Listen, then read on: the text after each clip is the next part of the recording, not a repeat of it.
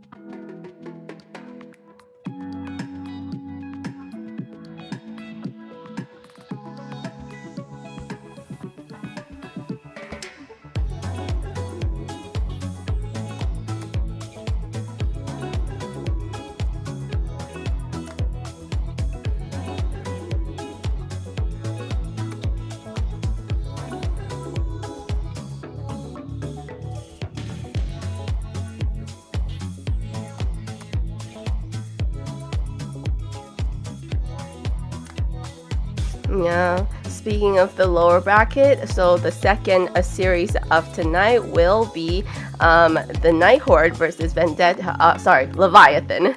They're gonna battle to stay alive as one team's journey will continue and the other one's road is gonna end right there and then. So lots of pressure on that second series of tonight. Before we jump into that, we're going to quickly talk about today's or what we have already witnessed in terms of the playoff format. So let's have a quick look at that before we continue. Welcome to AMER 2026, the official league for Mobile Legends Bang Bang in the Americas. In this video, we'll walk you through the format of the competition.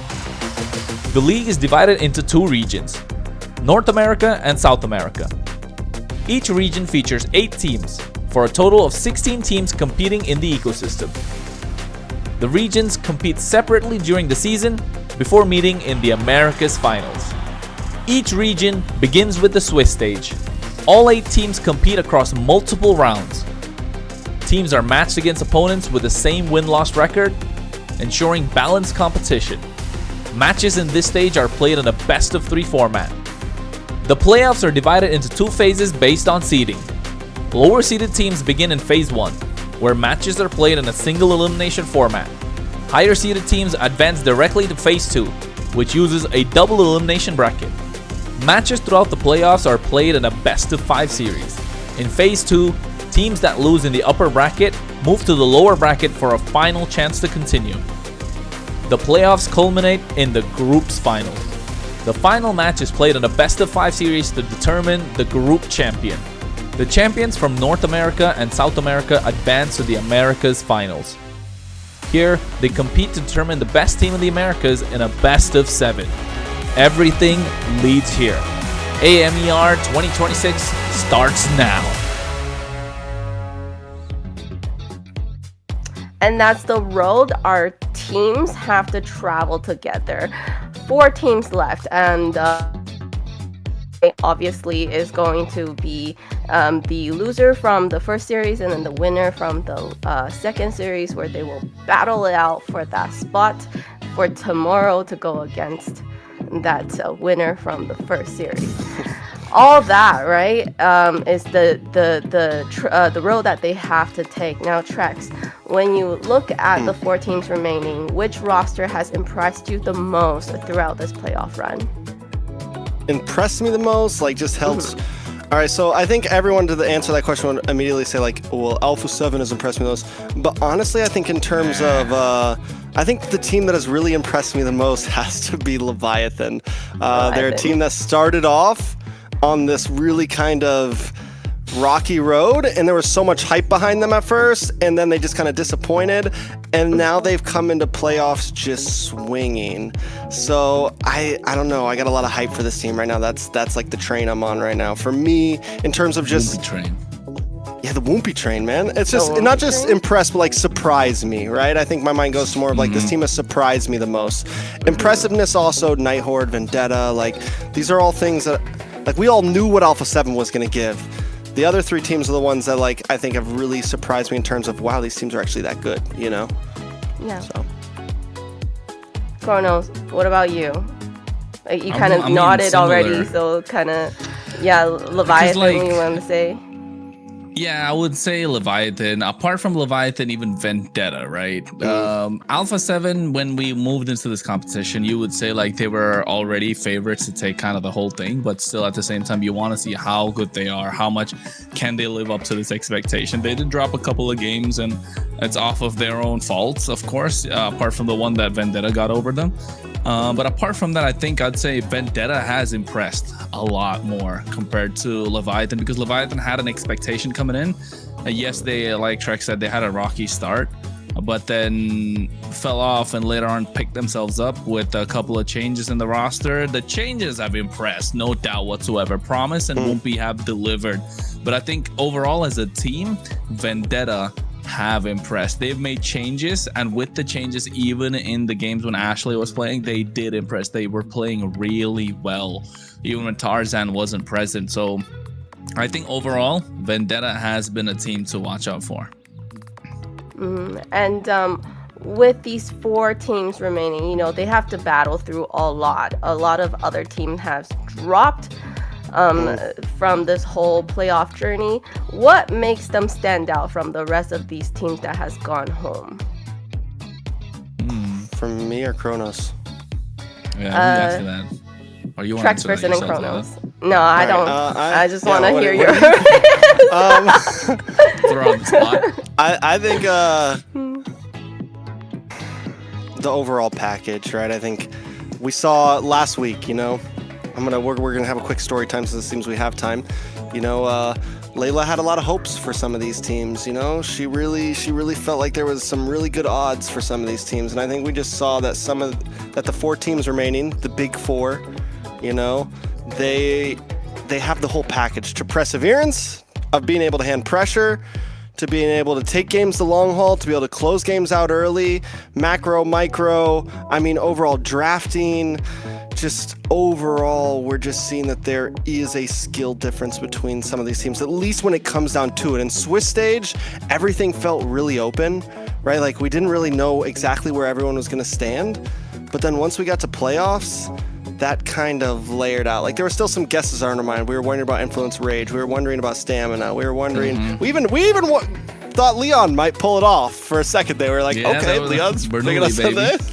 Bernoulli, baby. You know, there were some moments. But once things got down to it, you know, perseverance, the ability to step up when it matters. Do you have that dog in you? You know, yeah. And also, I think from what separates these teams apart from the teams that has gone home is also the way that they're handling the global ban system that we have introduced. So let's quickly take a look at that. We'll have the global ban in MCT Americas to bring more dynamism and special strategies. Under global ban rules, each hero can only be selected once by each team. After every match, the 5 heroes used are banned for the remainder of the series. The pick ban applies only to the team that used the hero. The opponent may pick it next game. In best of 7 matches, the global ban resets for both teams if it reaches the final game. Expect new strategies, fresh picks, and much more.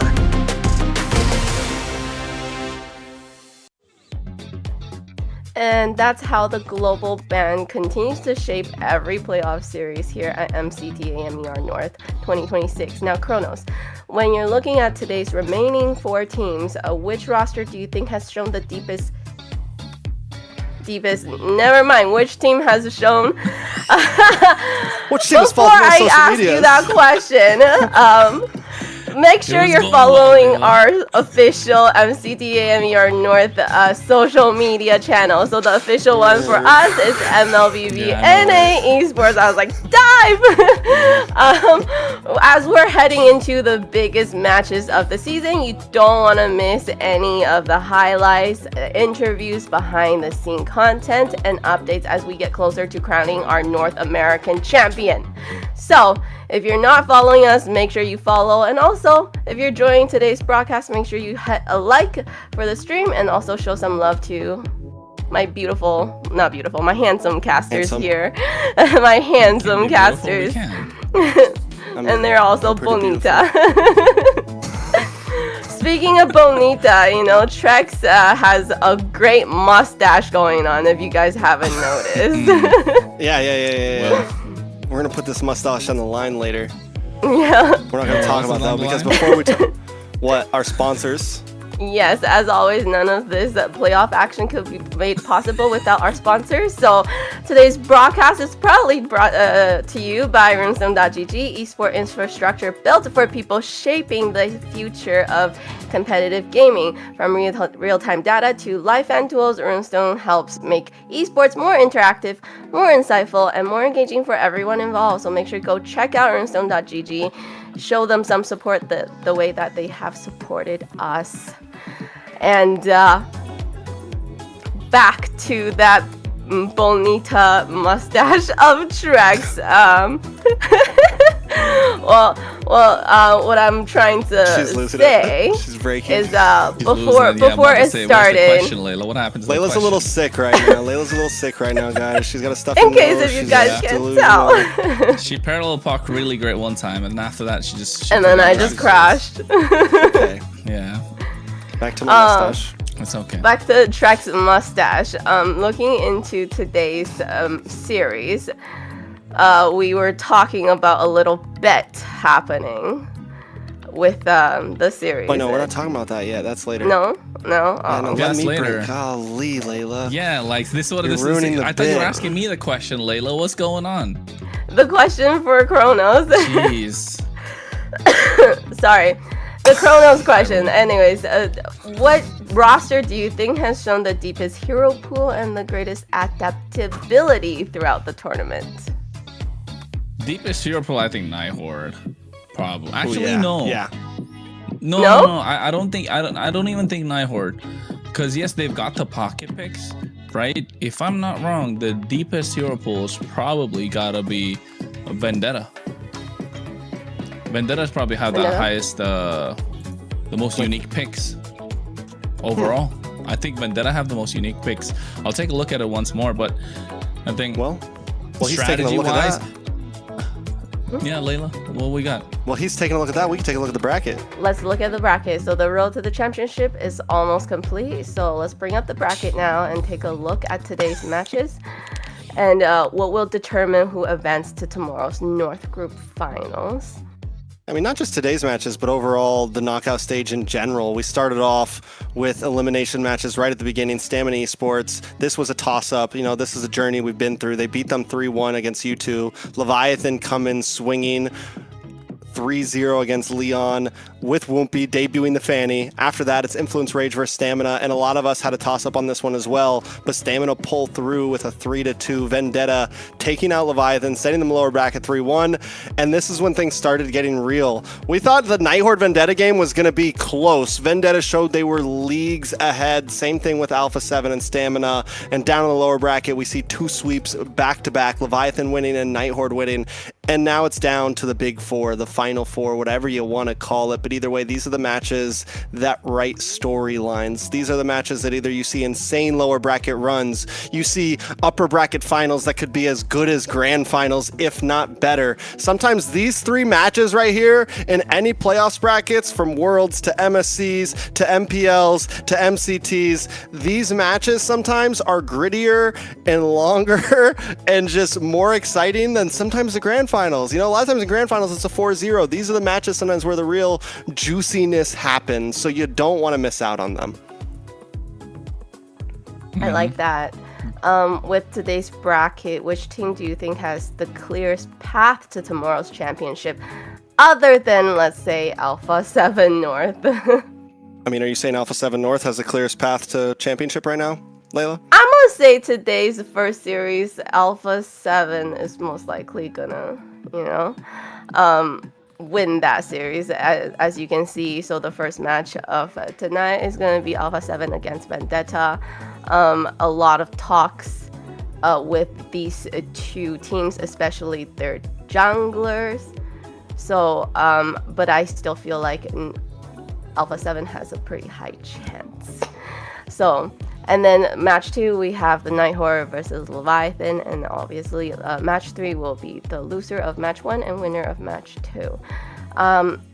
So, Kronos, clearest path to tomorrow's championship match out of these teams.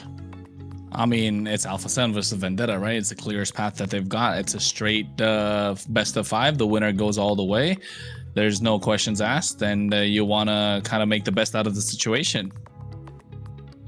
Now, the other 3 teams, who do you think is going to make it to tomorrow's championship final? I mean, I'm not sure which team is going to make it, but before that, let's take a look at the lineups between the first matchup. Of course, we're talking about Alpha7 North versus Vendetta. Nats, best player, Cold World, Zia, Shark. If anything, this team is under pressure. If not under pressure, they are the pressure themselves. Right, Layla? And Yes, they are. This is a team that's I mean, overall, not under pressure, over pressure, whatever you want to call it. They are the pressure themselves. I love how you said that. Best player, Cole World, Zia, Shark, Nats. I mean, these are faces that we've known for a very long time, right? These are guys that have been on international stages. These are guys that have won championships. These are guys that have also had bad moments, right? That are, I think, in a sense, this is a team that is trying to still prove themselves in front of North America.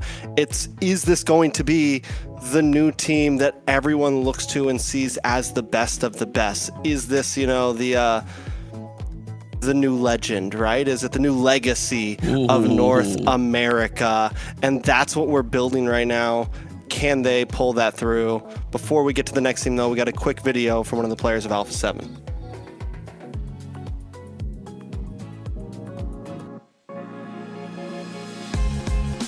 I would say the SB gonna be RR, the jungle gonna be 0, the mid lane gonna be Ashley, the roam gonna be Toy Boy, and the gold lane gonna be Melon. Yeah.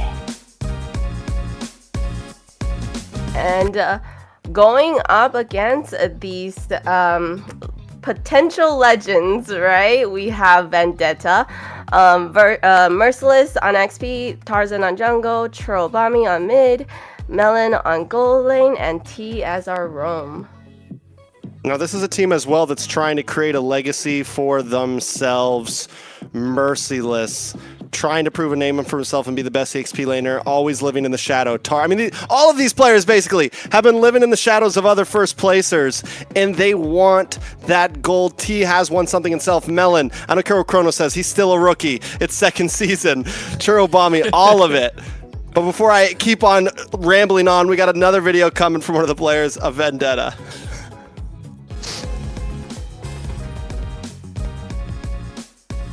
My number 1 jungle this season would be Tarzan. My number 2 would be Akiro. My number 3 would be Dez. My 4th best jungle would be Cheryl. And my 5th would be On My Foe.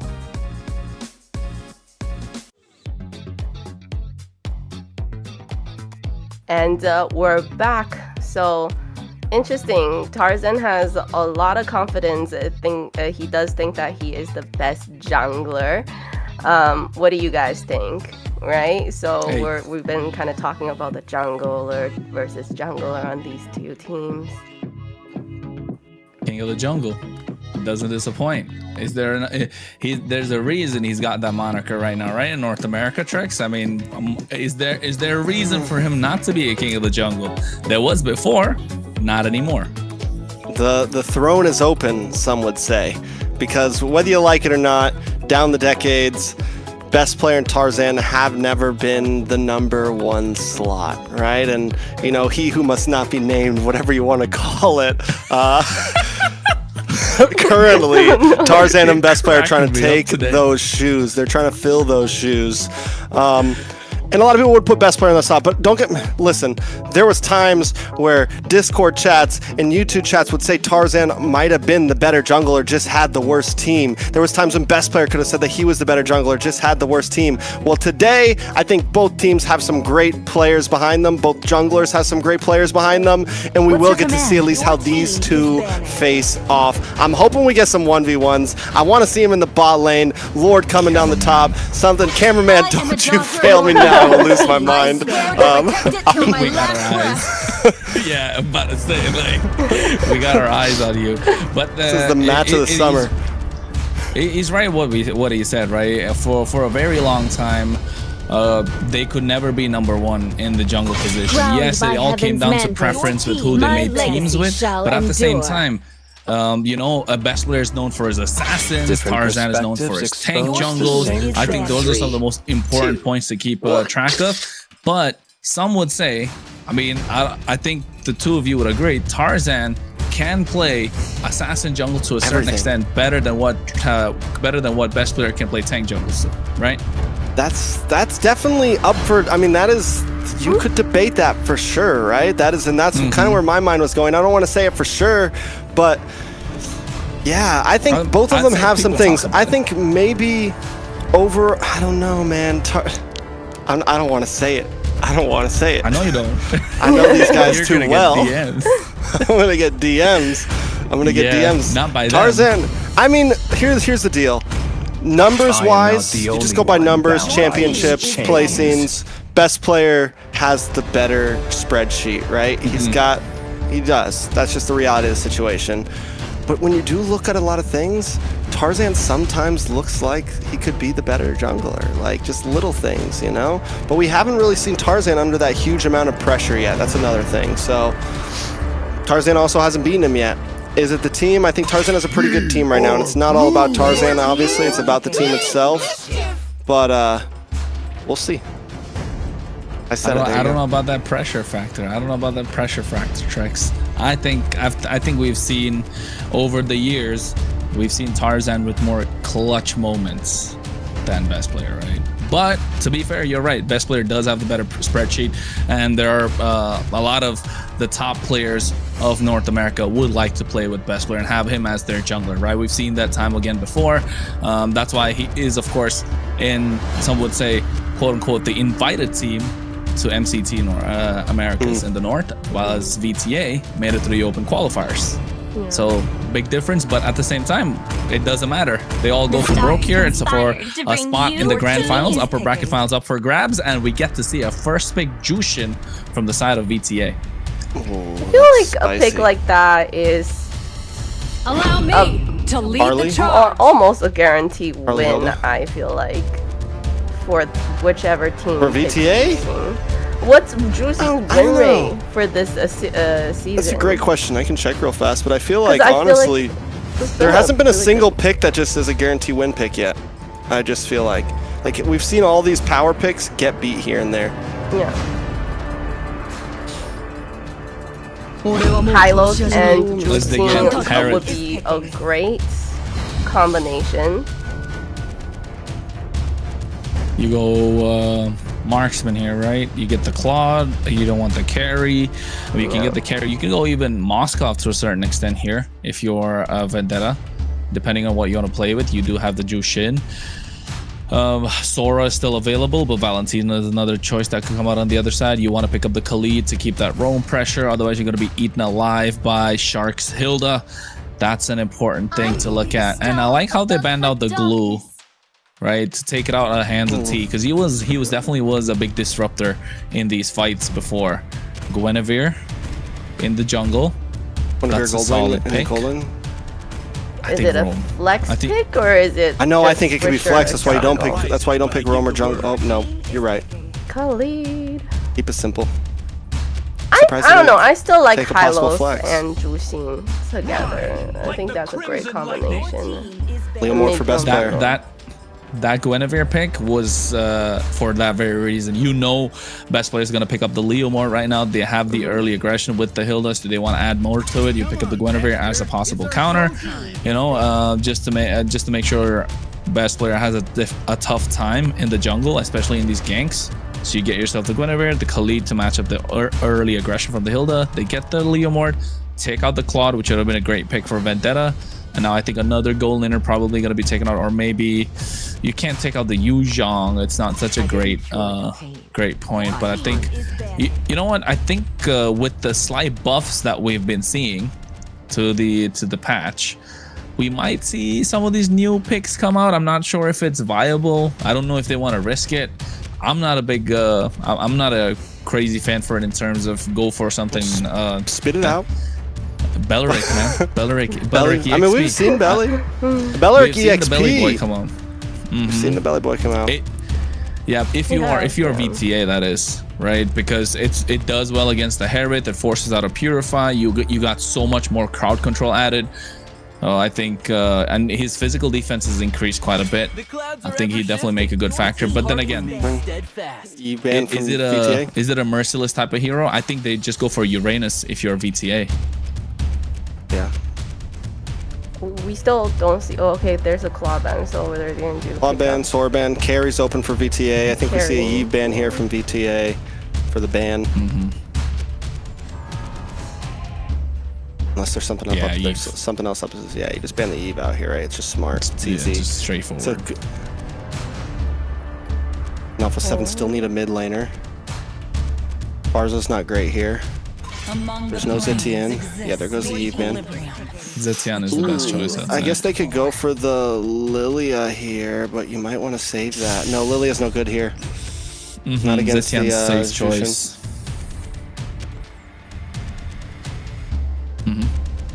Wait, She Gord? gets for the far side. No, Gord is not No, good. Zetian's banned. Gord is just gonna just sit there for no, I mean- like No, Guinevere Gord is to good too, jump. Lilia, they go for the Lilia. Ooh. They go aggressive. Risky. They go aggressive, just multiplying what they can do in the early game with this Leomord and this Hilda. So it's good. They definitely have the mid to late game factor with this Harith already on their side. But if you're VTA, you get the Uranus EXP lane, does super solid. Merciless has been a monster. That's his bread and butter at this point. That Uranus, and then yeah, lock in the carry. There's not many other marksmen left. You don't want to go for the Moskov because the Lilia is just gonna have a field day against the Moskov. I think VTA have a solid. Do you solid use your lineup. Uranus here? I think that's the real thing. You have a pretty powerful lineup. Do you waste the Uranus here? That's my thing. They don't. You get the. I was thinking, I'm like, because like the lineup's good. Alice fits well here. Uranus. There you go. There you go. How'd you know it was coming? But wait, I've is this? been- No, it's EXP lane Hilda. Rome. It's Rome belly. Ah, okay. I mean, it makes sense. There's a Either lot way, of physical yeah. damage on the other side, right? So, I mean, I would have preferred it on the side of VTA, to be honest. It would have done. It would have been a little better. But Alice does kind of the same thing with the big AOE stunts. And there you have it. That lineup is locked in for that first game of the first series tonight. Very exciting times. Let us know in the chat who you think is gonna win this first game, guys. Kronos, what do you think? Artrix? And we take a look at the lineups, and I feel like Vendetta, I like the amount of crowd control they have over here. A lot of AoE, a lot of combo possibilities. When you're up against a team that you could maybe put in the line of, this team might be a little better than me, this is a great way to go for game number 1. Well, it is a great way to get in indeed. Upper bracket finals. A ticket to the grand finals of MCT AMER North. And we're talking Alpha7 versus Vendetta, baby. Can we see this game or this series go all the way? We're starting off with game number 1, ladies and gentlemen. And we are underway. All right, so we've been talking about it, and that's who we're looking at right now. Tarzan versus Best Player. We got to see him face off before, both of them looking for something huge here, but some other lanes that I think we all have to keep our eyes on. EXP lane, Merciless versus Nats. You've got Merciless trying to make a name for himself against Nats, an MSC champion, a monster in his own right. And then last but not least, it's Zia and Melon, the rookie of the year, going up against the guy who has done this 100 times. We have seen Melon win out on the 1v1 before, be able to win lane. This matchup here, not the greatest for him because of the range, but if Zia plays it safe, he should be okay. But already, Melon's winning out in trade. Zia going back to base right now, possibly going to lose a minion here. That's huge. I mean, it's rare to see, right? A Harith losing out of the lane to the carry. That just shows At least that that Melon is early willing on, to yeah. take the risk. Yeah, he's willing to take the risk, and that's something that you mentioned, how Zia likes to play it safe in terms of what he can do, right? He's looking to play it safe. But then again, is that the way you go here if you're Alpha7 North? I mean, it's definitely debatable, right? I think Alpha7 they're not going to play like we saw them play against Stamina the other day. They know that Vendetta is not a team you can just muscle around. They're going to have to be careful. And Vendetta seem like the hungrier team in a sense, which could either backfire or it could push them to glory, right? Melon has a lot to prove, but already action in the mid side. Ooh. Here comes out the Steed from Best Player, looking to take him down. And T taking so much damage from Nats. He's able to get first blood, powered by Runestone. And here comes Mercer with the Throne of Rule with a flicker play on that. And now they're looking to take out Best Player. as Merciless finds the opening. Melon looking to dash around, and Zia is on top of him. Cold World finds the angle. They make it a 3-1 play. So already some big swings, 3 members falling down on the side of Vendetta, Churro, T, and Melon, but they do get best player. I mean, depending on who this turtle goes to, that could be what the trade really comes out. I still like it for Alpha7, but losing best player this early is huge. Oh yeah, it is definitely. But then back on the turtle pit, back in the turtle pit with the help of Retribution, able to secure that, and comes out the Steed as well. T has to get out of harm's way. Alpha7, they still walk away with the turtle after all of that. That took place. Yeah, 3 kills, an 800 gold lead, a turtle into their pocket. I mean, it's definitely a beautiful start for them, but we are seeing some of the possibilities from Vendetta, some of the aggression. It just needs to be tightened up more, and this is exactly what we talked about from Alpha7. They're willing to kind of take their time, not only with the game, but with these fights. They will push things around, and if you make a mistake anywhere, like maybe Melon did there on his way down, they're going to capitalize on it. So whether you make a mistake in the turtle pit or someone makes a mistake on their way to the turtle pit, it is a problem. Yeah, it definitely is a problem, especially when Melon had a slight better early game, right, compared to what Zia did. And now all of a sudden, whatever pressure is applied on Zia early on in the first few seconds or first few minutes of the game, it's completely negated. And now all of a sudden, Alpha7 North have got the lead, have got the advantage, and we know what Alpha7 can do. They run and gun, baby. That's what they like to do every single time. It's a similar play style to what Alpha7 in the South go with as well. They get aggressive, and then next thing you know, you blink and you miss the game completely. But this case, Vendetta, with T in the wrong position against Shark, he's trying, right? And even as a Khalid, he's not allowed to walk up to any one of them. And it's all thanks to Cold World on this Lilian. So where does he go from here, right? I think Alpha7 kind of just keep on choking the map. Wait for a little place. We're seeing best player steal some camps here. Doesn't have a huge advantage, just a little bit of extra XP. But if he can keep making steals like that, it will make the difference. But overall, it's a 900 gold lead. Still kind of a tie game. One big play from T, one big play from Shark could change everything here. One thing I'm worried about Shark though on this Belleric is there's not much surprise factor to it. Very telegraphed. You run in, you hit the ult. He doesn't have flicker or anything like that. Oh, and speaking of Shark. Yeah, he just gets part of the spatial migration. What a wrath of the Dryads and the Throne of Ruin coming at the same time. Churro goes in, but look at Zia dashing around, finds a double, looking for the third. Merciless able to make it out of harm's way. Churro, Bomby has to flicker, but still in a precarious position as Nat's able to find it, and Zia, a triple kill to follow. And all of a sudden, the hopes and dreams of Vendetta are starting to fall apart, and it's only game number 1. Yeah, Vendetta picking fights that maybe they just shouldn't. They go for the knock-up onto Shark, not able to do much with it. Tarzan, still not really tanky enough to take that many shots to his face. He goes in, he gets a Violent Requiem, and he gets brought down to about 10%, and he's forced to dash back. And now you got nothing with it. I think coming into these fights, Tarzan needs to be, you know, we've talked about this with a lot of junglers over the past weeks. You need to not be the engager. You need to be the secondary. You need to let the fight happen a little bit and then jump in, especially on something like a Guinevere, where the moment you hit that Violent Requiem, yes, you're doing damage, but you're also taking a lot of damage.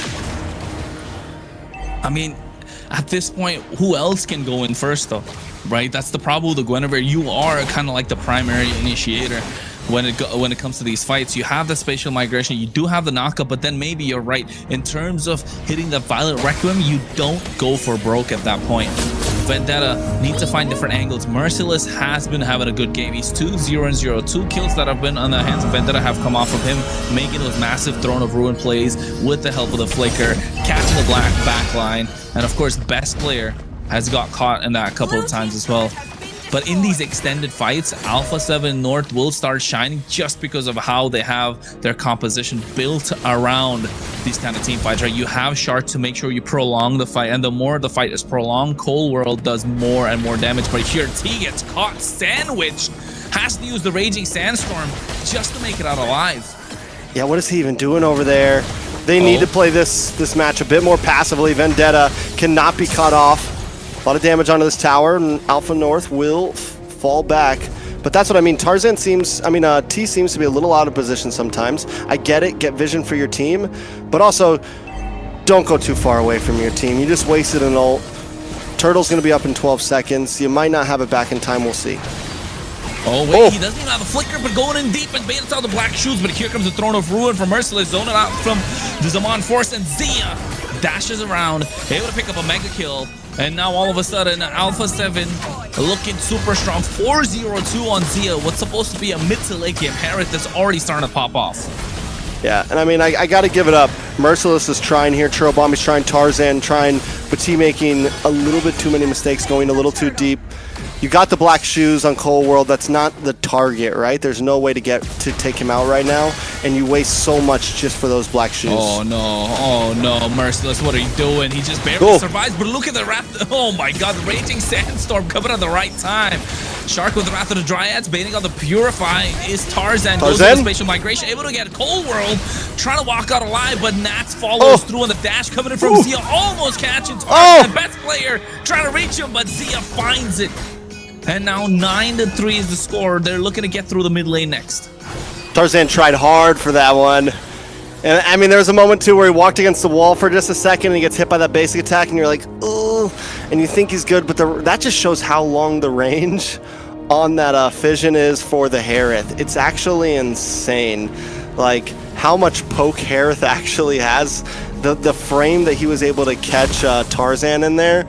And now Tarzan's sitting at 1-2-1. Still hasn't really been in front. I'd love to see his items right now, see if he's going for a tankier build, see if he went a bit more damage in the beginning, what his route is. Because honestly, at this point, I don't think you want to put too much damage on the Guinevere. You need to be someone that can really hold your own when you get that knock-up. Yeah, definitely. It comes down to how they're going to be able to utilize that knockup, right? It's going to be the timing of the knockup, the pick-off potential. Just because the moment he goes in, you know for a fact they have 3 Purifies on the other side, and him being the primary initiator is going to make it slightly difficult for Vendetta to find any sort of plays, and T has to follow through. But every time he goes in, he gets taunted just like this. Oh, Shark able to pull out this Belleric. He just got a slight bit of a recent buff, and he's already making waves right now in MCT AMER. Alpha7 9, Vendetta 3. Alpha7 just looking for another possible angle to hammer away at this chink of the armor that they found of Vendetta. The Lord is up. They're already going at it. 20,000 HP. And I don't think there's a chance that Vendetta can try and contest it. They still want to go for it, though. Merciless walks in. There's the Revitalist coming in. Best player goes in with the steed, able to fight Tarzan. And now Churro Bombi getting caught on the Raging Dryad. Here comes the Raging Sandstorm. But look at Churro goes in along with the Crimson Beacon. But Zia is unstoppable indeed. Finds a double in the midst of it all. I mean, Alpha7 North have found answers and Vendetta have none. What more could you ask for there? You get a beautiful Throne of Ruin, paired up with a Raging Sandstorm, followed up by the Beacon. It's literally the combo everyone dreams of. You're just too far behind. Melon just 0-3-1. It's not enough. Tarzan getting, I mean, pretty much completely destroyed in a half of a second there.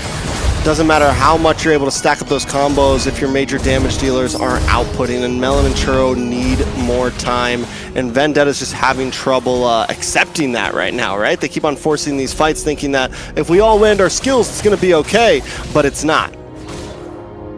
I mean, we saw this come out in the previous time these guys went head-to-head, right? Vendetta did get game number 1 because they were super aggressive. Are they trying to replicate that formula? Is this something they want to do again? Because their picks are not really allowing them to do so. They just got to hold on and make sure you get to the point where Melon can start shredding them down. But you've given them a 7k goal lead already, and they're looking super solid. They got the Wishing Lantern in the hands of Cold World. And also, Zia's already got the Holy Crystal. He got that right before that Lord fight, locked it in, and is just completely, it's a problem. It might be possible that Zia goes deathless this match. If they're able to end this soon, unless Vendetta, it's not even at this point, it's not even Vendetta gets a big play. It's if Alpha7 messed something up. Because we've already seen them completely lock every ult perfectly, and it's still not enough damage. And speaking of ult, look at the Throne of Ruin, catches 2 members. They're able to get a nice Purify. No, they don't. Only the Revitalize from Shark. Wrath of the Dryads coming through as well. But Tarzan going in, gets caught. And you were talking about Zia going deathless. Seems like it just might happened 8-0-2. And not just that, Trex, we've been talking about the amount of crowd control that Vendetta have, right? And still they're not able to go through the purifies. You can see a nice use of Wild Requiem with the help of the winner crown, but now all of a sudden Zia taking on super low in the purify, coming in clutch for him. They get Tarzan, but they find a way to shut him down. Churro, Bobby with the help of the Lantern Flare, but there, look at the one back by Churro, able to make it a double. And T running for the hills as he's being a distraction. Churro stepping up, able to make some plays happen. T as well, honestly, into the back line, getting some damage. Vendetta survived to see another day here. They find a small moment, and this is something Vendetta likes to do. Something that we've always kind of coined them for. It takes one fight for Vendetta to win a game. They don't need anything else. They don't want anything else. Was that the fight? I don't think it was quite yet happened, but it is going to put them back into the game now. Take a look at the items. Melon finally locking in a bit more. We're starting to see the speed come. We're starting to see the damage come. Now, as we pass this 13.5 minute mark, when next Lord comes 14-minute mark, if they land another big combo like they did before, it might be a bit scarier. Definitely will be a bit scarier. And for those of you who don't think that Vendetta needs just one moment, you can ask Night Horde. They gave them a nightmare of a series, to be honest. But Vendetta, you know, they're coming off of the back of that series where almost all the games went the distance. Like, in terms of the distance, they were super close and Vendetta could have lost it at any moment. Hope that has not put any doubts in the minds of their own players, because of course they can hold their own. They have taken a game or two away from Alpha7. I say it too because the second game should have been theirs. They just let it, they just fumbled the bag at that point, and now they're trying to bring the heat. But you can take a look at Nats. His positioning has been impeccable. Scary. Look at it catch Melon off guard, and now all of a sudden Shark trying to go to get on top of them. Nats not able to find the angle, shows himself at the moment, and Vendetta slowly pushing out of Alpha7 out of that Lord pit.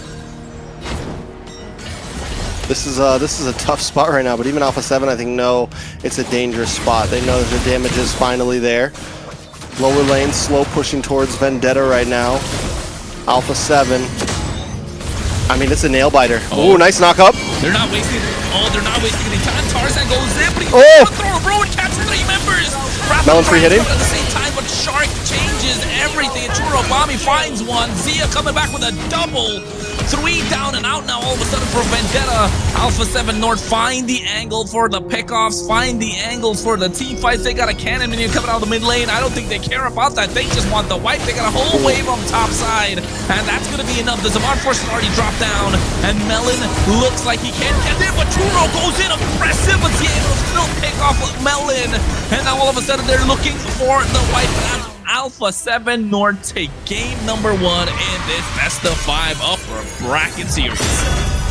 Alpha7 continues to show dominance in MCT North. Game number 1, and it felt like Vendetta didn't even have a chance. There was probably one fight there, even at the end, and it was more of just, okay, good defense. You're able to get some kills there. But they never really got the opportunity to come online there. They never had the opportunity to really make those combos work.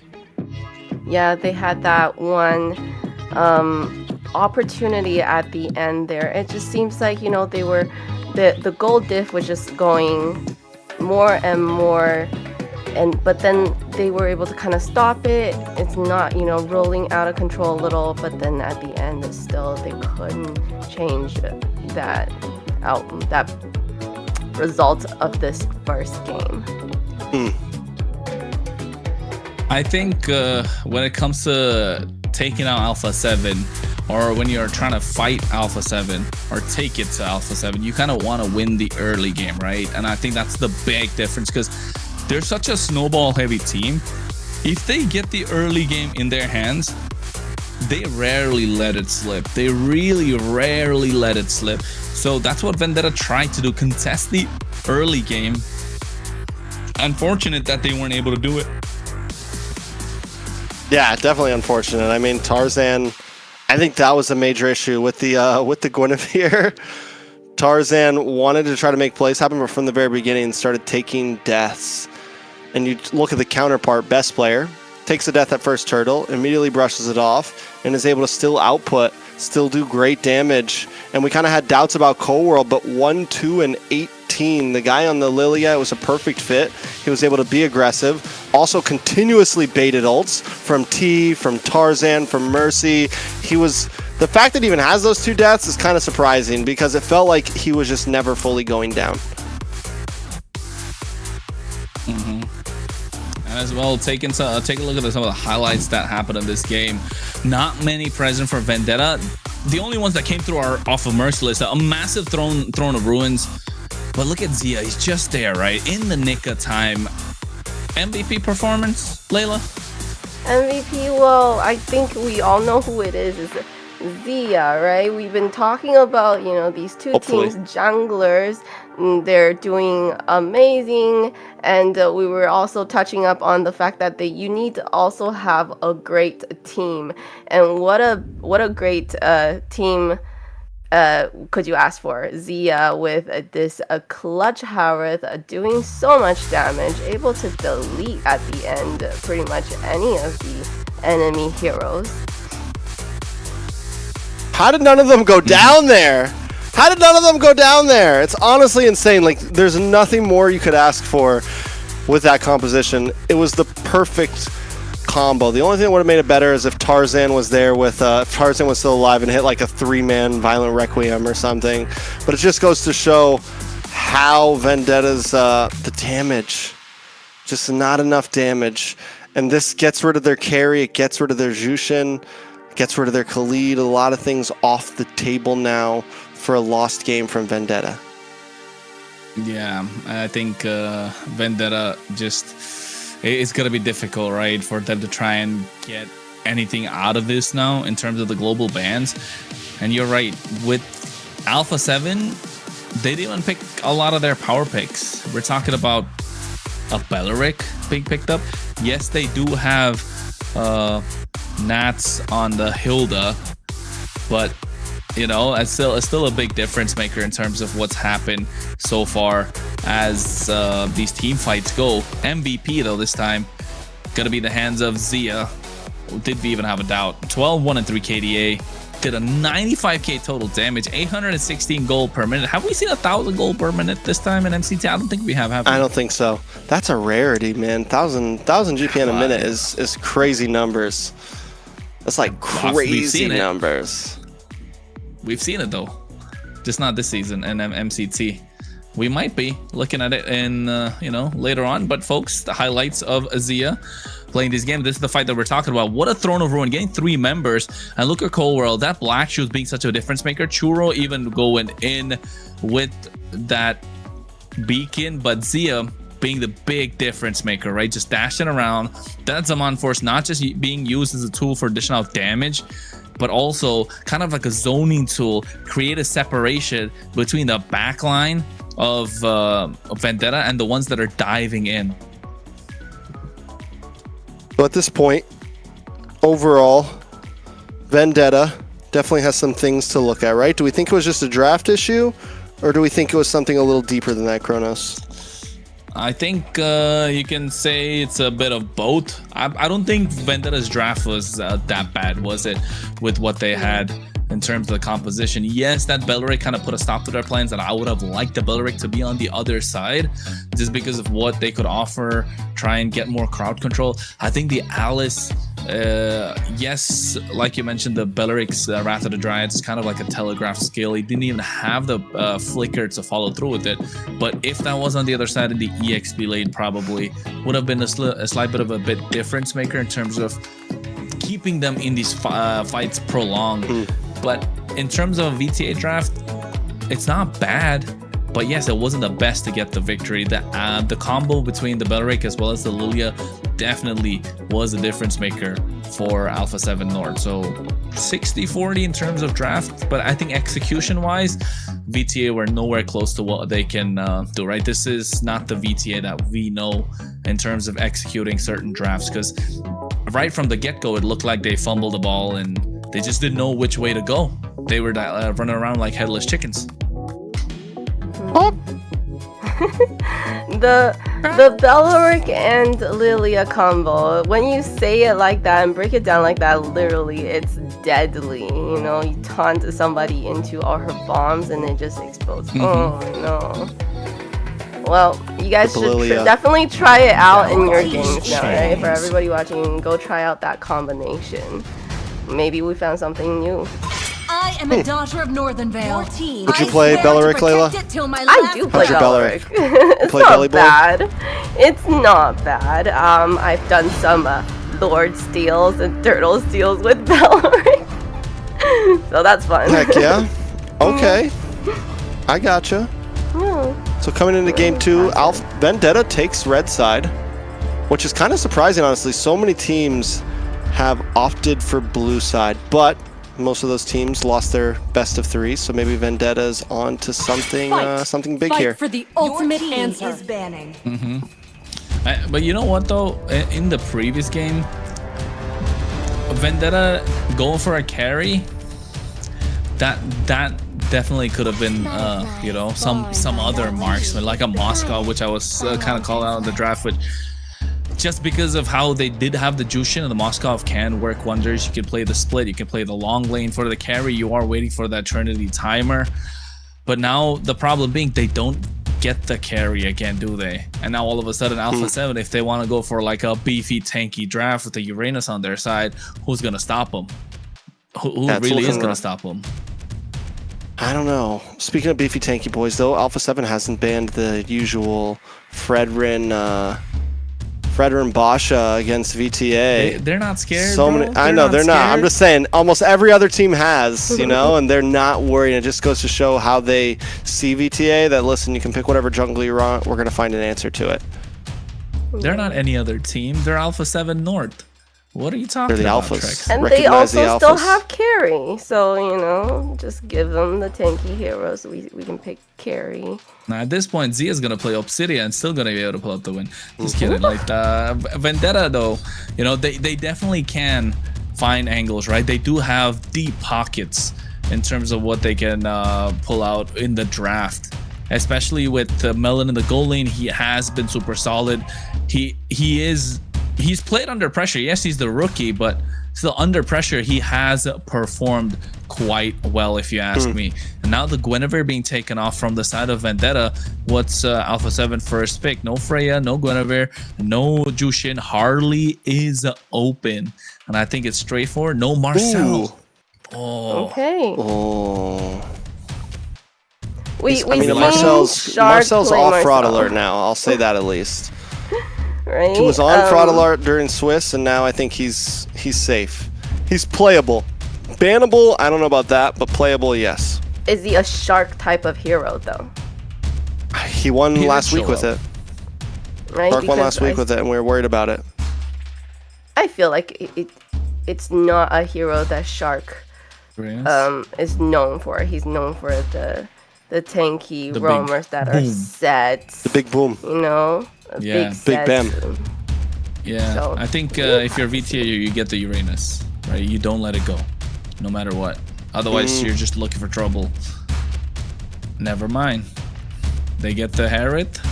Now Uranus plus something on the other side. What else is left open at the jungle apart from Leomar that's already used up? No Guinevere. They don't really have to go crazy in terms of the assassin.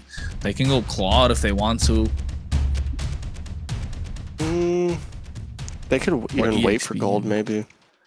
Yeah, I think Uranus plus something. Yeah, Claude plus Uranus, right? Alpha7.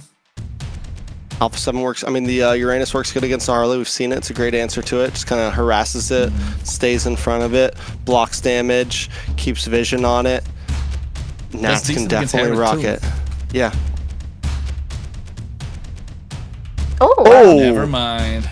Okay. Never mind. We get some flash today. We get some pizzazz coming out of Alpha7 North, and I think this is the first ever Fanny game for best player we've seen all season, haven't we? We've only seen Fanny come on from Wumpy and Shiro. And Shiro, yeah. Wumpy and Shiro. Never from best player this season. Well. Last time I saw, I don't know when the last time I saw best player play Fanny. It might have not been his greatest game. It might have been on world stage or something. We'll see how he does. Yeah. I mean, he definitely has it in the kit. BTA needs to be able to answer it. Do they answer it now? Do they pick up something like the Kajin now before bans start coming in, or Kalea? I think Kalia. Never mind, Cho. Oh. He got a buff. He did. And I think get this a is buff. comfort for T. Yeah. Yeah, I think T likes those pick off kind of roams, not gonna lie. And he likes the recall while doing it. Yeah. He might not have time for recalling here. He needs to play this smart. But, I mean, the moment VTA starts winning, we still might see one from him. We'll see what happens. But the Fanny pick, it's interesting, but I feel like, you know, Howard is still hard to catch, and Harley's hard to catch. So it's like, you go in, and how are you gonna get these guys? But Alpha7 kind of forced out that Cho, didn't they? Alpha7 kind of put them in that position, to be honest. So I think if you are Alpha7, you must be pretty happy with the draft that you put up at the moment, at least for the first phase. With this Fanny being picked up, you push them to pick up that Cho, and now all of a sudden they need to get more crowd control in their EXP lane. Otherwise, they're just rocking with one single way of the dragon, which can be purified from a lot of the heroes, even with Shark on this Marcel. So I think that's a couple of the important points to note down. That's why you can see Alpha7 doubling down on these EXP laners that do have these crowd controls, like the Lapu, like the Yu Zhang, probably covered next. The Uranus taken off, which will be a problem for Vendetta, if picked up by Alpha7. Even the Alice taken off. Wait a second. Is this Cho going to be in the EXP lane? Debatable? I don't think so, but definitely debatable. You think they're just banning out a lot of EXP laners? I mean, they still have something for themselves. They can still go like Dragon for themselves here. Terizla? They get first pick Arlong, on the EXP Terizla, lane. Yeah. Okay. Or banned out. Wow. Okay. Wow, look at all the ban from Alpha7. Look at the amount of EXP laners, right? Look at all that. Phoveus, Valentina's a good solid choice because no Sora. Phoveus, Hilda, Glue, Lapu, Sora. Jesus Christ, that's five bands of EXP laners from the side of Alpha7 North. And on the other side too, Freya's still playable in EXP. Guinevere's still, I mean, debatable, not the hottest EXP. But yes, Alice as well as Uranus. That's 7 heroes in the EXP lane. 8 if you count the Hilda. Oof. What's left even? What do we pick up from us? Oh! Okay. The early game, That's man. spicy. So a Cold World Selena? Is this mid lane Selena or Rome for Shark? Gord? I was gonna say Gord would be Terizla. Oh my god. This I is was mid thinking lane there's Selena. literally no more fighters you can pick at this point when they ban out all of that. But the Selena, interesting. I like it. I like it. You get range. Yeah. It's safe from the Cho. It's semi-safe from the Harley, possibly. It's a nice poke. It's crowd control. It does supply. We have seen a Selena before in MCT. I think early on in Swiss we saw one. Can't remember exactly who played it, but it worked. Honestly, it worked very, very well. How is it going to do right now against the mid lanes of T and Ruby? Oh, there it is. I was thinking, I've been waiting for this. I was thinking. I've been waiting for this pick. I was thinking about it the whole time. I'm looking at the heroes list and I'm like, there's no other answer apart from Ruby and Akaja, but they do have Cho. So Ruby's probably the only pick of the EXP lane. It's not been the hottest, you know, in terms of what it can put out. It's a debut pick. We haven't seen it. But Yeah. not just that, they kind of forced them into this position, picking up the Ruby as well as the Cho. I don't know. I mean, I think Oh. it also is a decent answer to Cold World. You come in, you get caught up by the Ruby. It's something that can lock anyone that wants to move in and out a bit. It's a good answer to it. Sorry, I'm just a Ruby believer, so I realize that I'm gonna hype this up. They don't have that kind of physical damage you want. Like, what's gonna happen if you want to start pushing? It's gonna be a damage Ruby. Damage Blade of Ruby? Despair. I would No, think just more kidding. damage Cho.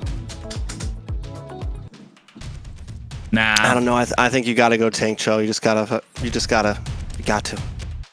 You gotta brace it. You gotta brace yourselves because it's gonna be a tank Cho, and then it's gonna be a EXP lane Ruby. That's what we're looking at. You can see already the pressure piling on as T goes into the jungle of Alpha7 North in game number 2. for this best of 5 upper bracket finals for the marbles. Who's gonna punch a ticket straight to the grand finals? Yeah, I mean, if Alpha7 wins this, it's match point already. Vendetta have to break the momentum. That is going to be the key to beating Alpha7. I feel like in general, you have players in Alpha7 teams that, in my opinion, they've taken losses. They've taken 2 losses in games, and they've kind of fallen apart. If Vendetta can find a game to really kind of break their morale, you know, slow them down, then Vendetta can still have a chance at taking control of this best of 5. But if Alpha7 just completely stomp again this game, it's going to be rough for game 3. Yeah, it's gonna be rough indeed. But I'm taking a look at the emblems as well. Nothing too crazy. Fanny on the marksman emblem. After they got the buff, lethal ignition coming out as well. So you know he's gonna go for the burst. They are quite squishy on the other side. The thrill in the hands of T though, that's interesting. Wants to put out a little more damage in the roam position. So I guess Alpha7 need that's why you could see T trying to play as aggressive as possible in the early game on this show.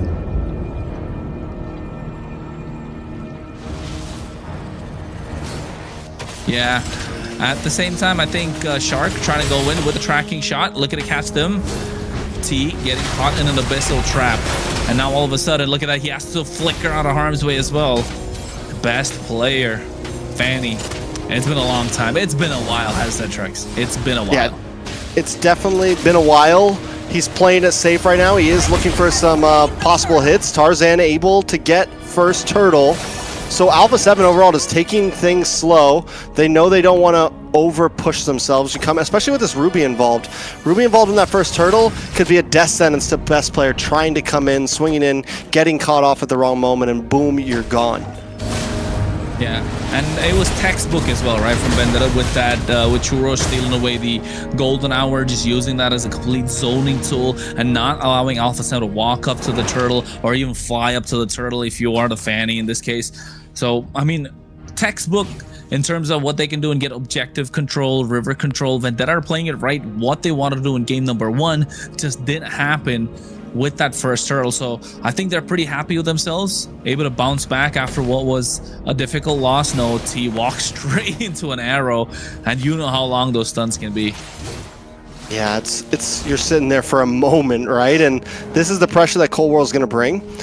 This is the pressure that constantly causes, not even if you don't get the stuns, it keeps the enemy team moving, it keeps them splitting up, it keeps them on their toes. They're not only having to think about how we're going to engage in the next fight, but they're also constantly dodging arrows and having to think about that. So it not only adds a level of in-game pressure, but kind of mental pressure to the opposing team. Next turtle is going to be up in about 30 seconds. Neither team going for any hard lane ganks until about now. Maybe Tarzan, nope, just decides to help clear lane and then back off.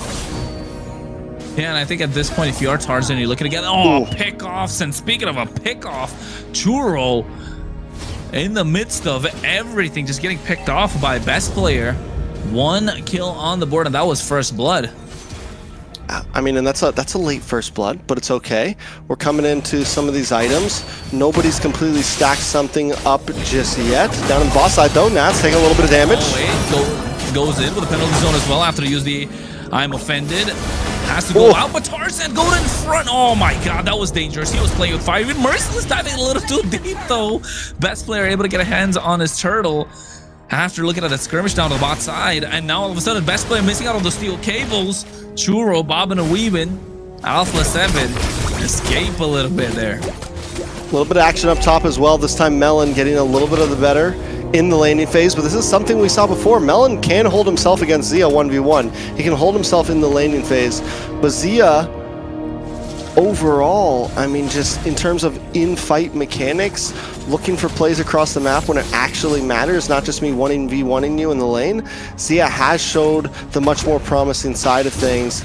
And once again, T just kind of getting denied in a lot of this. I mean, what can he do, right? There's 3 members of Alpha7 North. Just move it around like a unit.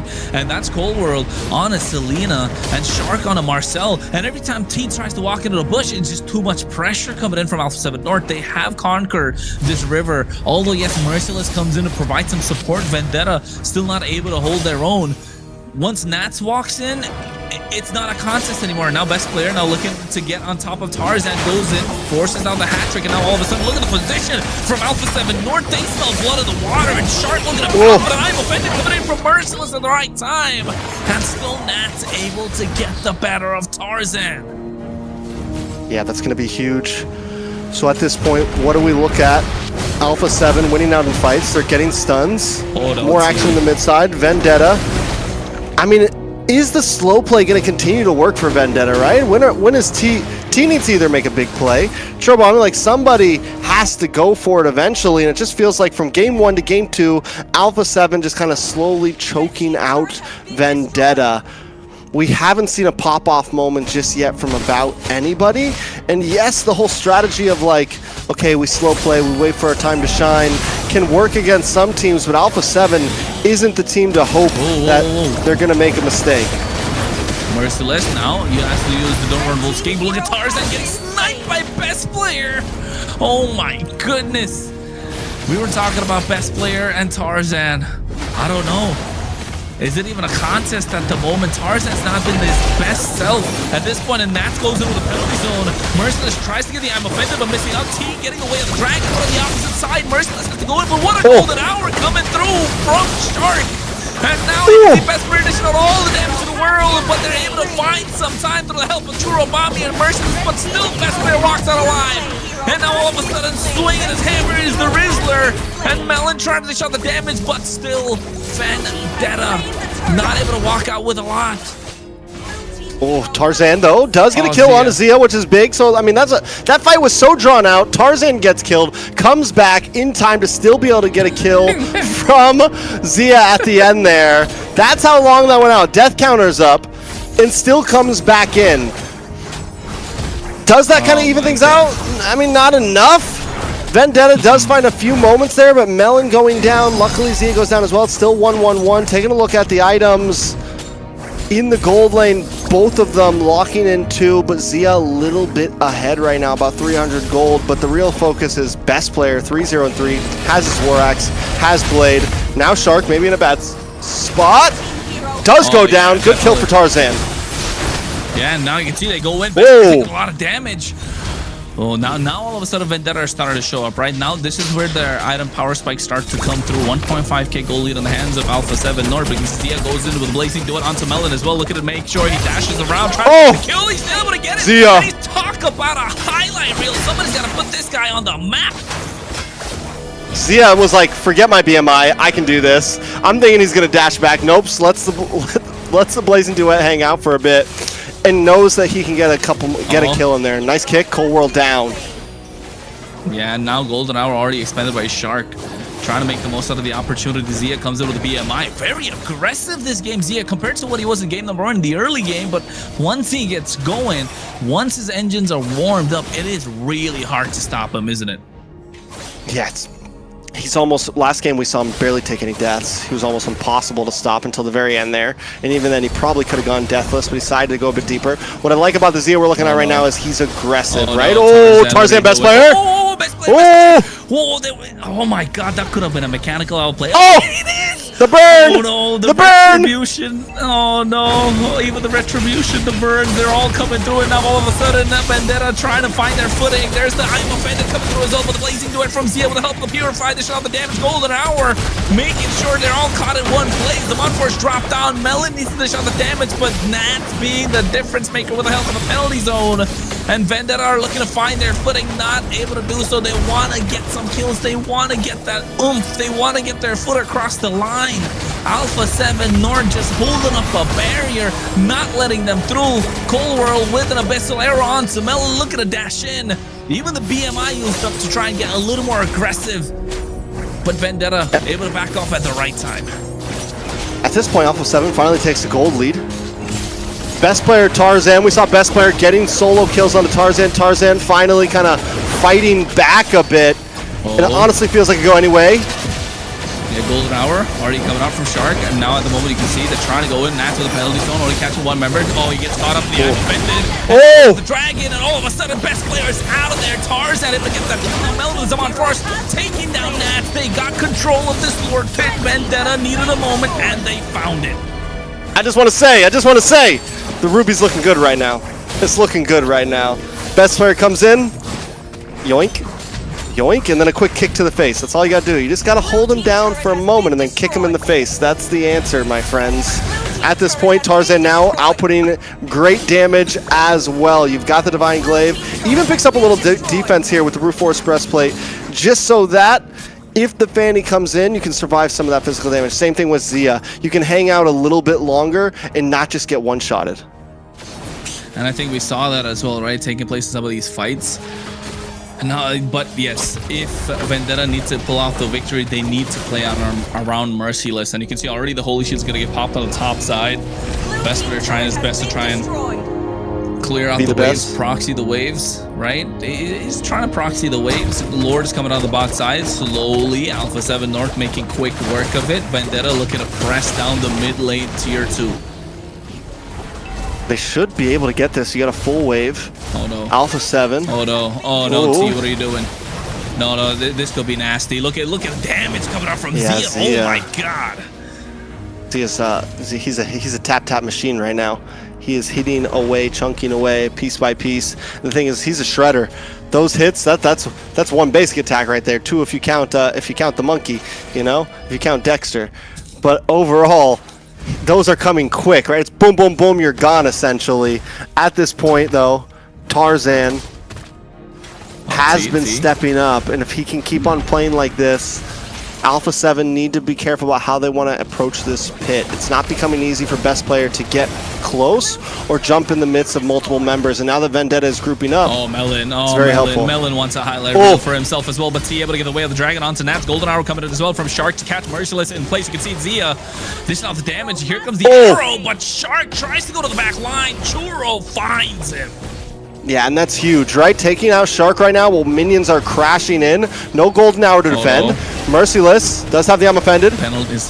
Yeah, penalty zone coming out from Nats as well, trying to clear the way, but you can see Zia goes into blazing, doing it with the help of the winner. Crown and a Golden Hour coming out from Churro to stop them in place. But here comes best player looking for the cleanup. They're not low enough for him to do so. Vendetta disengage. And what could have been disastrous, they walk out alive thanks to Churro's Golden Hour. Yeah, and Merciless completely misses that ult. So there's just no way.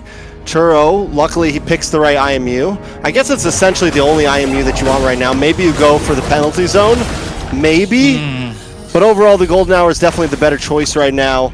And that's going to be big, I think, in sense of how they want to approach these inhibitors, right? It's always going to give you an escape route. You maybe can go a little bit deep if you want, as long as you time that skill well. Yeah, it all comes out of the timing of the skills, and for the better part of these 13 minutes and 30 seconds, we haven't really seen Cold War land those big arrows, have we? Now I mean, as a Selena, you want to be a threat constantly throughout the game, but T goes in with a way of dragging off a G onto Nats, and they're blitzing him down. Not taking any prisoners at this point. Here's the arrow that's coming through, but Nats able to survive, gets the penalty zone down. You can see the Mod Force coming through as well. Best player goes with the steel cable. Not able to walk out alive. Tarzan making sure he gets the revenge arc online, and what was looking of a shaky start to his game, 6-2-1 is his KDA. Yeah, at this point, Alpha7, there is no entryway. We just talked about how hard it's going to be for best player to come in on these Lord fights, and that shows right there. You got about 2 seconds to get at least a kill. Offended, what an I'm offended. Merciless has been a monster. And speaking of a monster, they got 2 out of that one fight, which was a dicey one. And Shark now, all of a sudden, it's not looking like a Shark hero like Layla said. There's no boom coming through it, and thinking of the way of the dragon. And Vendetta find it. Ladies and gentlemen, new life breath into the series. It is 1-1. We got us a best of 5 at this point. 1-1. What more could you ask for? We're rubber banding back and forth. Vendetta tie the score, Layla. That was a great gameplay, a great comeback for Vendetta. I want to say, obviously, Alpha7 decided to do a little bit of experimental picks there, I want to say, with the Selena. With the Fanny, they don't have that much front line, and then with the Marcel, so you know, it's, I feel like, expected, but for them to lose it that fast, it was not expected for me. I mean, at this point, Yeah, I think the Selena was a little experimental. I think maybe they shouldn't have used the Selena, especially when picking up something like the Fanny. Fanny's already, yes, it's a great hero, but you still have to be careful for it. And Vendetta found the answers. You pair that up with one last thing that I think was kind of another kink in the armor, the Marcel. You had nothing really for your front line here that could stiff arm the dive of T, Churro, Tarzan, and you had a composition that wanted to dive, and again, I think the Ruby was just an amazing answer to it.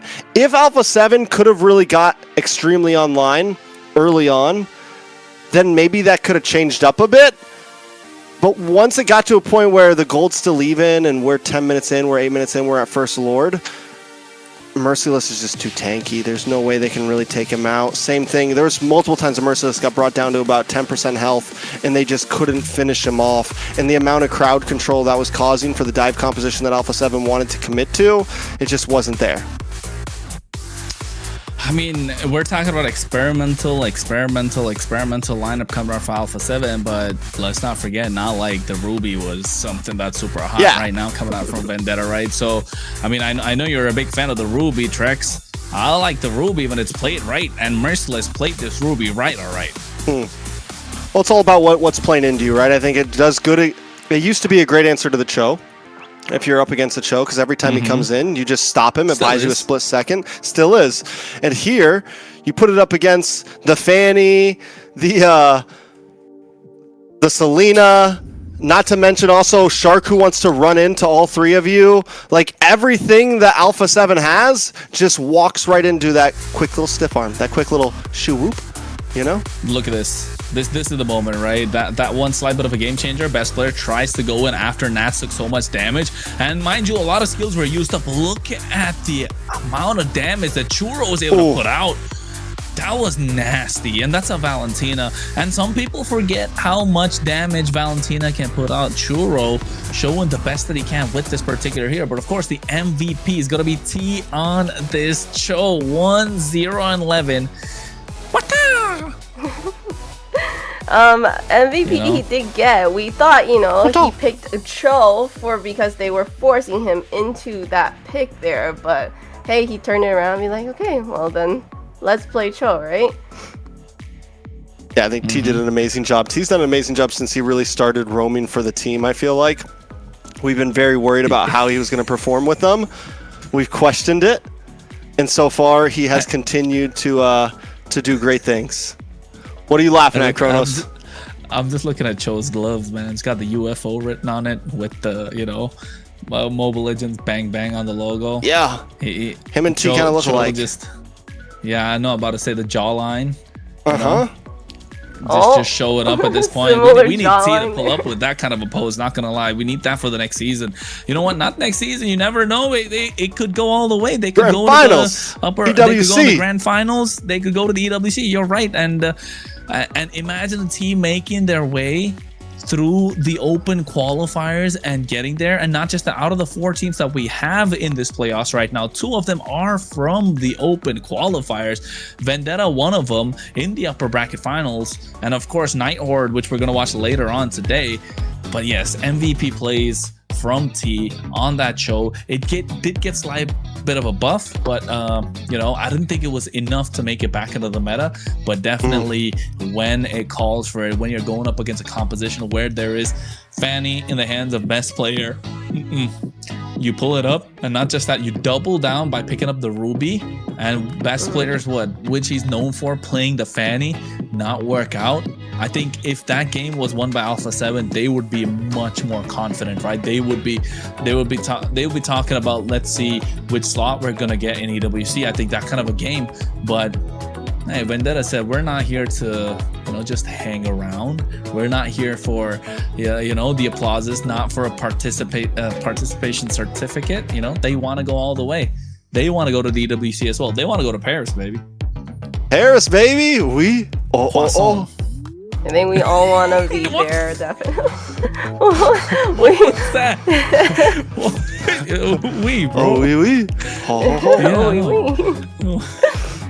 Oh, They're saying I've been they're saying I've been hinting the EWC with my mustache, the France, that this has been like the pre-shadow, you know, the foreshadowing. You need like some striped shirt and then a baguette, you know. Ah, oui, oui. Yeah. I mean, even if it was in the Middle East, you'd still say that, wouldn't you? With the mustache. No, then it would have to be beard. A mustache still good. I feel like anyways, Alpha7 versus Vendetta. And we're going into game 3. We got 1-1 on the scoreboard for these teams. Great start. What you want to say, Kronos? What you want to say, What you want to Don't say? interrupt her. Yeah. How dare you? I'm like, sorry to interrupt you, Layla, but you know, I was gonna ask you because in the next game, you know, we know you're gonna be biased, Layla, right? Picking a side of kind of like Night Horde.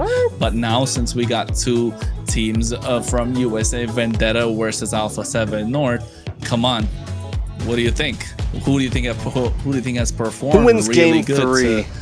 Who wins game 3 before the draft even starts? Yeah. And say Alpha7. If they stop getting so experimental.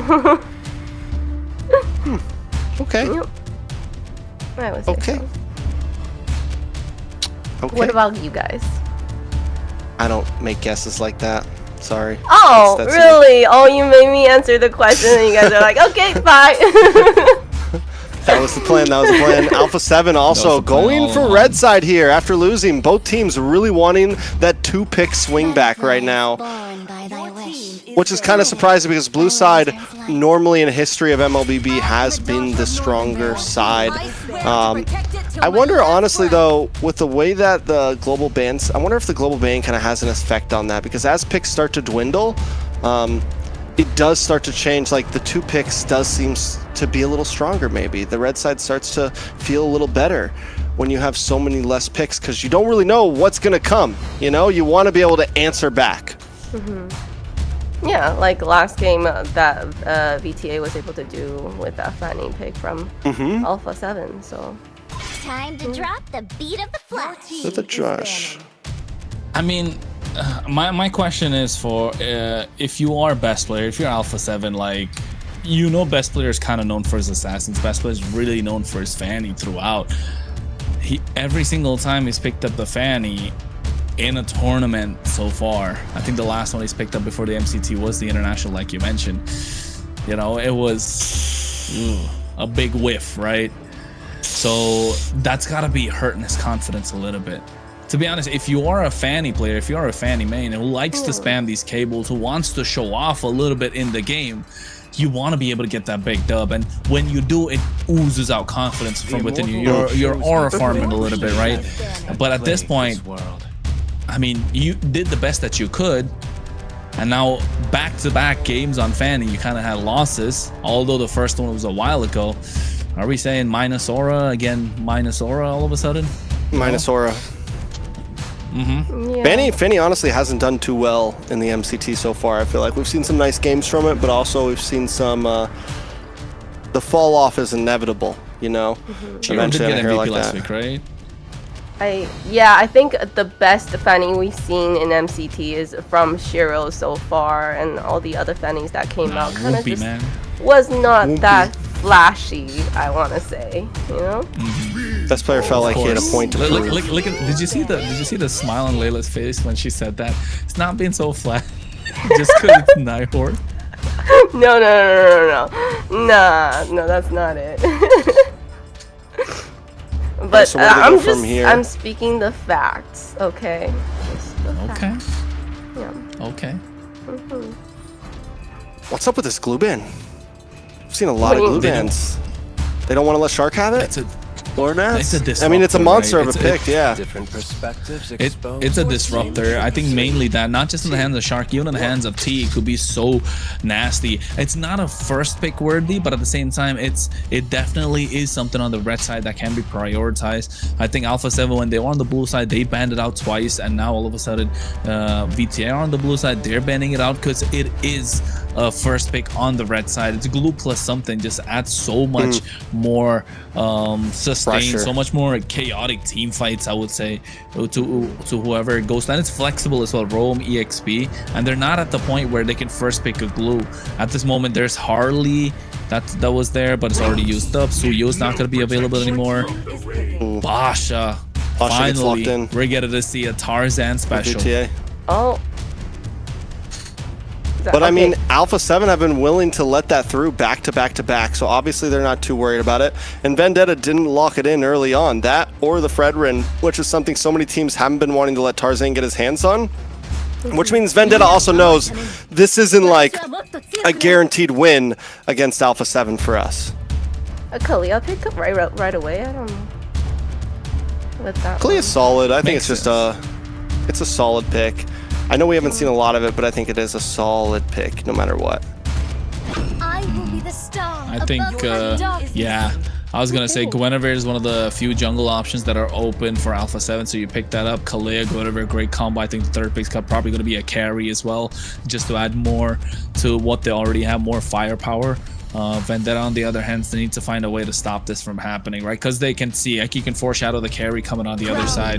You don't have the Harriet, you don't have the carry. You go for the Zetian, which is good. You play a little bit of a front to back, but what's going to be in the gold? Are you going to lock down the gold, or are you going to double down in terms of roam? Add more, you know, add more aggressiveness. Maybe the Hilda Claude it is. At this point, it's like we don't want to play with our food. We need to try to get this match point.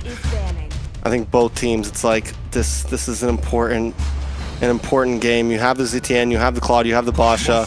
Overall, well-rounded for VTA here. Alpha7 still needing a solid marksman.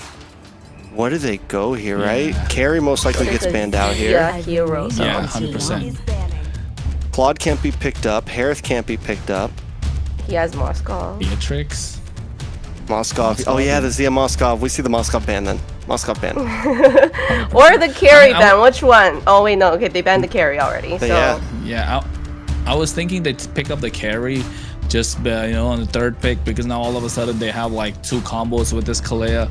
But Valentina's not a bad choice. Cold World is clean on the Valentina as well. You get to steal away the Fear of the Phoenix.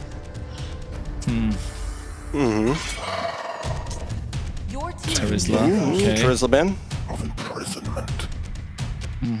Moskov here, quite clean, quite easy. No second thoughts? I don't think so. I think, yeah, you just go Moskov ban, and then Alpha7 on the other hand might not pick gold lane up front. Maybe they just go for their EXP laner first. But even in Doesn't EXP, what could they Leslie pick up? counter Claude though? Yeah, I think that's what. I think that's what VT are thinking about, right? The Leslie, or do they take out the Moskov? I think Leslie. Zia has played the Leslie before.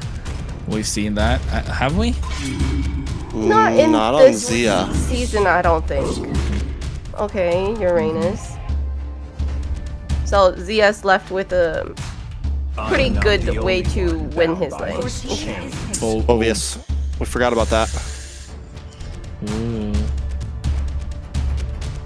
don't like it? I like it. I'm just saying it's not just a good pick for Alpha7, it's a deny for Vendetta as well. Because I was thinking Phoveus for Vendetta would look super solid. They do have a lot of dashes on the side of Alpha7, and more extended team fights mean that Zetyan can free hit. They have to dive with the help of the Claude, so it does add more. But now all of a sudden VTA, they don't have the experience. Maybe a Lapu Lapu, but then you're giving away the, you know, the Bravest Fighter through the IMU, the Yu Zhong Black Dragon. You're giving it away again. So the Valentina pick is starting to show up right now. And VTR must be scratching their heads. Sora, Hylos. Yeah, they walked into it, didn't they? They're really good trap laid out by Alpha7. Oof. Okay. It's tough. This is. I mean, honestly, Moskov's so close range here. Right. Yeah. Any marksman will be on right here. How do we feel? Like. Vendetta? Go first. Who goes first? You Layla. Me?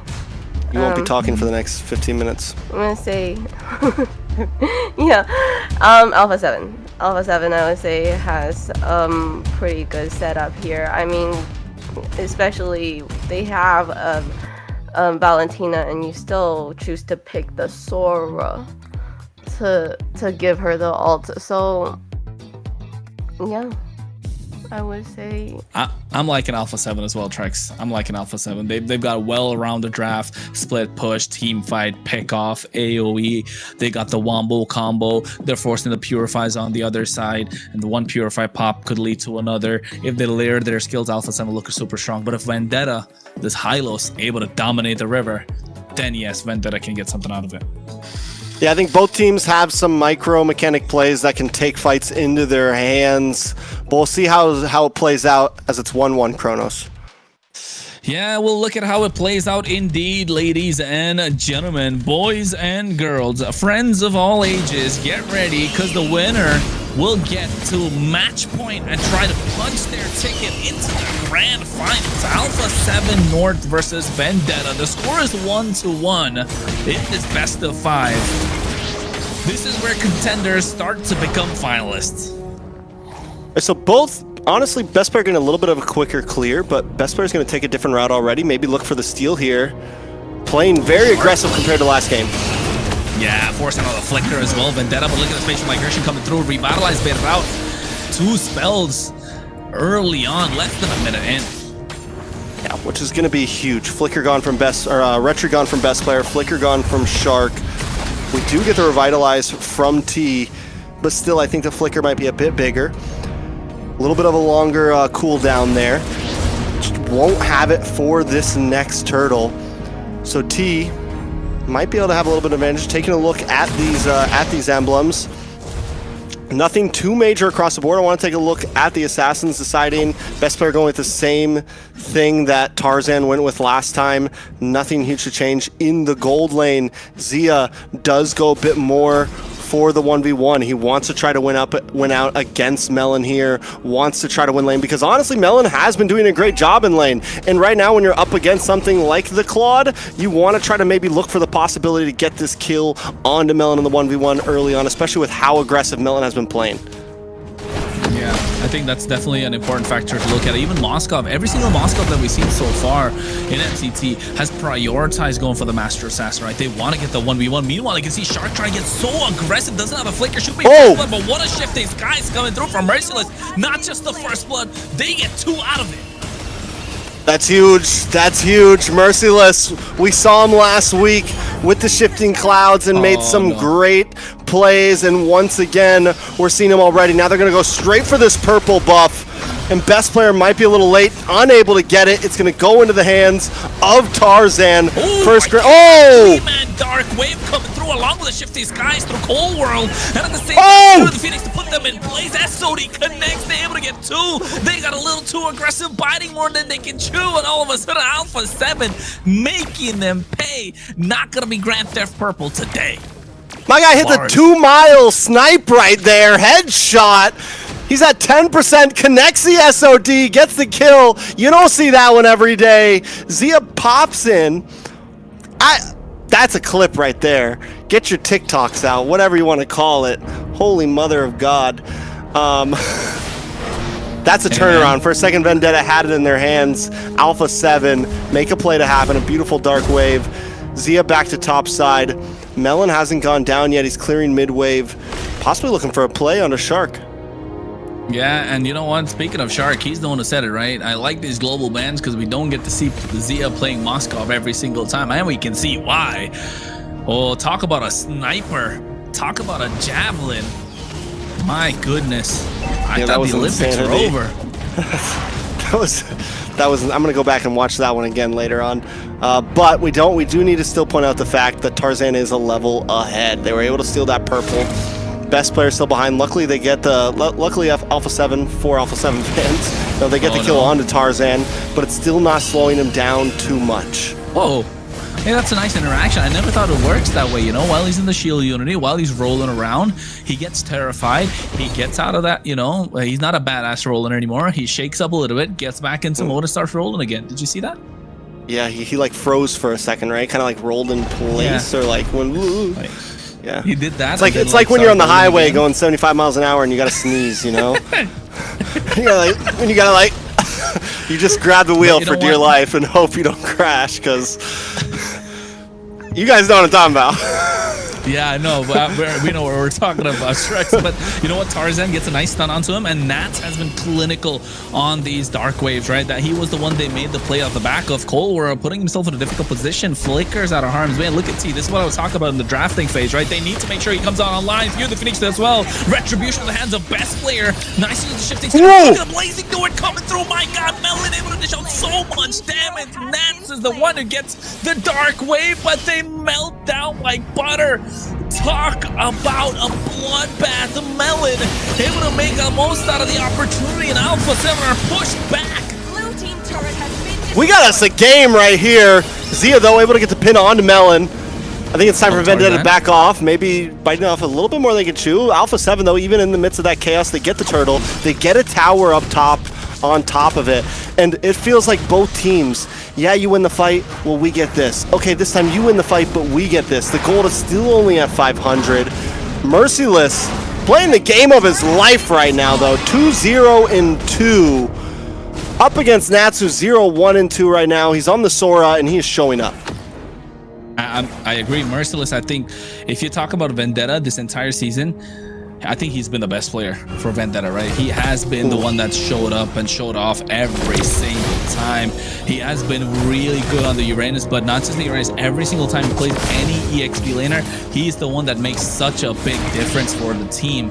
And not just that, let's not forget about Melon and the Blazing. The timing of that Blazing duet after best player used the spatial migration. It was a full-blown 5-stack Blazing duet. I think he just got the DHS at that time as well, so it was able to dish out maximum impact. But my God, the damage just showing through. Not even DHS, he just had the corrosion sight. Oh, imagine if he had the Trinity online. If he comes through with that timing again, I don't know. Well, we could be looking at Alpha7 slowly starting to fumble their way, you know? They're walking down the road and, you know, fall into potholes all of a sudden. Yeah, I mean, it's slowly happening for sure as that 500 gold turned into about 1,000. If this turtle falls in the hands of Vendetta here, it could be huge. But the one thing for Alpha7 is they do have the Moskov, right? They do have Z on the Moskov to split the map, apply a lot of lane pressure. All the aggression from Vendetta can be negated if they're able to play that well. Although Vendetta, in game number 1, they did iron out. They had a lot of wrinkles, right? And then game number 2, they've ironed it out. Now game number 3, we're looking at a different kind of Vendetta. This is not the one that we see in game number 1, not the same that we saw in game number 2 either. It's a little more cleaner, and I think they're evolving as this BO5 goes, and Alpha7 needs to find a way to catch up, otherwise it could be disastrous. Yeah, I mean, it's you mentioned having a Zia. That's a possibility. Cold World being deathless is huge, but one of the major issues we saw from Vendetta when they had the Guinevere, it's just it's a bit of a problem, right? It's a bit of an issue. Like, you can't go in, you immediately get shredded down, and against something like the Sora too that catches you up, against something like T who can instantly stun you, you're just getting shredded too fast, and you can't even fight for these objectives right now. And there's no other AoE. Look at T. Yeah, he's a nuisance. This is what they had to do. This is what they kind of had to do, right? They needed to dominate the river. You needed T to be able to walk up into the face of Alpha7 North, and that's what they're doing. And the moment they're able to do that, the moment Alpha7 allow them to do that, it becomes difficult for them to try and get control, right? Because that's a team that needs this element of surprise with the pick-off capabilities that they have, with the spatial migration, with the tidal strike, the tsunami slam, the flicker dark wave plays. All of these come by surprise, and that comes through river control. And if you're not allowed river control, all of a sudden Vendetta look more aggressive, and you can see that coming out as well with the help of the Glorious Pathway, pushing Shark back, forcing him to flicker. Tarzan goes in, and now all of a sudden Alpha7 no control of this river whatsoever. And that's huge value for that flicker right there. Lord comes up in 7 seconds. I mean, even if they want to stretch out this Lord fight a bit, you can wait for T to get his Glorious Pathway again, but Shark is not going to see that flicker for well, and that's supposed to be the answer to catch somebody off guard. That's supposed to be the thing that can get Shark to back line, maybe get a big pickoff play, and put Alpha7 at an advantage. So best player is going to sit here, watch, wait, see if maybe Vendetta makes a mistake. But it's not coming anytime soon. Yeah, and at this point, Vendetta just knowing how to play their composition. The same with Alpha7 North. Look at Zia on the map. So the moment we take a look at these team fights, it's always a 4v5, and Zia's missing. Zia's SOD has been clinical. You see the Fury of the Phoenix coming out at the right time. It's a glorious pass. It's going to be hands up. Tarzan SOD misses. Now it's a 4v5. Blazing Node coming through as well. Best player. First one to go down. Cold World has to flicker out, and now all of a sudden they look like they're going to get that one as well. Tarzan finds it. That's 2 down and out. Best player hacking away at the tier 2 on the bot side. It's happening. It is happening right now. Best player did everything he could to try to dash in there. Even after getting hit by the Fury of the Phoenix, I thought the steal might come. I thought best player might make the play of the night, but he's unable to do it. Tarzan holds his cool and secures the retry. And now a Lord is crashing down. Now it's a 2.6k gold lead. Now Alpha7 is up against the ropes in game number 2, leading up to possible match point. It could be that time of the day, right? They got to clock it at this moment. Alpha7 North, it's a low kill game, but this is where you get to see a high-level teams of high caliber shine. Spatial Mike, what a glorious pathway! He got all 5 members. Oh! The Phoenix Blazer Knight coming through as well. The Purify at the right time. Merciless finds the double. Ain't no way that's happening. Yes, Zia gets one back, but my God, what did it take for them to get that one back? 4-0-5 on Merciless, a beautiful blazing duet from Melon, but the shifting skies are just gruesome, and then the poke from Chirobami as well. We thought game 1 was a stomp from Alpha7, well game 3 from Vendetta is slowly turning into a stomp. We're 11.5 minutes in, and all the holy defenses are gone. Luckily for Alpha7, the holy defenses didn't drop before the Lord push. Taking a look at the items, Zia's the only one holding strong. He's the only one with a lead, and he has shown up time and time again, but right now everyone else on the side of Vendetta is playing better. Who would have thought? You tell me a week ago Merciless is going to have a 1,500 gold lead over Nats? I wouldn't give it to you. I wouldn't take that gamble, but tonight it is happening. Vendetta are flipping the table over on its head. Hey, people are scratching their heads. Where did we put our guest coins at the moment? MCT AMER North, the upper bracket finals. Talk about a blockbuster match. Merciless showing up, and not just that, right? If you take a look at the items of Zia, yes, he's ahead, but instead of prioritizing that malefic gun, went for the Wind of Nature, so he's prioritizing survivability, understanding that he's always under threat. Nice glorious pathway. Tia has been really good with those. He even caught a 5-member glorious pathway. I can't believe I'm saying that. You say 5-man Fatal Links, 5-man Tyrant's Rage, Tyrant's Revenge, whatever it is, 5-man Dark, 5-man glorious pathway is crazy, man. It's like the lamest 5-man of them all. Let's be real. It's like they're all walking slow motion. They're all coming out of the marathon. Oh yeah, that's like the cool man walk. I wish you guys could see us on camera right now. I mean, it feels like that, right? Like they're just coming out of a marathon, trying to break the world record. But at this point, Vendetta, not just that, right? The Lord is up. Tarzan has been taking a back seat this entire time with all these fights for the past 5 minutes. For the past 2 minutes, Melon's showing up 1-1 and 5. The Purifiers have been coming in clutch. Nats has not been able to this dark web. Look at Tia again with this glorious pathway. Now Shark looking to find a pick off. All of a sudden, comes down as well. There's a blazing duet. Retribution coming clutch. Nobody there, but Zia might find it. Tarzan the first one again. Chirobami gets taken out. Zia able to find that kill. Put in the back line. Two already gone for the side of Alpha7. Zia's kiting, but he can't kite no more. Wind of Nature comes out, but it's not going to be enough. Now they're looking for a wipe. They got 2 members left standing. Nats flickers and runs away with his tail stuck between his legs. Vendetta are showing up. It's happening. It's the worry on everyone's mind before this match came. It is happening right now. Is Alpha7 falling in shambles? Is the pressure getting too high? Coming into this match, it's not over yet. It's not over yet. Alpha7 can still pull something off, and they don't want to count him out yet. I guess we can get more into this topic if Vendetta win this game, but right now, Vendetta has momentum, and Alpha7 is losing it by the second. Oh, nice. Oh my God. Whoa! Fell in the right time after can be used up as well. Spatial migration catches 3 members, but now they gotta go back. The damage coming in from Shark as well as Zia. It's too much, and best player walks in, but big whip for the spatial migration, misses completely. Zia's left to defend with the rest of the members. Oh, the pressure, the pressure. Best player folded under no pressure at that point, but look at the title strike coming through. Shark able to find them as well for you, the Phoenix, to cap them in place, and Zia is the one that's holding on to the hopes of Alpha7, not letting through. There it is, the nice use of shifting skies. Nats and no and Melon again finds a blazing duet, and Zia goes down. That's a double, make that a triple. Only one left standing is Cold World, and Vendetta are looking to march down the mid lane. You wanted a nail biter, well, they're giving it to you right now. Melon, Zia, the Gold Lighters, both of them. Best player gets an insane, like, 3-man Violent Requiem down the middle. For a moment, Alpha7 had the game. For just a split second, we thought, oh, wait, this is about to turn around. This is about to get bad.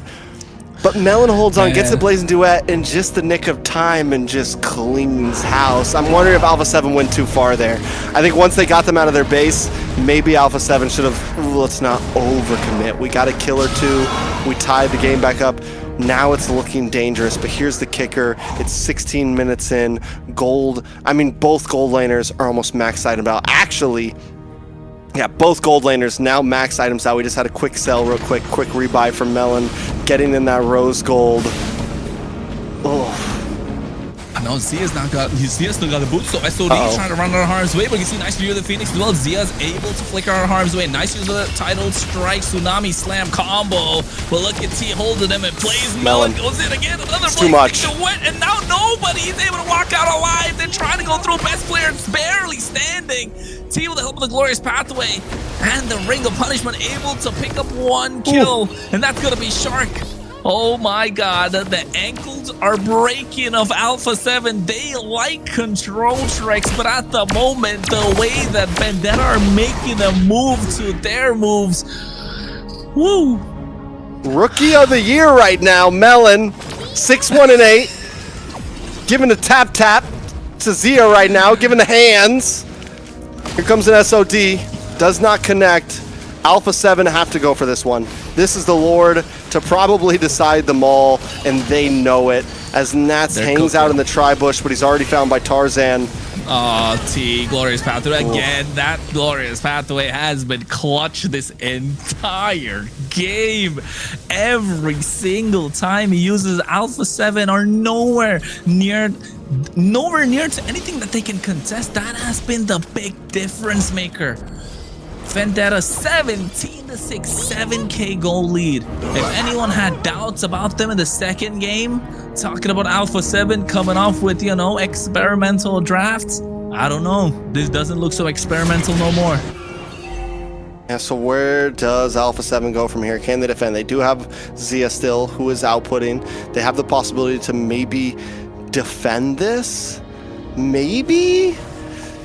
It's tough. There's just so much utility on Vendetta's side with the Fury of the Phoenix, the shifting clouds, and then all it takes is one big blaze duet. Again, look at Zia's in a bad spot. Lock it in, and Fury of the Phoenix coming as well. Zia's looking to make it out low. Wind of Nature trying to survive. He has to kite back as well. Immortality purchased at the same time. They're able to catch Shark or Tarzan.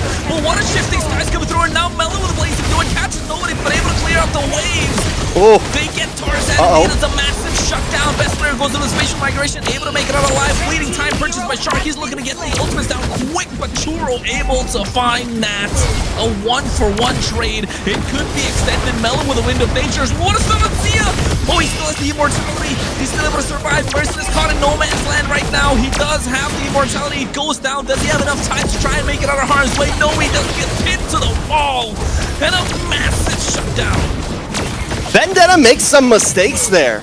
They start that engage with that Lord way too early. Melon not even close to the fight yet, so when they do get the big play to happen, he's unable to pop the Blazing Duet in time. After that, Melon kind of second guessing.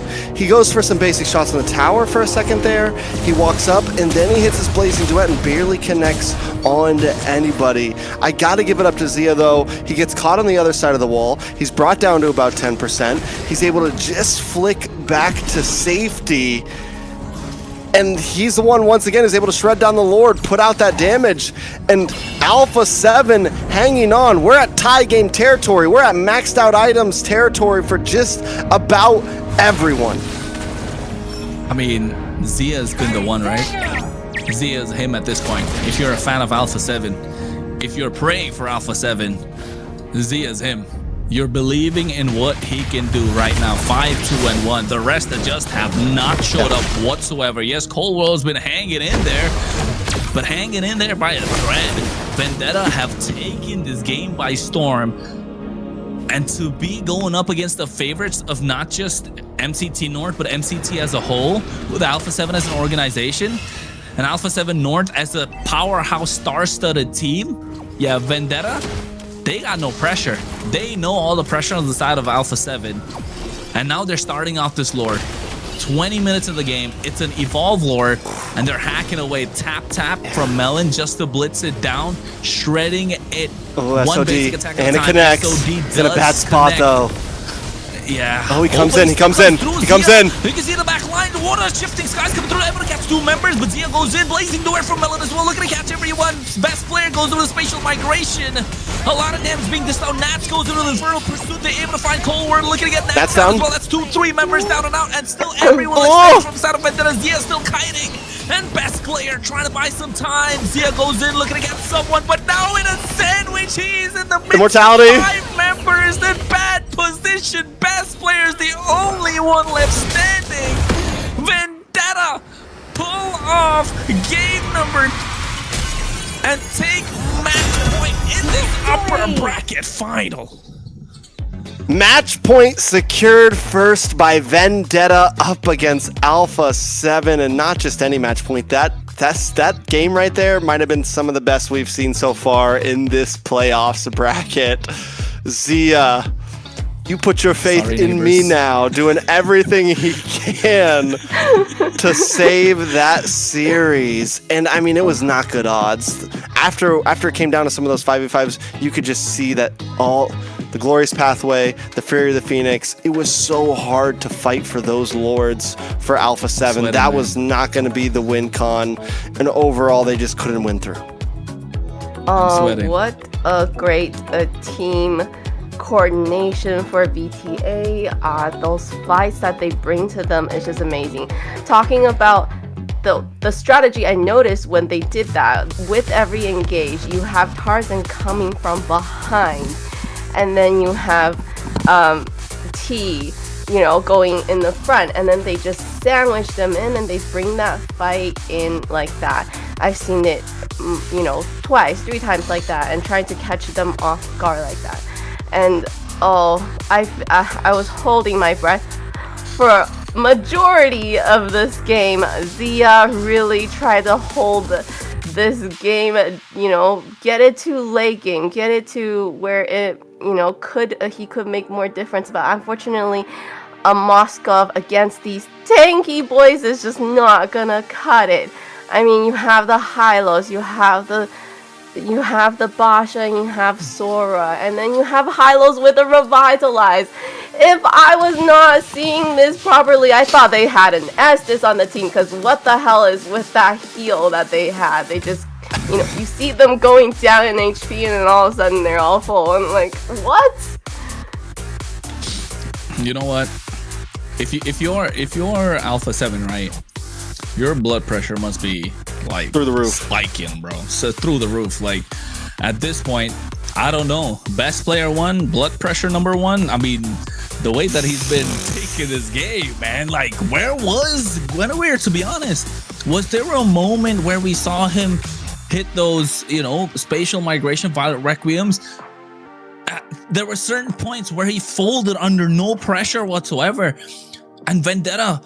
That's because of the constant pressure, though, Vendetta have been applying through these 2 games in the previous 2 games, and now in the 3rd game. Look at best player. Like, I don't mean to point out a lot of, you know, mistakes or whatsoever. Melon has been clean with the Blazing Duet. Every single time, it's always best player getting caught in the midst of 5 members. Yes, in game number 1, Tarzan ran the same Guinevere, and it wasn't as good as we'd like for it to be. but not getting caught in the midst of 5 members. Like, not every single time. Even here, using the spatial migration to get out, but straight into the glorious pathway. There was not a moment where this Guinevere was a threat to the back line of Vendetta. And not just that, with everything that Melon did and the way that Zia was able to kite the entire time, even at this point, right? Zia's in the bot side, kiting 3 members, almost taking out one of them. It took everything that they had just to take him down. Yeah, I mean, it was tough. I'm starting to lose my faith in the Guinevere in general as a pick.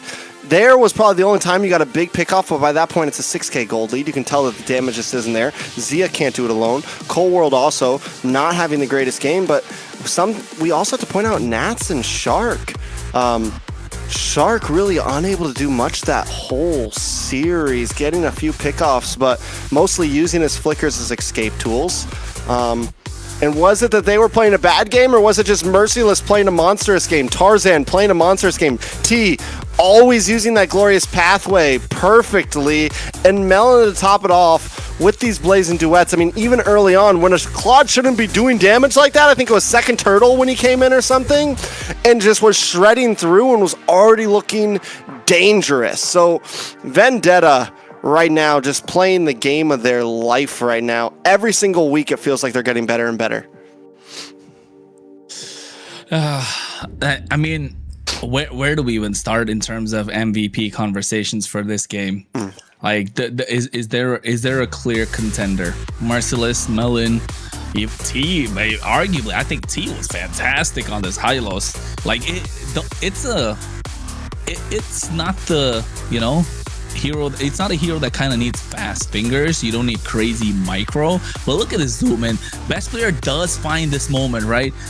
But no winner crown when you need it, because he used it up early in the previous fight, and then he has to get away because of how grouped up Vendetta are, and it takes everything out of Alpha7 just to get something down, just to get one member out of these fights. Melon with the aggressive BMI here Zia. too. Oh.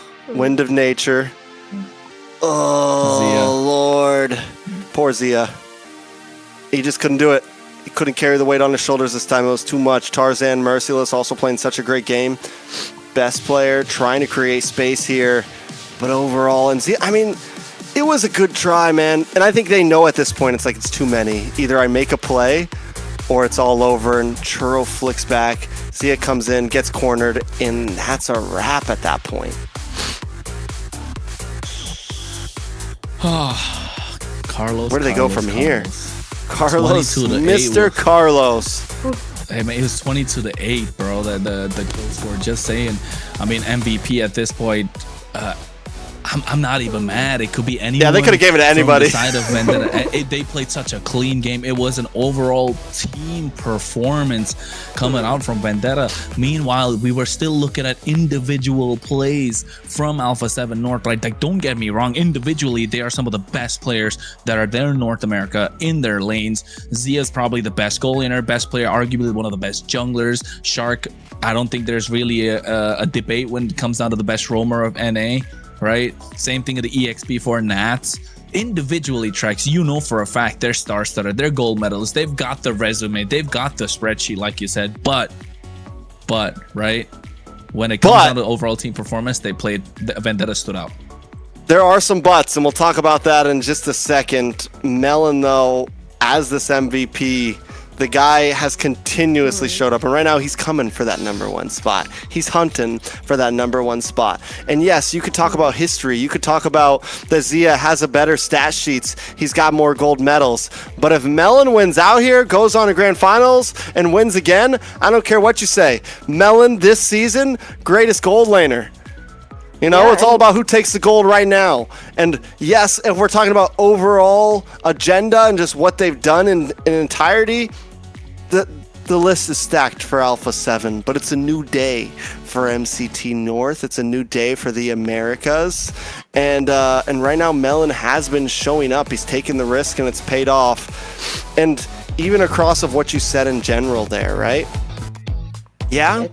It's a new we've day. seen Shark do great things, but he has lost before.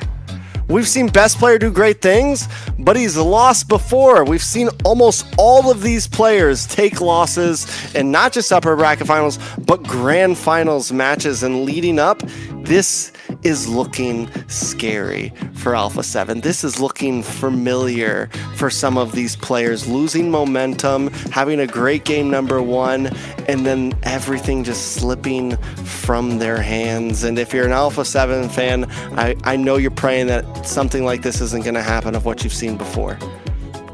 This is something that they've done before, and well, how do you think Alpha7 will be able to bounce back from this?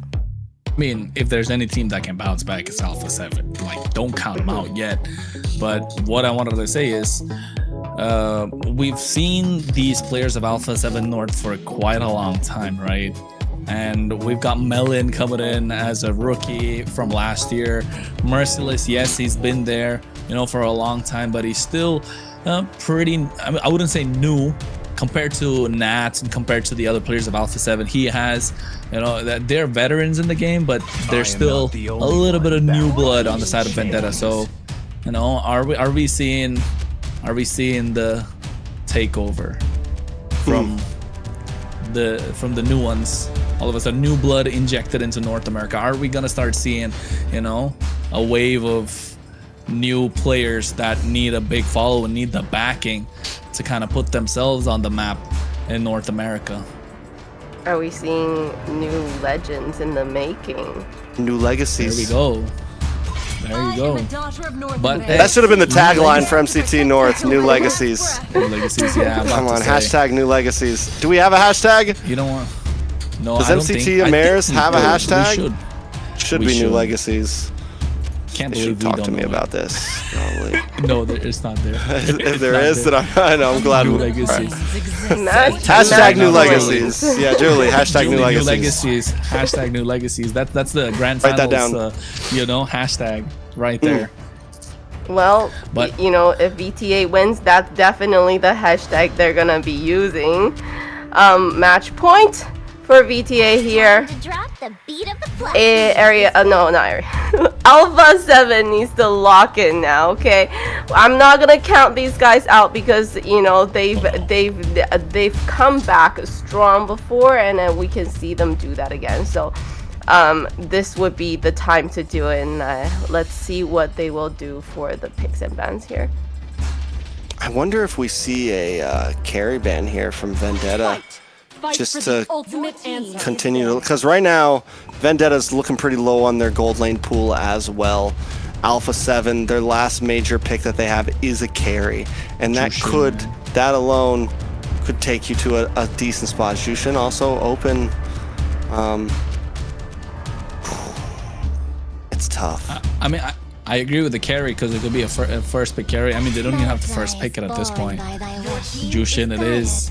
Yeah, they can third pick it. What's first pick? Where the no Valentina,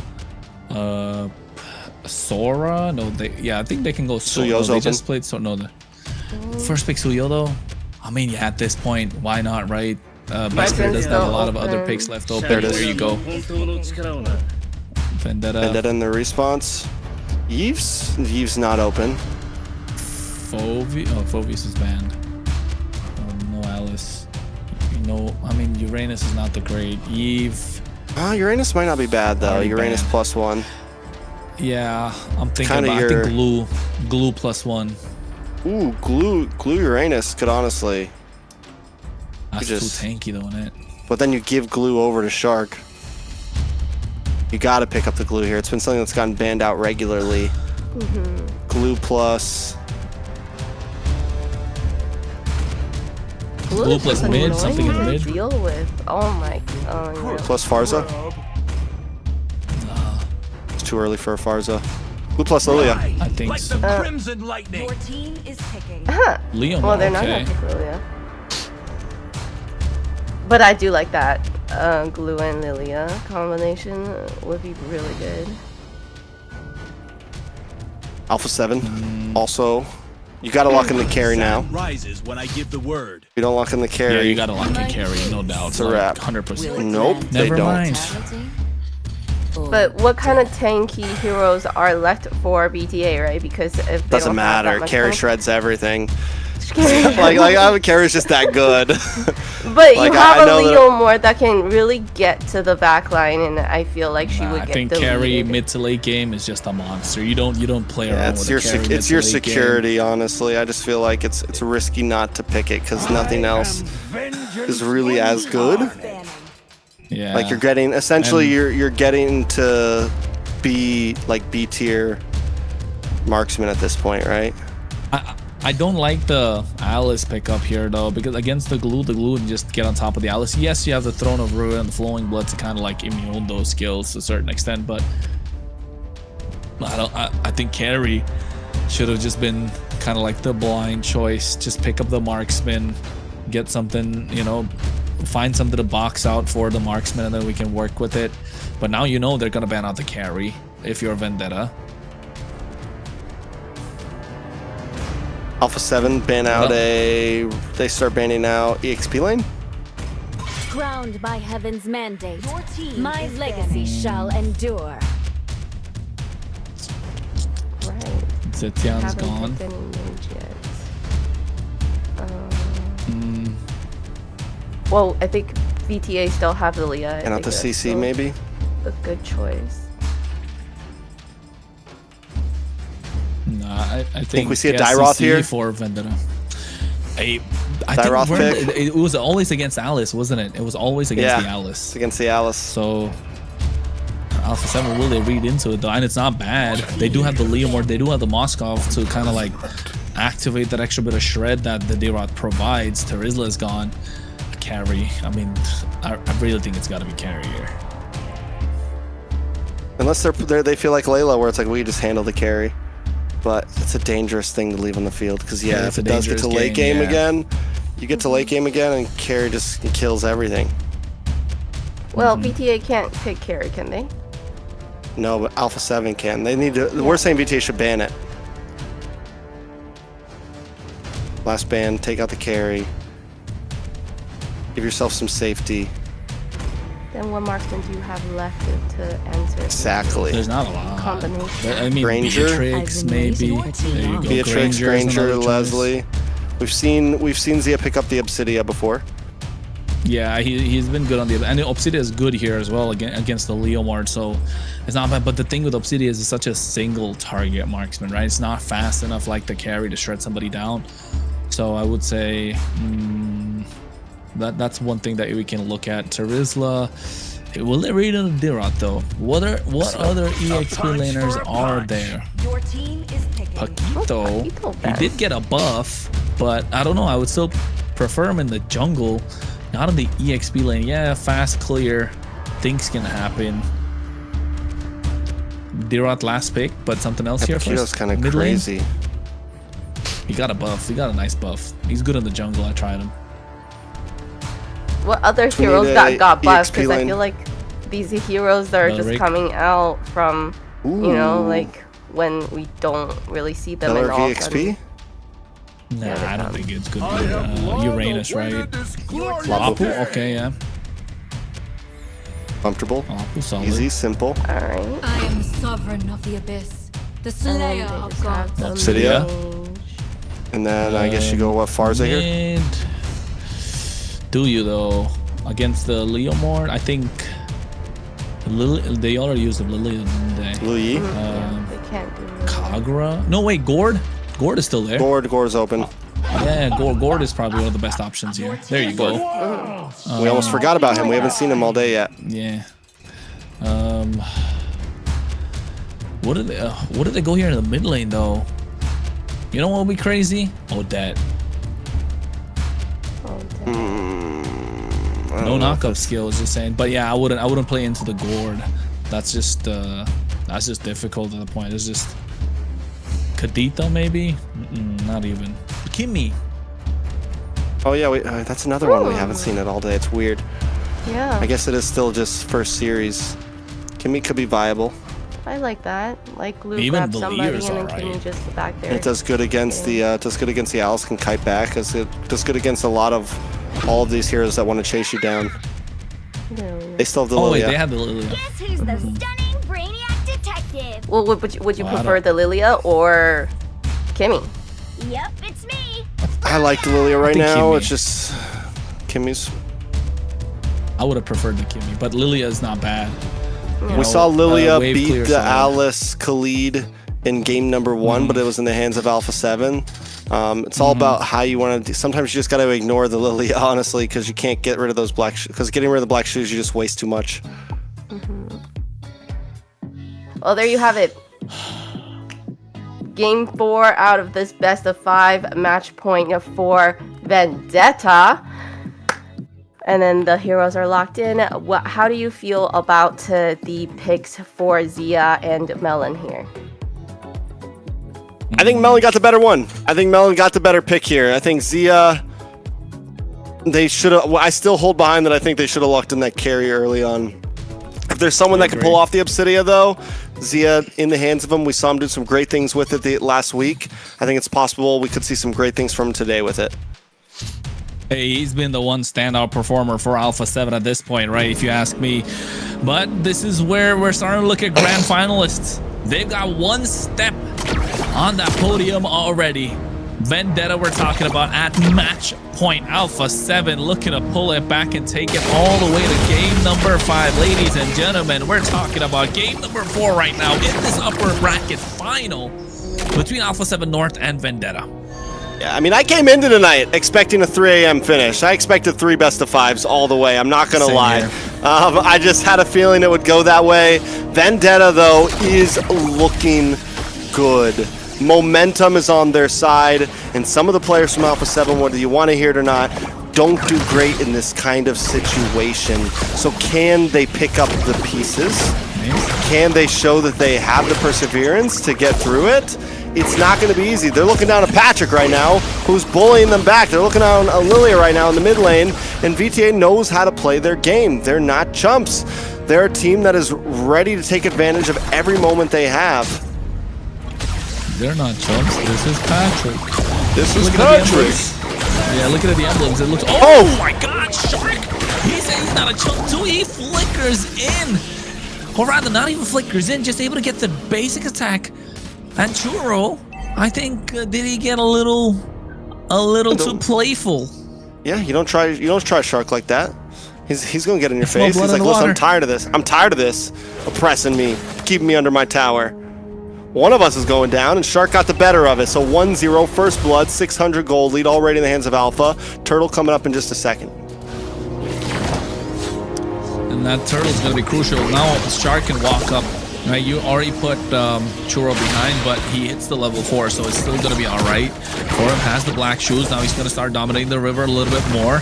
Flowing blood coming in from Natsu. Kip Merciless going to the Brave Spider. Sia joins the fight. Able to get the first blood or first kill for best player this time. And on Asuyo, you want him to start snowballing as fast as possible. Here comes out the speed from Tarzan. Gets caught on the projectile. Coming through as well. Now look at that Shark going in quite deep. Tarzan's still able to survive. Look at he pull one back. He does find it. Nats slowing down everything as much as possible. Melon! Able to get one onto Cold World. That Churro is able to pick up the kill. Tarzan going down earlier. Best player secures the turtle. I mean, that could have gone much worse for Vendetta. Alpha7 taking a nice gold lead, getting a kill into the hands of best player, plus a turtle. Overall, very well played, but Melon comes down with that SOD and makes sure that they at least get something out of it. Tarzan gets a kill to himself as well after taking a death. So, I mean, it's not a complete and utter loss for Vendetta. Churro, though, he's got to stop getting caught off. He's feeding. Yeah. He's giving best players num-nums. Yeah, at this point, I mean, he's being a little too playful, right? Vendetta, all that early lead, all that pressure that you applied in the past 2 games, all of a sudden started to slip up, and I think this is where you want to see best player coming into his own, right? You want to see him clutch. You want to see the clutch factor from best player, and what a better way to get it going than to give him a Suyo. Suyo has been his standout hero in MCT so far. And we Honestly, can see yeah. why. 2-0-0 already. The Gush coming out, and T is pushed back. And not just him, I think Suyo has been such a comfort pick for all the junglers at the moment. Overall, this is a lineup that's stand out for Alpha7. You have something aggressive on Yes. Shark where he can dive and make plays happen. He's not just walking up. The past 2 games, it's been what, a Marcel where you're just kind of telegraphed walking up. Last game, what was he on? He was on, what was the last game? What was in Shark's hands last game? I don't even remember. That's how Wasn't dominant exciting. they were. I'll tell you that much. It wasn't exciting. It was Kalea. Kalea. You walk up once again, and all of his flickers got used. I think this is a composition for Alpha7 where it's their comfort, it's the way that they like to play, and it's what they needed when you're staring Vendetta down at match point. Their match point. Oh, look at the Mystic Gush coming out. Merciless, bravest fighter, able to make it up, but goes in with a flicker Landshaker, trying to make a play, but best play able to get the turtle. Tarzan with help with a steed, doesn't want to go in, gets latched onto by Zia with a Hunter. Throw to Ruin, catching 4 members. Shark able to flank from behind as well at the same time. That was a pincer coming through and double kill in the hands of Shark. Alpha7 North started to show life. Oh my lord, best player just got another one. It's 3-0-1 at this point. Did he pick up Skypiercer first? Is he hanging on as a second item for that? We'll see exactly in just a moment next time we look at items, but Alpha7, a 3.5k goalie. Okay, doesn't go for Skypiercer, picks up War Axe. Might not even go for Skypiercer. He might go for Hunter Strike next or something. I mean, obviously the way he's playing, a Skypiercer would feel nice. We'll see exactly how he plans it out. It's been interesting the way that so many people have been building the Suyo. Because we see things like the Skypiercer sometimes. We see things like the War Axe. We've also seen Hunter Strikes, right? On the Suyo. So many teams have been, I mean, so many players have been kind of building slightly differently. And obviously because of that variability, a lot of it's, okay, how are we going to play this game? Are we going to play hyper aggressive? Are we going to have a lead in the early game? Do we want to play for 3rd turtle, 1st lord instead of 1st, 2nd turtle? Things like that.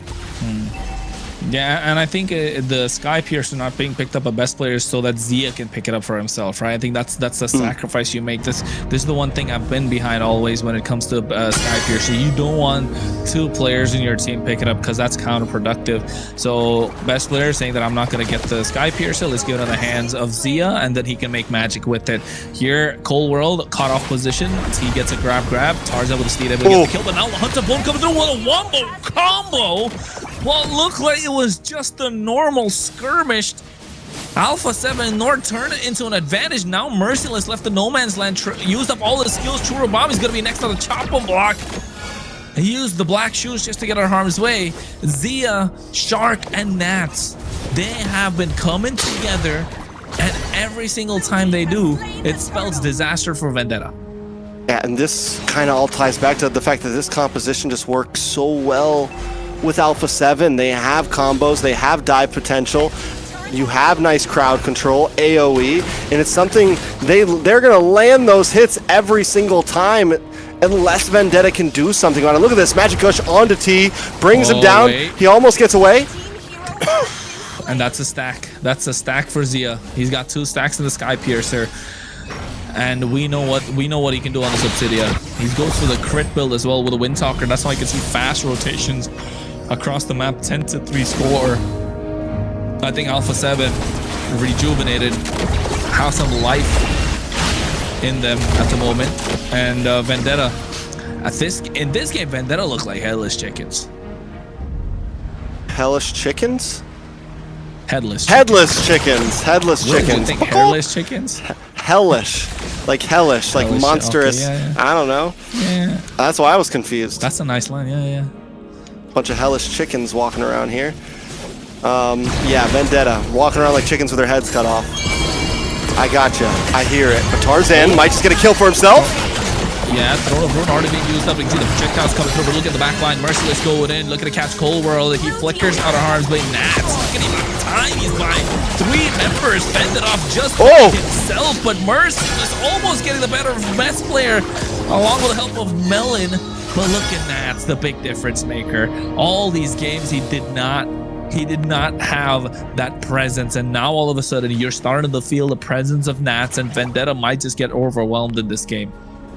But also, you can't count Vendetta out at a 5k gold lead, at a 5k gold deficit.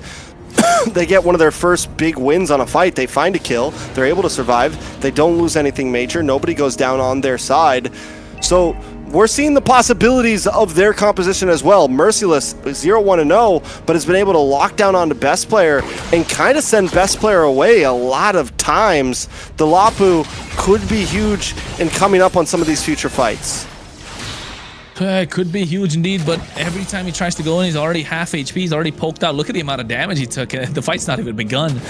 He's less than 50% HP. Another projectile hits him, so he's not going to be able to walk into this Lord, or at least going to get low down. But look at Zia catching Merciless. It's been a chain of damage that's coming through. Now Churubami's forced to use the black shoes as well. A lot of damage coming through from Zia the Lord. He's going to be secured by Tarzan, able to get the big retribution, and now they run for it for the hills. And Churo's going to get taken down as triple kill in the hands of Zia. Make that a maniac. As the only one left is Melon on the bot side. Alpha7 find their opening and are starting to hack away the chink of the armor they found in Vendetta. Yeah, Melon, though, does at least bring it down to the inhibitors, but Alpha7, and that was a big sacrifice. Was it the right play? Sending Melon down to boss side? Could they have maybe done better in that Lord fight? Tarzan was able to steal it. Huge. It's going to stop them from losing any inhibitors here. But my question is if the call was, hey, Melon, get involved in this fight, could they have maybe evened things out there? We're seeing that Tarzan can do a great job in the pit, but Vendetta always plays a bit better when all 5 members are there. Alpha7, on the other hand, still kind of controlling this game, still holding a 5-point, almost a 6k gold lead. Best Player, Deathless, Nats, Deathless. Can Vendetta, crack through that? They've got to find the chink in the armor of Alpha7, right? They need to find an opening, and to be honest, they're not finding quite a lot. Cold World's not getting picked off quite often. His position's been good. Nats has been this brick wall that they've got to get through, and Shark has been clean. Even though now he's playing the off lane, just applying pressure whenever needed. The rest of the 4 grouped up, and they're playing a 4-1 formation. Vendetta, they played such a good game, and it all came down to kind of the early fumbles from Churro on this Lilia, getting picked off twice, and then now all of a sudden the power spike of this Lilia has pushed back a little bit. The threat's not there as much as they like for it to be. The early pressure, the damage that could show is not there. He's got picked off 4 times. That leaves the jungle open. Tarzan gets picked off, so it's working out well for the side of Alpha7. And not just that, Zia's got himself 6 stacks on the Sky Piercer. Can someone please show us how many stacks he's got? Because at this point, did he get picked off before the stack started? Because no, he got 2 stacks and then picked off. He got two kills and then got picked at. 47. Either way, he's looking good. He's looking good. The stacks are with this one. Oh, 47. I think that's what it is right now. 47 stacks. Oh, throwing a ruin. Look at a big one. Oh. 2-3 members. And now Tarzan getting caught up, and he's not able to move thanks to the hunts of bone that comes through. T looking to get on top of Nats, but doesn't want to bite the bullet. Vendetta, no matter what they try, Alpha7 just got their number in this game, number 4. It's match point, but look at Nats to the back line, just not allowing them. But look at Melon. Yeah, I know, and T's going to try to stop. He's got to do. Zia's making his way down, though. Give me the 1v1. Give me the 1v1. Cameraman. Nah, it's not there. It's not there. No 1v1 yet. Melon knows it's not a wise idea to take a 1v1. Melon knows it's not a good idea. No, Melon's might get cut off here. Never mind. Purify coming in as well. Raging Sandstorm, but used up Shark. Zia, he does have a lot of stacks in the Sky Pierce. I don't think it's a good idea. He gets himself a Malefic gun to add extra bit of range. Tarzan in the purple buff. This river, this Lord Pit. Trying to cut him off majorly. Oh, Steed. Best player. Oh man. The back of the tension right now. Yeah. The tension, knowing that at any moment, if either team messes this up, it's huge. I mean, the 2 of us were just like, like Chastis, Pauldron in the hands of Merciless, so that's some good news. They're able to slow down the stack speed, but you can see Gush coming out. Team forced to flicker. Cold World without an ultimate, but they secured the Lord. Here comes the Steed from Tarzan. Might be too little too late. Team the first one to fall. Churubami forcing the black juice right into 4 members of Alpha7 North. Zia now 8-1-4, even more into his stacks. Lord's gonna be coming. They're already at inhibitors with a minion and a cannon minion. Might be able to break through this, honestly, before the Lord even comes. Look how aggressive Zia is. Hey man, new legacies. We want to continue our old one. That's what Alpha7 players say, with a new name, but old players. Players of old, right? That's how you say it. Players of old. Ye of old players. Ye of old players. The OGs. All right, let's see if they can pull it off, though. Can Vendetta defend this? I think the fact that they have Melon still in the field, they should be able to shred down. You also have Lilia, does great at siege defenses. She is using a lot of her glooms a little bit early here, though. Steed's going to come out from Tarzan, but it's all just in defense. Vendetta not trying to come out of this base, not trying to waste too many utilities. We haven't seen a big Bravest Fighter from Merciless in a while. Are we going to see something now? Oh! Members, a big play coming out at the right time, and now look at a double coming out from Zia, looking for the third. He might as well just get a Black Shoes coming out from Churro just to try and survive Melon with Wind of Nature, but they get a massive shutdown. He was talking about Bravest Fighter, they get it. Best player's gonna be next. He looks for the members. Melon is kiting and kiting, but the base crystal's looking to get locked in as best player finds the moment. And ladies and gentlemen, we are going to a game number 5. Absolute cinema. At this point, no one is disappointed. No matter which fan side you're on, no matter who you're rooting for, if you're a fan of Mobile Legends, you're here for a good time. It's game number 5, Layla. How we feeling? Good that Alpha7 decided to lock in, because, you know, if they didn't, we're gonna see them in the lower bracket. Has that happened before for them, being in the lower bracket? I mean, I think every player here has had a possible lower bracket run at some point in their career, for sure. I don't think anyone expected Alpha7 to take it to the lower bracket. I think we said this. Game 5 was a major possibility. I'm glad Alpha7 didn't just get 3-1'd. I'm glad we get to see that they still have some hype in them, and that even after taking 2 losses in a row, they can take a win, because that's the test that we want to see all of our players go through to see how they're going to handle it in future stages. And Zia coming in with an Obsidia pick that we did not think was gonna be a great addition to that team, but what do you know, right? He was just so fed, and the damage coming from Obsidia with a fed Obsidia is just, nobody can sustain that kind of damage. Yeah, and they still have a carry in the tank. They still have the possibility of a carry in the tank. You know, there's still things that they can do overall. Zia playing an amazing game there. Once again, being such a damage dealer, but this time we also got to see some greatness from best player, just from start to finish, able to finally secure objectives, able to kind of feel like he can be a part of the team and make plays happen, and actually make a difference in how these fights wins. But Nats, that Alice, so many Thrones of Ruin. Just, I think almost every single one of his Thrones of Ruin hit at least 2 to 3 people. Every single one. I don't think he ever had like a one man. All of them mattered. Even here. Always 3, look at that. It's always 3. He catches someone on the edge. Always 3 member Throne of Ruin. And I think if you're Vendetta, it kind of fell off, or rather, it slipped when Churobami got picked off twice in the early game, didn't it? It got to the point where it should not have happened. Is Vendetta starting to run out of gas? I mean, in this economy, I can imagine if they're not going to get it back, but are they running out of gas at this point, right? They better refill their tank, because at this point, Alpha7 seems to be revving up, right? You got to. You got to do what you got to do. It's big money on the line.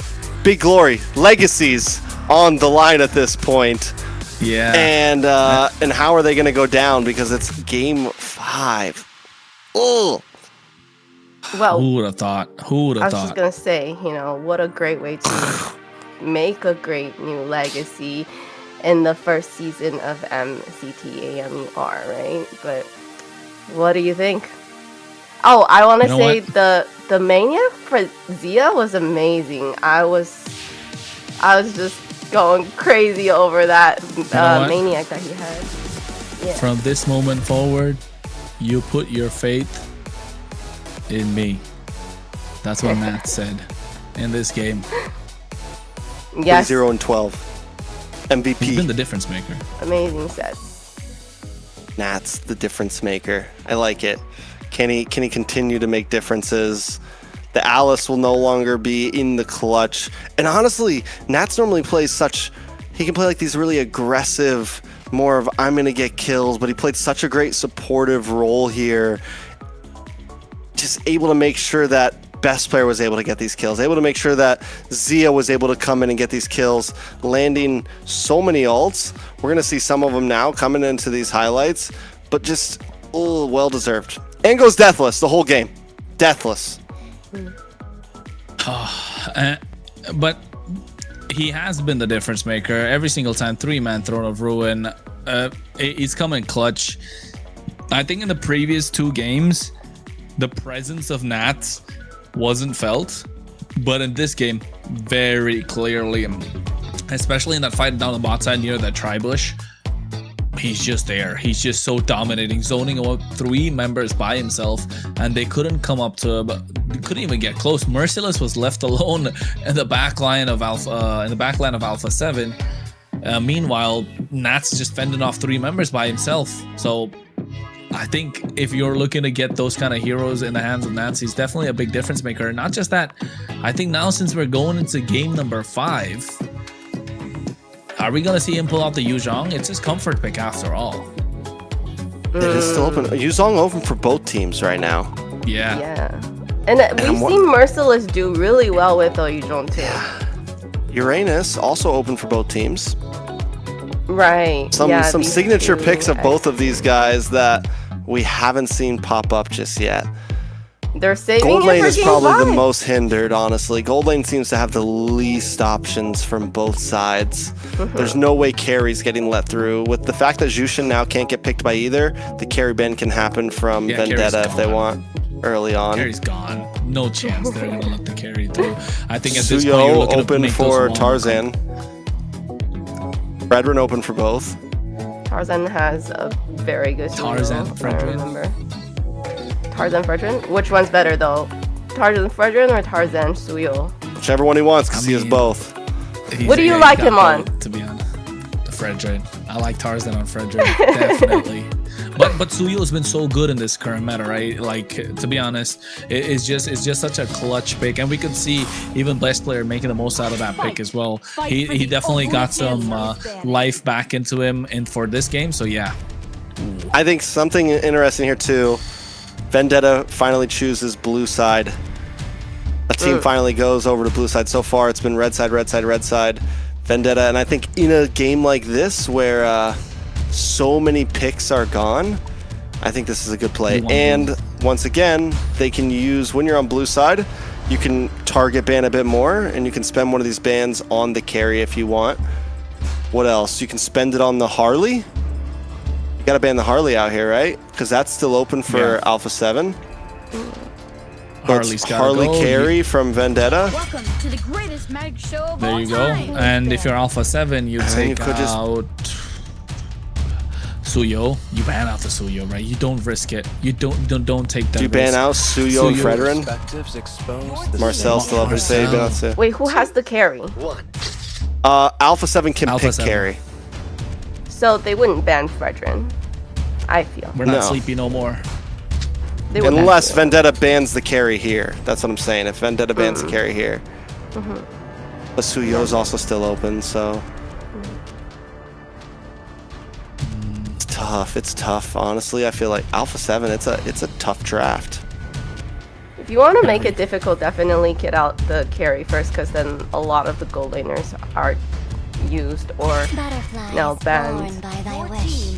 Guided Okay. by lantern's light. Oh, the Jushin was still left. Oh no. Also, they have to ban that. The carry's left open, so you know Alpha7 are gonna pick it up in the third pick, not even the first 2. They don't have to pick it up as the first 2 either. I am a daughter of Northern Vale. Your team Freya's okay. Suyo, Fredrin, both still open. Suyo for I don't think they pick up either right now. You get something in the EXP lane for yourself because not a lot of options left open in the EXP side of things. Yu Zhong, I think they still have Terizla though. You're looking down to the hero. Chip is an option in the roam position. Kaja still available. Mid lane, not a lot of options. Zetian is not available either. No Valentina. Zetian open for Alpha7, though. Oh, they've got a lot of picks left open for this game 5. Among the planes exists the equilibrium. Eve. Oh, we forgot about We her. forgot about that one. Yeah. Wait.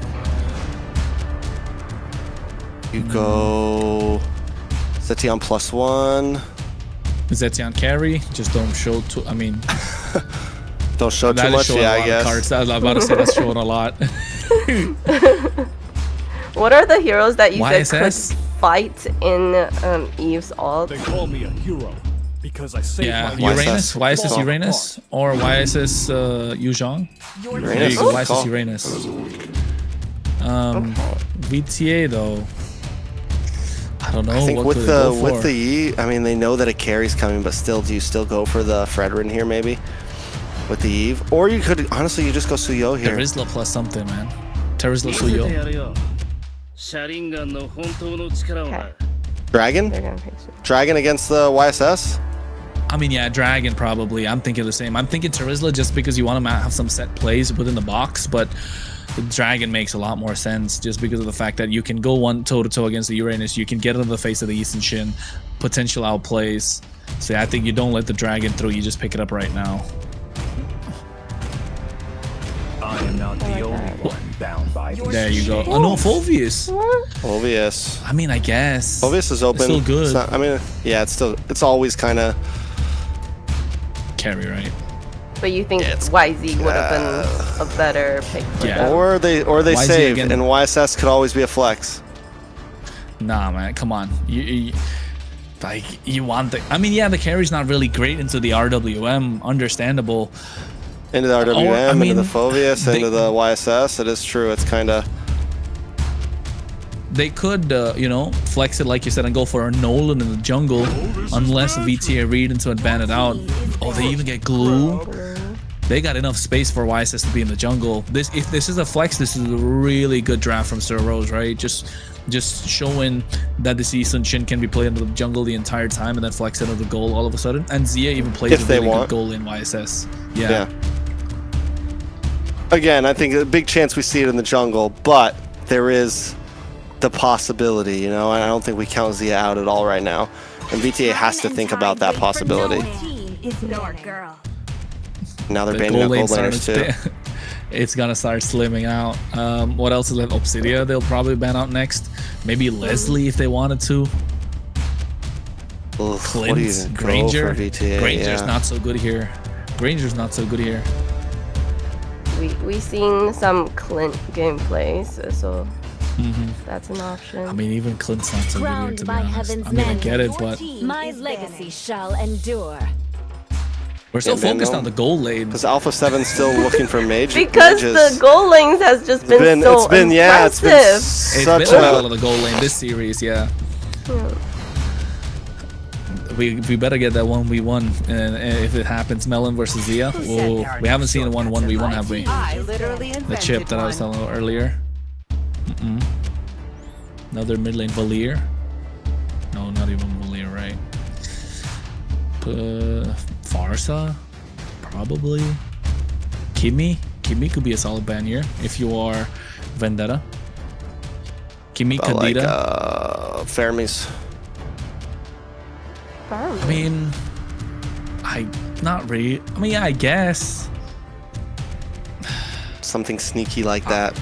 Game 5. Lined up in my sight. Your team is Farmas is good counter to glue, right? Well, the Yeah, Alpha7 could pick it up. I'm talking about. They have a very Yeah. Ube-esque strategy. YSS isn't a long range. Like he wants to jump in. Make this celebration sparkle like a winter Go for the CC? CC in the gold. CC gold lane, YSS jungle. So they're like It is, hyper yeah, carry. it's- 1-3-1. This could definitely. I'm telling you, Fermis looking even more possible. Fermis on looking, this. yeah. Honestly. 100%. Oh, VTA on the other hand. Irito? No, right? Irito, no. Nathan? I mean, Leslie, pick up Nathan, the I sun. think one of those two. Yeah, I'm about to say, if this was Night Horde, we could The talk sun about goal the line. sun. Oh. Man, Hanabi, bro. Just go for it. At this point, I'm just kidding.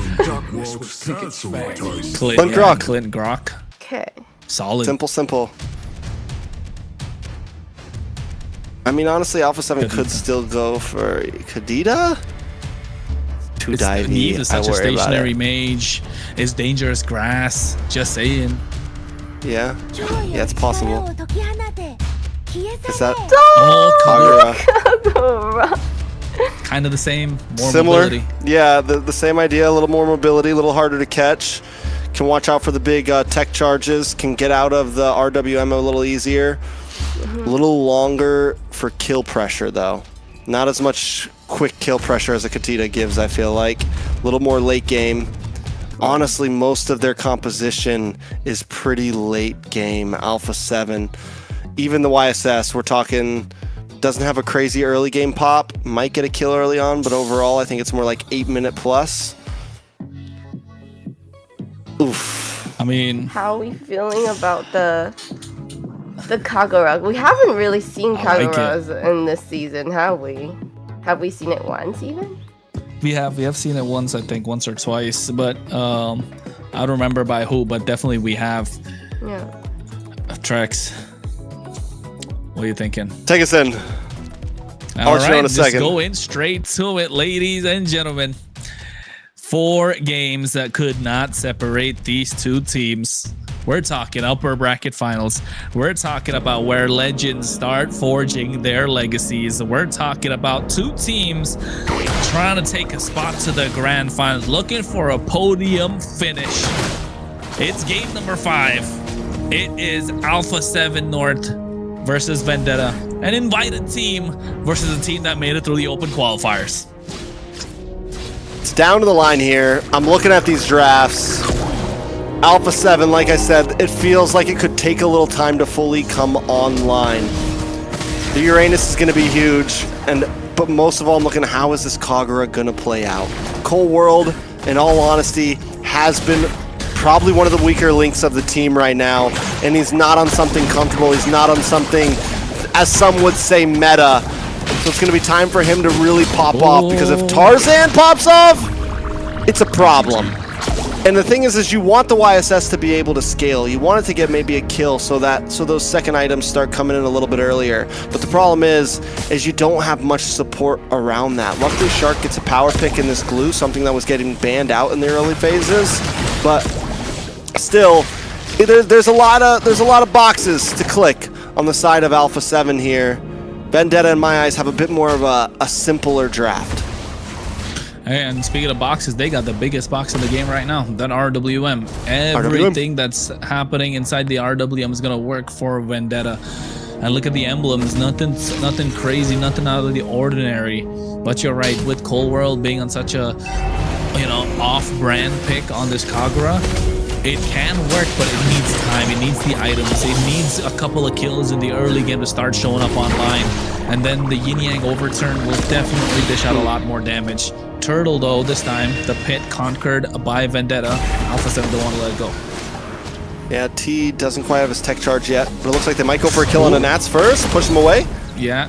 Consecration already popped, able to flicker out of harm's way as well. Turtle being reset. Tarzan looking to get that beetle and get back online. You can see the Yin Yang overturn coming in from Cold World, but at the same time, T has to flicker out. What a dark wave into the RWM, and now all of a sudden Tarzan gets first blood, and it's going to be best player that falls down. It's not a good sign for Alpha7. They get 2 for the price of 1, but the best part being they're not letting them into the turtle pit, which could have been even more disastrous. Turtle Bombing bringing out a beautiful RWM there, catching 3, and that's what you have to watch out for when you see this Suyo Yve combo. You bring down the RWM, you catch a member or 2, and you'll watch Tarzan immediately swoop in to look for a kill. And early game like this, that's where they're going to find it. But Turtle will go into the hands of best player here. so they're able to regain some ground, bring the gold back to a standstill, and Alpha7 not just out yet in the early game. Yeah, and you can see the amount of space they're making as well, right? For best player to be able to get these neutral objectives. That's super important coming through from Alpha7 North. Vendetta, on the other hand, I think that's something they need to work out and create space for Tarzan. At least poke them down just like that for him to be able to get the finish. Churobami gets this one, though. Yeah, and that's not what you want to see. You know, I was already going to point out the fact that best player in this YSS takes a death early on, sets you back a lot. Tarzan sitting about a level ahead. He's got a kill into his book. Churro has one. Items are going to start coming in. It's a 700 gold lead. Alpha7 needs to put a stop to this as soon as possible. How, though? How's it going to happen? Which lane is it going to come through? One thing's for sure, they need both their sides to start performing because their mid trio is not looking super hot at the moment, right? Isenshin needs to scale, Kagura needs to scale, and you can see right now T gets caught, tried to use the tech charge to get out of harm's way, and this is where you want to be if you're Alpha7. Start getting these kills in the hands of Zia. Start letting Nats become this unkillable monster. Be the difference maker once again. Cold World finds the opportunities. You get them low, he snipes somebody down. War Axe in the hands of Zia. Yeah, not only that, but we do also see a side piercer into the hands of Tarzan here. If more kills start coming in, it's going to get dangerous. Mentioning Zia, though. Who's going to pick it up for Alpha7 North? Oh, we'll get away safety. Zia looking for the re-engage, gets a little bit of poke. But the off lanes, Zia, Nats, I think they're the ones that need to step up here. Nats is deathless, Zia's deathless. They're going to have to be the ones to create space, open space, and with something like a CC, you can be aggressive, you can still output damage, and something like a Uranus, you know your job. Get to the back lane and harass. No. Oh, Melon's still able to get away with it. That was a two-man gang coming up the top side, still walks out alive. Shark goes in, slam.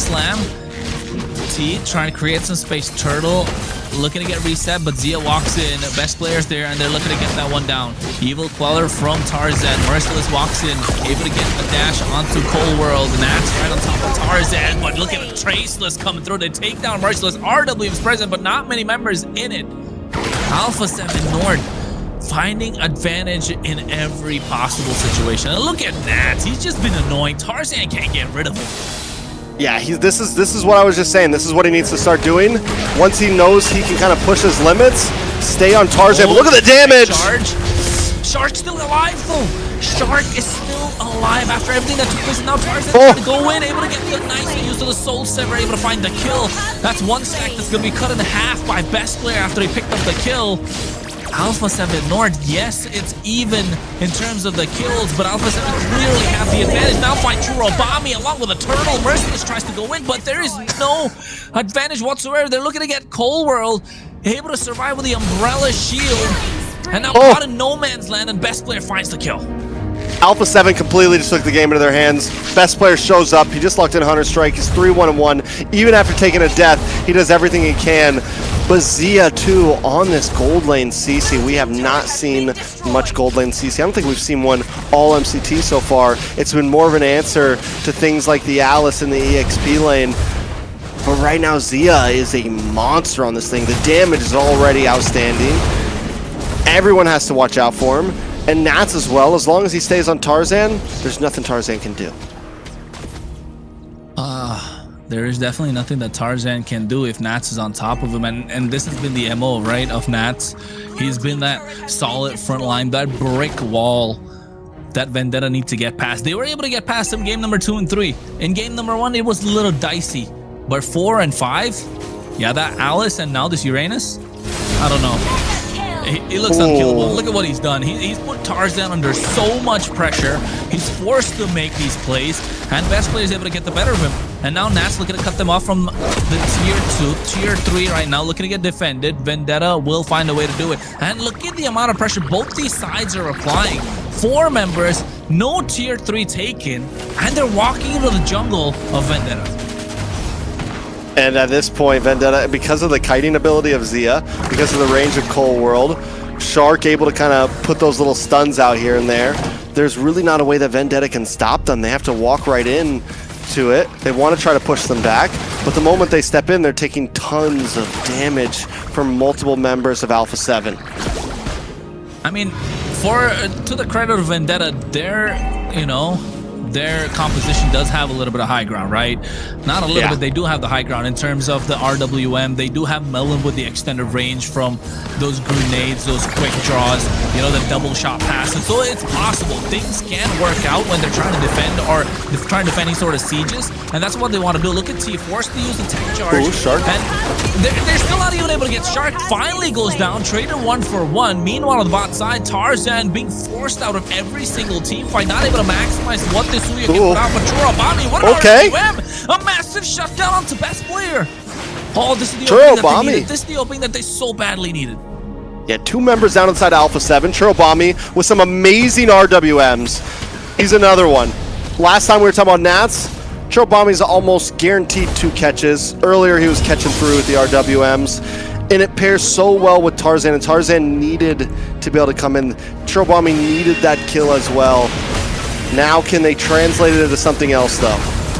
Oh, big yin yang. Overturn looking against 2 members. Tarzan still able to survive though with the help of a Soul Saver. Now Merciless looking to get taken down. Zia finds the angle, but look at Cole trying to get on top of Tarzan. Tarzan playing a risky game. Doesn't pay off. The gamble was not worth it, and now all of a sudden the small window of opportunity that Vendetta created for themselves has been shut. Tarzan wanted to be him so bad there. He hits the iframe through the umbrella, then then comes in. He wanted that so bad, but it just did. It wasn't the time and place. It wasn't the time and place, and now you're paying the price for it. We got to keep our eyes on Melon and Churro. Those could be the last saving graces for Vendetta. Alpha7, they have a huge advantage, but if Melon can find some more items, maybe the damage will start coming in. Maybe that is their saving grace. You mentioned it earlier. They have great high ground. They have the ability to defend. They still have all tier 2s on First Lord.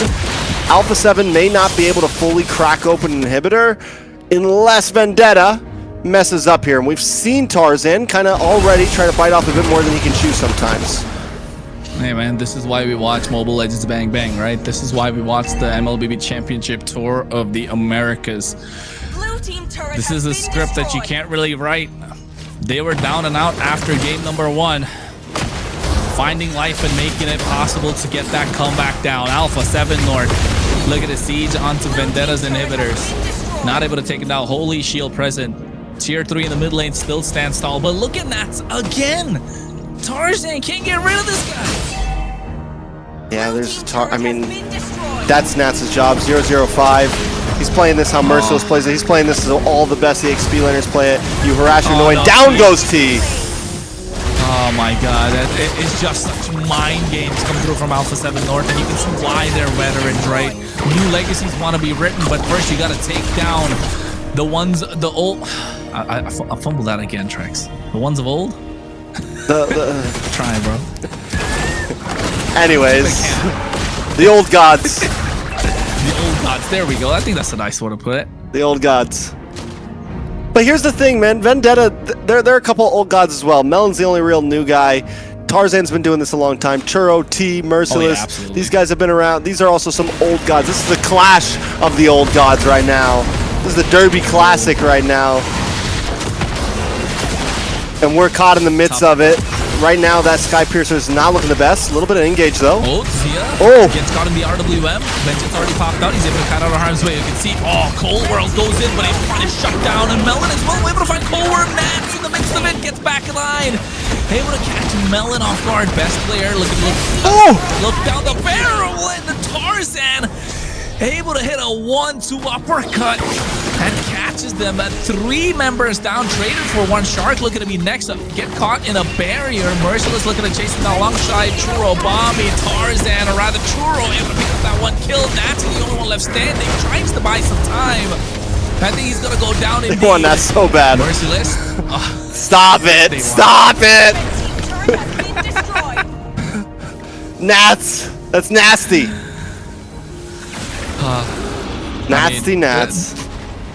They found a window of opportunity again, right? That's the most important thing. They had a window of opportunity on the bot side. Tarzan got a little too aggressive. He really wanted that, not able to get it, but this time they found it again. Tarzan chasing down the Z on the back line, catches him. And now all of a sudden they get the Lord, Churabami, getting pushed back, taken out by Zia. Melon's gonna be the next one to fall. Tarzan gets that. Zia able to find himself a double. Merciless able to get 2 members. Dark Wave. But seems like he's gonna be going down indeed. 4 members in that one fight. Oh my god, what just happened? What just happened? Everything turned around. They were doing so well. It was all in their hands. Bada boom, bada bing. Now everyone's gone. And Alpha7 are gonna win like this? Not like this, right? Sometimes some of the best finishes come in so anticlimactic. Alpha7 North able to get this one and take us, or rather go to the upper bracket final. What just happened? Yes, like that, they ended it. It was, like you said, was not really climatic, but you know, that's how it ended. And poor T coming back, trying to go to the base, but no, it was just over. I think T wasn't even expecting that to be just like I mean, that.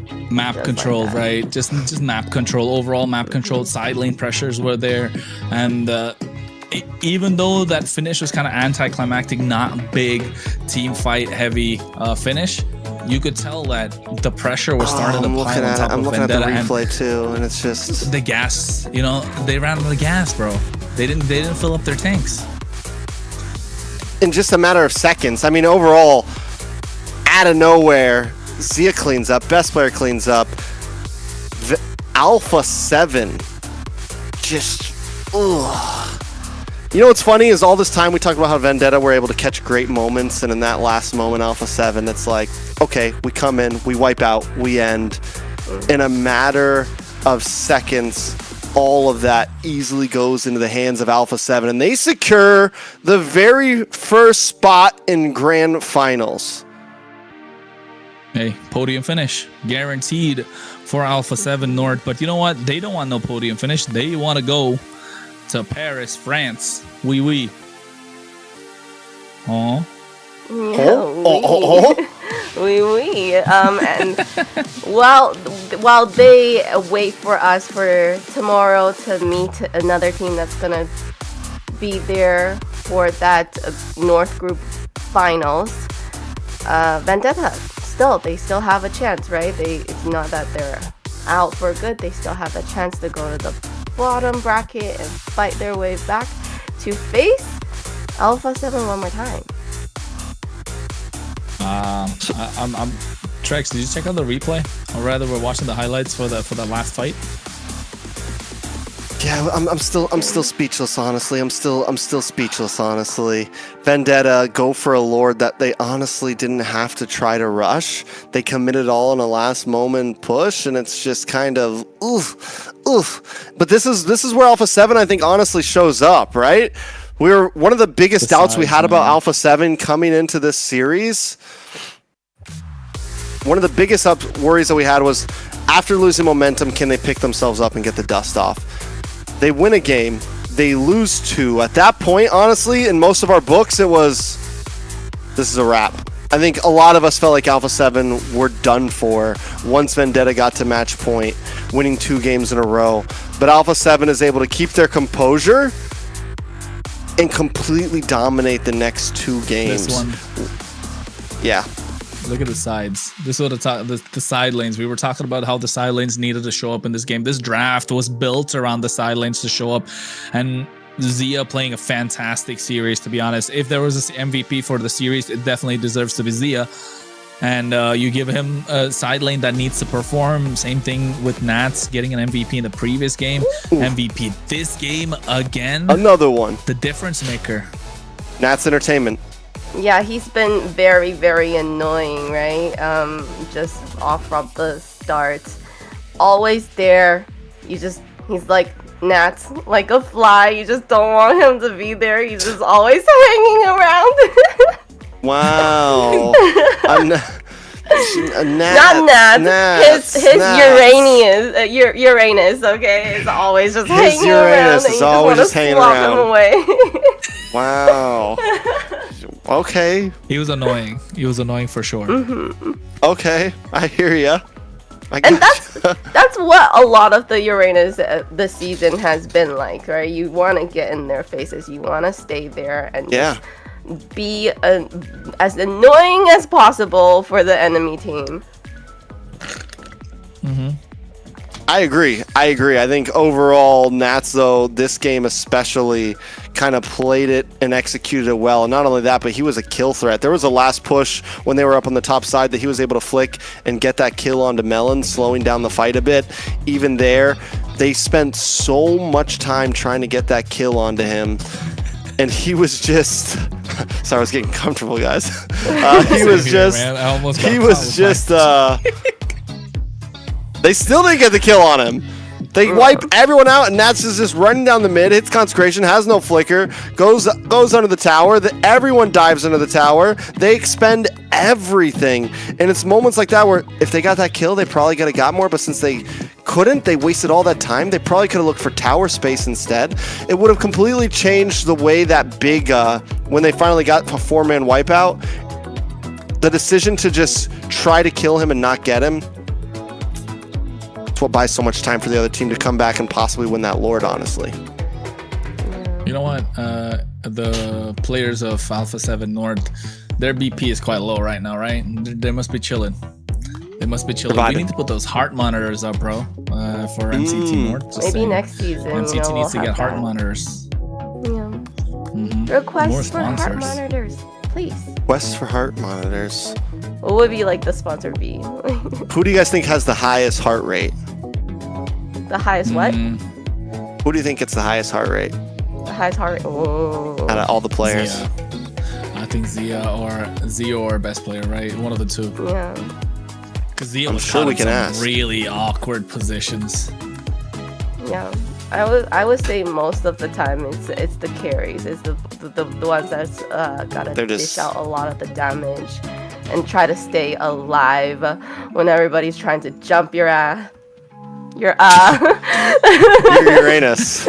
Jump yeah. Uranus. Exactly. Yeah. Exactly. So, oh my god, I didn't know Layla had that in her. She's such a pure girl. The moment. The moment. I was able to stop myself. It's okay. But there you have it. Alpha7 heading to tomorrow's group finals. And Vendetta, we're going to see them later again in match 3 where they could fight back and try to redeem themselves again tomorrow and get that win in there. So it's not a loss for them. So if you're a Vendetta player, don't be too sad. You're still going to see them. They still might come back. I like it. And now what? We're going to be having a quick interview here in a moment, I think with so. Alpha7. Who do you want to interview the most, Kronos? MVP, man. MVP. It's got to be MVP after MVP, right? It's got to be the difference maker. The difference what about maker. You guys? Nats about Entertainment. Chat, what do you want? Yeah. I think they're all scared right now. I know, me too. Why? Why are they scared? Because Layla's here. No. Scare them, Layla. I don't ask crazy questions. It's all Layla logic. Just say Layla logic. LL logic. It's been going on. Yeah, I know it's LL. The Layla logic. Okay, I think we're ready. I think we're ready. Yeah, I know. Pointing out fingers as well, just to see who's gonna be the one to join us in the interview. Let's bring him in. Are we going in, Layla? All right, and we are now gonna have a best player join us from Alpha7. So everybody, welcome him. Hello. Congratulations on the win and securing your place in tomorrow's North Group Finals. Thank you. How are you guys feeling? So I know it was a high pressure series. Definitely a lot of back and forth for you guys. So, how are you and the team feeling after such an intense victory? Well, I would say we're all pretty happy right now. But we also learned a lot, It was a pretty good series. It was a rough series, but it all worked out. All right. Kronos? All right, congratulations on the victory. Although you guys did get the win, apart from game number 5, you weren't looking at your best self, right? Personally, your performance individually. As a team, of course, individually, you guys are the best skilled players, but individually, your performance has been staggered throughout the entire MCT. When do we get to see the best of best player, man? Like, we've been wanting to see. I mean, I'll say I agree. After those games, I realized I didn't play too well. And I mean, you know, it is what it is. You know, at the end of the day, we won. Tomorrow, though, I'll do a lot better. That's for sure. I can promise you that. We'll hold you to that promise. We're gonna hold you to that promise because we want to see that Fanny pop off. We want to see the Suyo come through. We want to see the Guinevere online, the Leo Mords. You know, you at your best. That's where we want to see NA perform. And Alpha7 definitely has the makings to be the team that goes to Paris. Right? You want to have that croissant in front of the Eiffel Tower, of course. So hopefully we get to see the best out of you tomorrow. Yep. How are we feeling, best player? I mean, I feel good. I feel good. Like I said, right. I mean, how you doing, Trex? It has been well. So here's the question: do we feel like Vendetta will be your challengers in the grand finals? Do you think they go down, or they're either going to go up against Night Horde or Leviathan? You know, do you think that rematch is what we're going to get between you and Vendetta? I think so. I think so. Yeah. Me personally, I do think Vendetta will climb back up, but Leviathan and Night Horde are also 2 really good teams. So I mean, we'll see. We'll see. Heard. And quick fun question: who's got the highest blood pressure on your team during the games? Who gets the most crazy? Who's the wild one? Who's the wild one? Who's screaming and losing their mind? I heard you guys say Zia. I'll give it to Zia. It's Zia?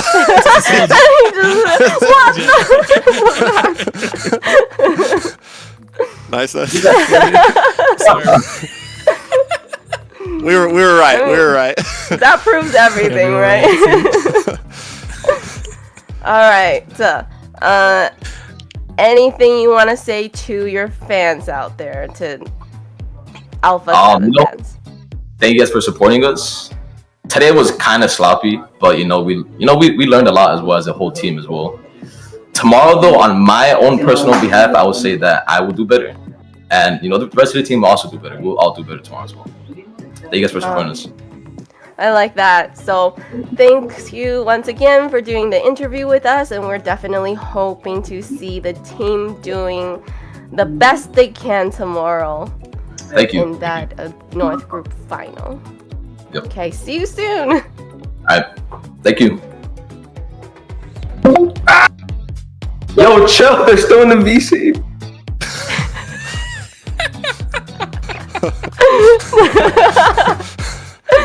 Oh, I wonder what was happening. Yo, chill.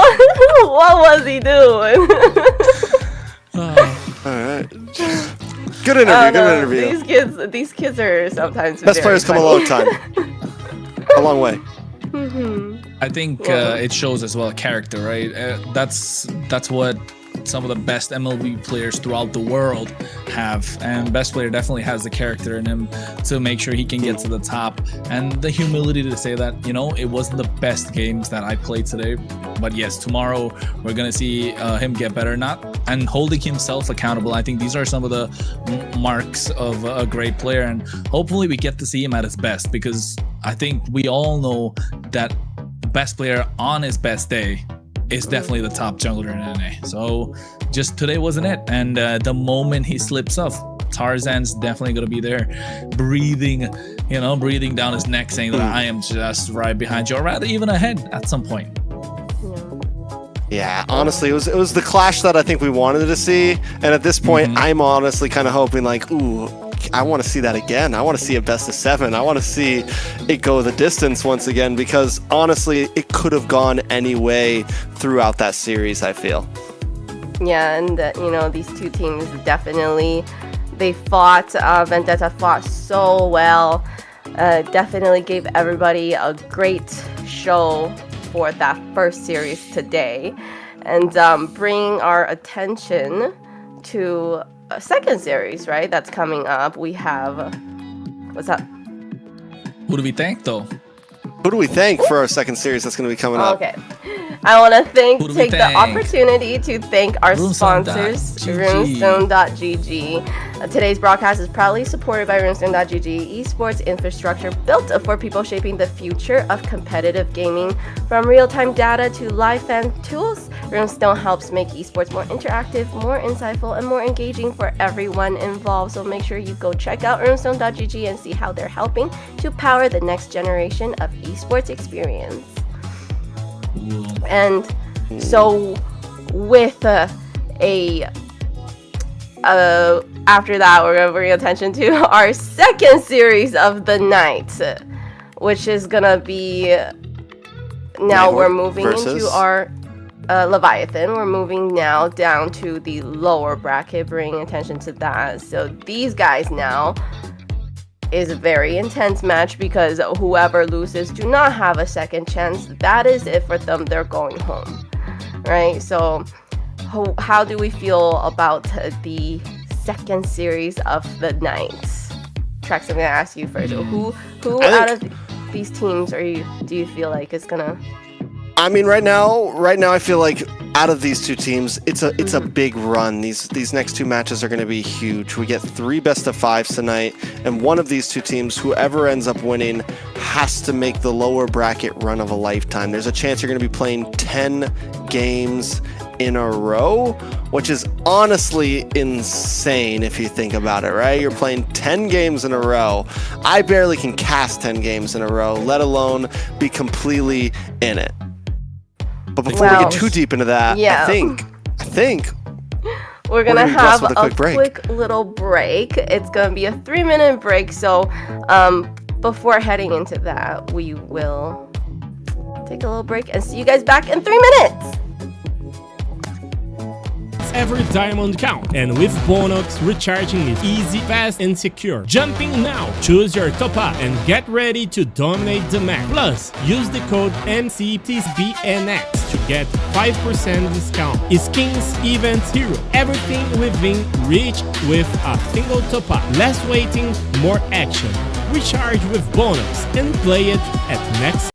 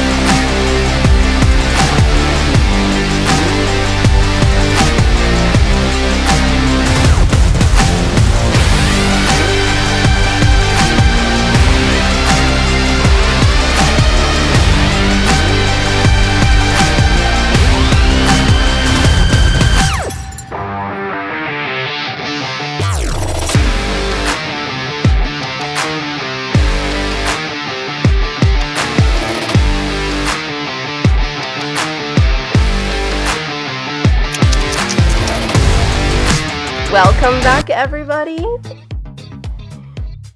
The one that's not back. All right, welcome everyone.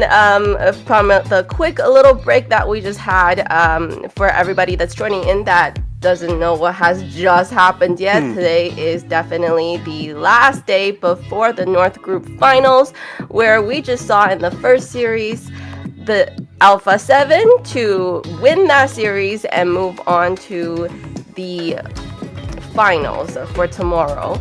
And coming up, the second match of the night, we will have the very long anticipated Night Horde against Leviathan. And after that, we will have a third match where we'll see Vendetta, who unfortunately lost to Alpha7 in that first match, go up against the losing team for the second series tonight. Yeah, Trex. and it's me.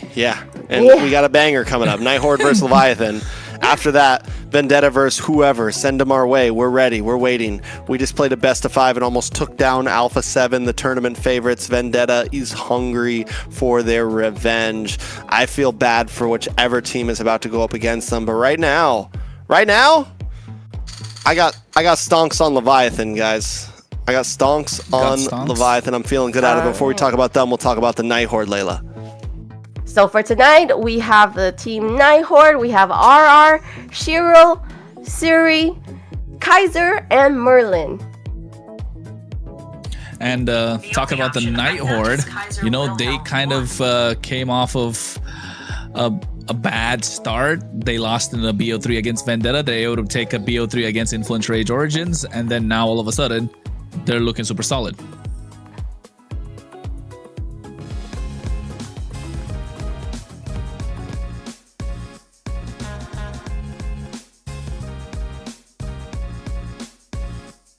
My nickname is Shiro. I started back in 2019 during the pandemic. Saw the game being popular and I just tried it. First main hero was Alice. It would be Kaja. I admire Kyrie the most. Pulling God. Ling. Tempest of Blades. That's Ling, ulti. Retribution. Irene Plume, the Ling. Overrated for me is Grok. Saber. Balman. Adren. Olingad. Olingad for sure. Best player. Pavel. Yeah, Fanny. Early game. Harry. A little bit about Shiro, and now we're gonna go into the team that is gonna be versing against him tonight, the Leviathan team. We have Bethlehem, Wumpy, Yato, ISO, and Joy Bosch. I like it. This is a team that I've had my eyes on since the moment I saw the original roster. And since then, it feels like it's only gotten better. The problem is Joy Bosch back on the lineup. Yeah. Is this good? Is this bad? What does this mean to us? They've seen him in having a pretty... We liked Promise. We did. We liked him a lot. His synergy was showing up with Yato. They were clutching games. The Promise was the X. What a time to make a swap. Games. I don't know. Life on the line, tournament life on the line. You need someone to kind of help, make the space for the rookie. I don't know. Does Joybot still have it in him, Trex? I'm debating it. We'll see in this video. Achievement wise, best player 1. Number 2, Oh My Foe. Number 3, Tarzan. Number 4, Shiro. And then Dez. There we go. Dez.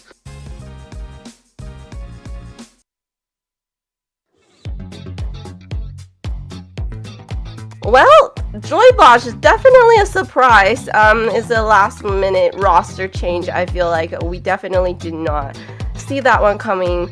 I do like Joy Bosch. I think Joy Bosch has played many great heroes, especially on pickoff heroes. So it's gonna be interesting to see. Now, who is the roam for the Night Horde again? Is it Merlin right now? Yes. Problem child. The problem child. Okay, We're just waiting so to see if you'd get it. these two roams are very interesting to me, and I kind of want to see what they're gonna bring to the table and kind of probably make the games very interesting and spicy. They're both pretty wild childs, honestly. Both of them are problem childs. Baj in his own right, for sure. I mean, I don't want to. I know we've all sounded like, wait, Joy Baj, but maybe it wasn't exactly. I mean, I don't want to like throw everyone off with that, right? Because still, he's a great roamer. He's a veteran, and I think the major thing is Woompy also added a very great dynamic to the team, and we're not losing that quite yet. You know, we heard it in interviews the other day. The talk wasn't about swapping roamers. The talk was about bringing in what they felt like was a prodigy, a kid prodigy, Woompy, into the land of Dawn. So I think we still have to hype up Leviathan for this, going up against Night Horde, who just took a 3-0 sweep earlier on from Vendetta. They were able to win their games last week, but still coming off and a lot to prove here. Definitely a lot to prove. Kronos, what do you think about these two teams? I think when it comes down to these two teams, of course, Leviathan have a chip on their shoulder. If you ask me, they got a point to prove, not just to the others, but to themselves as well. That they still got it in them to try and try and be the best team in North America. Not just that, also Woompy looking to make a statement, right? As a new and up and coming jungler, he wants to put his mark on the map. And what a better way to do it than take a best of 5 against Night Horde. But if you are Night Horde, right, that's another thing. If you are Night Horde, with all these changes, with all these roster swaps, you still want to make a statement saying that you are looking to get this top 1 prize of MCT. Doesn't matter if you're coming through an open qualifier or not. So yes, I think if you are Night Horde, you have a bigger chip on your shoulder because you already lost the Vendetta 3-0. Right, you got swept, and then you swept the Rage Origins. So now what's it gonna be? Are we looking at another sweep? Or are we looking at 5 games? I think we're looking at 5 games. I think I don't know. I'm feeling good again. I feel like for some reason my soul's telling me Leviathan's got this. It is. Leviathan's got this. So yeah, what? Am I playing Peacekeeper again? Like you've got Leviathan, Layla. she's got the Night Horde. Yeah, because she's Canadian. Do you want to put something on it, Layla? Do you want to put something on it? It has to be. $1 on it. No, wait, we're not allowed to gamble. That's not allowed. You got to put the guest coins on it, man. Put a skin on it. If you shave your head, I'll shave my mustache. God damn. That's all. How much faith do you have? How much faith do you have in Night Horde? Oh, that's cruel. Yeah, I know. I'm about to say that's really cruel, Trex. I'm sorry. I mean, first Mr. Fear, now Mr. Shave Your Head. I could get a wig after. She seems willing. She's like, you know what? I have faith that Night Horde's gonna win this. What's the worst that can happen? I shave it off and then I get a wig and I change my hairstyle every day. Yeah. Yeah, true. At least you're a loud and proud Canadian that way. I am a daughter of Northern Vale. Your team I swear to protect. See, I like it. Look at the positives. I'm looking at positives. Leviathan blue side, Night Horde red side, power pick Harley available. So Leviathan needs to go for the Harley first pick, right? There you go. Now Night Horde, Phoveus plus, I don't know. Phoveus plus Lilia. Lilia. I was gonna say Phoveus Lilia or Phobius plus Different perspectives exposed. Uranus, Lilia. Ooh, the Marcel's open. Valentina. Uranus is banned out. You know Suya's code is a third pick. Actually, you know Leo Mord, right? Valentina's not bad. I'm a little about it. I don't know. What do you get, Phobius from Leviathan here? It could, but it's not the best. Is it into the Valentina? I think no Hilda, Khalid. It's gotta get Khalid here. You gotta find some way to bully out this Marcel. Khalid or Hylos has to be picked up. Plus a Zetian maybe, but even that's iffy. I am not the only one. Not a Claw. Okay, yeah, Phobius plus Khalid. Your team Gourd. Okay. Yato on the Gourd. It has been a kind of a comfort pick for him. It's game 1. It's against the Valentina too. Does Night Horde to lock in their jungle right now? Your team is banned. There's their Honestly, jungle. not crazy about that pick into the Gourd and the Phobius. I don't know, maybe. I don't know about the Marcel in the jungle. Just because Marcel's ult can kind of zone out Leomord, too. Like, you wouldn't want Yeah, that's true. Can stop you don't him. want to go into that. Like, you're gonna have to go around. No, like if you have the shield of the Marcel, you're gonna be able to walk in through the. So you just walk, yeah. Through the, yeah, you can. That's You the can? new small. Yeah, you can now. Is that new? Like, new update? No, I think it came out midway With through Marcel. the stage. Yeah, with the Marcel. Yeah. Alright. Yeah. No, but It's kind of like the protection from the throw from Jawhead. Like you can like get a thing and it stops you from getting thrown from Jawhead. Okay. I've been waiting. Okay, now he's just spinning yarn now at this moment. Well, That's a real is Joybot's thing. That's gonna a real take Jawhead? Yeah, I know the Jawhead thing is real, but I mean, I know that forbidden throw thing, but you know, it's the shield that you get. You know what? Forget about it. I'm just saying it's similar to that. Like you get something Yeah, true. that stops you from getting affected by your own team. Okay, Anyways, makes sense. That's what I was. My bad. We're I think I broke these guys. two. We're only in match. We're only in the second best of 5. All right, we're only in the second best of 5. With that question, then these two are like. Granger pick from ISO. Harrods from the side of Night Horde. Last pick needed from Leviathan. They still need a roamer, and they're gonna lock in the Kaja. Okay. Well, none I mean, of them. it's Baji. But this heart We It's saw. Baji. I feel like one of the last picks we've seen from Baj was the Kaja. The gourd is massive here. The gourd really makes it or breaks it for Leviathan. Night Horde definitely have a lot of tools to get these neutral objectives on point. But yeah, if you're Leviathan, the better Yato plays, the better the game goes. Well, I do like the Harith, and we've seen Harith done really, really well in carrying. So we'll see how he does with the team comp that he has. I don't know about the Marcel, because we've seen when Marcel's there, you're missing that nice front line for your back line. So we'll see how that goes. Take us into second series, game 1. All right, well, it's the second series of the night. It's a lower bracket best of 5. Last life on the line. Leviathan facing off against the Night Horde. These are two teams that have both tried to prove themselves. How will they face off in game number 1?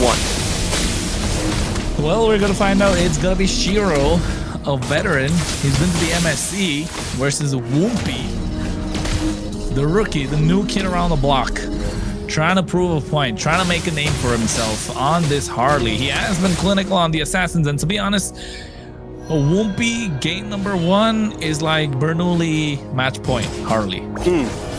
Okay, I like it. Match point Harley, match point Bernoulli. Whoopi has showed up yesterday. Yeah, I mean, he took game 1 in their big match against Vendetta, even though they lost less. But Merlin chasing down Whoopi right now should be okay. But overall, are we going to see that same type of pressure? We haven't seen much between Leviathan and Night Horde, and I'm excited to see how they really go toe-to-toe against each other. I think that is going to be one of the points to look at, right? How much pressure can they apply on Whoopi?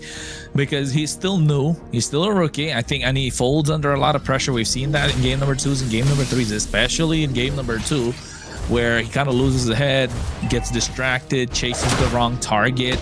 Rookie mistakes, to be honest. But Night Horde, oh, they gotta lock the base crystal, right? That's the one thing they don't do well. They don't lock in the base. I think they've learned their lesson from facing Vendetta, and now they're a little more they're a little more how do I say, streamlined in their thought process when it comes to trying to finish games.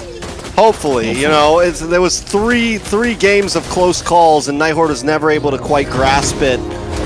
Leviathan did take a game off of Vendetta earlier, so in that book, at least they are doing a little bit better. A little bit of action, though, down to the pit. Steed does come out, but look at the Magic Gush, able to lock onto RR. RR goes down. Bethlehem now with the pursuit onto 2, but taking a lot of damage himself.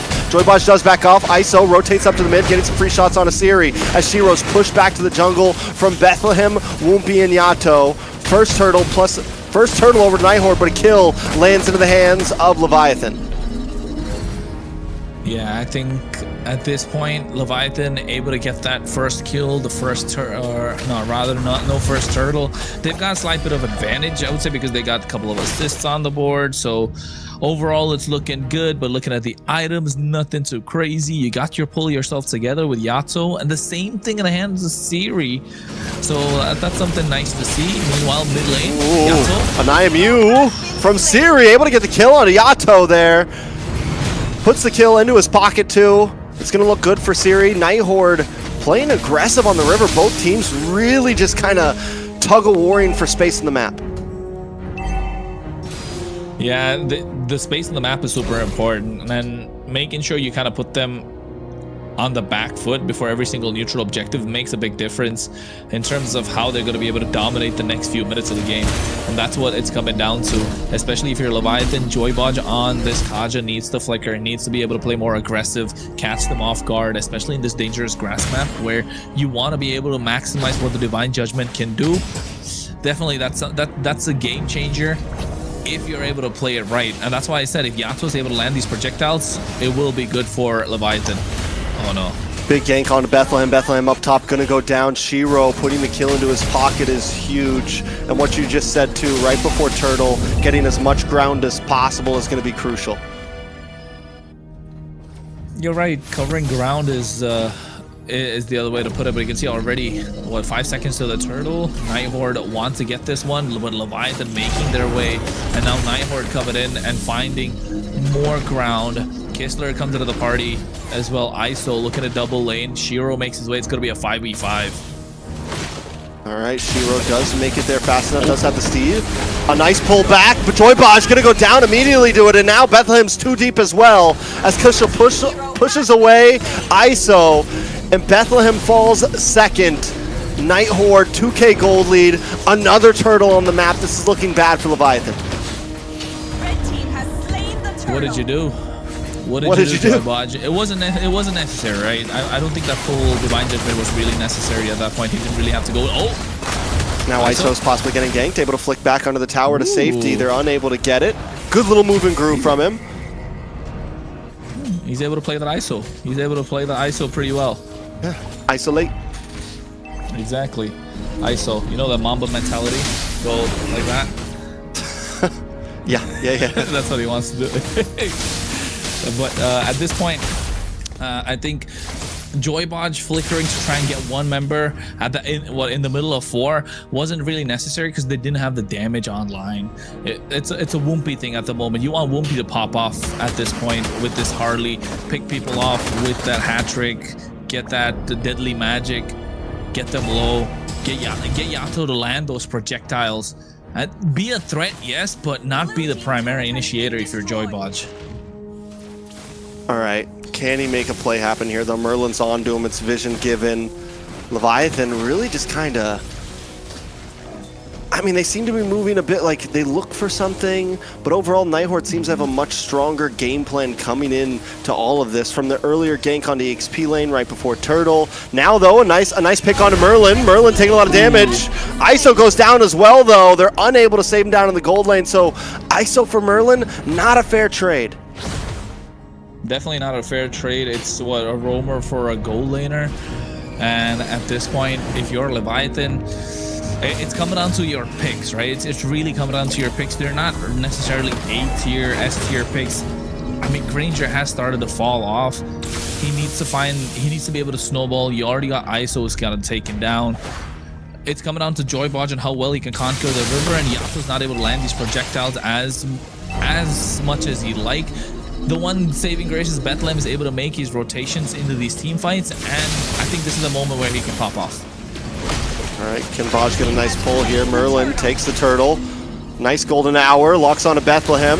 Joybodge gets pushed back to big shifting skies. Baj down as RR dashes in and puts some stamps down onto Bethlehem as well. Yato forced to flicker back, and Night Horde just continues to press in as Leviathan can do nothing against it. Yeah, Leviathan can't really do anything against it just because of the fact that the composition of Night Horde is so aggressive, and Leviathan have a kiting composition, but every time Kistler's on fire. He's 1-0-3. We're only 7.5 minutes in, and mid-tier 3's going down. All the tier 3's off the map. And we're looking at what? A quick game. Don't want to jinx it. Let's take a look. 8 minutes in. Tier 3s are all gone. Tier 2s are already hacked away on the top side and the bot side as well. Mid lane's gonna fall down quite easily if they apply the pressure on the sides. You have a dominating side laner in the hands of Kistler with this Herod, and you know he's gonna be oppressive in terms of what they provide. Already looking at his items, he's got the Starlium Sight, he's got the Feather of Heaven, so he's definitely online compared to what ISO can do. He's got the Sky Piercer, but no stacks on it yet. Genius one acquired for Woompy. Nice use, a nice pickup of the Dominance Ice at the right time as well. I think it's starting to look good for Leviathan, but they're slightly behind. Ooh, Yato goes down as well. Another big Zamon's Force. And no kill. RR able to take out Bethlehem. RR gets away, even though he takes a faceful down. Oh, ISO at least finds one with a quick dash in to help staunch the bleeding once again. But the gold lead's still sitting close to 5K right now. Leviathan need to back off, and you got to back off a lot because the way the Night Horde's diving right now, even just kind of like playing the distance is dangerous. I mean, yeah, the playing the distance is dangerous. Leviathan do have that slight bit of range. ISO able to get that first kill. She got that 10 stacks on the Sky Piercer. I think just another kill in the hands of ISO, and you can see Night Horde starting to put the brakes a little bit. Think before they dive in, because so far they haven't really. They've just been diving. Ooh. Nice Divine Retribution paired up with a Magic Gush plus the Destinata. Two members go down as Night Horde try to respond. Shifting Skies comes in. The Stomp's down, but Joybodge is still up and standing, able to get away with a sliver of health. But Bethlehem's brought back into the Zamon's Force and taken out Shiro. 5-0-3. And even though they lose two members, Night Horde still push Leviathan back to base. It's double the kills, right, for the side of Night Horde. They've got about close to a 5K goal lead, and that's plenty in this current meta. 5K is enough to try and close the gap, close the game down. Not just that, they've got 5K goal lead, but look at the side of Night Horde.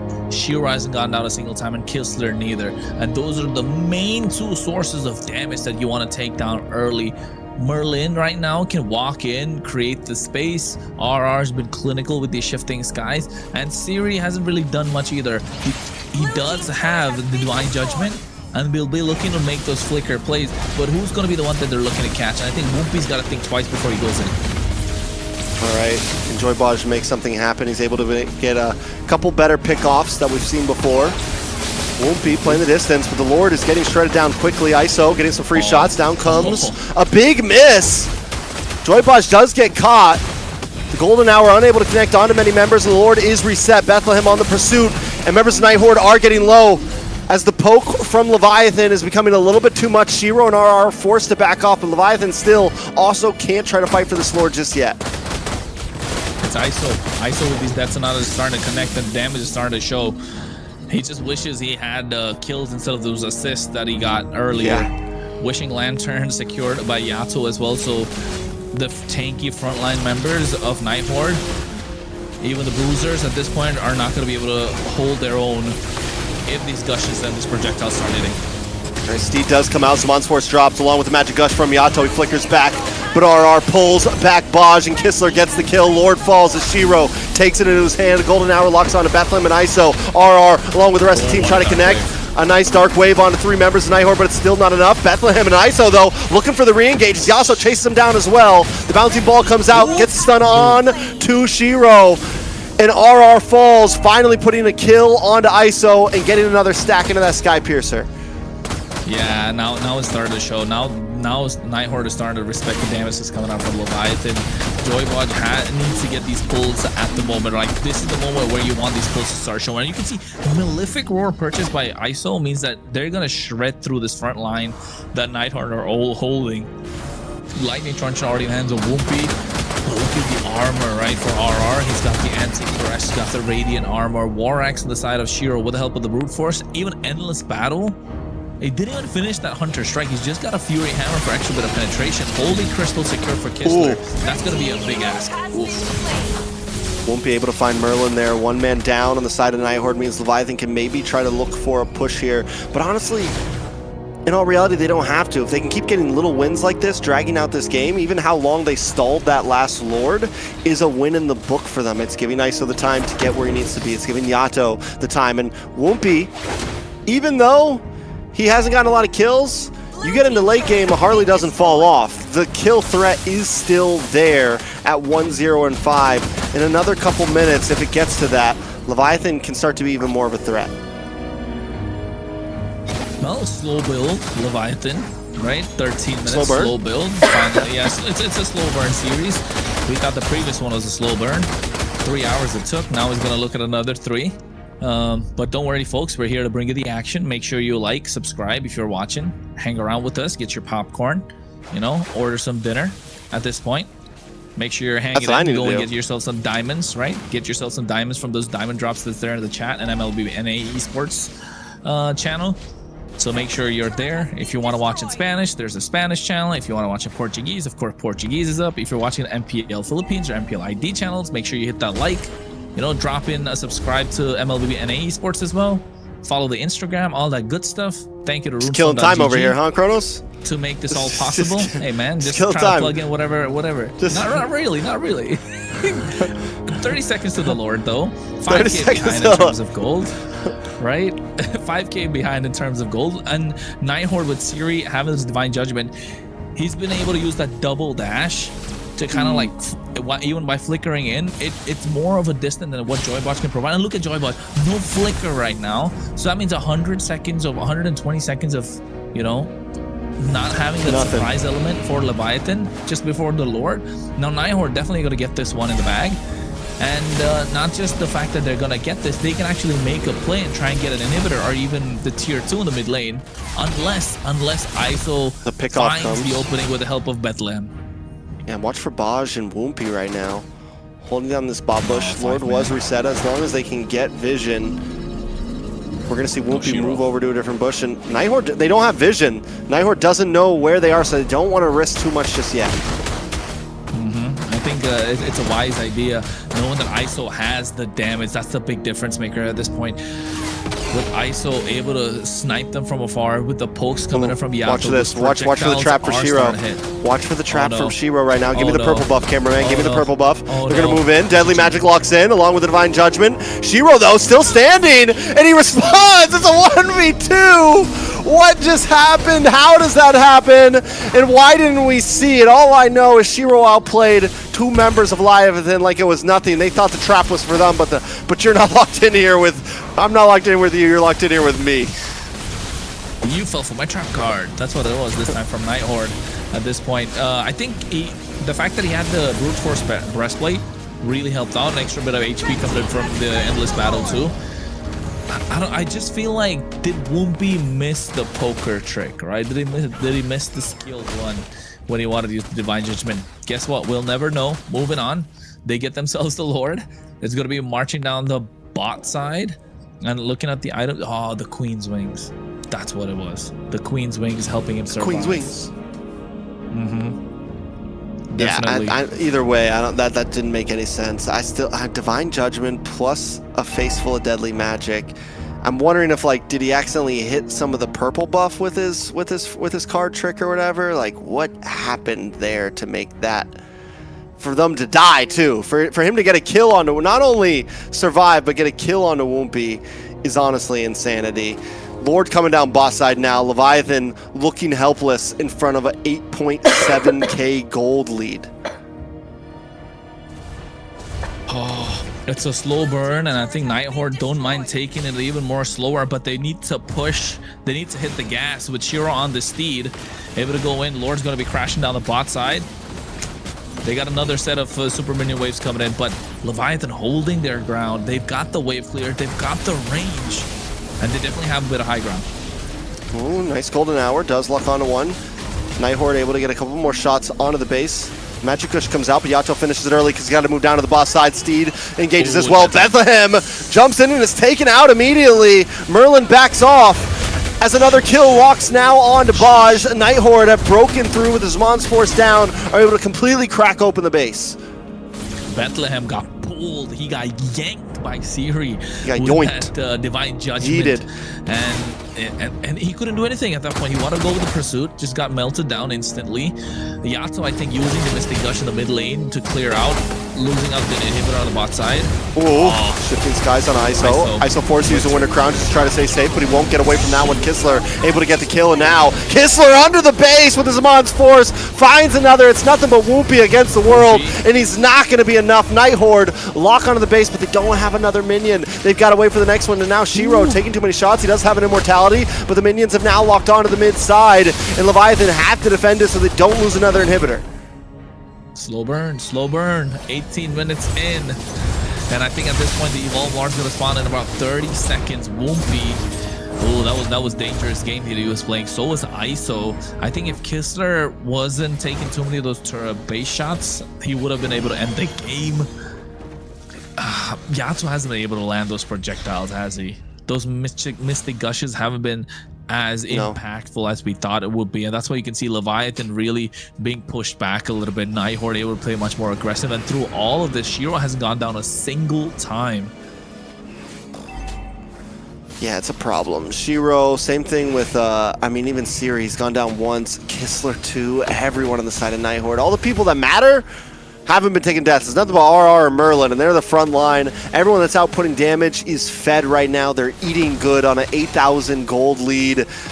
I don't even think Leviathan can contest for this. Merlin's doing a great job of zoning them away. Knockup does land from the Lord onto Shiro. Yato throws out a magic ball, but still not enough. A nice golden hour just to buy a little bit more time, and that secures the Lord for the Night Horde, but they're not done just yet. They try to get a little bit of a push in. They back off. Baj with the flicker connects onto no one. Finally does find Siri.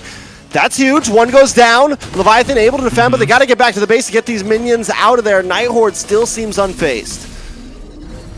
Yeah, I mean, Night Horde do lose an important member, right? That's a key point for Leviathan to look into. They have some sort of advantage through that. The bot side waves are pushing in. They're not really forcing the clear. The Lord's going to come down the bot side, so making sure the Lord comes in earlier, so they're able to get the clear, not giving enough time for Night Horde to recuperate and come up with a game plan, because Siri's not there for another 20 seconds, and 20 seconds is plenty of time to melt down the Lord. But Shiro has been the aggressor. He has been clinical on this Leomord, and he knows, given the right time, the right position, when he gets into these fights, he can 1v5 the entirety of Leviathan, and that's what he'll be looking to do right now with the help of Merlin, and also that big shifting skies coming through from RR. All right, so Leviathan on the defense, Lord walking down the mid, ISO and Bethlehem along with Yato are shredding it down, and Night Horde didn't get the wave synced up very well. Are they going to be able to get a lot out of this? No Lord on the map now. Minions crash down the mid side. Merlin able to come in with a nice golden hour. Locks onto one. Shiro with the steed, able to get a nice poke onto Bethlehem as well, but ISO keeping the distance, and Baj goes down. RR dashes in, but needs to back off quick. The deadly magic isn't enough to take him out, and Kistler, once again with his Mons Force, snipes out Yato, and Night Horde collapse, but wait, ISO still standing. A nice winner crown from no. Siri, but it's not enough to keep him alive. ISO dashes in. Another man down. Whoopi and Kistler. Last one standing. Shiro with a winner crown. It's not enough. Minions are on the base zone. A beautiful Maniac from Whoopi. We didn't even see it coming, did we? We didn't even see it coming, the Maniac. It looked like it was all, it was spread through. It looked like it was all ISO almost. Yeah, it looked like it was completely ISO with all the damage that he was putting out. But Whoopi, Maniac on this Harley. Oh, and Shiro looked like he was able to get them, but the Winter Crown, the Immortality got popped. Winter Crown came through. Could have tried to go for an outplay. Unfortunately, just didn't have the toolkit to try and make that happen. And what looked like a dire and difficult game for Leviathan now being cut back in half, because look at the gold deficit. It was what, 5k at 5.5k, now down to about 2.5. Now it's a game. $2.5 grand, and now it's maxed out items. It's 67k gold out of nowhere. We got to 21 minutes. It doesn't even feel like we've been here that long, but I think all the plugins got us there. In all honesty, you know. Now Lord down to about half health. Night Horde looking for an angle in. I mentioned it before, the Harley doesn't fall off late game. We just saw the proof on that. The proof is in the pudding. The guy just got a Maniac. Won't be the prodigy, the kid, the Wonder Boy, sitting here trying to take the game back when the OGs couldn't quite do it. Whoopity doop. That's what he wants to put Night Horde. He wants to give us the whoopity scoop of the night. Whoopity scoop. Scoopity doop. Yeah. That's what he's looking to give us tonight. Really good. They like with the way that he wounds. The Maniac coming through. But the key factor being right now, Yato is able to land these projectiles. What he was struggling to do earlier, I just saw him land like 3 in a row, but Merlin, those golden hours have been hitting. The Woombaj combo. Woombaj combo. Deadly Magic. Siri, gone. One man down. Wait, Immortality does pop. It's not quite enough. Reset. Oh. It does. But look at the top side. Look at the top side with Shiro trying to get a clear 617 on the KDA. I think ISO is the one that needs to play protect, right? Leviathan are doing the best that they can to protect ISO as much as possible. Merlin, these golden hours that I was talking about are landing, but every time he does, RR goes for the play with the shifting skies and never connects. Never connects. So what do they do? They need to find. I mean, honestly, Night Horde can just play map. Lower's pushing, mid's pushing. They have the advantage on top side. They can take their time on this Lord, right? They don't need to rush it too much. Leviathan is the one really on the clock here. The Immortality at this point could be coming back up for Siri soon. Siri just got the winner crown. Merlin's got an Immortality. Won't be on the boss side, trying to clear waves. It's a standoff right now. Yeah, it's a dance. It's a dance, all right. It's a standoff. Who's going to be the first one to pull out? Who's going to be the first one to pull the trigger? We saw already Clint every time we try and get into the Land of Dawn. I'm wondering what will be for the grand finals between, North versus South. Who's going to be showing? Trigger goes now. Once they see Woompy on top side, they start to make a move over the pit. Shiro doesn't fully commit. Maybe they're going to go for, maybe they're waiting for Woompy here, looking for a possible play. Oh, Joy walk into that one. Wait a second. Does Woompy go for this? Kistler. Ooh. No, he comes down. He flickered. He's going to get stunned up, though. Woompy is cooked. Gone. Golden Hour forces out the flicker from ISO and Yato. Baj forces back off as well. Bethlehem walks into 4. A lot of damage does lock onto Merlin. A Magic Gush is beautiful. Is it enough, though? Immortality pops onto Merlin. And Baj, Immortality pops as well as RR. Holds down the front line. Winter Crown comes out from ISO. And ISO dashes back. Immortality pops as well, but it's just too much. He's got no time. Bethlehem now trying to save face. Trying to do something as Immortality as well. But they don't got to chase him. A wave of minions is coming down the mid. And Yato has to defend. The Magic Gush comes out. Can he clear the minions in time? One cannon left standing, but it's not enough today. Game 1 goes over to the Night Horde. Oh, ISO tried to go for the big quick buy and sell. Did you see that? Did he catch that? He got the potion instead. He got the potion instead instead of selling the items and buying the next one. I don't think he had it immediately. So that was a play he could have looked to make, but the pressure, right? Joy Botch got them, but Siri was waiting. Siri knew he's going to be the target, waiting at the right time, and Woompy, I don't want to say it, man. I don't want to say what I want to say, but I'll tell you the fact that he was caught off guard with what Merlin and Shiro were bringing in, right? Just using the hat trick, walks in, gets caught in the stun, and that definitely hurt the chances that Leviathan had in this game that they built up towards the late game. 25-minute game number 1, 16-22 kill score. Night Horde getting the first dub, Layla. Yes, just as I planned. No, I'm kidding. Great game. Yes, there was like a really long standoff moment, but you know, they were able to still pull through it and win this game. I do still want to say Whoopi did a lot for his team, you know, with that maniac of being able to really pick up those kills was great. Unfortunately, somehow, you know, they still fell off at the end. They were trying to get back and they kind of was able to catch up on the goal diff, but then in the end it's just went over to the Night Horde again. Yeah, I mean, I think at the end there, the map won Night Horde the game. They were willing to slow play that Lord. Whoopi has to go up to top side to clear, and then the trap is laid in waiting. Once Whoopi goes down, there's nothing Leviathan can do. Night Horde didn't even have to try to force that fight there. They get Whoopi. They could have honestly just went for Lord, but knowing they have the advantage at that point, they can just max it out. And Whoopi, as we saw earlier, was kind of the saving grace of the team, able to get a maniac, able to output a lot of damage. So Leviathan definitely need to collect themselves and how they're going to approach this next match. I think Leviathan did like mistakes more than know Night Horde capitalizing. It was just mistakes from Leviathan. Bethlehem getting caught off guard, Bodge just not able to get the right pickoffs, Whoopi just getting picked off at the wrong times. You know, individually, of course, they all made mistakes, but Night Horde were quick to capitalize, and that's what makes them a great team, right? That's why they're one of the top dogs right now in MCT AMER North. And yes, it takes one fight to turn things around, and Night Horde are aware of that more than ever. So waiting for the right opportunity to find the right moment. And RR with those shifting skies, right? That important thing, but every time he tried to go for it, the golden hour was used, so everyone's kind of frozen in place before he can get them, collect them all together. And I thought this is the maniac moment, isn't it? Oh yeah, this is, and well, no, it's a little bit after this. Wait, never mind. No, I think this is first push. No, this is where it comes in. It's nothing but Whoopi. Nope, this is. I don't even know. There were so many moments. This is defense. I think after this. It was after this. It was the one after this.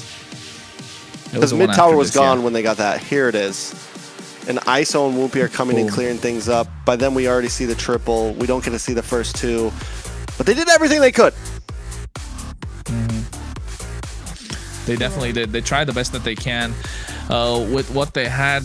I think the lineup that they built for themselves to go into this game with what they've equipped themselves, it just felt like they were willing to absorb a lot of pressure in the early game with the Granger, with the Gord, with the Phobius, you know, with the Kaja, into the Marcel, who wants to play so aggressive with the help of the Valentina as well, the Leomord. Yeah, you're not really allowing your team to shine. And speaking of Leomord, MVP. Was there even a doubt, Layla? Shiro aura farming. You know, from the 100%. Interview we had from him last week, I can see that, or is it last week? Anyways, he's definitely the one that likes to aura farm, and he definitely did it with this Leomord. So dangerous, so much damage. He comes in and, you know, your whole team is kind of just scattering because you don't want to get caught underneath that horse. Honestly, Shiro in general has just felt like even though right now Night Horde looking at a third, second, first place finish, you know, they've made it top 4. Shiro in general has just felt like an underrated jungler. He's never been one to like hyperly be in the topic of top, you know, of like number 1. But the fact that he's made it this far speaks volumes for himself. The fact that he could be taking down Leviathan tonight, and if he goes on to take down Vendetta, have we had our wires crossed this whole time, you know? Yeah, I think I mean, I don't know. I think you have had your wires crossed the entire time, Trex. Layla might be the one who had it right. I'm just here. I'm just a spectator at this point. I'm the one enjoying this from a neutral perspective. Unbiased caster is what they call me. But in this Mr. series, Unbiased. Definitely. Captain Unbiased. I just want to. I don't know about that. I just want to see some great MLBB, right? And we could see that, although at this point of the competition, with this point of the playoffs, you want to see them making fewer mistakes, and that's something we haven't seen from both these teams so far. And that's kind of like the difference between them versus Alpha7 or them versus the Vendetta, where they make fewer mistakes going in. And in this game, yes, Night Horde got the win, but it was very messy. Very messy. Very messy. Of making those mistakes Very bad. those very important mistakes that have been made. What do you think would be the main reason for those mistakes? Is it a team communication, coordination, MS? I don't know. I think game one, a lot of it came down. Baj made some mistakes in the beginning, kind of jumping a little bit too deep. We saw it, I think, in first or second turtle where he did that flicker into 4 for Divine Judgment, immediately got melted. There was just a few things where the front line didn't hold strong. Same thing with Bethlehem. Bethlehem got picked off early game gank, and then from there on, it's like he just kept getting taken out. Once they lose their front line, when you have a composition like that, and especially you have a Kaja who's not really like a tank, he's a support tank in a sense. You know, he's a support roam. He's a little bit bulkier than something like a healer, like an Estes or something, but still, he's not exactly holding down the front line. You know, Yato and ISO just have no space to play. Woompy has no space to play. So once that front line crumbles in the first few minutes, they're just playing from behind so much throughout that series. So what I'm saying is more of a draft problem. Yeah, that's what I'm saying. I don't think it was a draft problem. I think it was, well, yeah. I think the Kaja may have been a bad pick, but their execution could have been better too. Yes, that's what, like, they're willing to absorb a lot of pressure in the early game, which they did. They dragged it out to a super late game, but then like when the Kaja needs to pop off, the execution just wasn't there, right? That's what Leviathan were struggling with, especially Joybodge. And if that happens again in this game, are we saying, you know, are we missing promise all of a sudden? Yeah. Are we missing? I might already be missing promise. I'm sorry, Baj. Baj, you know I love you, but get it together. Well, Baj does play pick-off heroes, and I would think that he would do well with a Kaja hero as well. But I don't think I see him play Kaja that much. Yeah, he's a joy. Jawhead, Cho. The Jawhead is he can play lots of things. He can play lots of things. You know, it's not like he's just. Those are like his like people know him for his Cho, right? People know him for things, but he can play plenty. That's not a problem. You know, it's not like he's only ever played Cho and Jawhead, and that's been his life. They are gonna prio this Claude up front. Can we just talk about the advancement of the meta, man? It used to be Basha was prioed completely. He's not even on the ban list or first pick list. Fredrin, no one's stressing it. We haven't seen one all 5 games last time. In 6 games, we haven't seen one pop up. Overall, just how the ban phase has changed a lot is quite interesting. Does that have to do with the update, or did they get nerfed or adjusted? No, I think just the meta has evolved as the tournament goes in. People start realizing what are the priority picks, especially given that it's global ban. You understand which picks are more valuable, like the Claude. It's always seen whenever it's available. It's always picked up. Right, never left through. Eason Shin being picked up. This is, I feel like, a gold lane Eason Shin. Eve is such a solid pick, but into the Claude, they're playing a risk. It's a risky game that Night Horde are playing, but I think at the moment, you know, those guest coins are paying off. You put your guest coins on Night Horde?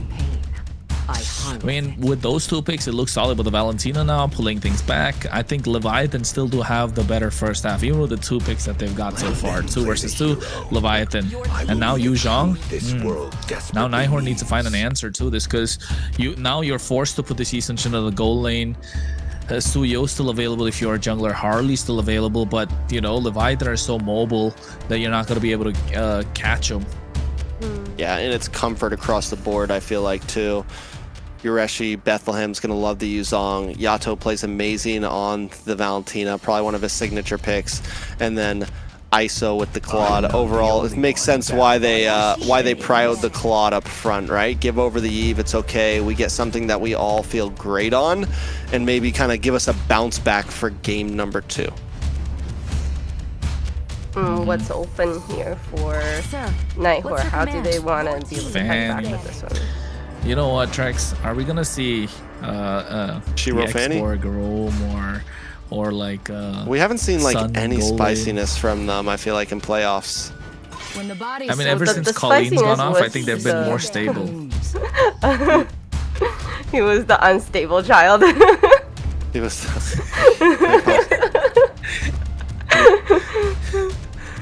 No, we got a problem child. I don't know about the other one. Yeah. That's why you see the Benedetta's taken off already. They're kind of reading into it. We don't want to see no Benedetta jungle or Benedetta roam. Fanny ban from the side of Night Horde. Jungle, right? Another jungle. Perspectives expose the same Marcel. Okay. Not a bad ban. Not a bad ban. That was a really late Leviathan ban. didn't want to prio it. I feel like they weren't even gonna pick him. I mean, depending. It all depends on what Night Horde ends up picking here. It wouldn't be horrible. They have a decent front line with the YZ. But I do think, yeah, give Bosch something. Give him a Grok. Give him something aggressive. That's also tanky, you know? Kalea, man. Would the Grok be better on Night Horde, though? On the what? On Night Horde team? No. Or Grok? I mean, yeah, but like the Until they know what the jungler is. Big tech charge.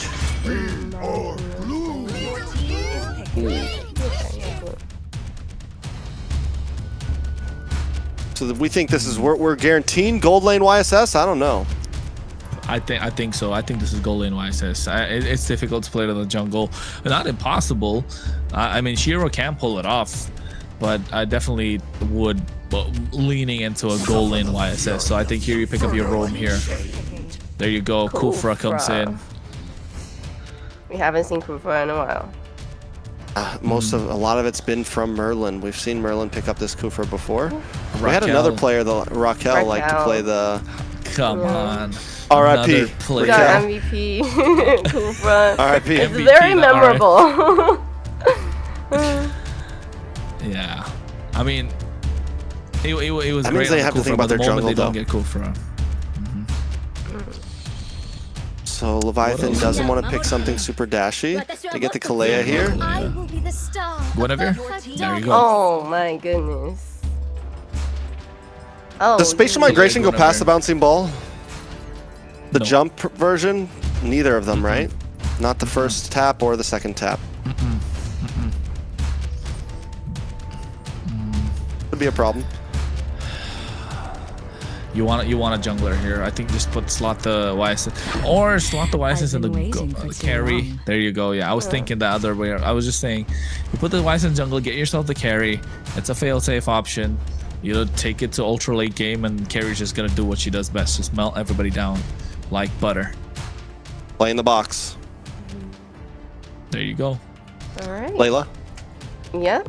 Layla. We have dangerous grass. What does that do with this team composition, right? Because you have Kufra in the grass that's just gonna jump out at you. But I feel like, you know, at least Claude is very slippery, so he should be fine. I mean, if you ask me, I think in the dangerous grass map, of course, Kufra does do well, but at the same time, so does the Guinevere, so does the Kalea. If you're looking at the dangerous grass alone, Leviathan definitely have more options to make plays. The Furious Staff Petrify combo from Bethlehem. So Night Horde really need to watch out, maximize what they can do with this Eastern Shin, and Merlin definitely needs to be looking to catch people by surprise. Well, the Night Horde leads 1-0 right now in this best of 5. Can Leviathan tie things up? The drafts are set. The heroes are picked. We're jumping into the land of the dawn. Me and Kronos. What do we got to look at? We're going to look at how Woompy's going to be able to hit those spatial migrations, get into the jungle in the face of Shiro. I think that's going to be the key point here. And also get those wombo combos going. You want to see the Joy Woompy special, right? Joy Womp combo with that tsunami slam into the Wild Requiem. That's what we want to see. The Wombash. There you go. That's what it was. The Wombash combo.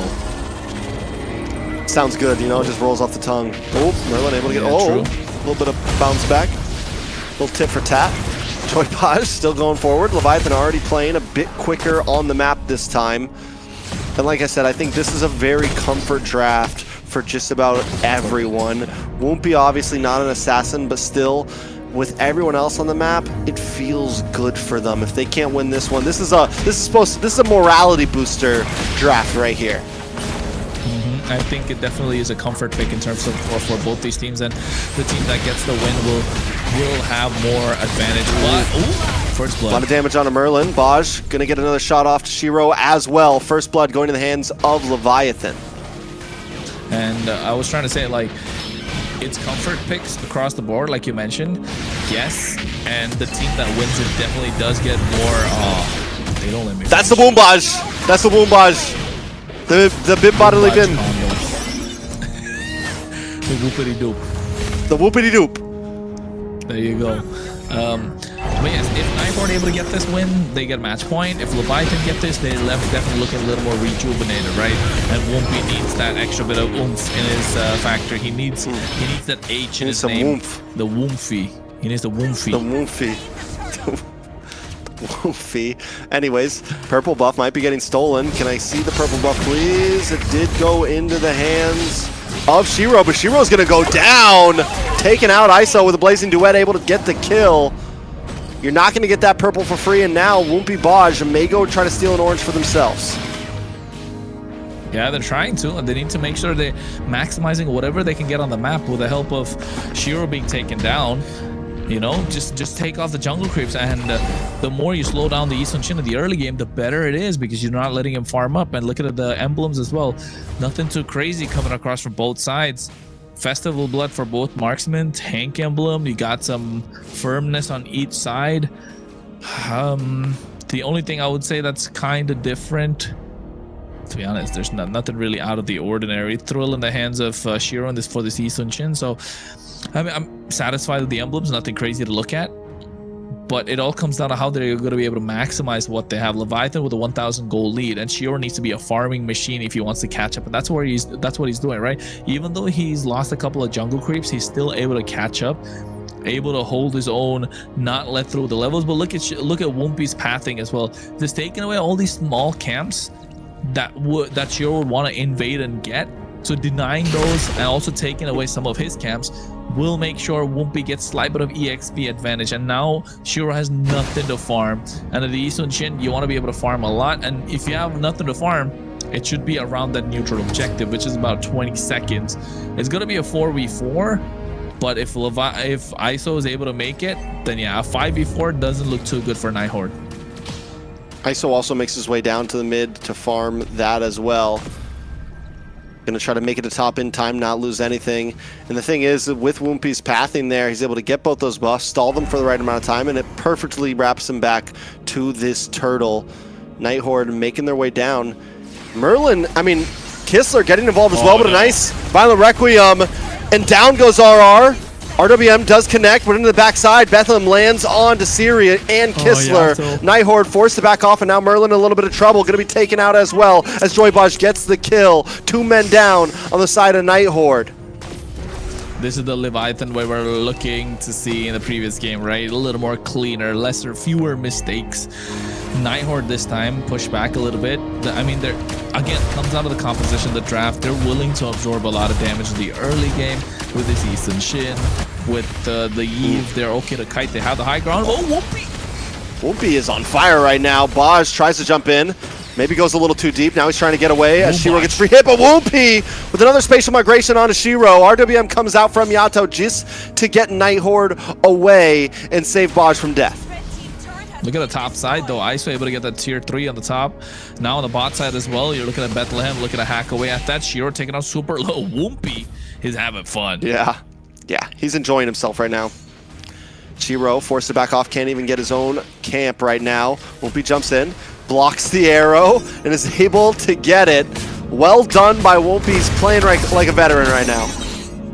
Yeah, he definitely is. And I think it all comes credit to Joybaj as well, right? Able to create the space for him, able to allow him, or at least show the light, lead the way, saying, hey, it won't be, there's something over here, you can try and make these plays, and that gives more confidence to the rookie. And now all of a sudden, it's a rookie with confidence feels like he can conquer the world, right? That's what he is. He's fresh out the block. He wants to prove a point. New pair, yeah, fresh out new the pair, block. new pair of Jordans. Yeah, new pair of J's. What are those? What are those? Yeah. Anyways, the way that he's been playing. Those spatial migrations, he's got a spring in his step. He's dunking. Night Horde though, 5K, exactly. Yeah. He's going toe to toe with the pursuit right now. He's got air. Well, he's the Spurs at the moment. I don't know.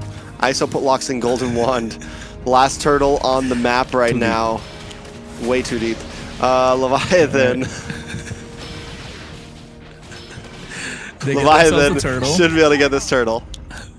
5K goal lead as well, and look at how they've conquered the map a little bit. It's a little more blue. They're playing towards the bot side. They're letting ISO play his game, giving him all the room that he needs. Not just Joybaj, Whoopi as well. And this combo, the Woombaj combo, might just be better than Promise. You know, I don't know. I don't miss Promise so much anymore. I mean, it's game 2. Let's not get carried away just yet. Baj, yeah, maybe Baj just needed to rev up. He needs some oil in the engine. You know, he had to get going. Because game 1, I was concerned. I was very concerned. I thought we were about to look 3-0 in the face from Night Horde here. Wasn't completely against it. It's going to be a long night, but Leviathan now coming back to even the playing field with a 6,000 gold lead. They got to crack this mid-tier though, especially if they can do that before Lord. It's huge. If they can't, it's not the end of the world, but still helpful. Yeah, it definitely isn't, right? And I think that's gonna be a massive way on how they're gonna be able to look to conquer a little bit more of the map. If you're Night Horde, though, on the other hand, Merlin's not been able to land those time of revenge and rages, right? Those jumps, those surprise catches, especially in the dangerous grass. I mean, this is where the Kufa really shines, and not showing that just hinders whatever chance that Night Horde has. Although a big clap can definitely turn the tides. We talk about ISO just pushing Merlin and Kistler away right there. Back in the mid side though, Yato does get the IMU for the RWM. Just wait and see that. Whoopi clears bottom. And Leviathan just playing the map right now as they wait for this Lord to come in. Night Horde haven't been able to even touch the river for the past 45 seconds. 45 seconds. It feels a little bit longer than that. Lord is coming. Oh, Joybaj gets a knockup on Whoopi. Baj able to get the Tsunami Slam as well. RWM comes down from Siri.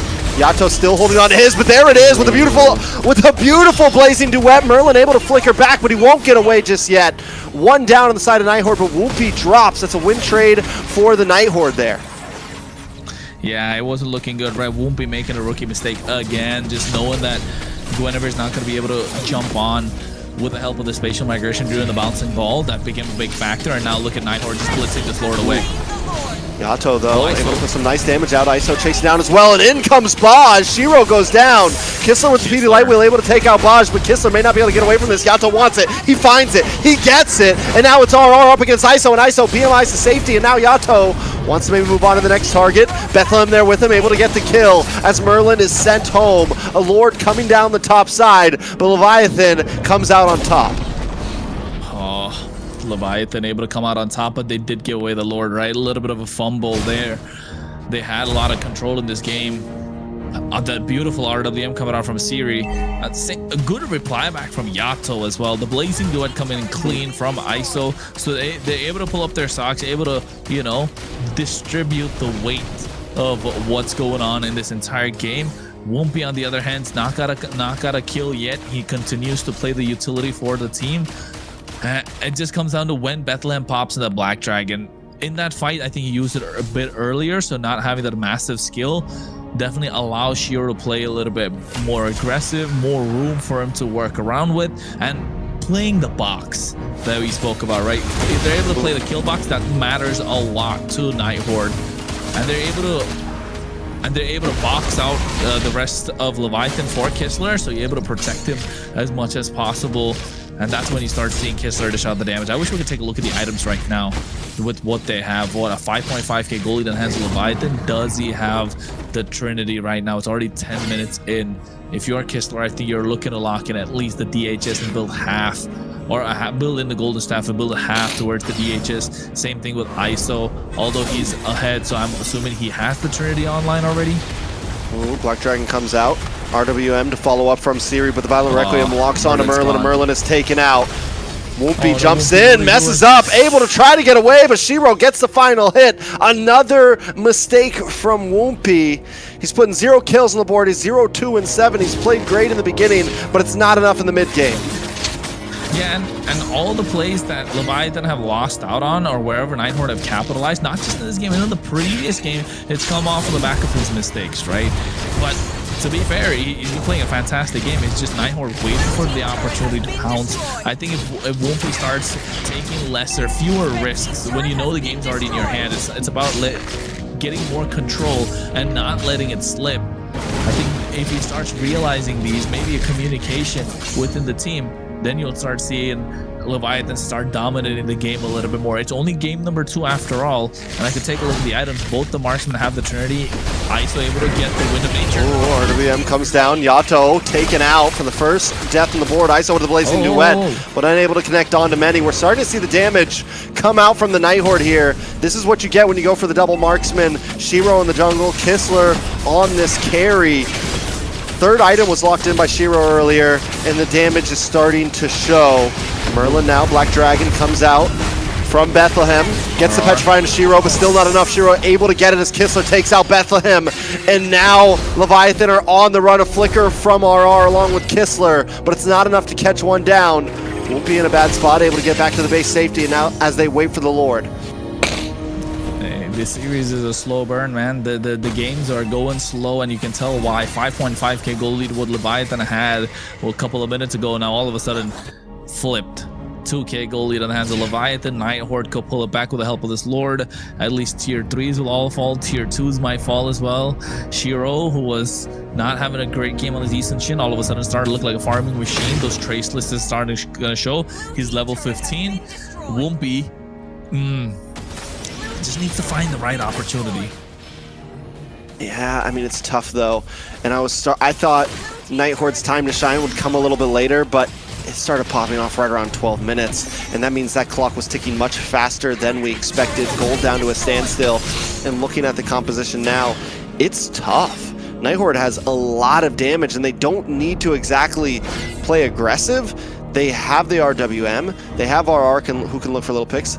They can essentially just kind of respond, and I think Leviathan needs to think about that, and they can't just exactly be the divers here. They need to kind of go toe-to-toe and wait for someone to slip first. Baj flickers in, wastes the flicker, unable to get the connect onto RR there. Tsunami Slam does finally connect, but nobody's there to back him up. A big whiff, and then he's caught up by the RWM. Joy Baj goes down.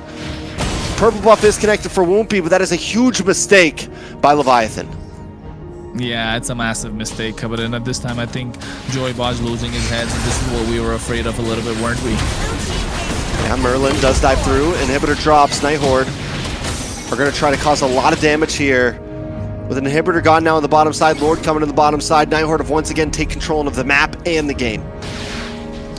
They've taken control of every single thing, and for the first time in a very long time, they've got a goal lead. And Trex, what feels like a 20-minute game at this point is only 14 minutes and 30 seconds in. Right? It's slow, it's calculated from Night Horde. They understand their power spikes. They are waiting for Leviathan to overcommit, get overzealous, overheat, and they're able to pounce back. And it's been shown, because look at the damage dealt. Kistler is up on the charts. ISO is there, so the marksmen are starting to show at this point. Siri was next and sure to follow. Yeah, Night Horde have the damage output. They definitely have the front line with the help of RR. This Phoveus is going to be able to tank quite a lot of damage. And the side of Leviathan don't have much of a shred apart from ISO, who needs to go in with the BMI Blazing Duet, right? The moment he goes with the BMI Blazing Duet, I think the rest are just gonna have a good time. So for that to happen, RR needs to be shredded down first, and that's the idea that Leviathan needs to go with. So Woompy needs to be careful on his timings for these spatial migrations, and for the lack of a better word, right? Leviathan haven't been able to get control of this game in its entirety past the 10th minute. All right, a lot of damage comes down. Black Dragon comes out, but Shiro still able to get the Lord of Blazing Duet from ISO to the backside. Pestilfly does let down. Kistler, though, able to find Bethlehem, and now Leviathan on the run. 3 members down once again. A double kill into the hands of Shiro. Woompy looks to dash in, looking for any type of play, but nothing is there. I mean, at the moment there is nothing, because every single play that is made kind of it's gone, right? The opportunity to make these plays have gone, and now Night Horde have found their footing. They've got their feet on the rungs of the ladder, and they're climbing super hard to make sure Leviathan don't get that comeback. They want to get to the top of the mountain, and this is how they do it. This should be a wrap. It's 3 seconds for Bethlehem, but they're already locked onto the base, and a wave has connected. Night Horde just have to lock on, and end game number 2. Game number 2 in the bag of Night Horde. It is match point for them right now in this best of 5. And what looked like a whoopity-doop game didn't turn out to be so. Well, the Night Horde was able to lock onto the base and win that second. I'm never gonna let it go. Never. But they were able to win that second match of the series. Great play. I was starting to think, the Night Horde, in the beginning they weren't doing so hot and what's gonna happen, but at late game, once the marksmen came online, they were really moving together as a unit. They fought together, and the way that they just disengage as well, It's a lot. It's definitely a lot. I mean, at this point, looking at it, Leviathan had a huge lead. They lose it all. They didn't push the envelope, and when you're up against something like a carry, something like a YSS that doesn't have a fall-off point, it's just going to get stronger and stronger and stronger. The clock is ticking. Sadly, Night Horde came online around 12 minutes instead of 15 or 16. Even with a 5k gold deficit, they were able to lock in. And once that third item came in for Shiro, we saw it. Once Kistler got the Trinity in, we saw it, and Leviathan just couldn't do anything about it. Every time Bethlehem tried to go in and Black Dragon get a big Petrify, he would bite the bullet for it. Same thing with Joybaj. And that, back to Joybaj, I'm sure we might see it, possibly one of the highlights, that one big miss-up using the flicker into the mid-bush in the river to not connect onto anyone and then also go down for it is something that would haunt me in my dreams.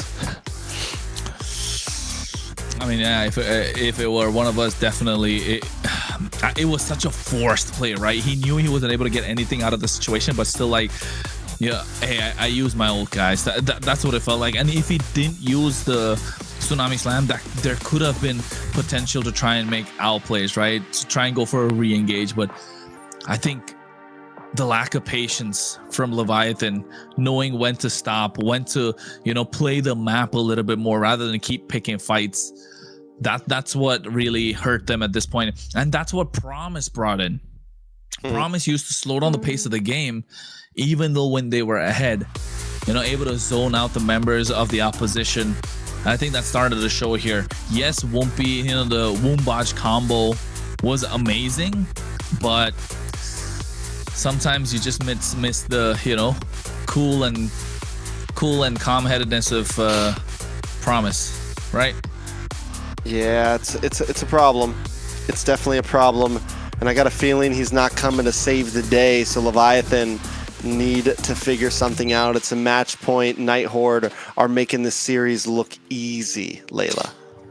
Well, you know, the Night Horde coming into this tournament as from qualifiers, you know, they had to fight through so many teams to get where they are. So I can see that they definitely have it together. Now for Leviathan, you know, we know that they are great players on their own. And, you know, with Wumpy, we have this new kid on the block, and it seems like, is that what they're missing, the jungler for this team to kind of bring this whole team together and work? I mean, I don't think any of the blame goes to Wumpy at all, but who we can praise right now is gotta be Series 0, 0, and 9, and even though we didn't put any big kills on the map, those RWMs were definitely official. It was something that was able to buy time for Shiro to come in and get those last minute kills, create space. In the game, once the game started to turn around, most of it was caused by a very clean RWM from Siri. Yeah, it provided structure, right, to the entire composition. That's what the lineup, that's what the RWM and that's what this Eve provided for Night Horde. Yes, they were behind for most of the game, but there was always a game plan. Like, I got the RWM. When he drops it down, that's when these team fights were starting to take place for Night Horde, when they wanted to be the aggressors, when they wanted to try and take initiative into these team fights. And you could see it, that definitely amplified the chances of the Night Horde to take this entire game. So now Night Horde are a match point. What would you do if you're Leviathan, Layla? Go find Promise. Oh no, we can't say that. No, there's still a chance for a reverse sweep to happen still, right? Leviathan has a great team with these really veteran players, the players that have seen, you know, great get into really far into championships. So what is missing for them though? What is missing for them? I think make less mistakes. Make less mistakes. I'm honestly not in the boat of, like, I'm not going to sugarcoat it. It's not a draft issue exactly. Even game one, the draft was doable. Maybe it wasn't the greatest, but it was doable. There was execution that needed to happen. And right now, what's happening for Leviathan is in-game issues, you know, making mistakes. And whether that's a comms thing, we'll never know. Whether it's, you know, whatever it is. But the result of it is they're just not playing as good as they should. You know, I think that's just the reality. Most of the big mess ups there were from one or two players kind of either going too deep, making a mistake, you know, things like that. Yep. Well, is there so make less mistakes, Leviathan. Play better. No. Keep it simple. Keep it simple. Very simple. That's what about the Night Horde? Keep doing what you're doing. You're playing the patient game. You're waiting for them to slip up. Yeah, they're literally, that's what they've been doing. They've just been waiting for Leviathan to slip up, because Leviathan have got the early game. Leviathan got the advantage. You know, even in the game number one, they had a little bit of control in the first few minutes, and then Botch flickers, and then all of a sudden the threat of that divine judgment is not present.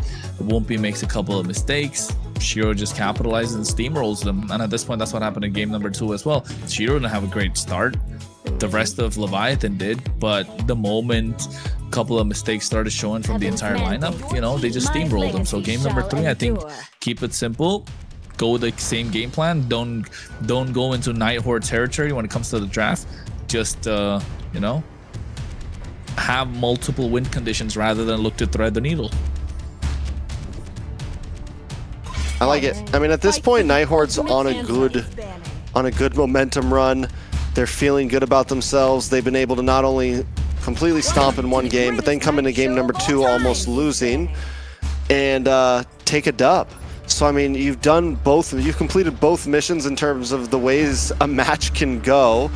So yeah, you just do what you need to do. You get your third game in here, and at least you're maybe not too burnt out for the next series. I think at this point you go all in as Night Horde.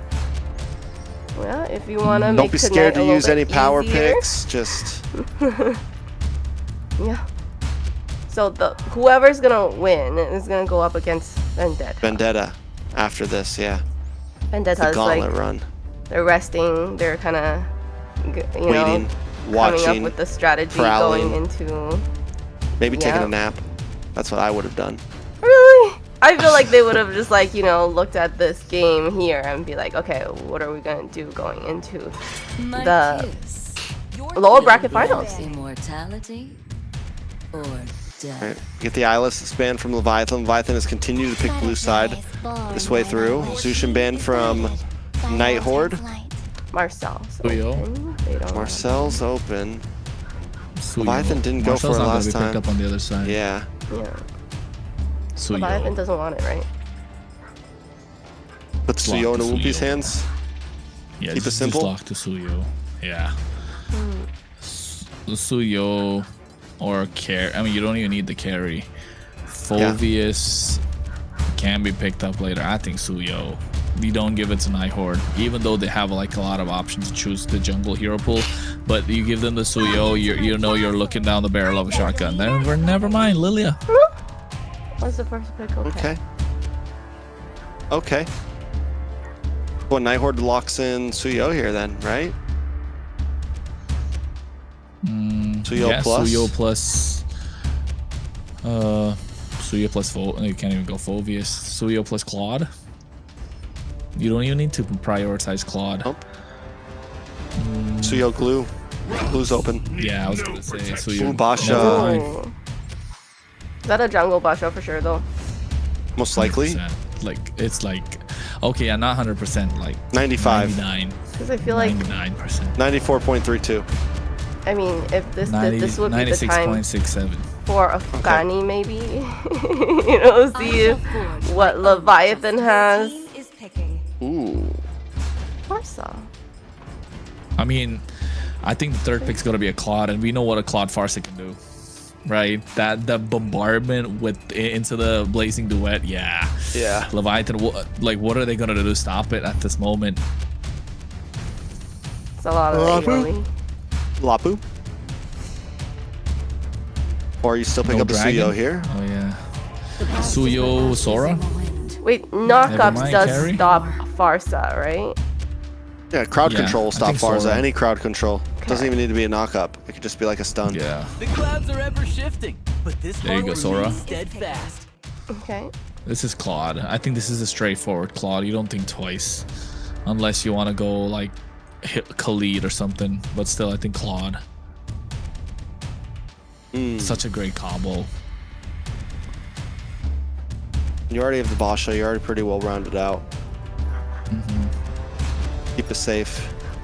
Keep it easy. What do they need for EXP lane though? Going against the Sora. Glue. If they want to go glue here. Moskov. Okay, play the long lane. Comfort. I still think Claude would have been crazy, wouldn't it?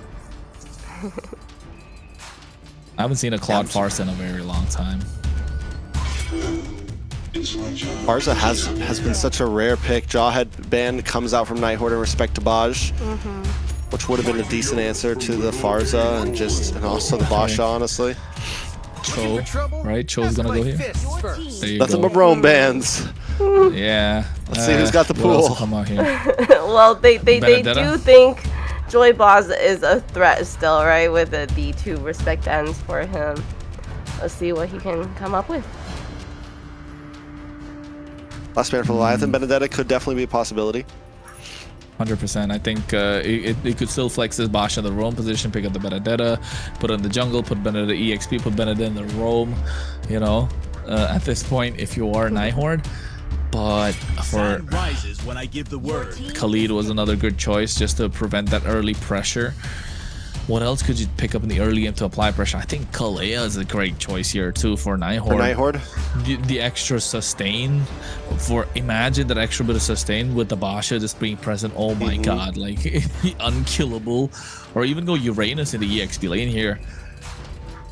But they do have a carry. I don't think they want to do too tanky. I mean, At this point, it's fine. The Uranus buys enough time for the Farsa What about to, Bella? you know, Oh, they banned get Bella. out damage.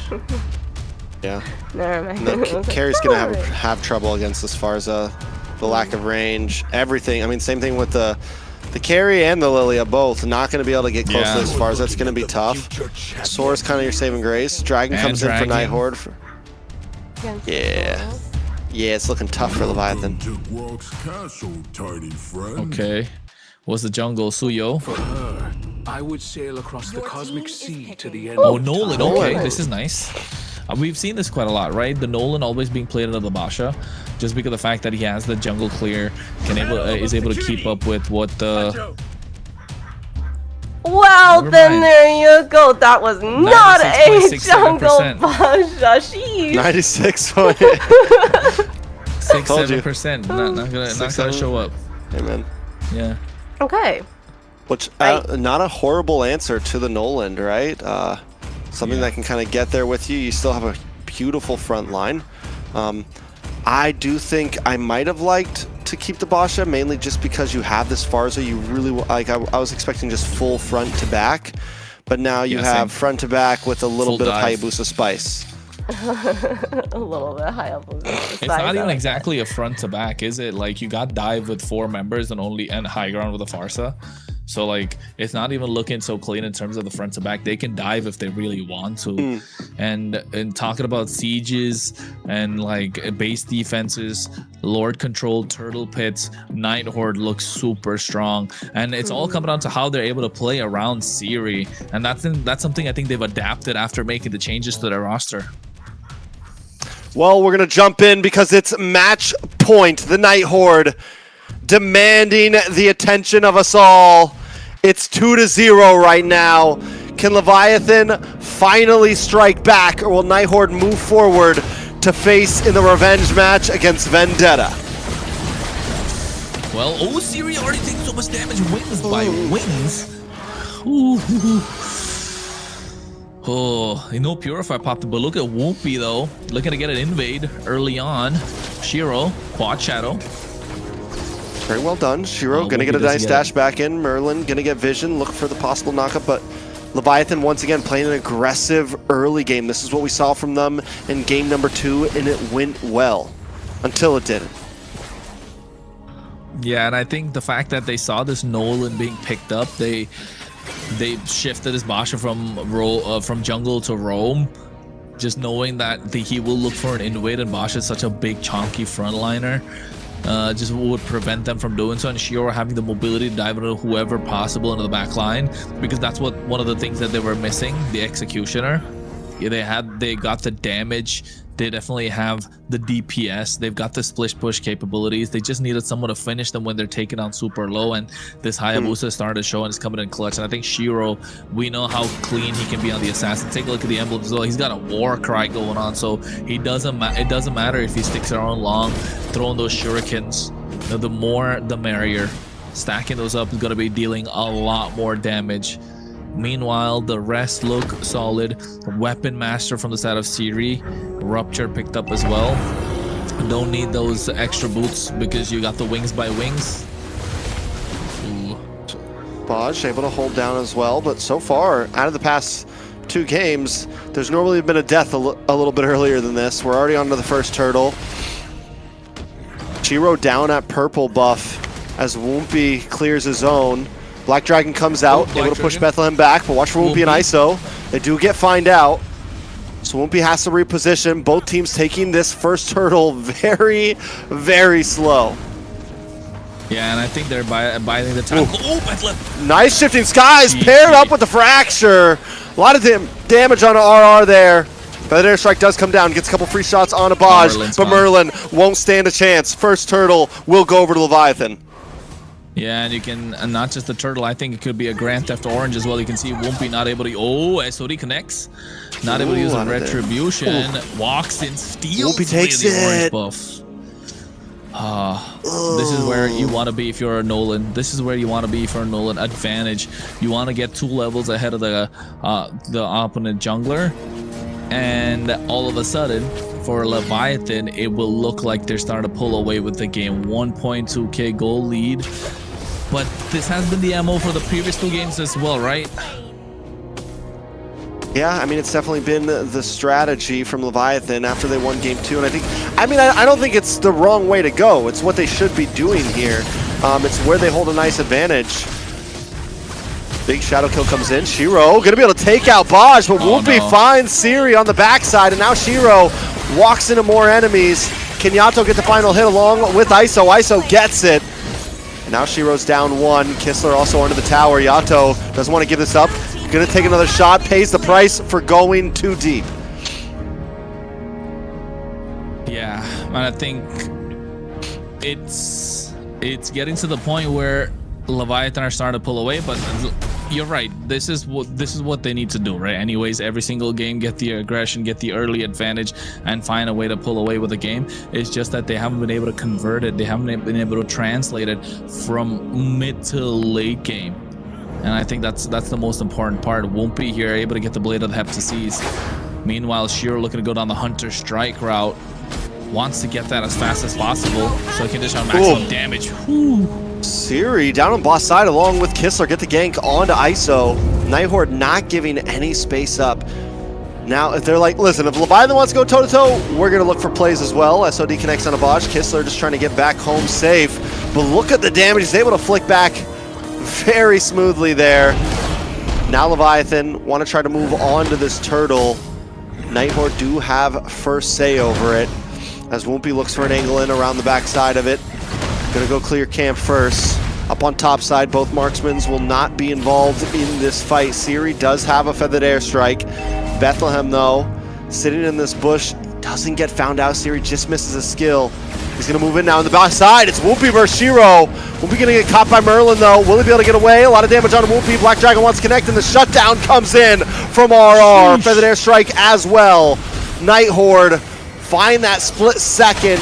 They bring their own to safety and find Whoopi. That's what they're doing. They need to find Whoopi, who is getting the big snowball rolling for Leviathan. Although Leviathan do have the slight bit of advantage, Night Horde are able to close the gap. And that's what matters the most for them. 5-4 is the kill score, 500 goal lead. Kistler to get the 1v1 against ISO. Yeah, I feel like everyone's been catching 1v1s. ISO, Kistler, we just saw Shiro and Whoopi go at it. It is definitely, for what started off slow, the heat is rising. It's starting to boil over a bit.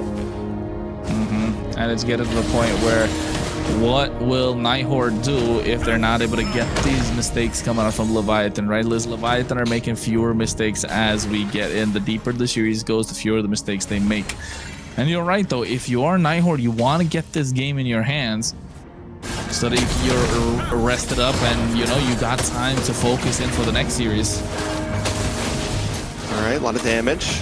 Won't be able to secure this. Night Horde doesn't want to try to force it because Shiro's up on top side, but they are going to look for a gank on the gold lane. It's going to be bad for ISO. Shadow kill doesn't connect. ISO able to just keep the distance, and Shiro can't pop it. Baj coming to help out now. It's a big loss to Night Horde. They sacrifice a turtle for that and aren't able to get the gank. What do Leviathan and Night Horde do to try and make this out alive? Merlin taking so much damage. Merlin's like, yeah, he's a problem child, but you know, he's jack of all trades too. With the way that he plays every single hero in whatever the team needs.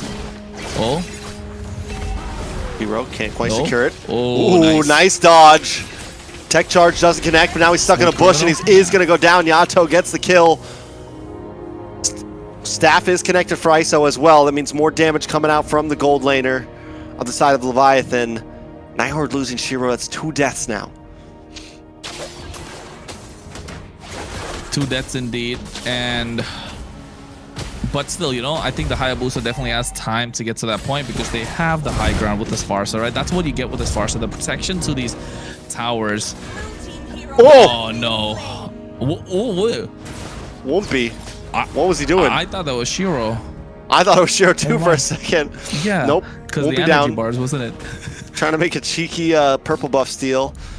Pays the price for it. Now Leviathan, I mean, every time Leviathan gets a little lead and they look good, something happens, and then now Horde evens it up. Whoopity-doop. Maybe we'll go another 20 plus minutes. We might go 20 plus minutes. We might just go all the way. Game number 5, you know, with 20, yeah, 25 minute 15 lords. games tonight, baby. Let's do it. That's what we're all about at this point. We got our apple juice ready to rock and roll. The entire jug. Yes, sir. A gallon of it. Food's on the way. Some tea. Ready to rock and roll. That's what we're looking at least. Well, tea was in the last game already. All right, now Night Horde does have control over this pit right now with lanes pushing down to the bot side. Woompy had to go down, but they're going to let that wave crash into tower. Could take a lot of damage there, possibly even take it. Minions alone. Night Horde with once again holding map control over Leviathan.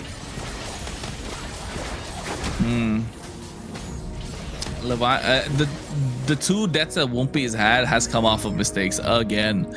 But then again, like, we can't really be too hard on him, can we? It's Night Horde forcing him. 1-2-1. Exactly. Night Horde. Oh my God! Every single time there's a kill, you know, it's always Siri in the thick of it, and we don't see it. Now Leviathan, on the other hand, does see it. They feel it. They know what happened. Yato's down. 2-2 and 3. Merlin. Lord is on the map. One more. Merlin's over here flexing, showing off. That new skin. Do you like that skin of Aksha? Honestly, it doesn't look that different, like, from this view. It's just really a little overrated. Black Dragon. Oh, now it looks cool. Yeah, Black Dragon does come out. Yato gonna get caught off once again, though. Oh. A nice feathered airstrike from Siri to keep them all away, and Lord will connect. SOD to the heavens over there. Down on the bot side, Bethlehem able to get a nice shifting skies, but he's right in between Siri and everyone. Bethlehem gonna go down. One more shot, and he's taken out. Kistler gets a kill, but now Merlin, Bralo as well, may be able to get away himself though, and they all walk into death. Yato's down as well, but ISO with a speedy light wheel to find 3. Can they find another? Shiro trying to get the move and groove on, but ISO doesn't want to let him get away. Shadow kill does connect. A lot of damage on ISO. ISO bites the bullet, and so does Baj, and just when Leviathan has a moment, they lose it again. Yeah, and it was great, right? It was great from ISO, able to get a massive shutdown, and the next thing you know, what happened was they overextended a good tech charge from Joybaj in that long bush, able to catch them off guard just after the feathered airstrike was used, so it was clean. It was a clean engage from Leviathan, able to find the opening, but overextending their welcome or overstaying their welcome didn't really feel right there. They had the Lord to defend, but to be fair, they did, you know, slow down whatever momentum that Night Horde have had in this entire game. Tier 3 on the top side is going to be taken down. Tier 2 is looking to be next. The Merlin flexing again. Chastis Baldred picked up by him as well, so now ISO is not going to be hurting as much as he was, although he will still be hurting. All right, Night Horde with control over the map. Leviathan can't really split up, because if any of them split up too much, they get taken out. We've been seeing it. Well, we haven't been seeing it, but it's been happening off cam. So they have to be careful. They have to go for the more grouped up strategy, and that's why they went out in the early game. They're able to kind of hit these quick little, you know, the pick and rolls. Move 3 or 4 people together, find a pick off themselves. And once it gets to late game, Night Horde continues to show dominance in 3 games straight now. The macro's on point. Knowing exactly where Leviathan's going to be and finding those weak points is always there. Feathered airstrike comes down to zone them away. Siri's having a great game right now overall in terms of using that feathered airstrike correctly. The pick and roll, where's the screen coming from? That's what we need to look at, right? The screen needs to be found. And where's the screen going to come from? Because for Leviathan, the screen's got to come through from Joybaj or Bethlehem. Ooh. Bethlehem has been clean, but SOD connecting. SOD connects, a lot of damage on ISO, and Shiro comes in with a shadow kill, able to get it. Baj also brought low, RR able to find that one. 2 down for the side of Leviathan, and Night Horde have smelled blood in the water. Shiro bringing out the recalls. Tier 2 about to drop. Yato finally gets his glaive in, but it might be way, way, way too late. Night Horde now looking for the kill. Shiro got his BOD, man. He's got the Blade of Despair. And Leviathan's looking at Despair at the moment. They lose their mid lane inhibitor. And Sirius holding on to the shots from the feathered airstrike for a very long time so that they can't come in and get the clear for the last cannon minion. And now look at them blitzing this Lord, knowing that Leviathan have no way to try and contest. Yes, they've got the flying cloud, but the moment Whoopi got taken out twice in the early game, the threat of this Nolan kind of completely neutralized, and Merlin was just dominating the map, right? As a Basha, that's what you want to do, but you're in the jungle position, so you're not really allowed to rotate as much as possible. You're trying to get those items, trying to get the jungle clear. But as a roamer, yeah, if you're able to neutralize the threat of the opposition jungle, you're just going to be able to walk in and eat all the damage that are putting out. Now the Lord's coming down the mid lane. They're looking to sync up the waves as much as possible. They definitely have the items for the defense, especially the Wishing Lantern in the hands of Yato and the Divine Glaive. So it is possible. And Wind of Nature for Aiko as well. So don't count them out yet. All right, Night Horde making their way in. This is it, match point. Can they try to finish things here? RR takes a lot of damage, but a beautiful petrifying ISO, and ISO is immediately taken off the map. RR pays the price for it, but it's a good trade in the books of Night Horde. Shiro doesn't have the shadow kill right now. Will dance around as Kistler tries to get some free shots out of the base. It's getting brought low. A nice shift these guys brings Kistler back, but Kistler doesn't quite go down. A tech charge isn't enough as Shiro gets the killing spree, and they're moving on to the next base is at 20%. All they have to do is try to finish it here, but Siri isn't going to let anyone save it today. The Night Horde will sweep this series and end it 3-0. Hey, they gotta feel rejuvenated. They want to feel refreshed going to the lower bracket final, as it's going to be the Night Horde versus Vendetta, a rematch, right? You know, Night Horde are looking for vengeance, but yes, there's a good side, but there's also a sad side of the story, isn't there, Layla? The sad side is, unfortunately, from Leviathan, this is the last game that we'll be seeing them play for this season, but we'll see them back next season most likely, right? These guys are definitely still a force to be reckoned with, and we would love to see them back here next season.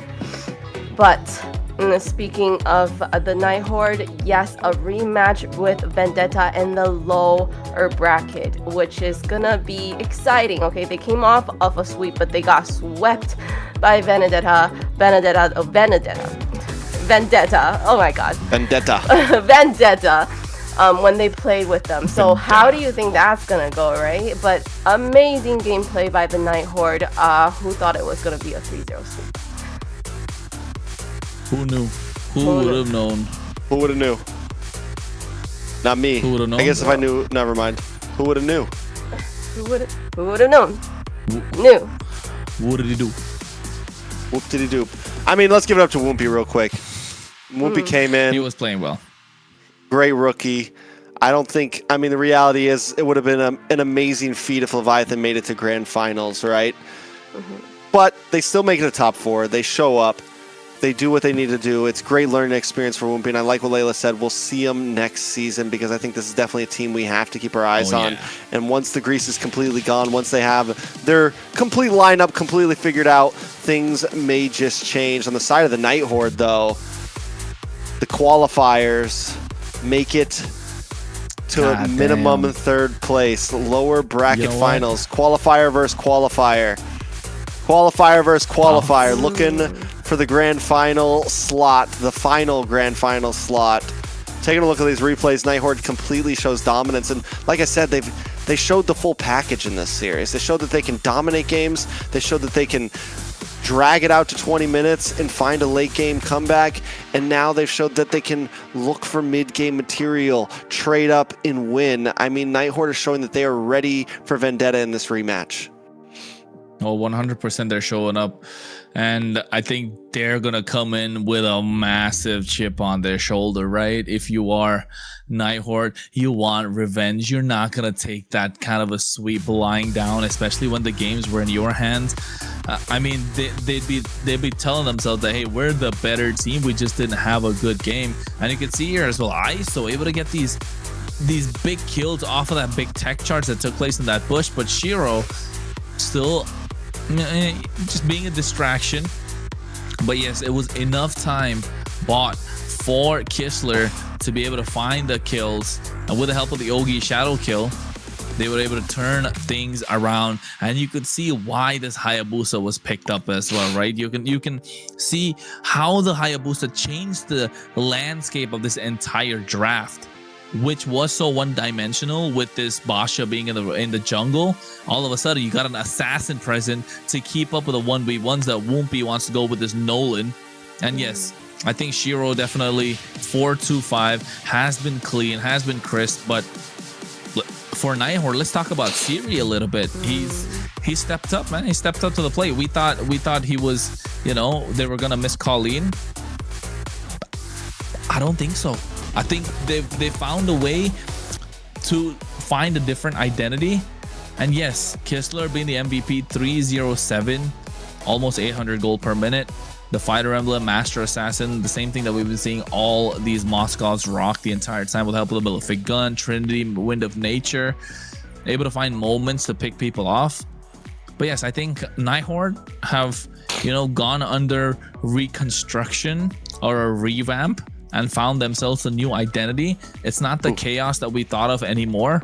It's more clean, it's more crisp. They like to play around the mid laner. They want the high ground. The moment their mid laners get the high ground, it's great. And take a look at that massive tech charge sprint from Joybodge. And still Kistler able to kite, gets in at the right time. Shiro knowing that Joybodge comes in, gets Kistler into position, goes back into the brush, now uses the Yogi Shadow Kill, gives enough time for Kistler to shut the damage because ISO is panicking, he's taking so much damage. Good team play, good communication, and of course, a lot of credit to that goes to Shiro as well.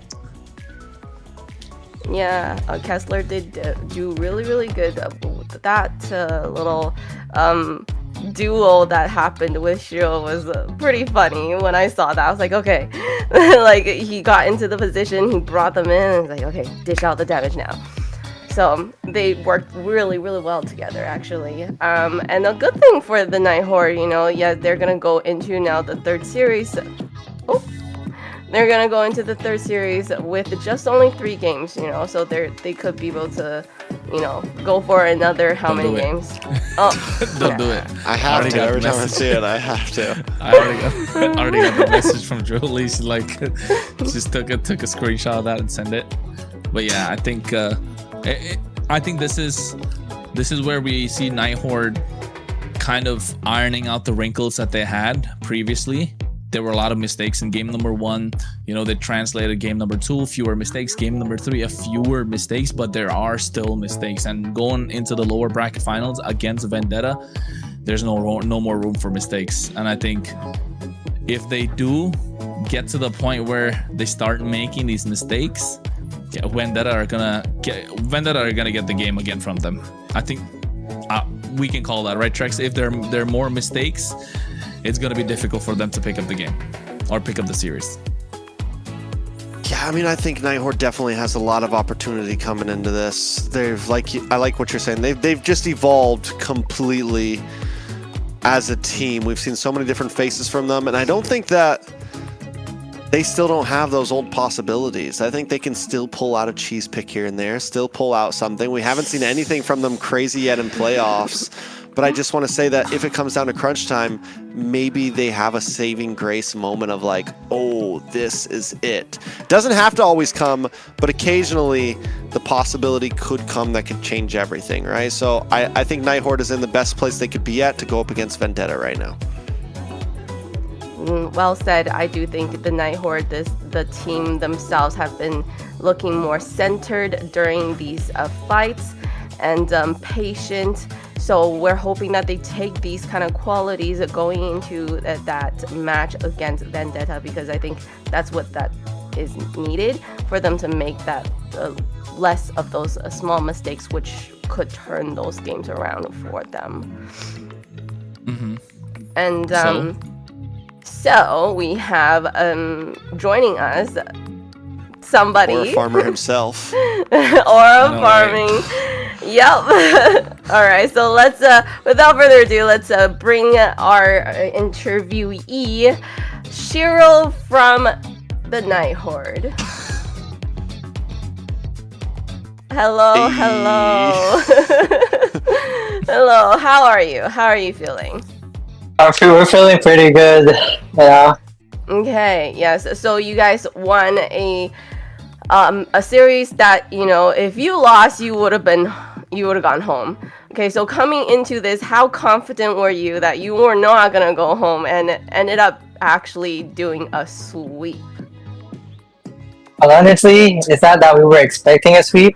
We were just kind of going with the flow during the games, and then, you know, letting our gameplay just you know, show itself. Just like ISO said, let the game do the talking, you know. Damn. Ooh, okay. Shots fired, huh? Shots fired. Yeah. No reply till next season. I too. like it. till fall. About to say. I like it. Well, go ahead. Speaking of things to say, you know, last time you guys took a loss to Vendetta, you get your rematch tonight, right? Big match. No pressure though. No pressure. You know, just grand final slot. But you get the rematch. Any words for them? How are we feeling coming into this match? Luckily, you got to finish that 3-0. You guys aren't burned out after playing 5 games. You know, you get a little break here. How do we feel going up against Vendetta for the grand final slot? All I can say for them is good luck, you know? Let's have fun. That's all that matters. Right on, right on. Nah. There's ill intent behind those words when he said let's have some fun. Not gonna lie. The smile was there. The smile was there. I feel it, you know. Got that creepy feeling up my neck all of a sudden, for the back of my neck. But congratulations on making it to the lower bracket finals. I think you know, not the place you wanted to be. You wanted to be the upper bracket finals instead, of course. A tough loss to Vendetta, right? That 3-0, it not only hurt you guys, it hurt us as well. Like, I mean, yes, we were super hyped for Vendetta, but the kind of loss that you took definitely hurt the morale. You guys came back with Influence Rage Origins, now another 3-0. So back-to-back 3-0s for the next series, lower bracket. What can we expect from the Night Horde? Can we see a 3-0, or are we talking like, you know, they're a good team, we can go 5 games? What is it? Well, hopefully we could, you know, get our revenge against them. Like, losing twice already hurts, you know? The 3rd time. Yeah. We should learn our lesson by now, you know? So you feel like you've learned what happened, what was the mistakes that ended up losing to Vendetta, and you guys are now ready to take them on? Yeah, that's for sure, hopefully, you know? Alright. We want the smoke. We want the smoke. Man, pull up. There you go. Finally.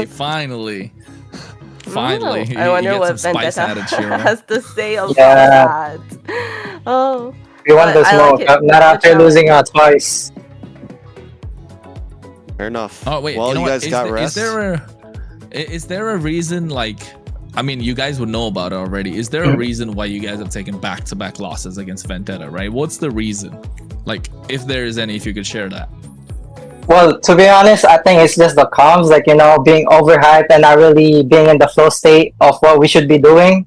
We were just kind of like, you know, pressing buttons, like we're not really thinking, like during the, like, you know, during the overhype, you know, overheating. Whatever. Yeah, overheating, like we were almost close to ending the game, but then that's where it starts to, like, you know, kind of fall down. Yeah. Okay. We just have to calm down a bit, and then, you know, maybe we could take some of the games versus Vendetta. So what we saw in that series, you know, more patient, being more centered as a team, is probably what's gonna bring you a win. So we're looking forward to seeing that. Thank you, Shiro, again, I want to say, for joining us and taking the interview with us. And best of luck for the 3rd series to come against Vendetta.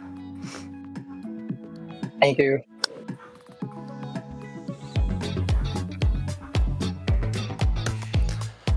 All right. Sheesh. Yeah.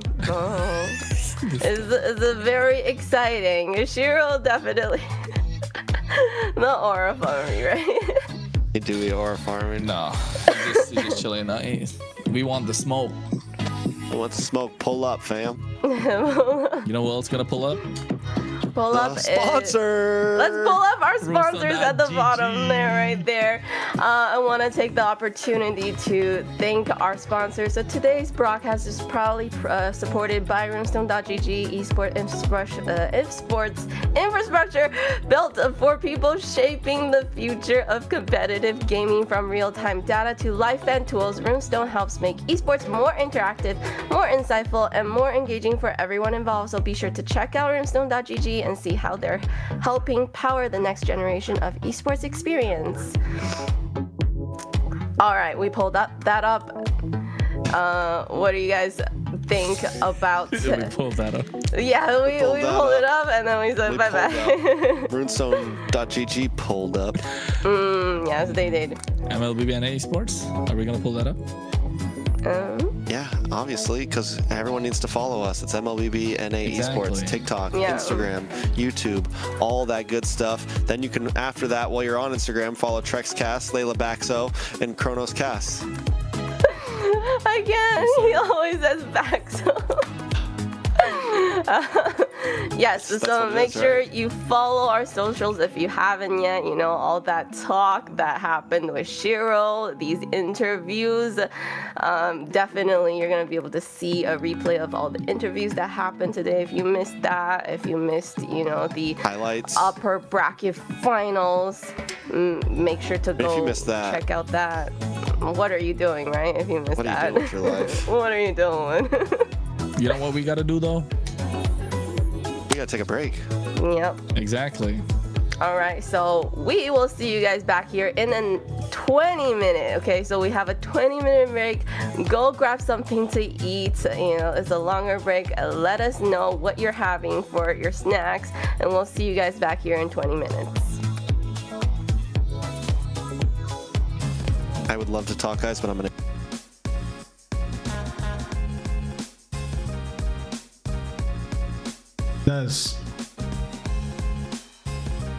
Finales de 2018. Arif. Marcel. Jun. Rosa. YSS. La ulti de Argus. Flicker.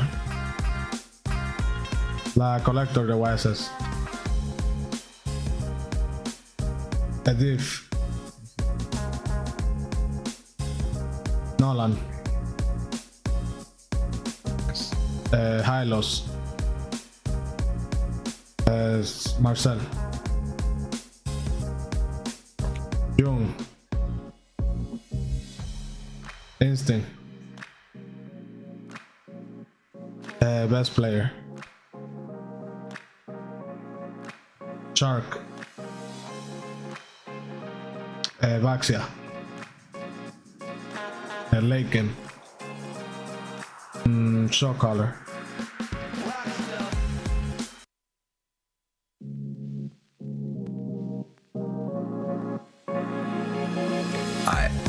My dream team.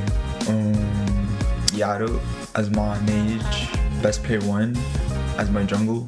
Shark as my roamer. And Nats as my EXP.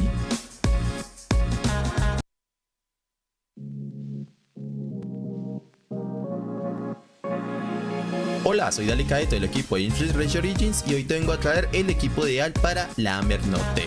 Para la línea jungla me traería Best Player 1, es un jugador que ha competido en torneos internacionales, tiene bastante experiencia y es un jugador bastante reconocido en su región. De línea media me traería a Jun del equipo de Estamina, un mago también bastante reconocido, ha viajado internacionalmente y es un jugador que tiene bastante nivel, añadiendo que tiene un amplio pool de héroes y me gusta mucho cómo juega Selena. De Roamer me traería a Zultra, un jugador también bastante completo, ha competido internacionalmente, usa bastantes héroes y es un jugador que lleva años, pero años jugando su rol y eso lo hace un jugador excepcional. En la línea de oro me traería a línea de oro del equipo de Vendetta, un jugador bastante completo, amplio pool de héroes y de lo poco que lo he visto jugar, juega excepcional esta línea. Y por último, en línea XP elijo a Nats del equipo de Alpha Norte, un jugador bastante destacable, tiene mucho nivel y ese sería mi equipo ideal para la AMER Norte.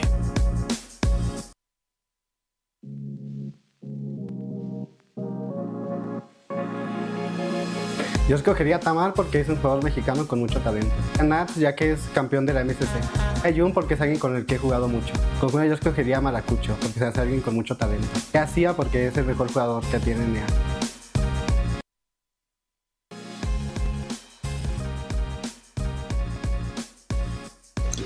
Hola, soy Hayase y este sería mi top 5 líneas de experiencia para el MCT AMER. En primer lugar me pondría a mí, luego sería a Jinu, luego sería Instinct, Dalicato y por último PK UXP.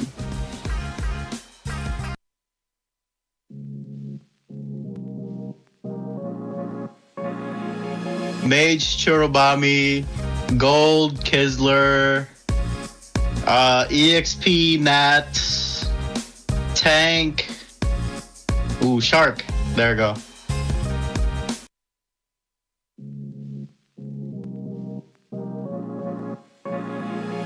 First, I would say on the roam, Merlin, because I feel like Merlin is one of the best roam right now. And for the gold lane, it was Melon because he has a potential to be one of the strongest. And then for an XP lane, I would say Merciless. And then for the mage, I would pick Churro because Churro right now is the best. Not the best, but really not an average player. And for the jungle, I would choose Shiro. He's a versatile player. He can play utility and then assassin at the same time. That's my 5 players to pick.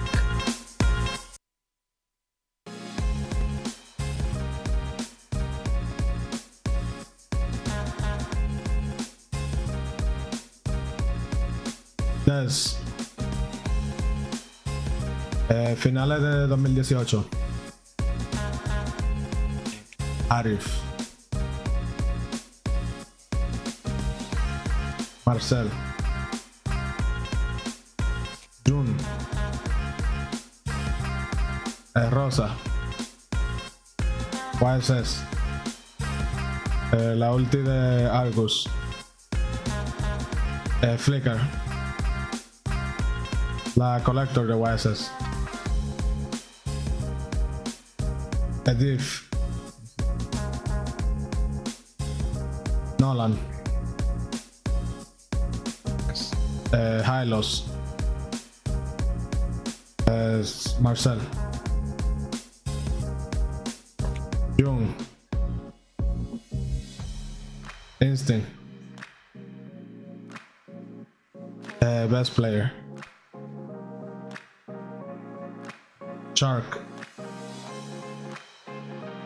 Vaxia. Laken. Show color.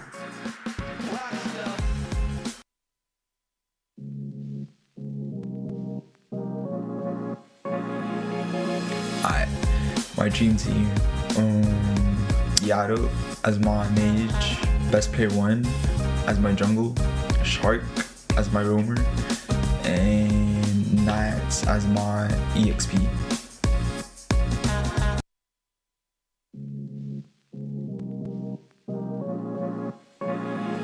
Hola, soy Dalicato del equipo de Influence Race Origins y hoy te vengo a traer el equipo ideal para la AMER Norte. Para la línea jungla me traería Best Player 1, es un jugador que ha competido en torneos internacionales, tiene bastante experiencia y es un jugador bastante reconocido en su región. De línea media me traería a Jun del equipo de Estamina, un mago también bastante reconocido, ha viajado internacionalmente y es un jugador que tiene bastante nivel, añadiendo que tiene un amplio pool de héroes y me gusta mucho cómo juega Selena. De Roamer me traería a Zultra, un jugador también bastante completo, ha competido internacionalmente, usa bastantes héroes y es un jugador que lleva años, pero años jugando su rol y eso lo hace un jugador excepcional. En la línea de oro me traería a línea de oro del equipo de Vendetta, un jugador bastante completo, amplio pool de héroes y de lo poco que lo he visto jugar, juega excepcional esta línea. Y por último, en línea XP elijo a Nats del equipo de Alpha Norte, jugador bastante destacable, tiene mucho nivel y ese sería mi equipo ideal para la AMER Norte.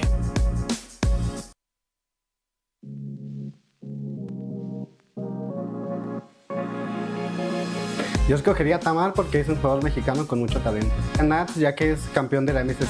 A Jun porque es alguien con el que he jugado mucho. Con Juna yo escogería a Maracucho porque se hace alguien con mucho talento. Y a Sia porque es el mejor jugador que tiene NEA.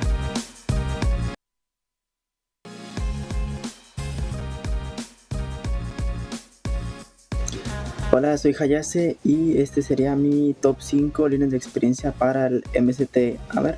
En primer lugar me pondría a mí, luego sería a Jinu, luego sería Instinct, Delicato y por último PK UXP.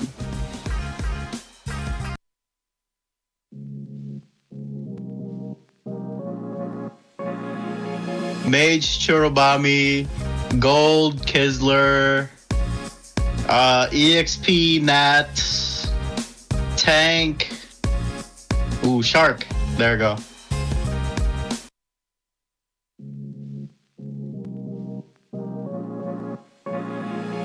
First, I would say on the roam, Merlin, because I feel like Merlin is one of the best roam right now. And for the gold lane, it was Melon because he has a potential to be one of the strongest. And then for an XP lane, I would say Merciless. And then for the mage, I would pick Churro because Churro right now is the best. Not the best, but really not an average player. And for the jungle, I would choose Shiro. He's a versatile player. He can play utility and then stats at the same time. That's my 5 players to pick.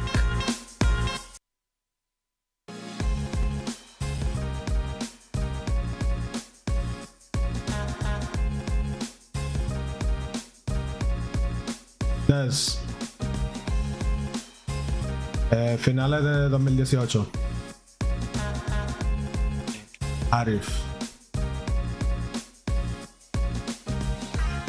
Marcel. Jun. Rosa. YSS. La ulti de Argus. Flicker. La Collector de YSS. Edith. Nolan. Hylos. Marcel. Jung. Instinct. Best player. Shark. Vaxia. Laken. Shock collar.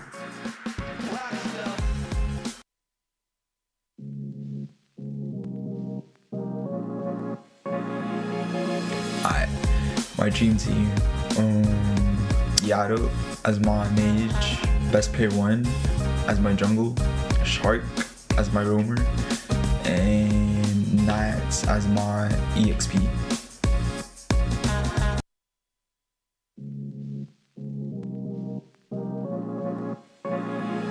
Hola, soy Delicato del equipo de Influence Rage Origins y hoy te vengo a traer el equipo ideal para la AMER Norte.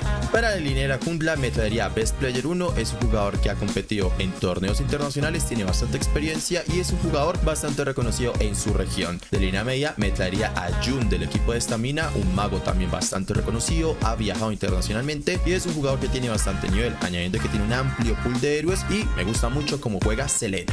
De Roamer me traería a Zultla, un jugador también bastante completo, ha competido internacionalmente, usa bastantes héroes y es un jugador que lleva años, pero años jugando su rol y eso lo hace un jugador excepcional. En la línea de oro me traería a línea de oro del equipo de Vendetta, un jugador bastante completo, amplio pool de héroes y de lo poco que lo he visto jugar, juega excepcional esta línea. Y por último, en línea XP elijo a Nats del equipo de Alpha Norte, un jugador bastante destacable, tiene mucho nivel y ese sería mi equipo ideal para la AMER Norte.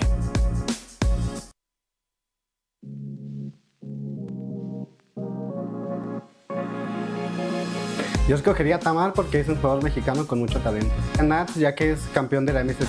A Jun porque es alguien con el que he jugado mucho. Con Juno yo escogería a Maracucho porque se hace alguien con mucho talento. Y a Sia porque es el mejor jugador que tiene NEA.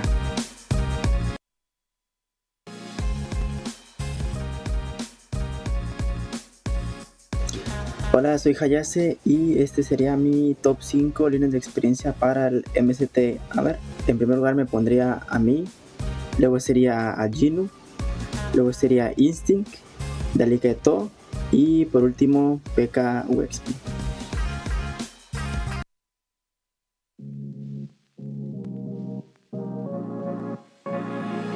Mage Churubami, Gold Kisler, EXP Nat, Tank, ooh, Shark. There we go.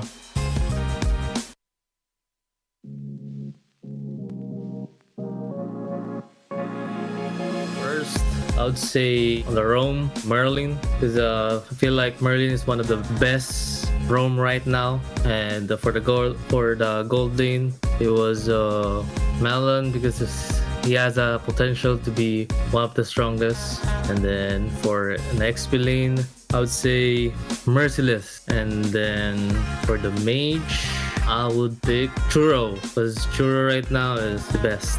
Not the best, but really not an average player. And for the jungle, I would choose Shiro. He's a versatile player. He can play utility and then assassin at the same time. That's my 5 players to pick.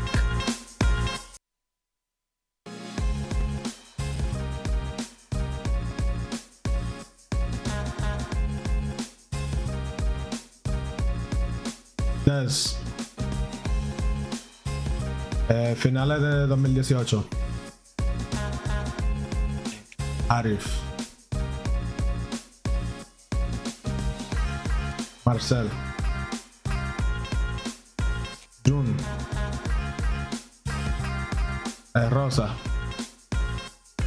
YSS. La ulti de Argus. Flicker. La Collector de YSS. Edith. Nolan. Hylos. Marcel. Jung. Instinct.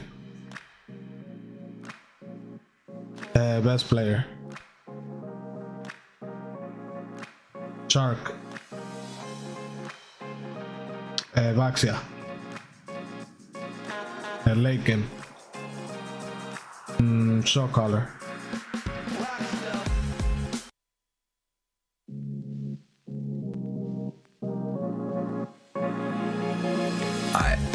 My dream team. Yaru as my mage, best player 1 as my jungle, Shark as my roamer, and Nats as my EXP.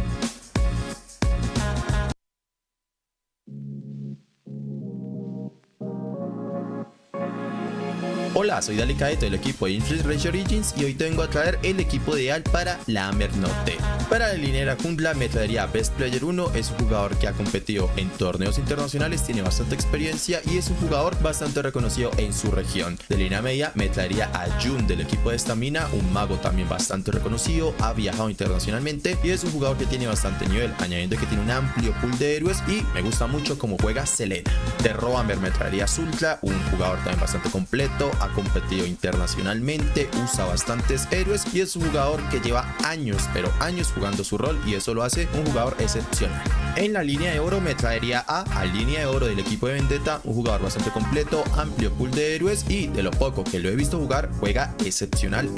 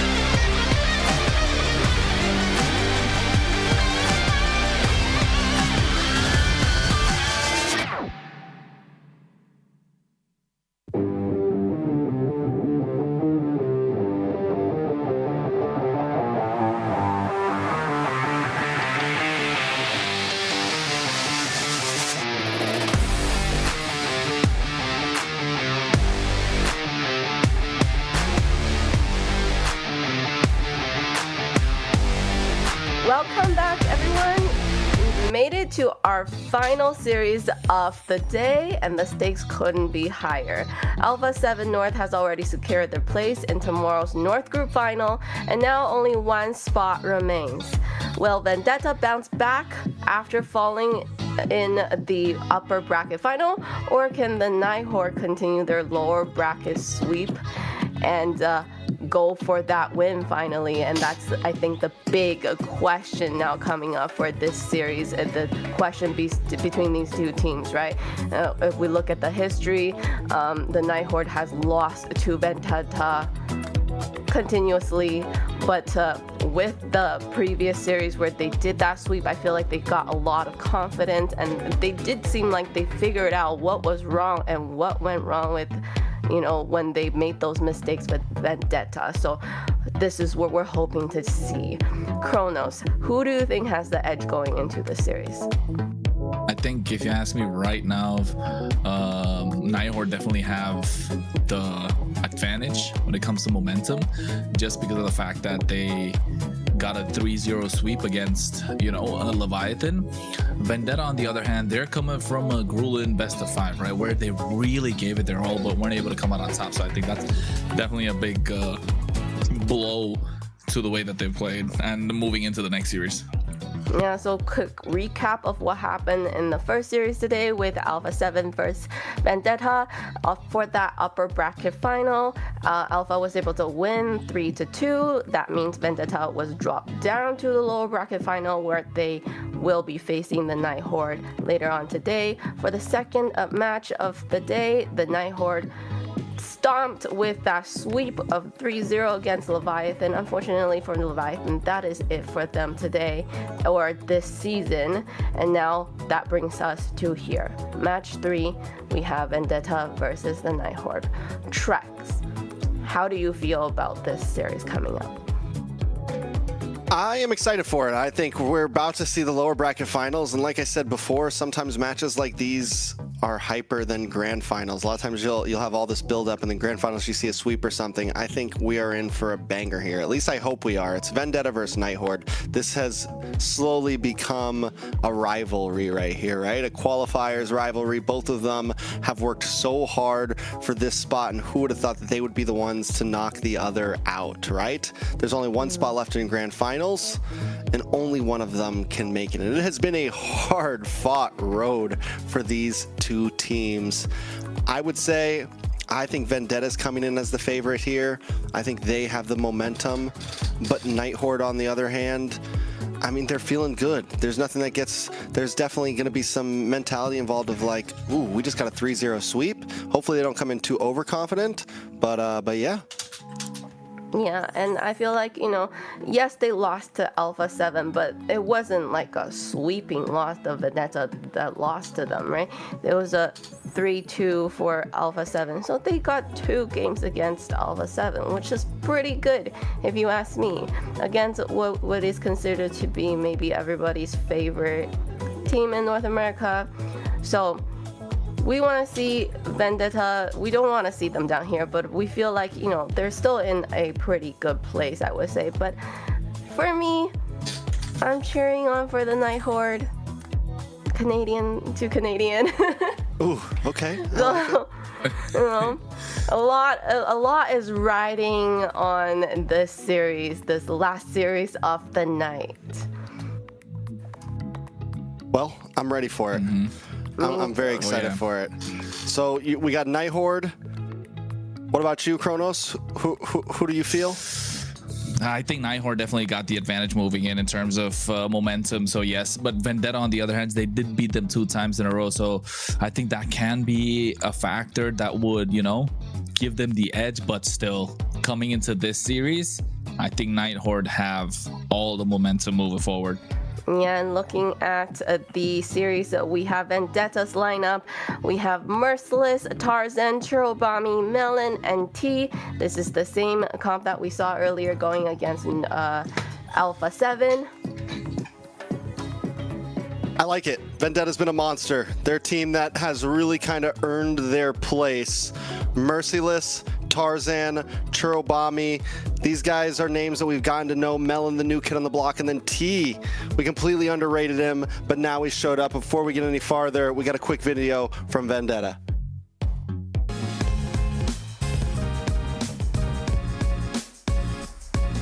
This is American VTA, and my top 5 going into this season is top 5 Derosa, top 4 Kistler, top 3 Replic, top 2 ISO, and top 1 Zia. Coin flip. I have a. Oh, wait. Layla. Welcome back. So that was a little bit about Vendetta there. So Vendetta, you know, this team that we saw, but let's talk about the team that's gonna go up against them, the Night Horde. We have RR, Shiro, Suri, I'm not gonna say Siri because my phone is gonna go off again, Kessler, and Merlin. Kronos.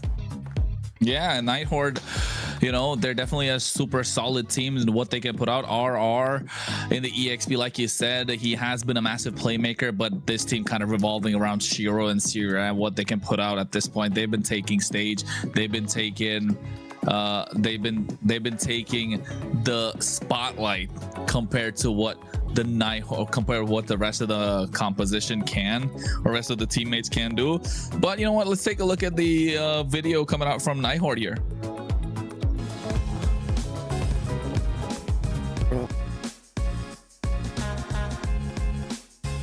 The first one is best player, because you could tell by his achievements that he's proven a lot. Like you know, he's a champion for like several times. I mean, not consistently, but you know, he's got achievements out there. So for second one, in my opinion, it would be Akiro, like the main jungler for Vendetta. Unfortunately, I don't think he's gonna be able to play for the American League. The third one is Tarzan, because you could tell he's also got achievements in the past tournaments. And the fourth one is Fall. I think he's just confident in like tournaments, like he's good at macro rotations and everything. And the fifth one is Dez.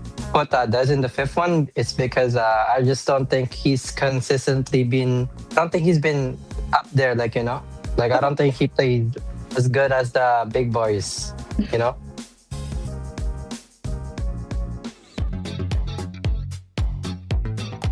That was a quick little video from the Night Horde, the jungler from Night Horde, Shiro. Speaking of junglers, okay, so we have jungler from the Night Horde, that's Shiro. He's been performing quite well, I have to say. And then we have Tarzan from Vendetta, and we feel like well, I would say Tarzan is definitely that focal point of the team. He does make a lot of the shots, I feel like, and you know, the team seems very put together when he is around. What do you think, Kronos? About these two junglers. So who's your favorite, let's say? I like Shiro. Shiro has been, you know, I've been warming up to Shiro a little bit with the way that he's been playing. I've watched him for a couple of seasons now, and he's been clean. You know, he's always flown under the radar. Doesn't have a massive presence outside the game. The name's not such a big name compared to Tarzan, but in the game, he does what's needed, right? He shows up when it's required, and he's got a deep hero pool. And I don't think there's a hero that we can say is a Shiro special. He's quite good on every single hero that he plays. You know, we saw the Guinevere that I was a fan of earlier on in the season. Then the Fanny pops up, now the Leo Mord. So he's definitely got a deep hero, but the Hayabusa as well. That tiny bit of a play to allow Kistler to come into the bush and then, you know, maximize the damage and get those 2 kills, that takes high IQ and good level of communication from the team, of course. So I think for me, Shiro has been great, but when it comes to that Lord pit, right, when your backs are against the wall and you got one retry button to press and you gotta, you know, fight for jungler v jungler for the Lord, yeah, my guess coins are all on Tarzan, man. I've never seen him miss a clutch retribution ever, like very rare, and that I have not seen. So you're saying Tarzan's the retro god here? Sort of. That's why he's the king of the jungle for me. Yeah, I think in terms of Retri, I can agree with that. Tarzan, even against best player, against just about anything, Tarzan is up there in terms of just overall pit game, Against right? he Being who able shall to not be handle. named. Yeah, against he who shall not be named, the Lord himself, the Dark Lord himself. Overall, Tarzan definitely can handle himself. So with that out of the way, where does Shiro maybe win out? I think what we saw earlier, like Kronos just said, some of the micro mechanics, that bushwork there, it seems like a simple thing, but to be able to just bounce in, lose the hit for a second, re-engage, those small moments are where Shiro has really shined on heroes like the Hayabusa. We've seen him do amazing on the Fannies. I think in terms of just raw micro mechanics in team fights, Shiro has showed up as possibly one of the best we've seen so far. And then just to kind of flip it back to best player, I think best player just kind of has that well-rounded sense, right? Of in terms of overall game sense, knowing when and where to do things, the experience, right? So Shiro may be lacking the most in experience here compared to Tarzan. It's definitely a battle, right? And who can evolve the fastest here? You know what? I think Shiro has been to the MSC last year, right? Yeah, but still, that was like. I know what you're talking about. I'm just saying on paper. I'm just saying on paper. I think for at the in-person on-stage experience, Shiro maybe, but overall competitive experience, Tarzan's been around the block longer. He's got years. I'm a fan of Tarzan for a while now, right? I've been there for a while watching Tarzan. I remember watching him from Guapo, the NASL before that days. So yeah, I've been watching T-Rex Senpai. I've been watching. Yeah. Thank you. Go check out them Facebook chats. You'll find my comments and shit. But yeah, but yeah, I think looking at the way that he's been there for such a long time, we spoke about how Promise has always been forever second, right? At least in with the way that he's had this entire career in NA. But Tarzan has never really, neither second nor first. Yeah, I think second one time. That one time was crazy against he who shall not be named, the Dark Lord. No, they beat them. I'm pretty sure. I think they lost to. That was what. Anyways, we're getting too lore deep right now. We're getting too lore deep. Hey, that's what we want. The lore galore tonight. Yeah, I think he was with. It's late in the night. That was when he was with Basic, and it was in LA, wasn't it? Wasn't he on the team with Basic and them? And Basic did the cry face to he who must not be named. Yeah. Dark Lord. So long of a name, Kevin. No, but I think definitely he's got the clutch factor. That's what makes Tarzan such a formidable jungler, right? We have seen him in the clutch, in flow state, like Shiro mentioned it. His flow state is like when Tarzan is peak, he's peak, right? There's no one really we've seen come close to that. It took the Dark Lord to really take him down when he was in his flow state. So right now, can Shiro channel his flow state and get into the Dark Lord mode, or surpass that flow state that Tarzan's been having the entire time?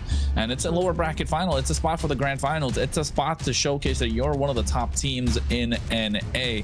And not just that, it's a battle between the two invited teams. They've beaten 90 something teams to get here now, and Night Horde especially 90 something 95 teams right now, and for Vendetta they've had to go through 26 to 30 teams.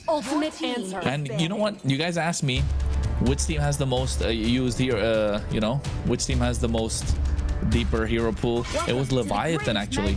49 unique hero picks before today. Yeah, and Night Horde was 47. Okay. So Night Horde got deep pockets, but Freya left open. Whoa. This crazy. Game one, Freya left open. Night Horde risking a lot here. Have we found it? But what else is left open then? What's the trade here? Is there anything? Jushin? There's no Fulvius as well. Come on, this is a blind Freya, right? There's no Fulvius. This is a straight Freya pick if you're Vendetta. Unless you want to go Freya lose the other day. Fulvius. I swear to protect it till my last Freya pick for VTA. Yeah. Starting things off great.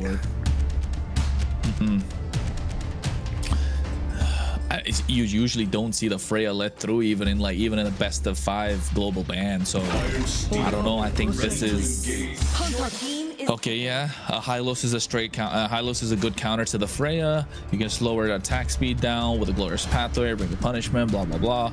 Harith is another great choice in the gold lane.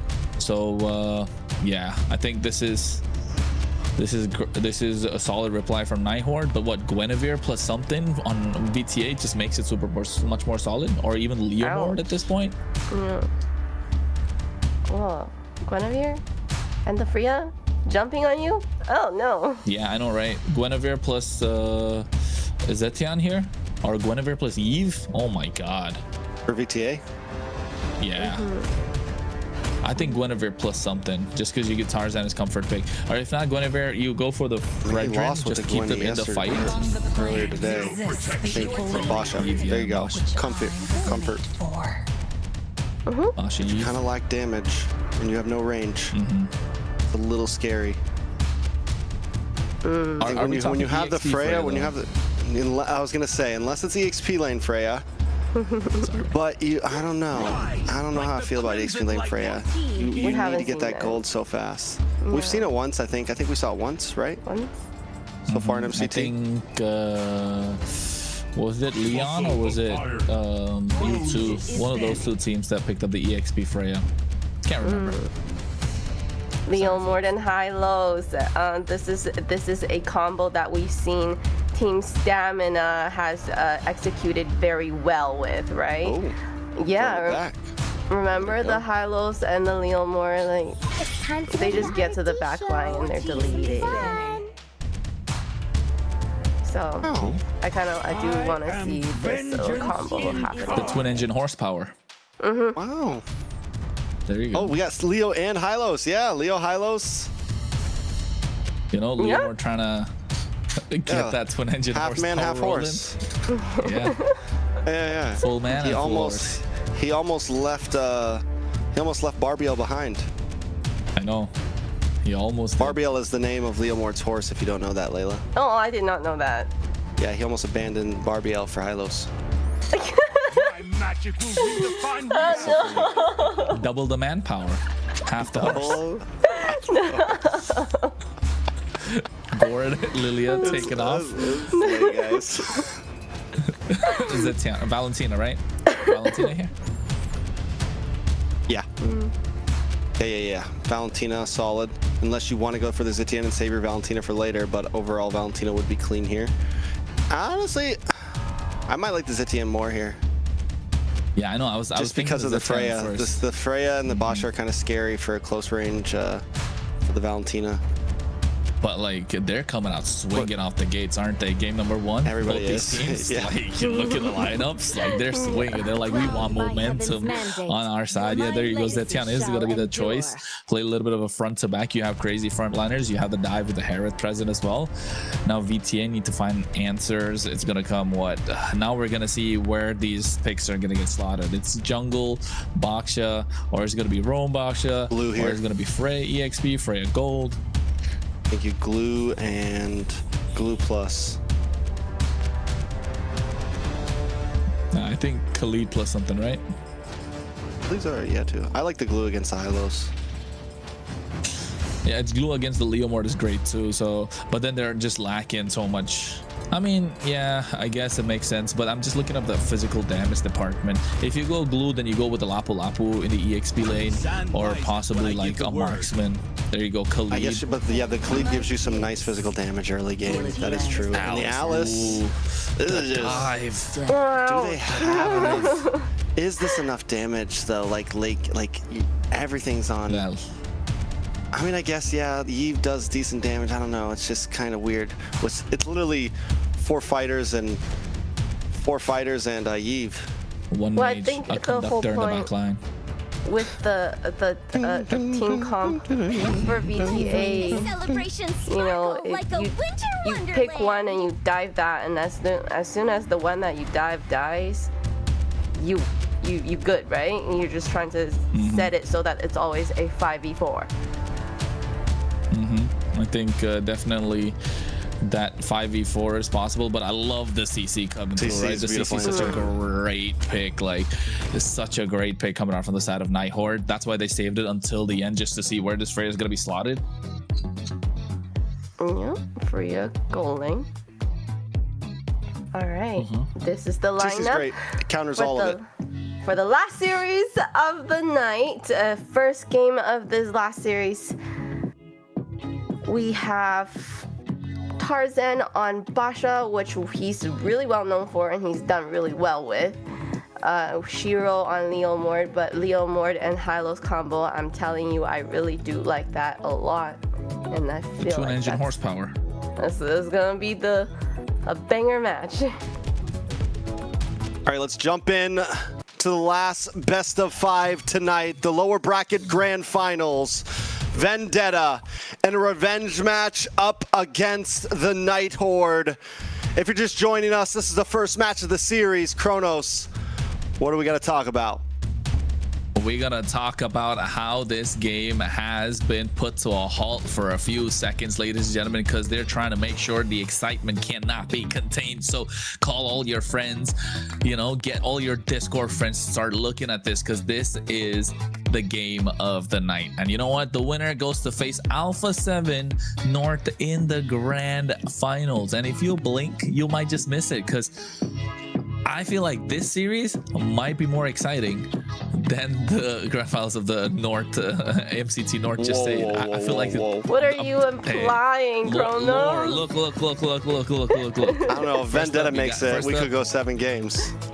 Yeah, I know. First up, we need to make sure, you know, everyone is on the edge of their seat, of course, for this series. And the other it could thing, be a banger. No, I'm just saying the other thing is lore galore. Like, we've got Vendetta, who've beaten them twice, right?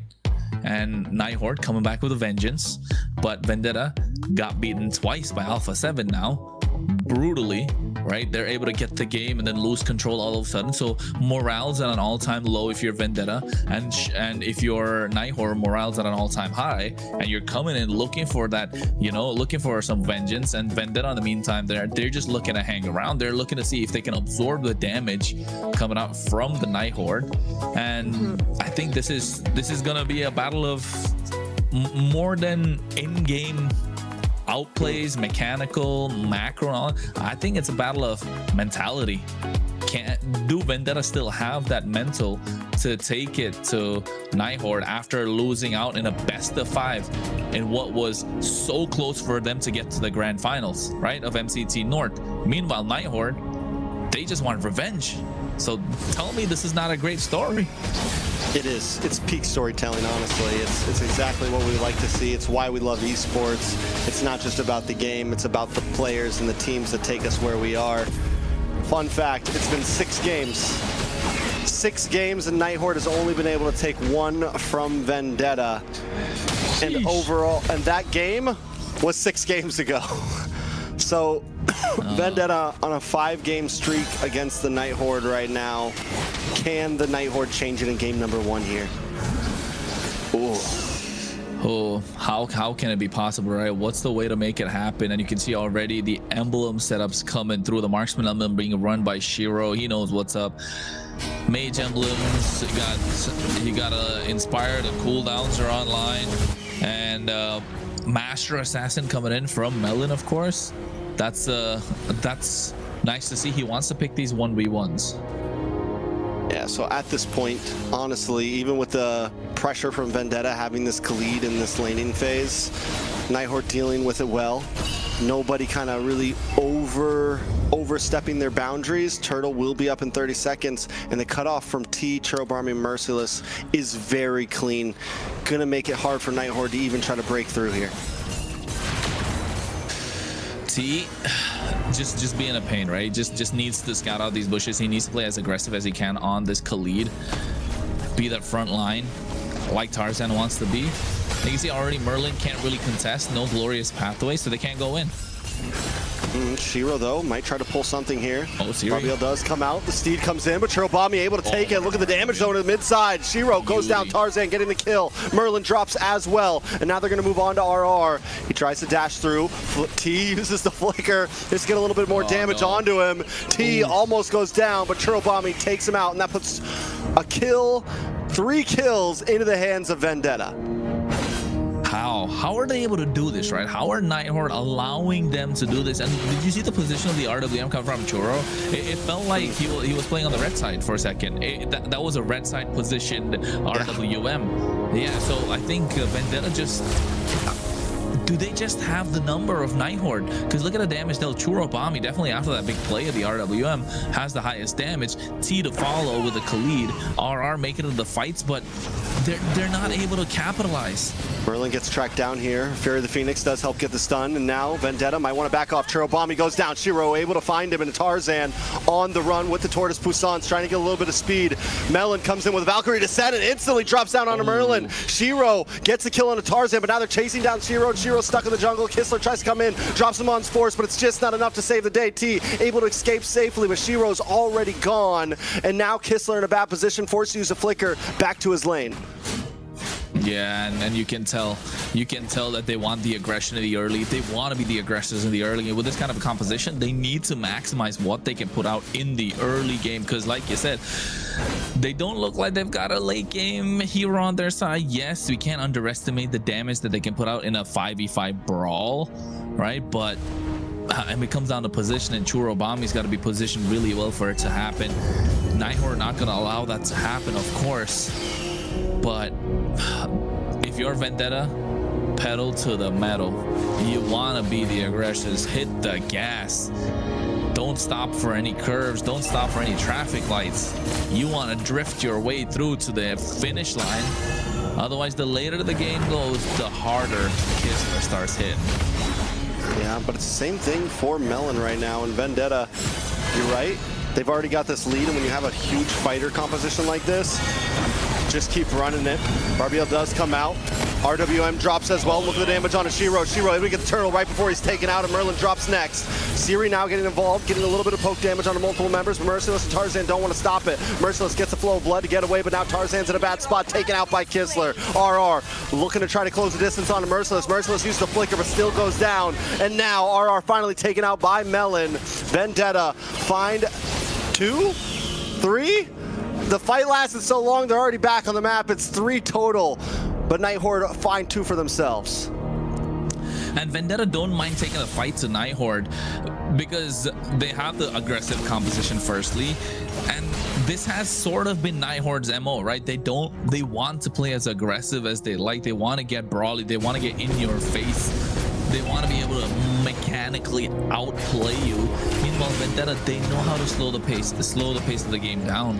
They've done that before. We've seen it. They've slowed down the pace to a certain, the pace of the game to a certain point where it feels like you're forcing the opposition to kind of run on autopilot, and they're so good at doing that. And that's what makes them a great team. That's why they were there in the upper bracket finals. Meanwhile, Night Horde struggling to bridge that gap between, you know, what could be a good team and what is a great team. And I think if they're able to get the better of Vendetta in this series, we can start categorizing them in that great conversation, right? There are experienced players on their side, of course, but errors, mistakes, fumbles, that's something that we don't want to see, and we've seen that in the previous series in the match against Leviatan. Hope we don't get to see a repeat of that, because if they do, Vendetta are just gonna blitz away and run away with the game. All right, so Night Horde, they just need to try to stall it, right? Buy time, and they are holding all their towers up still. 6.5 minutes in. If they can keep it this way, and I think RR is going to be able to handle this Melon a little bit better here, but Melon's already making his way down to the turtle, and if third turtle goes in the hands of Vendetta, we could look at a possible close to 2k gold lead, especially if they get a kill along with it. Night Horde, on the other hand, want to try to fight for it. Nice poke damage on to Melon there. Merlin gonna hold the front side. Shiro not being allowed in. The Steed does come out, trying to break through, gets a push back on a Merciless. Fear the Phoenix, maybe popped a little bit too early, but RWM lined up with a Valkyrie Descent and a Raging Sandstorm, and Shiro's instantly taken out along with Merlin. Now T's gonna move down to the boss side as Melon chases down RR. Siri under the tower, caught up by Merciless. Melon look for the re-engage. Siri cannot escape the flicker through, but T wants to go hunting. 4 members down on the side of Night Horde, and Vendetta will take the turtle as well, boosting them up to a 3,000 gold lead. Hey, they went hunting. They got more than the turtle. They definitely got a face full of Night Hordes. And all of a sudden, whatever hopes that Night Horde had kind of starting to slip. But if you are Night Horde, you know you've got a late game composition. You got a beast that's sleeping right now. You want to wake up Kistler on this Herod. You want to get him online as quickly as possible. And not just that, that CC. Once you start getting those damage items going, maybe the War Axe plus the Hunter Strike, yeah, you can see this damage start coming online with that Curtain Call being used up at the right time. And I think Tarzan's going to be prime target, maybe even T, even Melon Cernix, actually anyone at this point. It's just Churro Bomb is going to be so difficult for them to reach into the back line. And those glorious pathways will be crucial. And we've seen insane glorious pathways coming out from T today. Can we see the same thing from Merlin, right? It's not a crazy pick that we like to see in the hands of Merlin, nothing mechanically outstanding. It's just now, how are you going to play the map? How are you going to outthink what Vendetta are trying to put forward? And realistically, Merlin's not having the greatest start to things. He had some decent plays earlier in the series, but right now you're up against Vendetta. And normally Merlin wants to hold the front side, but there's just so much damage on the front side. There is no marksman, right? Everyone just tracks you down, and that's why Merlin's sitting at 0, 4, and 3 right now. So time is of the essence for Vendetta. Night Horde wanting to buy as much as possible.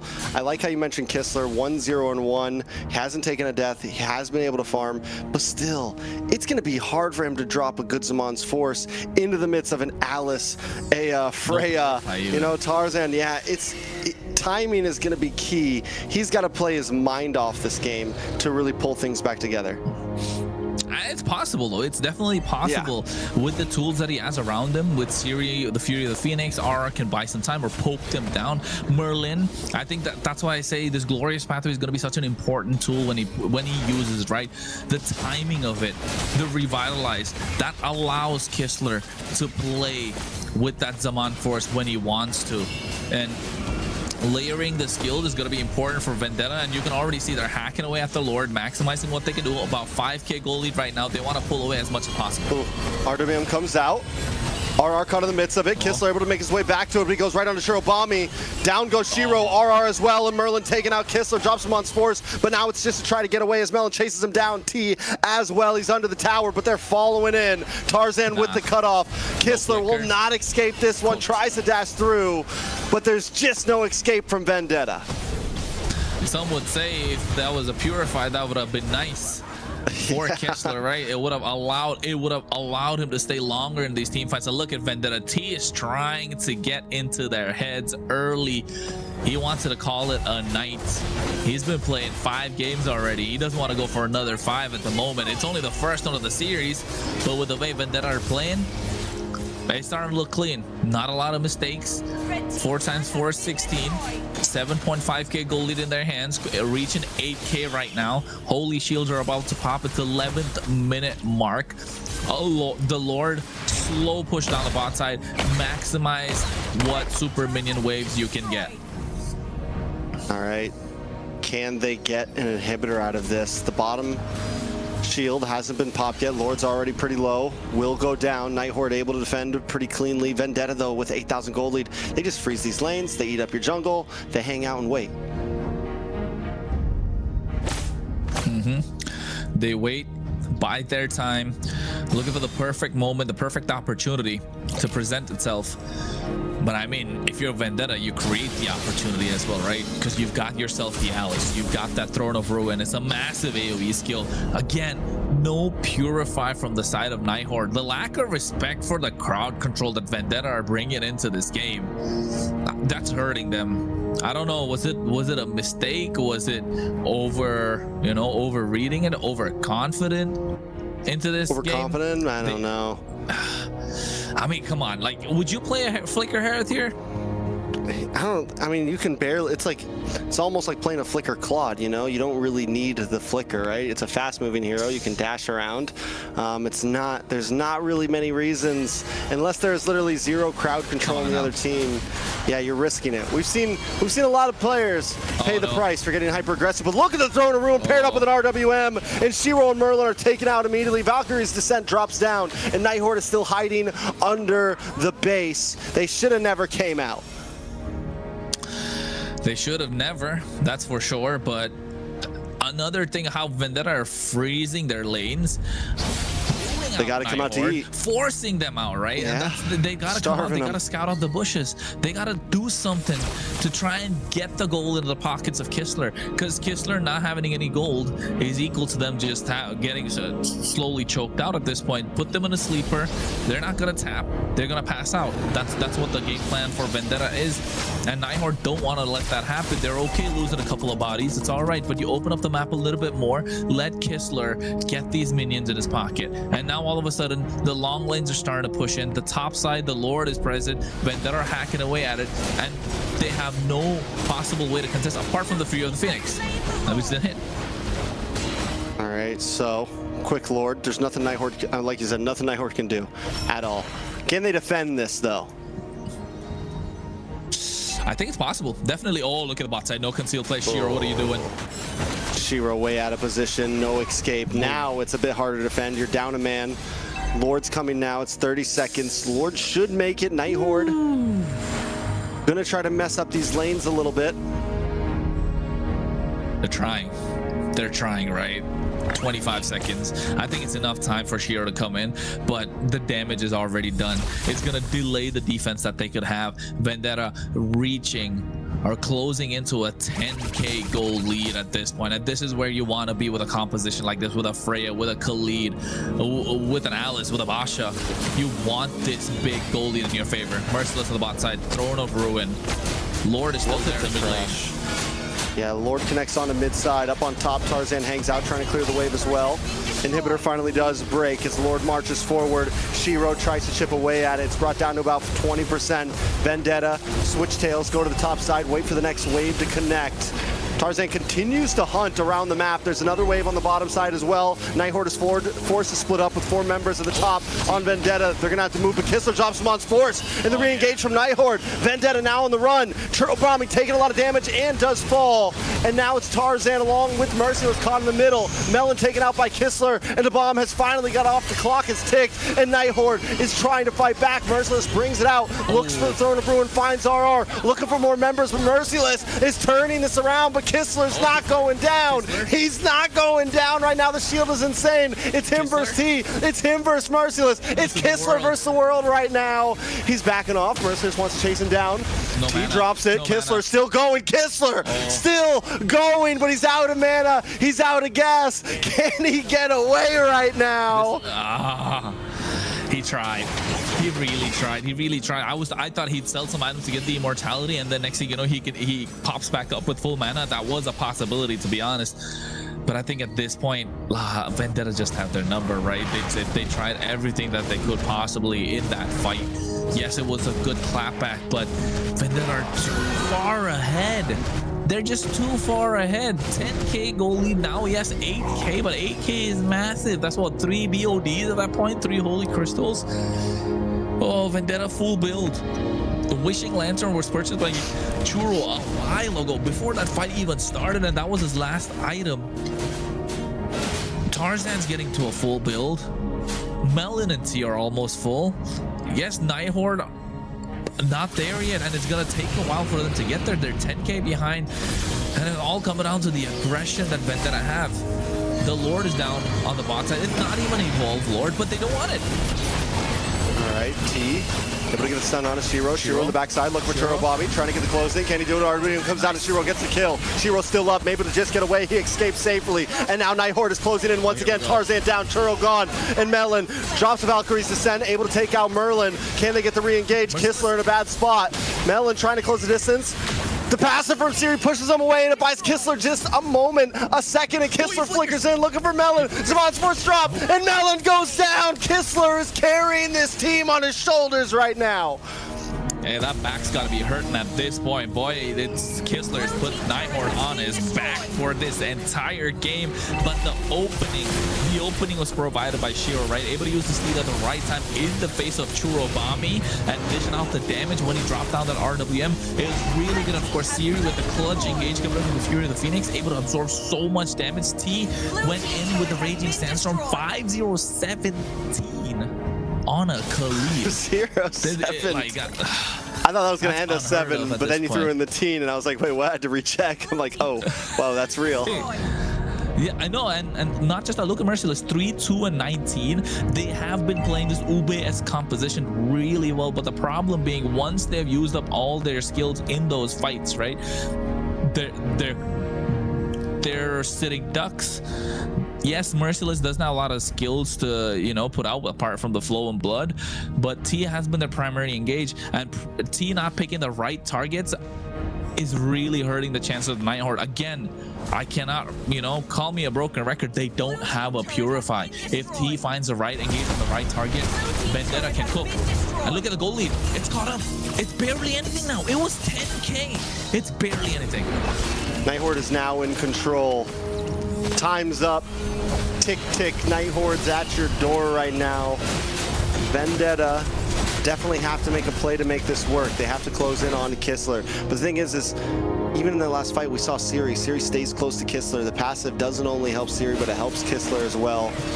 You pair that up with Merlin, who's willing to die for the cause. It buys Kistler enough time to really pop off. Another thing is Shiro's been doing such a good job at zoning in onto Churobami. It's worth it. If Churobami goes down, the back line is gone. Game's easy. Everything helps. Shiro can even die for that kill. And honestly, it puts Night Horde in a good position for the fight. Yeah, looking at them, their full build across the board. Oracle picked up by RR, has a Malefic Roar, so that's some good news. He has the Shred.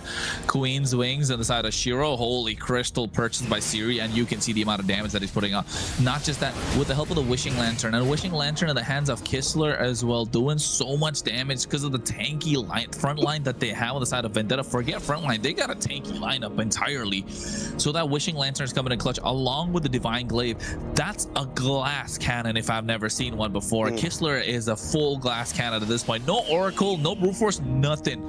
He's full damage.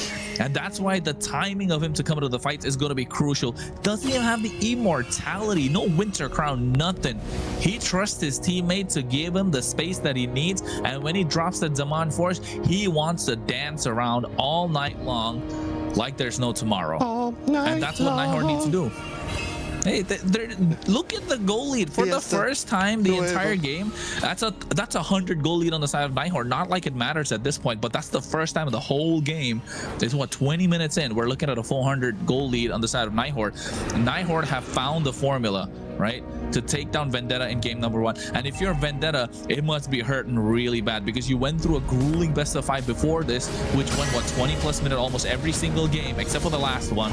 And now what you thought could be an early game easy win with a 10k goal lead, you let that slip, you fumble that, and now we're in 20 minutes deep and Night Horde have the shotgun and Vendetta looking down the barrel. Yeah, it's a mental game at this point, and Night Horde has definitely found the formula. Can they find a way into this Lord Pit, though?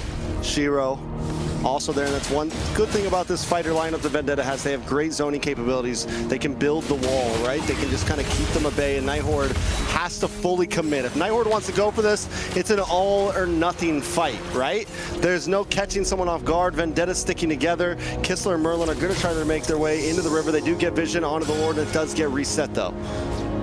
And not just that, look at the map, though. The map from Vendetta, the waves are pushing in, right? They've got 2 inhibitors gone. The bot side is pushing in. They've got a whole big wave. Look at the bot, look at the bot. Wait a second. Ooh, Melon sees it coming, drops Valkyrie's Descent, though, but he's taking way too much damage. Merlin gets the pick onto him. Immortality pops and T's there as well. Tarzan drops. Vendetta's been split up, and Night Horde is finding them one by one by one. Merciless and T are the last 2 standing, and that's where Night Horde gets them.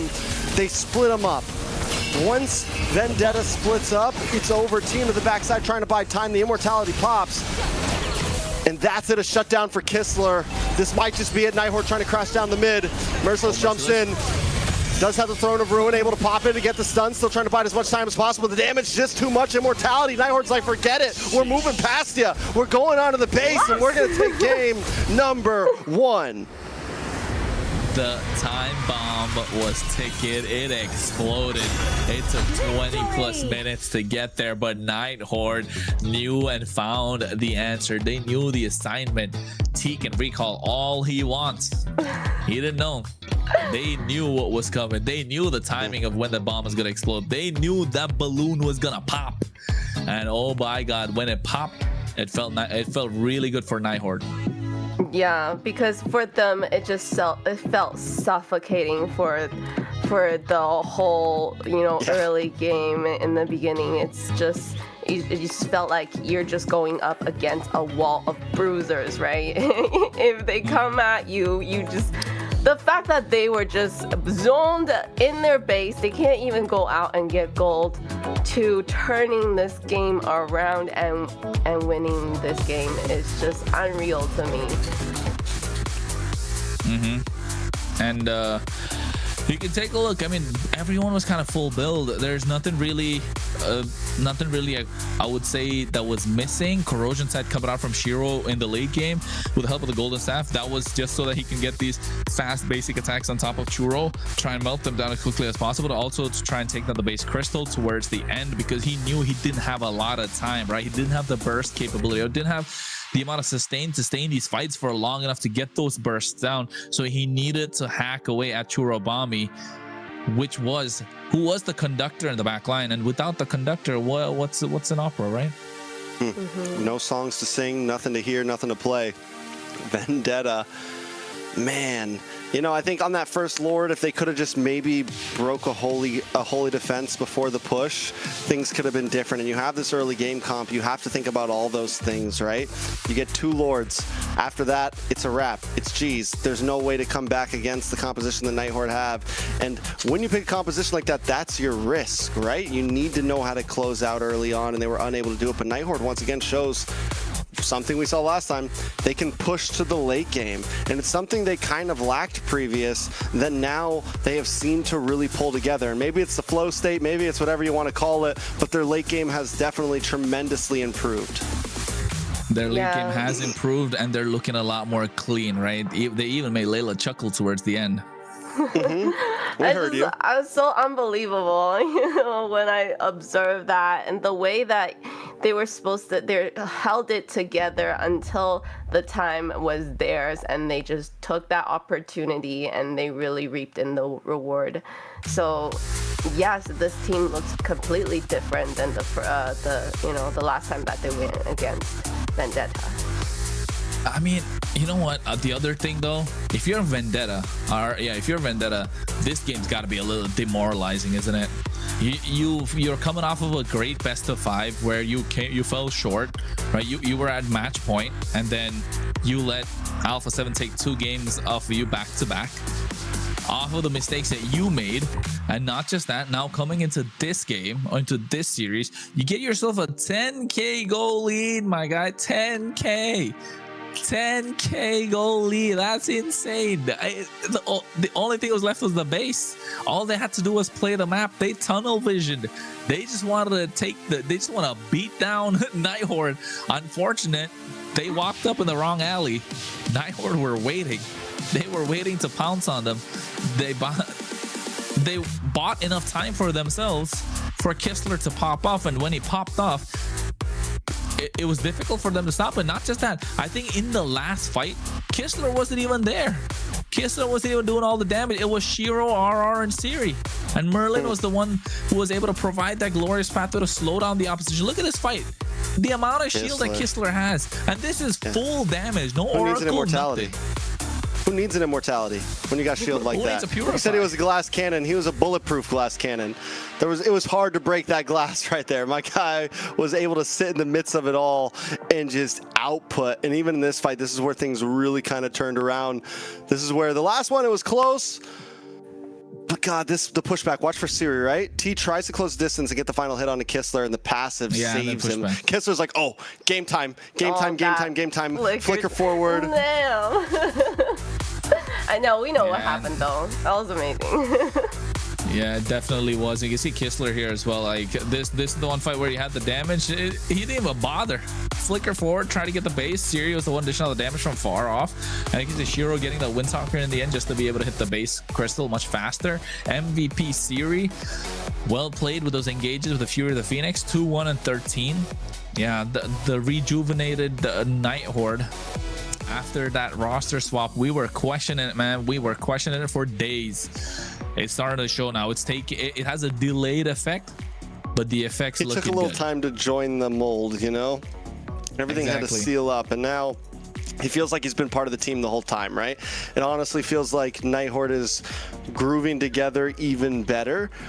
Siri so far has showed he's gotten multiple MVPs just today, or has just been on fire mostly today. I feel like the guy, in terms of aggressive MMs, we've seen him on Lilias, we've seen him on kiting people like this, we've seen him on, siege mages, everything from front to back. He has the full package right now. That's definitely true. He's done very well since coming in, into this roster, this team.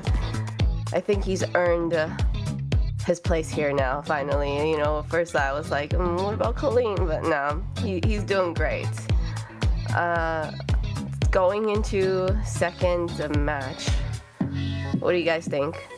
I mean, Vendetta, it was a scary comp what they had. It's just, there's so many dive. Now they're out a lot of the heroes. And they're really good heroes. Yeah, that's true. They did use up really good heroes, but for me, I think it's not the lane matchups or the heroes. It's just a mentality thing at this point. Both teams are kind of drained out. They've played a long series. Yes, Night Horde played 3 games, but 3 games where they really had to focus, right? 3 games where they really had to stop. There was a lot of macro, a lot of micro, a lot of movements around the map. Yes, they got a slight bit of a break, but I think like if you're a Vendetta, that was demoralizing. You're hurting right now. You're licking your wounds at this point. How are you gonna make it out in this game? It's dangerous grass once again, but they get the blue side. I don't know, man. Like Vendetta, I think their mentality is starting to crumble at this point. Different perspectives. And I think the Night Horde really found what is, I think, Churl Bomby, right? Just get rid of Churl Bomby and your team is doing great. I feel like, yes, Churl Bomby has done great in Vendetta, in terms of being there during the team fights, able to really zone and then also do what he needs to do. And I think he's a very important puzzle in this team. And I think if they keep on focusing Churl, Vendetta is not going to have a good time. So now Vendetta forced to ban out the Freya even when they're on blue side here. It's going to start limiting things down. Marcel banned out Jushin, Phobius. Fanny still banned out from Vendetta, which I'm kind of surprised we didn't see Shiro get crazy on the Fanny last time. But Vendetta knows it's still something that could get put into the tank here, and they don't want to let it through. Vendetta on first pick. Basha not there, Yves not there.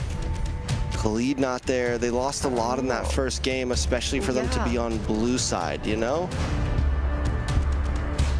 But what else is there, right? There's a Suyo that's still open, which is really nice. You still have Glue. Aerith. It's a good Hilda. I haven't seen Hilda in a while. Ooh, Hilda is open right now. Wouldn't be a bad first pick. And he did really good with the Hilda. Uranus. Merciless gets his comfort pick. All right. Yep. Hilda plus something. We didn't see him get to play the Uranus at all against. He didn't play the Uranus once against Alpha. It was never like, it was always like it could have been a first phase pick, but it never got to that point. Not like it was even banned out, but it was never a great pick for them moving on to the rest of the draft. So it never really gave him that opportunity to shine on this Uranus. So now getting it first pick though, because I saved my nation from falling Hilda, apart. right? They're so confident. Hilda You're picking a YSS. Yi Sun-shin into a Uranus, man. Like that's some Allow confidence me right now. to lead the charge. Your It's a vibe. team is picking. Okay, there's the Hilda. What do they have now? In terms of roam for Vendetta. In terms of, I mean, glue could be a possibility here. Here you go, Harith. Harith. You lock in your jungle. I think glue. I think you pick up the glue here. If they lock it in now, yeah. Ride like the crimson lightning. Oh, They go for their Leomord. jungle. Okay. Okay. Eve. I'd be a little bit scared as YSS with the Leomord. I don't know. I think Eve here. The past is but ashes in the wind. Your team. Okay, I was gonna say Eve or Carry, but Carry is the solid choice. You get the shred, you get your, you know, DPS locked down, your fail safe. Put that aside. Okay, now we can work around. I think Eve is gonna be a great pickup for them. But Vendetta need to ban it out in this phase. Zetian's gone. Shall endure. Eve, right? 100%. Just focus down on the mid laners here. Both teams need one though, so you have to think about it pretty hard if you're VTA, because the thing is Night Horde gets the first pick in response to all of this. Eve, man. Like Eve, don't like. Don't You're play not with gonna- it. Yeah, don't play with it. Like we've seen what the Eve can do against the Leomord, right? Really well with the RWMs, and Vendetta were the ones to do it to Night Horde. I think Night Horde will pull up a page out of their playbook and make it work for themselves. So yeah, Exists there you go. I was made for. I think Night Valentina. Horde is missing a lot of CC. Blue band. So, you know, we need Valentina. Yeah, and then what do you leave? You leave Lilia open. You leave. I mean, I guess you could give the Valentina, get the Lilia, or trade it here and just ban something else. I was thinking of the same. Like they don't have a lot of ultimates to take away, so Valentina's not a bad idea right now. But for VT, I'm thinking of a you know, Gato Gacha or a Hylos. There you go. That could work out for them as well. But I think there's also the option of a Kalea that can be taken off the Kaja. But now if you're looking down that hole, that rabbit hole, you're just gonna go deeper and deeper all of a sudden. So yeah, Lilia, you're okay giving away the Valentina. And then what, you take maybe Kimmy here or something? Not for VTA? Yeah. I don't like Valentina on the Night Horde. Yeah, but if they don't get Valentina, VTA are gonna pick it up. Will it grant immortality Alice, okay. or death? Yeah, Kimmy. Or the Valentina for VTA. I mean, for both teams, to be honest, right now, Valentina doesn't make too much of a sense. Like with Layla saying, but it's just so good as a pick, right? It's just such a great there's pick still overall. Sora, right? For Neither. VTA. For mid lane? I can go XP Uranus roam. Now we're getting crazy. Now we're reaching rank territory. There we go. Valentina comes through. Gato Kacha, Hylos. I think Hylos is a solid choice. 1,000 winters. A twin engine Horse horsepower. combo. There you go. Horse combo. Hey, twin engine horsepower, man. Make that a thing. The Layla logic is working. I'm telling you, the two horse combo is She's a owning up to it thing. Lear pick from Night Lear. Horde as an answer to the dive, an answer to the steeds, the horse combo. I don't know. It's good, but it hasn't had the greatest track record. On paper, it looks good, but it just hasn't had the greatest track record. But still, I think there definitely were plenty of other options. But it's all right. I mean, Valir works just because of the fact that they can push back, you know, slow down, burn the tires of this twin engine horsepower. But at the moment, folks, Layla, what's your logic telling you? What? Your What's logic telling you? My logic is, well, that pick with the Valier, is that just so that, you know, they can deny Valentina? Because they could have, what else could they do? Like Gord? Kimmy was good, Gord was good, yeah. Those are two great picks. But, hey, coulda, woulda, shoulda. We don't know about that, Trex. Game number 2.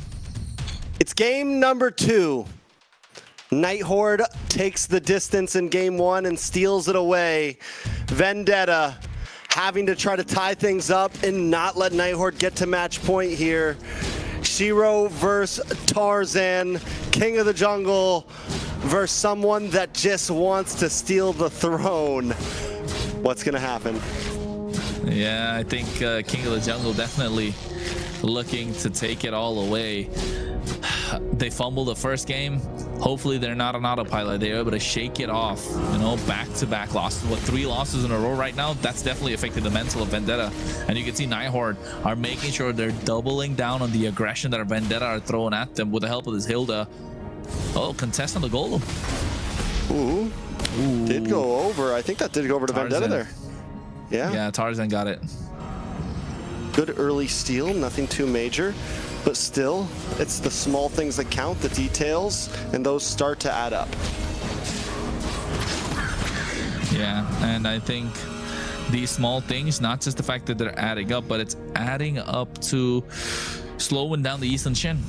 The slower the Eastern Shin farms, the better it is for Vendetta. But we've seen what can happen. Night Horde have played that game already before. They've played these games before where the Eastern Shin has been slowed down by Leviatan. Oh. Who needs to be slow when Merlin can go fast and get a first blood already? Shiro connecting a Mountain Shocker, getting the stun. And that's the thing about the YSS still does have some kill pressure even in the early game, mainly because of that Mountain Shocker, right? Yeah. Like the quick stun. Right? That stun just helps him out quite a lot right now. And he's able to take those 1v1s, which he couldn't earlier. Meanwhile, on the top side, a little bit of, you know, give and take action, push and pull. You can see Shiro taking, oh, he's getting the purple. He doesn't want the turtle. Purple for turtle. Night Horde's gonna back off. Not a horrible trade. I think Night Horde knows it's not a fight they can take right now, so at least they save face somewhere. Yeah, they do, and not just that, right? Shiro is able to make back that deficit of that camp that he had, not just by taking away the lizard, but also the purple buff right now. And so he should be technically ahead in terms of EXP. And Tarzan just got one lonely golem on the bot side to try and clear. And looking at the emblems setup, it's looking all good for both these teams. Siri rocking a Festival of Blood. Meanwhile, I think super solid across the board. Nothing crazy. Both these EXP players rocking the Brave Smite want to sustain. Both the junglers with the killing spree. That's they want brawl. Yeah. They're trying to rev up, jump in there and take people out. That's all it is. You know, it's aggressiveness at its finest. I want to be the carry. It's the hold my beer emblem. You know, Night Horde now. Gaining back some ground in the river. RR on the boss side, keeping tabs on Tarzan. A little bit of action, a little bit of trades, but overall, nobody's fully investing yet. Oh, they're investing now. They back off. Back off indeed. At least they bait out a glorious path along with a revitalized. So, oh, Melon, he walks in. Oh, no. Oh, a lot of damage. No. Shiro, so aggressive under the tower. Might go down for this one. Shouldn't be able to live. Definitely unnecessary, but it's okay. It's Shiro, the hero. Easy, though. Easy gonna be the hero for Night Horde right now. He was in the previous series. He was. Shiro, the aura farmer. He just wants to watch the world burn, man. Yeah, I know, right? He doesn't need to be king of the jungle. He just wants to make sure everyone else's crown burns around him. He's the antagonist. He's the antagonist of the story of Vendetta at this point. And Night Horde, they want revenge. They really want it, and it's best served cold. It's already midnight. Throne of Ruin does luck on a T there, but Tarzan still able to get the turtle. Night Horde backs off. Merciless, though. Looking for a nice pincer onto Merlin and RR. Merlin forced to use the flicker. Siri and Shiro now trying to get involved. Mountain Shocker does connect onto T. But Night Horde doesn't want to fully invest. Churro dashes in, gets a nice hit onto multiples. Siri misses. And now Vendetta back off once again. It's 1-2. We're 5 minutes in. This is unknown territory. Yeah, this is slow pace. It's a slow burn. What did you expect? We're talking about Night Horde. Expect the unexpected. Vendetta, they like to slow the pace of the game down. We know about this, but Night Horde say they're not shying away from slow pace games. Ooh, merciless. Tarzan on to 3 members. Night Horde completely stomped through in their own jungle. God damn, just when I said they were slowing down the pace of the game. Talk about 3 kills on the bounce. Tarzan able to get a double, a blow to the gut of Night Horde. Yeah, a massive blow to the gut of Night Horde. And you can tell as well on the top side, VTA just doing the best that they can to try and push back Night Horde, but Night Horde are not letting up. They've got a late game composition as well. They've got Kistler. He's left untouched at the moment. He's left untouched, unchecked. Merciless is only now getting on top of him, but I think he should have enough items to try and keep him at bay to a certain extent. Yeah, I mean, we saw what happened last game when Kistler was left untouched, unchecked, having the gold lane experience, just able to farm up on something like this. And the glass cannon. Well, this time he's on the carry, and that's even scarier at some points, especially against. Oh, wait a second. 1v1? 1v1? We'll never know. We'll never know. We will never know. The world may never know. One thing's for sure. Night Horde definitely want to watch the world of Vendetta burn by picking up this Valier, but this Valier is just not, it's not the. It's not him. Not that. I'm just saying he can't really be the one to take charge in these fights, right? He's someone that's waiting for Vendetta to dive on them, and then he gets a pushback. Basically an anti-dive hero during the draft, like we called it. But that's the reason Night Horde are not able to initiate any fights. The moment they do, Valier's gonna be in no man's land.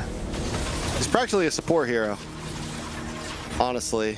Like, it's not crazy damage. We've never seen a Valier pop off and get a double or triple kill. Oh no. Down on the boss side though, Merlin gets caught up by the steed. He's able to get a couple stuns off. Kistler. Well done, Kistler brings out the speedy light wheel. Gets some nice shots onto Merciless, but Vendetta still get away safely. Now Shiro once again caught off in a bad spot. Is he gonna go for the outplay? Oh no, not today. Not today. Melon is locked in. Not just Melon. Anyone on the Herod today has been locked in, haven't they? Anyone Herod's can catch these hands. Great pick.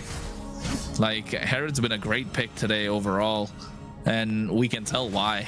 Merciless right now, you can see why this Uranus is always, why we sing praises of Merciless Uranus. Yeah. All day. Vendetta now takes the tier 2 in the top side. Night Horde, I mean, yeah, it's just once again a time, right? But it's already 8 minutes in, and this time Vendetta might not want to make the same mistakes as last time. They're trying to get down these inhibitors before the Lord comes. If they can do that, look on the boss side. Merciless zoning away Kistler, trying to get this inhibitor down so that maybe, just maybe, they can pop a holy shield before the Lord comes. Yeah, and I think it's reaching that point where they could get their 30 seconds to the Lord. And I think this is the moment where Vendetta needs to apply the pressure and take away the mid-tier 3. A lot of damage. They do dive through, looking for the tier 3, throwing everyone comes out, but it does not connect to many. It is able to defend, it is able to keep them away. Flowing Blood comes through as well. Mount Shocker on a Merciless. Merciless does have the consecration still.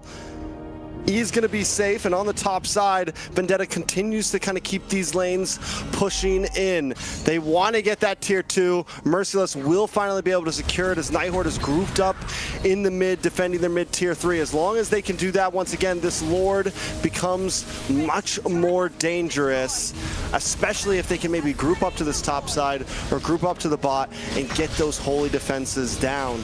Make sure the Lord can get a full crash in. That's exactly what they're looking for. Night Horde, on the other hand, they're onto it. They smell it. They know what's going in. So they need to try to defend. The tier 3 in the mid side as well is kind of a wall that keeps Vendetta from rotating to top to bottom. It makes their path much, much slower. So if Night Horde can keep this standing, it's also huge for them. Lord was taken out on a decent timing, so it won't come out to the next wave. It's going to be coming out now. That means it gives Vendetta a lot of time to see how they want to approach this, find their positioning, and push in. Night Horde still not overstepping. They know they're caught in the late game, in this late game clock. They know they just need to defend. Don't start any fights. If you can find a pick-off, if they over-engage, that's a win. But it's not the end of the world if you lose a tower here and there, as long as you're not falling too far behind in terms of deaths, in terms of gold, etc., etc. So Lord marching down top side. Vendetta looking for tier 2 on the mid. Still a wave coming down on the bot side as well. Vendetta just slow pushing. So similar to last game, it is a slow chokehold. It's a slow chokehold, but you know, Night Horde have seen this before already. They've been there. They've played these games. They've got to the ropes. They were able to break past that chokehold and able to make a comeback. But this time, they do have the lineup, and Kistler's still not gone down. He just got the DHS. It's going to be enough, I think. And Lord's looking to be taken down. Pathway comes out. The Throne of Ruin is not fully committed from Chirobami there. On the top side, Shiro takes a lot of damage from Tarzan, but Vendetta still unable to crack through. This means they get even more time to go. Yeah, and I think it's going to be important to see how these games will go out, how far the game will extend, right, at this point. And you can see on the top side already looking to take down the inhibitor. Terrified RR, Merciless trying to go and get stunned up. Melon trying to buy some time, able to get the inhibitor on the top side. Mountain Shocker already used up by Shiro. Oh, they're trying to maximize whatever they can, Vendetta. All right, and if Night Horde can just kind of keep this pace going, they do stand a chance. We're at the 12-minute mark. Glorious Pathway comes out once again. Throne of Ruin connects onto 3 of Vendetta. And now Tarzan forced it back off. T and Mercer is caught under the tower, under the base. Zamon's force drops. Night Horde just still trying to keep them away, not fully committing, but the defense does hold strong. They definitely hold strong, all right. With the way that this game's been going on, Night Horde have been able to slow down the game as much as they'd like to. We've seen that in game number 1. Vendetta 7.2k goal lead. This time they have a little bit more of an aggressive lineup in terms of how they can play the map. But a pause being called on. Whoa. A pause being called on. Heck yeah. Ooh. Heck yeah. All right, that's the first pause of the night, I think, right? Nope. We just had the other ones pre-game. We had a pause earlier pre-game. Okay. This kind of started play out like that first match, but what's the difference for this one? They broke an inhibitor after First Lord. They were listening to you guys. It's a big deal. They're like, notes. So yes, what do you think that the chances of Night Horde coming back from this one? Chronos? It's possible. They gotta carry. Less they gotta than last carry, time. Bro. Like that. Like no, still possible. I don't know. I think yes, in terms of you know, the composition that they have to box out everybody else just so Kistler can dish out the damage, they're really good at doing that, right? They've done that before, but this time Shiro is playing on a marksman, right? He can't really play as aggressive as he'd like. Ethan Shin into a Leomord is tough. It is difficult, but not impossible. But now with the composition that they have, they need to box out 2 players, or rather 3 even, with the carry, Kistler, Shiro, and as well as the mid. So I think definitely not impossible, but gonna be more difficult. But if Vendetta overstep even a little bit, they're gonna clock it. Yeah, I've been thinking about just the Uranus. Oh, Layla, we'll see on the fly. We'll talk about that later. We'll see if Night Horde can turn this around. Chronos feels good about it. There's the possibility there for sure, and I can't agree with that. But Vendetta doing a much better job this time than last time at trying to close things out. Already breaking inhibitor. Towers already down to about half health. The last 2 remaining for Night Horde.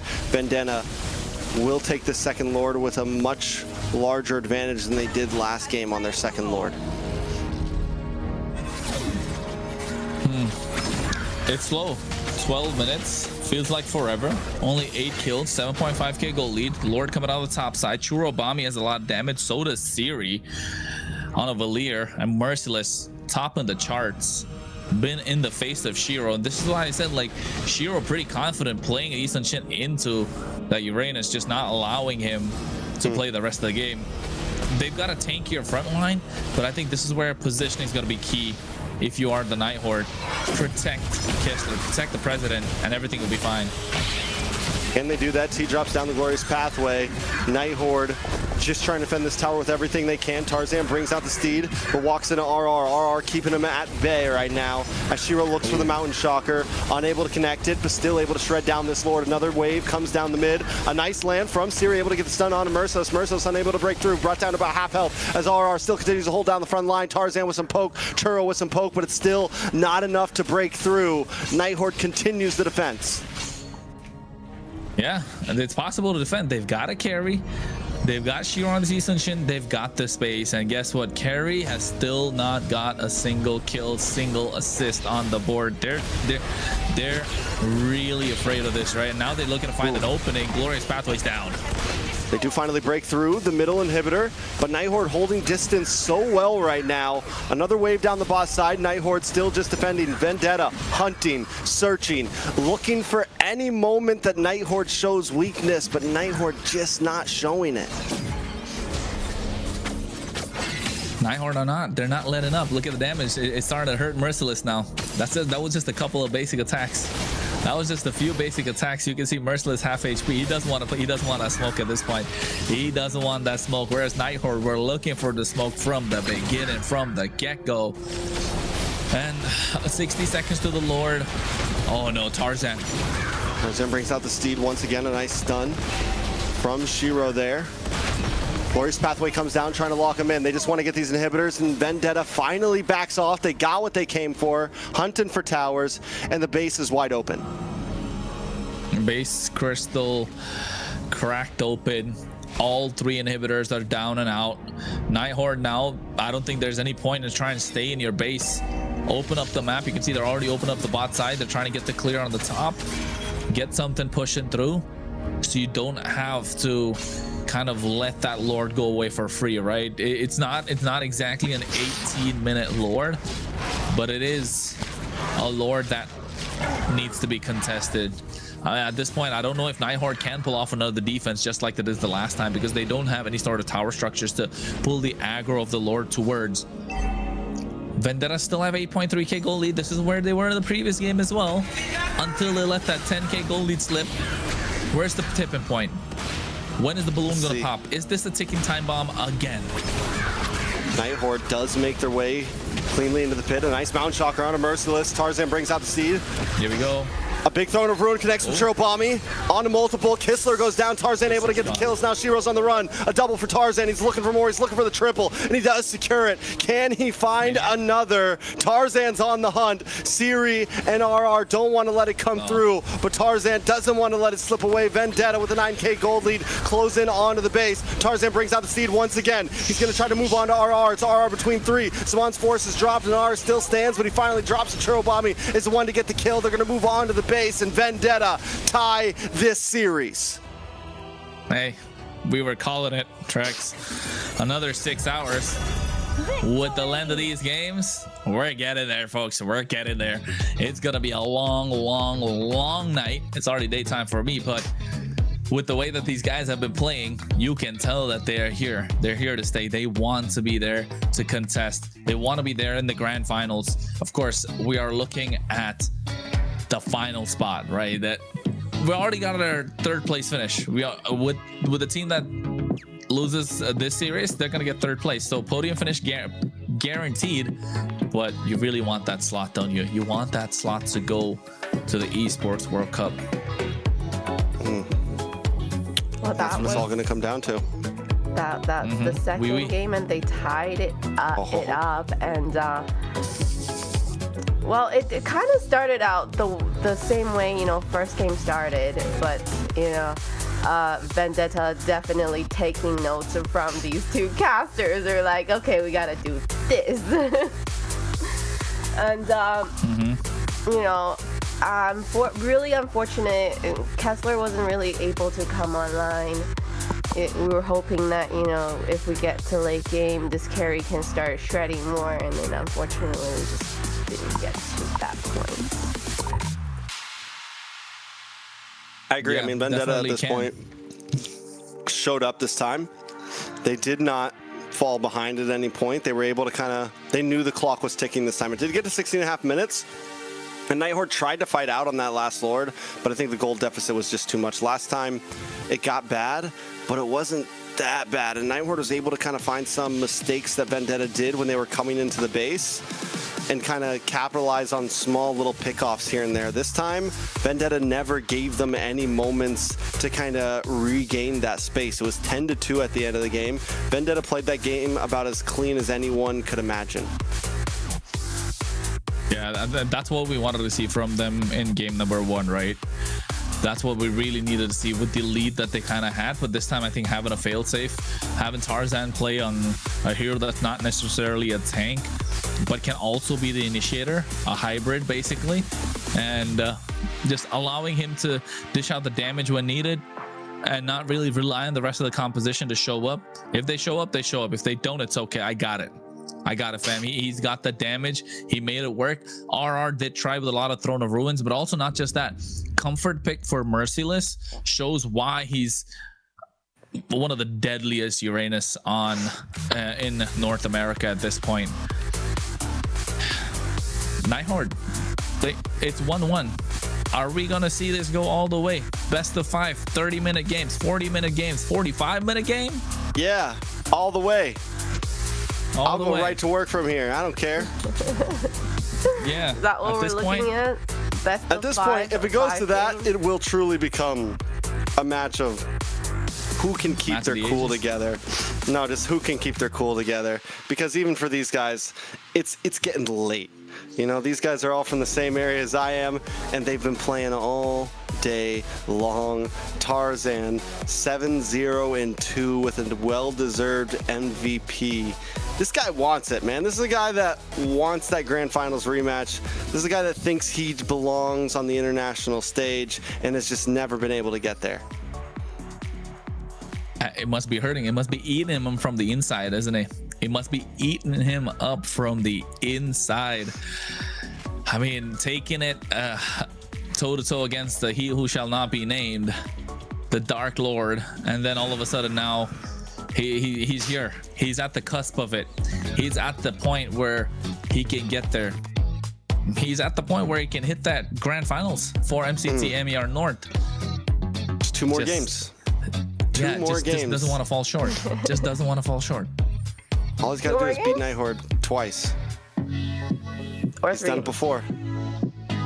2 more games if Vendetta. Look at Layla's all Vendetta needs is 2 more games and he can go to Grand Finals.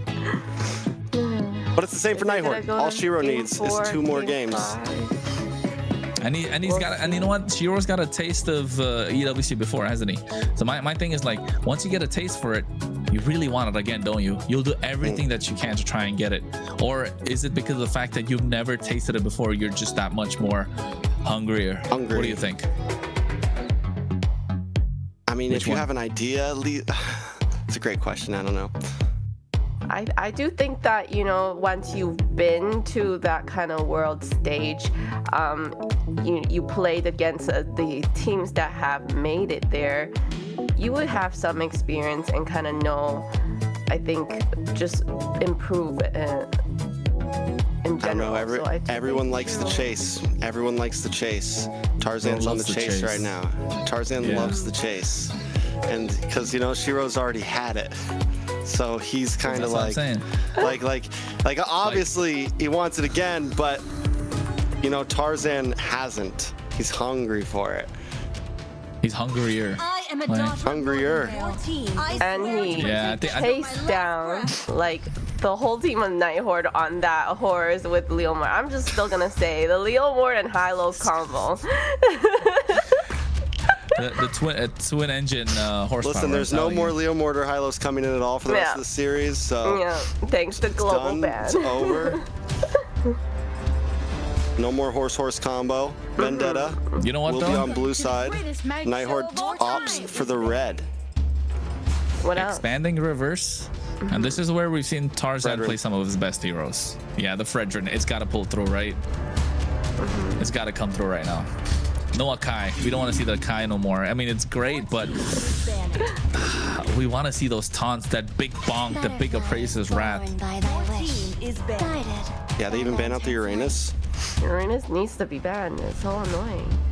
No Jushin. Honestly, yeah, there's a chance we could see like a Fredrin right up front here for Tarzan.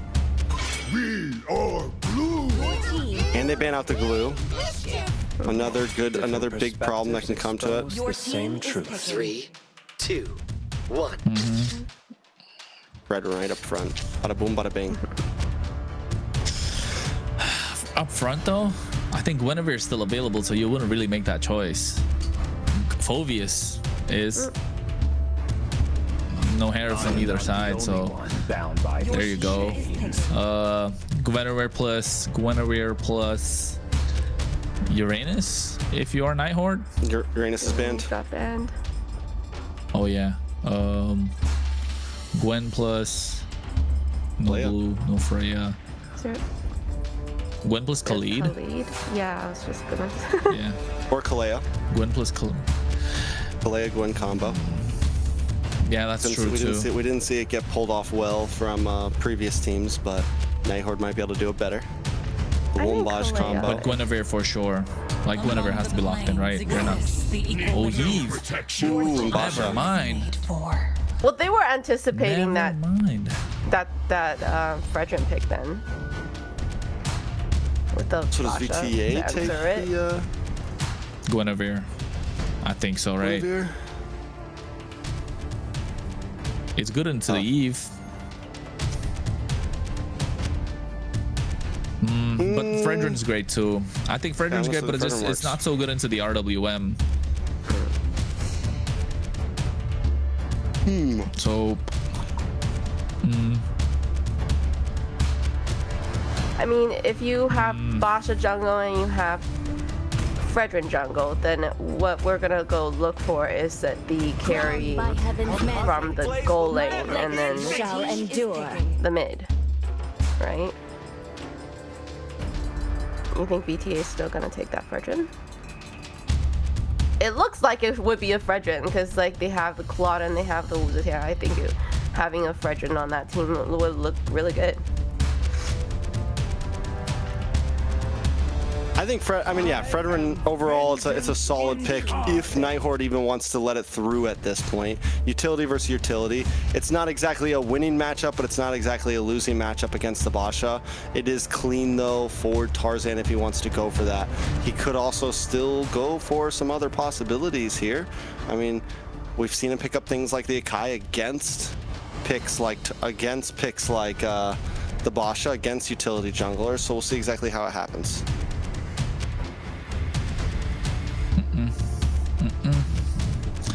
EXP. Oh, sorry, Rome. No jungle. Fredrin, Guinevere. Both gotta get banned out from Night Horde. If you're VTA, you take out the EXP laner. Sora. Fanny. Okay. All right. They're thinking this Basha could be in the Rome, like they did throw a curveball in the first series or in the second series against Leviatan. What could it be here? I think Fredrin, right? Just straightforward. Is there any other or Leomord's already used up? Is there any other fighter jungler that's kind of like available at this point for them? Nolan. I think Nolan. Yeah, Nolan honestly could be clean from VTA here. They banned out the Fanny though. Oh, Fredrin. okay. But do they just have to go for the assassin pick here? I think Nolan's gotta be it, right, for VTA. I would like Nolan now if there's no Fredrin. That would be good. Yeah, I think Tarzan will play it right to where it's not like you're going head to head against the Basha. You can still get kills onto the Moskov. You can still get kills onto the Eve. Yeah, there you go. That's Sora. You know what I was thinking about? We haven't even spoken about the Suyo this entire series. Like, I just mentioned Suyo. You guys didn't say anything. My bad, Layla. My bad. No, but I think Sheesh. I would prefer Nolan over Suyo here, though, for VTA. I agree.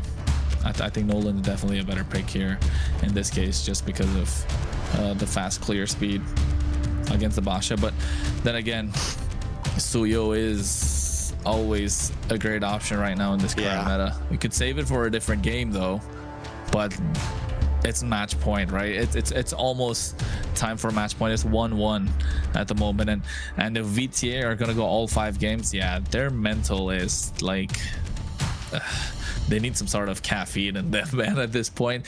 And Trex said what, it's 2 a.m. Trex, and they're still 2 a.m. on the East Coast, going at it. If you're on the West Coast, it's 11. So you're somewhere between 11 and 2 right now. And either way, 7 a.m. Vendetta's been here as long as we have. And it's like, 7 do a.m. you in even... England. Do you, yeah. No, I mean here, what you go for the EXP lane. Lapu Lapu is a great option. Yu Zhong's another great option. There's no Sora, there's no Glue, there's no Uranus, right? Terizla is another solid choice if you want to go for that. I'm thinking Alice. If you no, they already used up the Alice, right? Arlot. Do they want to go with the Arlot though? Oh wait, it's Night Horde. They can go Sun, right? We're not That's a good Well, one that's a to Kistler pop special. the Tian's passive. Yeah, and it's though. failed repetitively. So I don't think it's I don't think it should get picked here. You also are up against a Zetian, which you can't really target down as a fighter, right? You jump in, you get knocked back, you got to deal with that kind of thing. They're really taking their time, though. I'll say that. Did something happen here? The clock stopped at 27. I think it's a pause. I've been looking at the clock for a while now, I think. I love that. Yeah, there you go. Definitely do. We definitely do. I think at this point, Khalid's probably going to be the choice for the Night Horde. In Rome, get some aggression, easily pop the passive of the Zetian. But on the other side, what could it be though?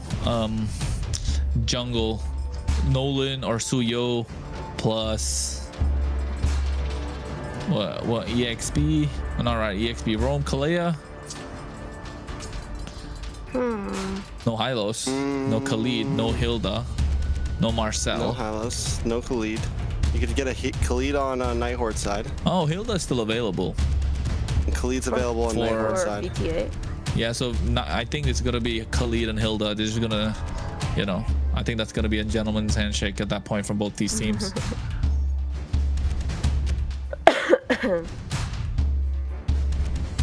I like it.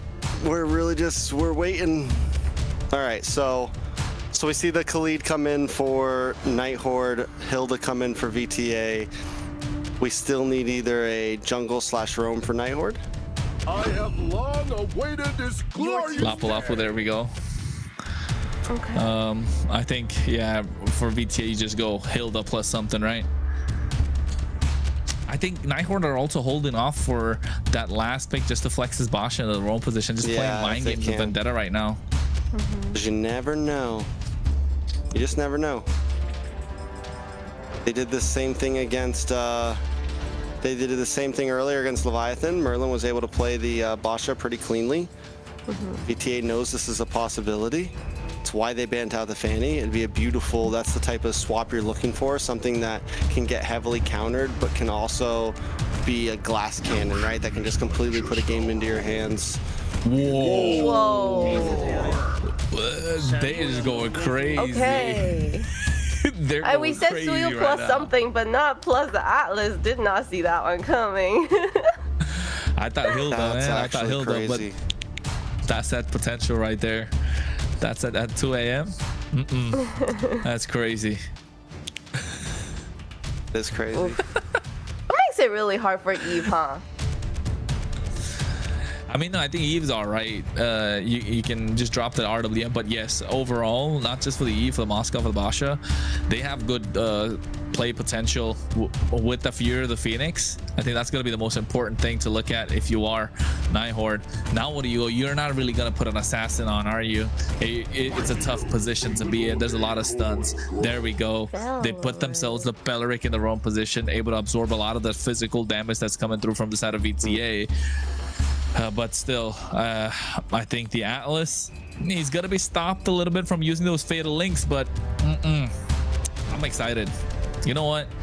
Just for the thrill of it, we go with Vendetta on this one, just because we got an Atlas. Well, I think I think it's doable. I think it's possible. Yeah. I think both teams have some chances here. I think if you know, the Roam and Mage has skills do connect, it's gonna be scary for the Night Horde, and I hope they brought Purify. They better have brought some Purify. And for everyone still watching, I hope you brought some coffee, some snacks, and all that good stuff. Because we are in for it right now. It's 1-1. Vendetta tied it up. There's no sweep coming. The night's not ending soon. Night Horde and Vendetta are giving us a banger. 25 minutes a game, 30 if we're feeling it. Yeah, 30 a pop every single time. And not just that. I mean, looking at the fact that they've got a Eve on the other side, they need a Flicker too. So Flicker purifies, unless I'm mixing up both these lineups. But you know what? We're not mixing up the fact that it's going to be a best of 5, 1 apiece. Game number 3. It is on, ladies and gentlemen. We're in for the long haul. The one spot that gets to the grand final. The lower bracket finals are what we're talking about. Vendetta versus the Night Horde. Game number 3. Ding, ding, ding. All right, so Vendetta already kind of losing out in lane a little bit. Night Horde keeping it aggressive. You get the range with the Eve. You're able to clear wave fast. Shiro's going to be able to get this Lethal Wander. And this is the type of pace that Night Horde's already setting in the early game. Normally, it's been Vendetta who's been controlling the laning phase. For the first time, we're seeing Night Horde kind of take the wheel. Yeah, definitely. I think when it comes to how they need to get control, who's going to be the captain of the ship for both these teams, right? Need to find a way to start playing aggressive, but also at the same time you can see, oh my god, Merlin, nice damage. He'll be okay. It'll be okay, Kronos, keep going. Yeah, I know. I think at this point, Merlin, I was going to say Merlin needs to kind of be the aggressor, but at the same time, look at T, right? He's got that split. He's going to go in. Not as tanky as Merlin, but the playmaking potential from Vendetta is off the charts. There's only one Purify on the other side. That's going to be in the hands of Kistler. Apart from that, they're okay. Everybody else got flickers. T goes in, gets the split. Look at it, catch Shiro. Tortoise's Poissons for the disengage. Turtle's going to be up in about, what, 3 seconds? And now getting it started. Vendetta looking to make their way. Yeah, Night Horde keep control over this RR, and Merlin hold the wall against Merciless and T. T is going to look for the stun here, able to get it on 2, and in comes the RWM. But Tarzan's able to dash through and get 2 kills anyways. Right through it, a double kill. Turtle falls in the hands of Night Horde, but still, it feels like a positive for Vendetta. Yeah, no fatal links used up as well for that one. Just able to use the flicker on the hands of T. I think it's just a T special. I think we've seen T play it before on the Atlas, right? If I'm not wrong, in previous, have we? Like MCT? It feels like it could be a T special. He would play some weird stuff like this. Yeah, it feels very familiar for some reason. Give me a little bit of deja vu vibes. It's giving you a little bit of familiarity. Oh my god, it's late, you can tell. It's getting to Trex. 2 a.m. midnight talks, not even midnight, 3 a.m. conversations. Just be careful who you're DMing, folks. Yep. At this point of night, it's getting to the hour. It's getting to the hour, and Vendetta looking to get the advantage right now. 600 gold lead on their side, not the golden hour. Not the golden hour. Not at all. That's been passed. Well, you just had that, didn't you? It's early morning. It's middle of the night over here. Night Horde on the defense, breathing for life at this point. I mean, I think everyone. How the tables have turned. How the turns have tabled. Exactly. And I think it's reaching that point where both these teams mentally fatigued, right? It's late for both of them. who's going to be able to hold their own, keep their mentality strong. Let's not forget, you know, with everything aside, the entire season has been built up to this point for both of them. And you don't want a momentary lapse of concentration to kind of decide your months of hard work, right? It's true. And it's 7 seconds for Turtle. First one did go over to Night Horde. Vendetta with a small lead, but it's still feeling like a tie game. This Turtle, though, T will have the Fatal Link, so we're going to have to watch for it. Night Horde needs to be careful about how they engage. He does have Flicker as well. He doesn't have to even use the dash skill to come in. Just watch for a big flick and boom. Purify is only on Kistler right now, so Siri, Shiro, RR, Merlin are all available targets. Merlin does have the Revitalize, so once you see that pop, there's a big chance the Revitalize is going to connect right after. RR goes in. Well, wait, there's the Fatal Links. In comes the SOD to try to help out. And the damage is locked in. 3 members down on the side of Night Horde. It's nothing but Siri living. And now the Turtle does go to the side of Night Horde. Siri used the Flicker. Oh my God, Siri, what were you doing? He was just sitting right in front of him while his entire team just got melted down with the RWM. They're walking up to him, and then he realized, oh my God, I'm in trouble. Meanwhile, on the top side, Purify forced out from Kistler as well. Blazing Duet coming through from Melon. T has been playing this Atlas really well, right? It's got to the point where I think comfort picks are starting to show, and at least out of the box unorthodox picks are making it possible, or making it work for the side of Vendetta. And in terms of the damage dealt, Series on top of the charts. Merciless is next. Churro Bomb is there. Kistler is following through. Down to the bottom, Shiro, of course, it is a jungle Basha. You want to see fast rotations. You want to see him being present, being what tilt the numbers advantage to the side of Night Horde. But at the moment, Vendetta, every single game that Vendetta have played against Night Horde, they've been the aggressors. They've been the ones to kind of get the early game in their favor. And Night Horde have always given away this river control. Not even if not given away, they've not been able to win it out from Vendetta. All right, so Night Horde, though, have been great at staunching the bleeding before and slowing things down as much as possible. The problem is here, though, is Vendetta has late game potential as well, right? Yes, they have the bridge in Tarzan and CO, but they also have Melon. Merciless does go down. Boss side, beautiful gank from the Night Horde. Shiro takes out Tarzan as well. 2 members down on the side of Vendetta, and instantly the gold is brought back down to a median. Yeah, and I think it's all thanks to the pressure that RR can put out, and now all of a sudden, without the presence of T, everything is looking good for Night Horde. They get the turtle started. They have the numbers advantage, hacking away the bot tier 3. They're probably going to be able to get it. If not, it's just going to be hanging by a thread. T is trying to do something. Merlin's waiting for the right opportunity to get on top of Tarzan or even Melon. Kistler was even present in that fight. 5-3 kill score. Now goal lead slightly to the side of Night Horde. Yeah, look at that. Fatal Links. Nice pull back with the Fatal Link. Shiro goes down. RBDM does catch 3, but a Blazing Duet tries to help out as Night Horde is pushed away. Vendetta back. I mean, it's back and forth right now. Shiro 1-2-1. Tarzan has taken Dudes, but at least he's got 5 kills put on the board. Kistler working away at the tower. Will be able to secure it, but the stun does come in. Merlin now along with Siri. Looking for 3 again, but the RWM's not there, so Night Horde decides not to fully push it.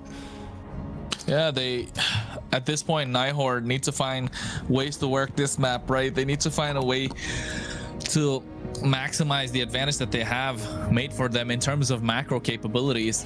Vendetta, on the other hand, they need team fights. They just want to brawl, and you can see what's happening. It's exactly the same. It's being mirrored in the Land of Dawn. They've got a higher kill score, but Night Horde able to push these turrets. So Night Horde are okay, biding their time, waiting for the right opportunity, and slowly hack away at these tower structures that Vendetta have. Meanwhile, Vendetta, on the other hand, they need to maximize what they can get out of this Fatal Links, because it's a one and done, right? It's a one and done play. They've got the Fury of the Phoenix to start things off as well. Tarzan comes in, gets the cleanup done. He's already got the Sky Pierce, already got the War Axe in his hands. Merciless needs to be in these team fights a little bit more. But the moment everything changes for Vendetta is when Melon starts joining these fights. I think one of my big worries for Merlin here is the fact that since he took Revitalize, right, it's going to be hard for him to land a big like Wrath of Druid, right? Oh no. Yeah. Melon, though, taking some damage. Shiro to Oh, walk that in. Melon Shiro won't get 1v1. away. A nice kill from Shiro. 2, 2, and 1, but 2 get caught by the Fatal Links. Fear of the Phoenix comes down as well, and the damage is SOD. exploding. SOD from Kistler. Wrath of Dryad does come out as well, but look at the huge Bravest Fighter getting the stun onto T and Churro. The brawl is there, but now they're going to chase down RR. He may not be able to get away. T's got about 10%, but he doesn't care. RR tries to dash back, tries to get to safety, but there's just no escape. And now Tarzan and Shiro gonna go blow for blow once again. Tarzan comes through the bush. Shiro does go down. It's a double kill into the hands of Tarzan. Tarzan low. He's gonna keep on going, and he finds Siri. A triple kill into the hands of Tarzan. Oh my God.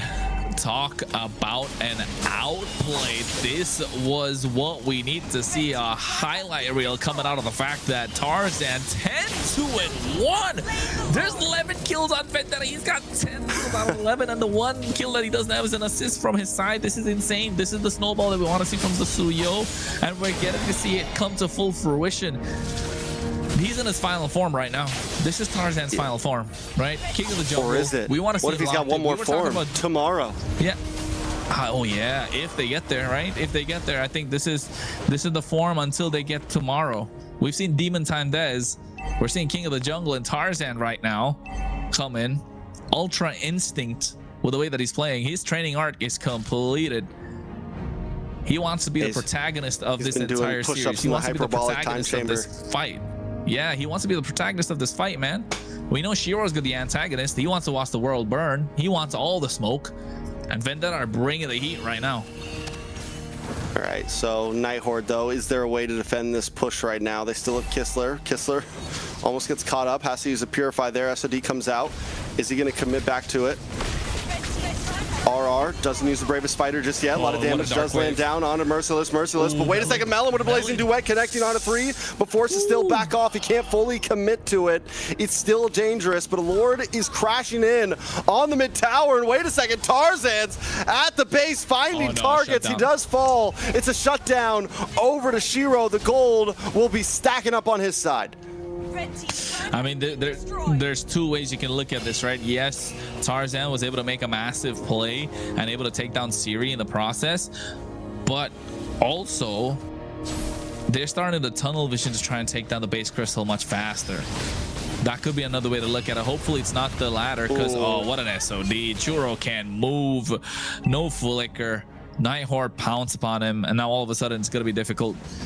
And Holy Shield's only present on the top side, so that's kind of, I mean, it's gonna pop anyway, so it doesn't matter. 60 seconds to the Lord. Vendetta have played the map really well.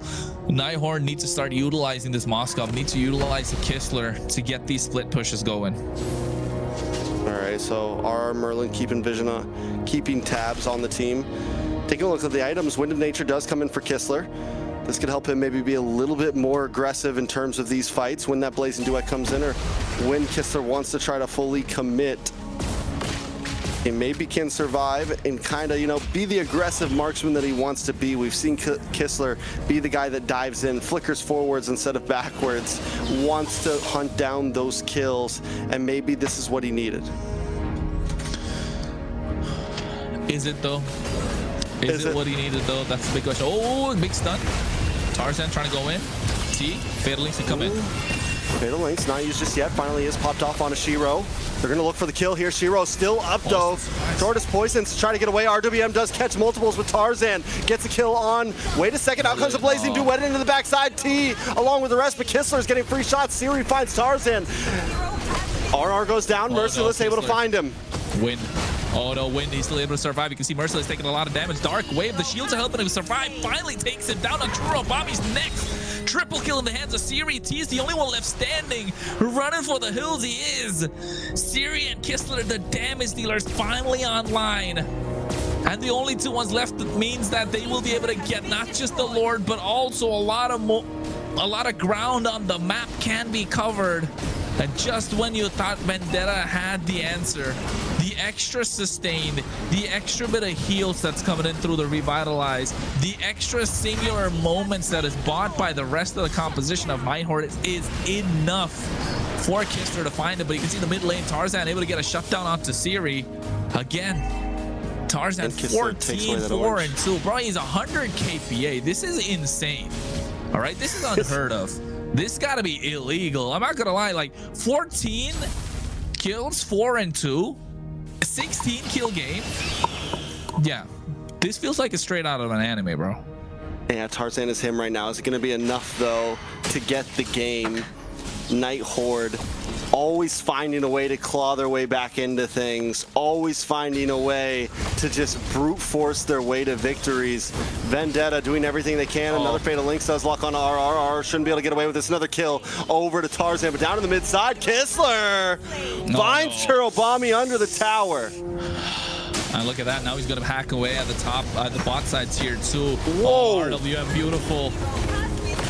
That was a lot of damage. RWM plus a Wrath of Dryad completely chomps down on a Tarzan, and now Kistler has complete freedom to move on to this tower. Merciless Melon want to try to defend. Melon does have an Blazing Duet, but he can't commit. He'll just go straight to his death at this point. Oh, BMI's back. Doesn't use the. He did not use the Blazing Duet there. For a second, I thought he popped it.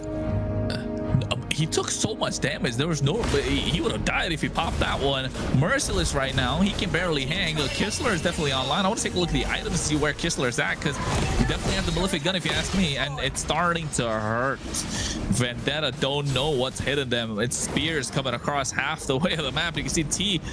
He's trying to get these Fatal Links on point, right? But the problem is the target he wants to catch has a Purify. And not just that, to get to that target, you got to go through these 3 beefy boys. First thing is that badass roller Basha, or rather the bartender in this case.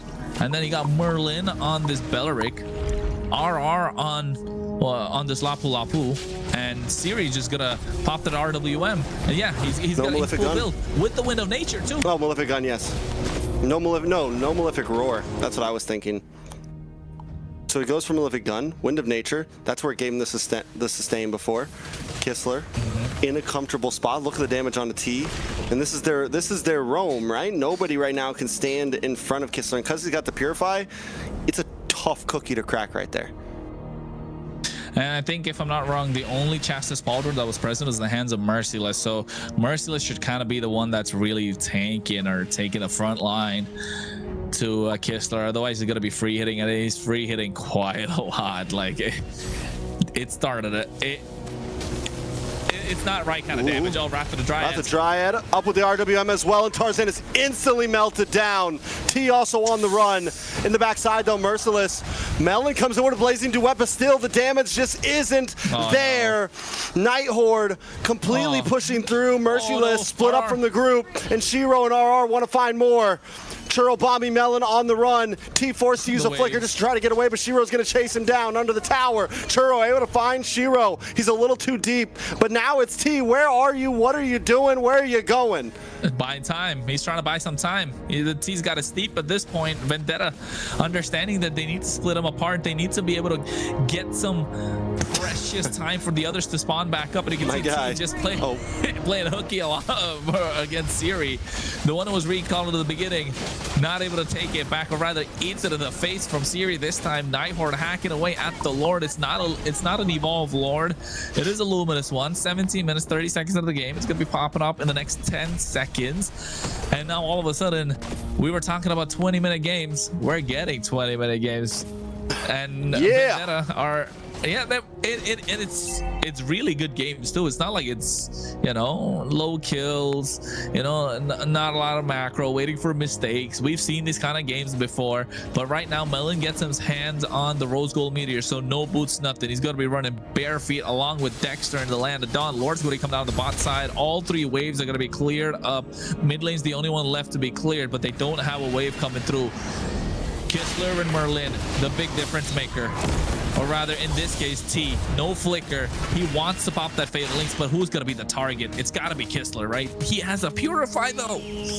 Yeah, it's so tough. Honestly, there's barely any answers for Kistler right now. Night Horde, honestly, maybe not go for Kistler. You got to find a way to pick someone else off first. So Night Horde overextends as they move into this mid tower. Merlin sitting under. Out comes Wrath the Dryad. Doesn't connect onto any. But in the backside, a nice grab. Kistler forces a flicker. Purify does connect. Merciless wants to make his way back, but he just can't do it. Merlin getting brought low, but Merciless can't find the final target. Churro able to take out Merlin as the rest of the team moves in. Tarzan brought low. Kistler in the backside, moving on to Merciless, just trying to get the final shot, but the RWN comes out delayed. It comes out just in time as Melon wants to try to melt down onto Siri, but he does have to back off. It's Churro, Bami, and Melon against 4. Yeah, and they're trying the best that they can, trying to defend. Kistler able to kite so well. Even the RWM coming in clutch. But look at Churobami taking so much damage, and Kistler hacking away at the crystal, taking down Churobami. They don't want to hold no prisoners. They want a full wipe, and they're able to get that full wipe as we move on to game number 4. Ladies and gentlemen, the third game in the hands of the Night Horde. 2-1 is the score. It's a best of 5, and we might be going all night. Yes, sir. The series. Oh my God, what am I watching? That game was crazy, okay? You know, I really thought Night Horde, again, they're always just like being backed up to a corner, and then they figure out something that works, and then they just go for it and they turn things around. Wow. How did it get to that Kistler result? Kistler. Exactly. He did it in game number what? He did it in game 1 or number 1 too, right? He's got the clutch factor. Yeah. Yeah. And he did bring his Purify, so great. Perfect. Yeah. Other players also played great that was able to make sure that Kistler got there. But in the end, yeah, Kistler's the ticking bomb, right? If he can find the time, he will pop off. Tick, boom. Taking a look at this though. I mean, taking a look, items overall pretty simple. Kistler did pick up Wind of Nature. We saw him also pick up the Immortality towards the end with a quick little item swap. Almost got cut off there, able to use a Purify, brought down low, but his survivability in those fights is honestly what continued to turn things around. And not just that, right? The Purify actually came in late. If you take a look at the fight, T came in on the backside. He used the Fatal Links after Kistler was picked up and put down. That's when he popped the Purify. That's why his health got brought so low. Yeah, his health was super low. And then he had to even pop the Wind of Nature because he was taking a lot of damage, and sold the Wind of Nature to get that Immortality, which was looking dire because, I mean, there was a point where Merciless was right on top of him. And to be honest, Merciless could have got the kill if it wasn't for those quick item swaps or maybe a couple of basic attacks from Kistler to try and get their HP back up. And you could tell it started out pretty slow this game, but it went the distance. It got really brawly. It got to the point where Tarzan started yelling at his teammates, probably in the in these voice chats, saying that guys, I'm what 14-2 and 14-2 and 2 when team had 16 kills on the board. And to be honest, Vendetta did play really well. It's just that the Night Horde, when the moment presents itself, when they have to hit the gas, even though they don't got a full tank, they're pressing on the accelerator, right? They're locking in, they're shifting gears and going all the way. Life ain't stuck in second gear no more for them. All right, so this is one of the last plays of the game. No. Come on, bro. Jeez. Okay. It's okay. Sorry. I apologize. Oh, that little chase at the end. It was funny. Yeah, T. All right, so this is one of the last fights. Not this one. But this is something we got to point out because the RWM started to be such a problem.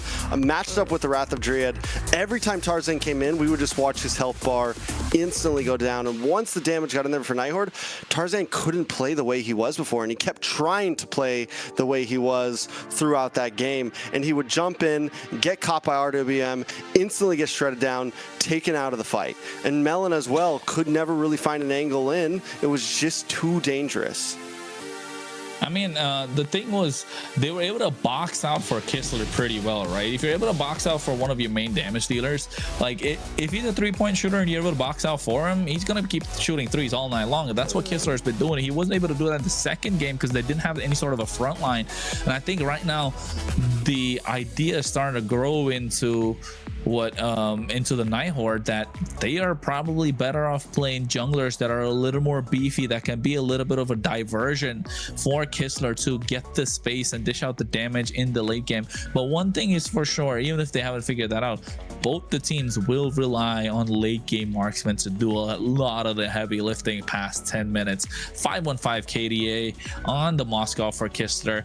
MVP performance. This is what I was talking about, right? I think after look at the dark wave coming through, and now Merciless gets on top of Kistler.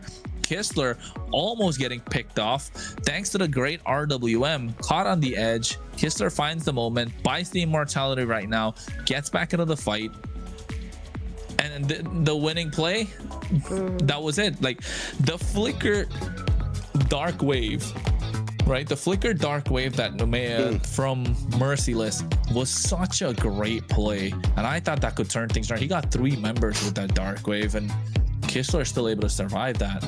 Yeah, that goes to show late game monsters are a thing right now, and I think both these teams are looking to draft a little more late game than we would like. Some of those monstrous late game marksmen are starting to run out, right? We're coming into game number 4. Drafts are definitely going to change around, and the way these teams approach it has to change as well. Night Horde, though, the momentum is there. They're a different team than Vendetta remembers, right? Vendetta last time, I mean, don't get me wrong, Vendetta had trouble. Night Horde should have won, but Night Horde has now kind of cleaned up those small issues, and they're not having them anymore. If anything, they're exploiting Vendetta's small issues of being unable to close out a game with a lead. Yes, sir. That's what it is, right, Layla? Yep, exactly. Yeah. I'm trying to conceal it. No, you guys can't see me being so biased. Full bias. No. All right, possibly the last draft of the night. Possibly. Night Horde on blue side. Vendetta on the red. They opted for red, which a lot of teams have been seeming to do, at least between these two. Night Horde, what do we ban here? Both teams missing 15 heroes from their pool. And so many power picks got let through. Yeah, Harley's well, Night Horde won't ban it. Vendetta's gonna have to. Night Horde on one hand. Suyo as well, right? I'm born with talent. Gwyn, Suyo, Hilda. Yeah, I think on the other side, Suyo and Marcel. They even have to ban out the Freya, even the Jushin. That's crazy. Like, the Night Horde really have like a plethora of options to ban out. I think Phobius already used up by Vendetta again. Like, yo, Night Horde can cook. Like, they've got the ingredients, the recipes laid down. Carry's still available for BTA, right? Yeah. Carry is still open for BTA, yeah. Jushin, Freya. I think they should ban Carry.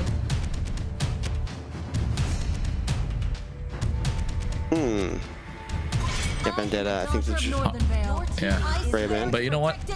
I think Harley should get out from Vendetta because they don't even have the Uranus right now. And if the Harley's let through, Harley will get picked up. No Hilda, no Marcel, no Guinevere, no Freya, no Suyo, no Basha to block it, no Leo Moore either. Like, the early pressure that could keep up with the Harley is kind of gone. Even no Khalid on the other side either. No Uranus. Ooh, the Harley started to look a little dangerous. But there's also the Jushin. Yeah. So Night Horde just have, you know, they've got options. They're drafting pretty right now, for sure. Then play the hero. They take out the Yuzong. This is how open. This just shows how many options they have. It's like, we're gonna ban a Yuzong here. Why not? They can pick up the Phobias too whenever they want. Welcome to the greatest mag show. There you go. Now Jushin first pick. Yeah, for Night Horde for sure. 100%. Stars conspired to bring you to me. There you go. What can come out on the other side though? Fredrin? I mean, not even Fredrin, right? It's so hard to play the Fredrin into the Jushin. No. Pick up something like a Hayabusa here, honestly. I mean, you don't need it now, but you can lock in a Hayabusa later on. Something like that. The glue carry. Oh, so tough still. Eve. No, they already picked up the Eve. They picked up the Valentina. Honestly, glue carry is clean, I think. Well, they don't need to pick up the carry right now. You could glue Claude. Sora, no, maybe. they picked Claude. Not bad. But then they're not flexing the glue as much as they'd like to if they pick up the Sora right now. Zetian's already picked up. What are the mid lane? Lilia? Lilia's still open. Glue Lilia? Or glue carry? Welcome to my castle. I bet you'll There you go, glue Lilia. Night Horde. Phoveus, Khalid. They could go, what else? They got Harriet as well, right? Okay, they don't have Harriet. Phoveus, Khalid, they can't go carry. Fredrin, if they wanted to, really, Fredrin's just to deny. Fredrin's a little rough against Suyo, the Lilia Claude, and the glue. Yeah, Suyo, Claude. Keep it simple. Boom, boom. Easy peasy. Tap, tap. Tap, tap. Vendetta. Vendetta on the other hand. Bless you. Bless you. Layla. Thank you. Bless you. Bless your soul. Vendetta's the one who are like, I think honestly Vendetta could go for the Fredrin here. I mean, I agree, but into the It's not Jushin, perfect. like, Yeah, but still, it might be. They don't have options. Or again, What you go else for could they something get maybe like the Hayabusa, the Nolan. Joy.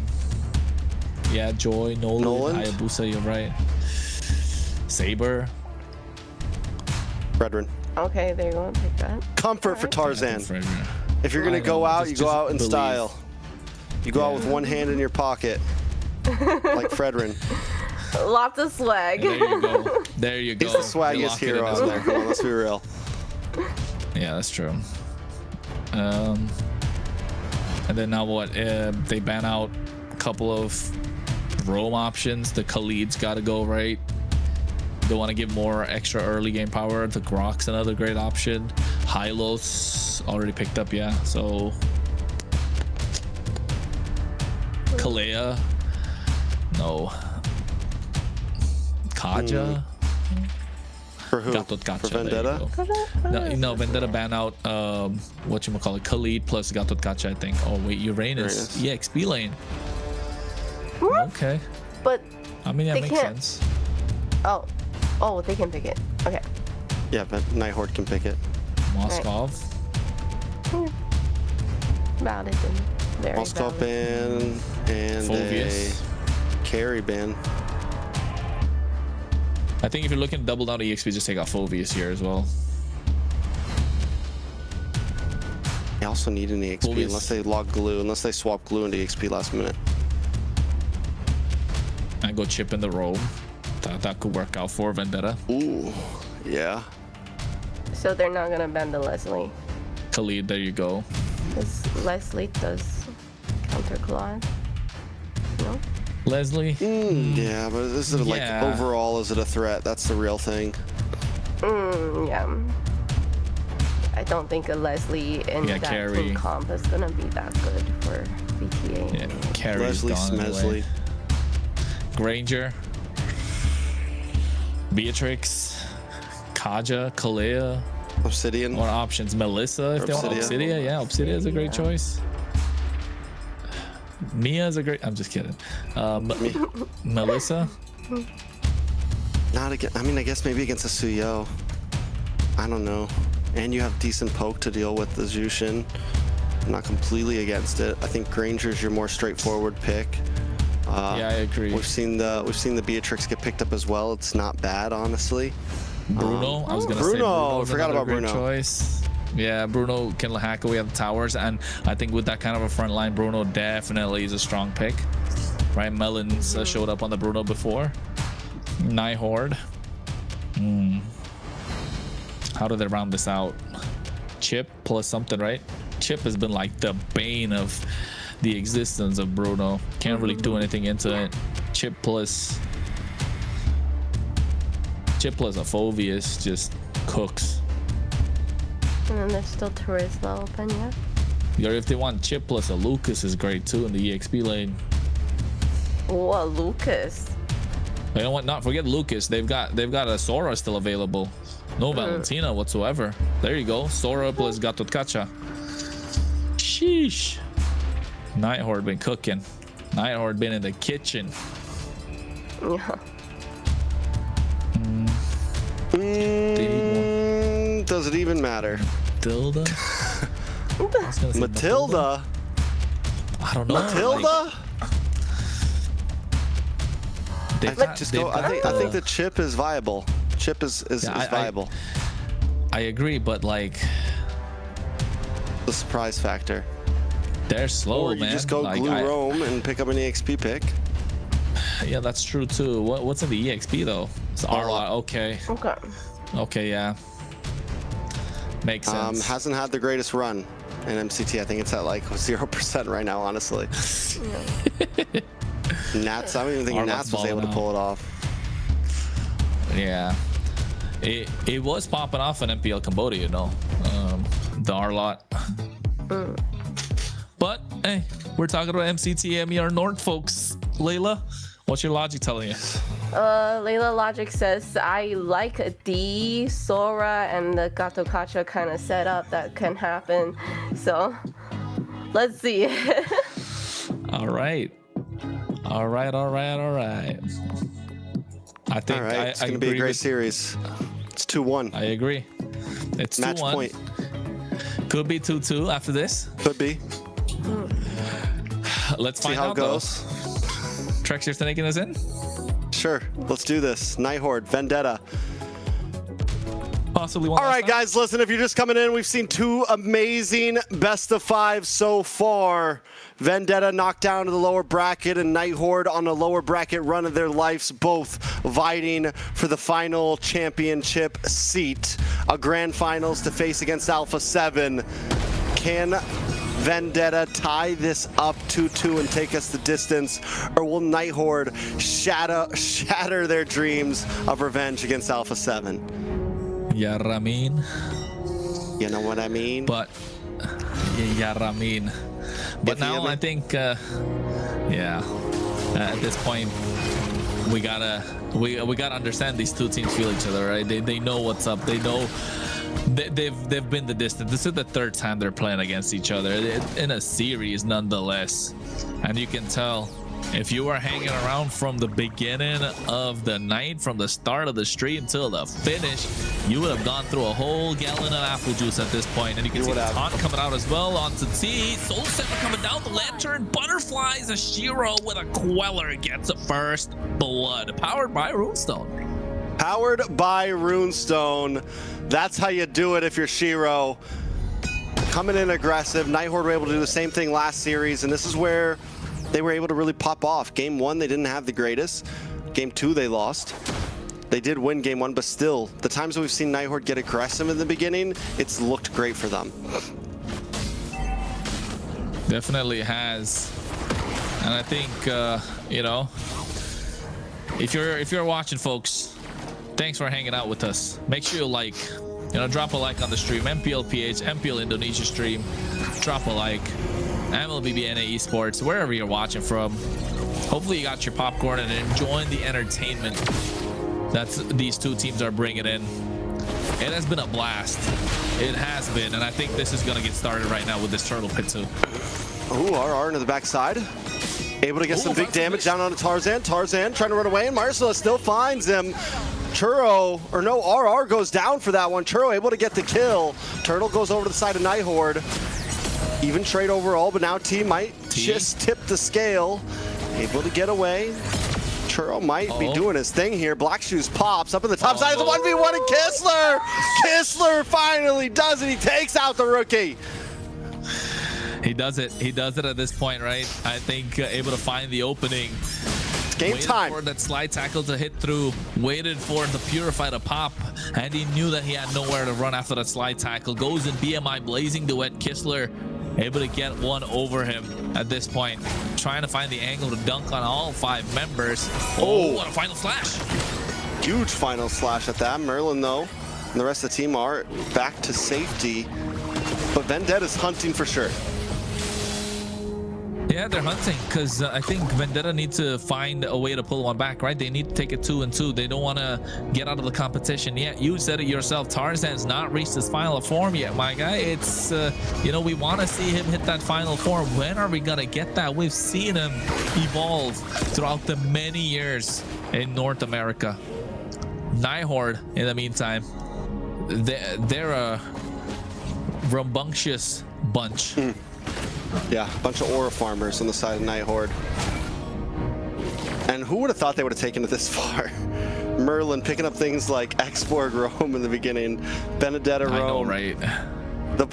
The amount of ground the Night Horde has covered so far as a team, the storyline they've had from start to finish to this spot, being at match point, looking to face against Alpha7 in the grand finals, but Vendetta as well.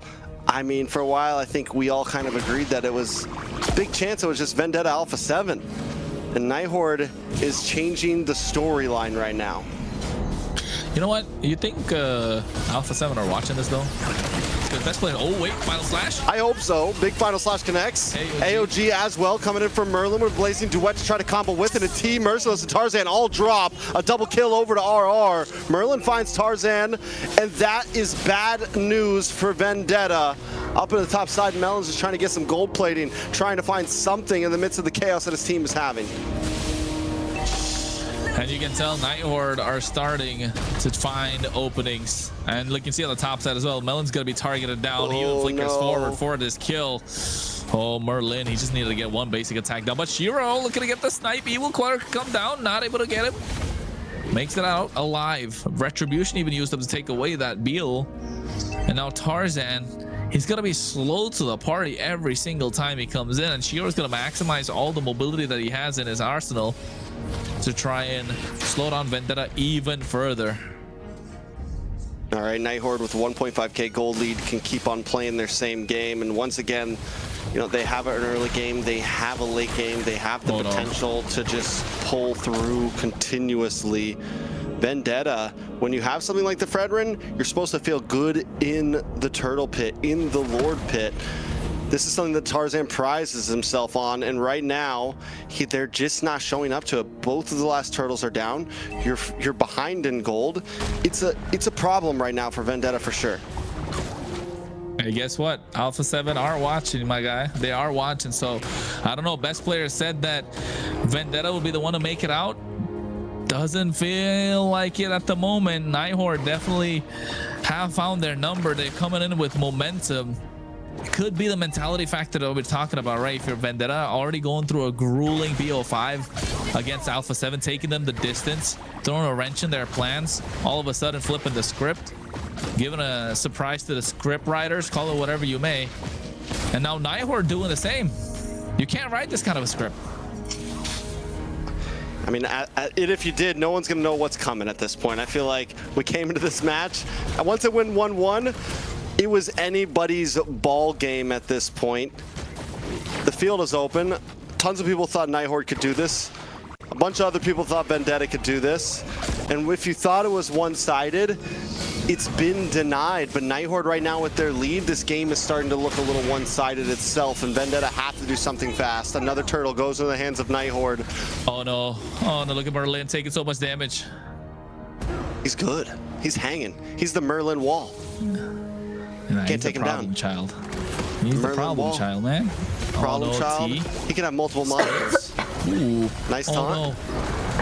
Oh, final slash, but a Blazing Duet from Kistler locks on a Melon. He is bullying Melon right now, picking on the kid.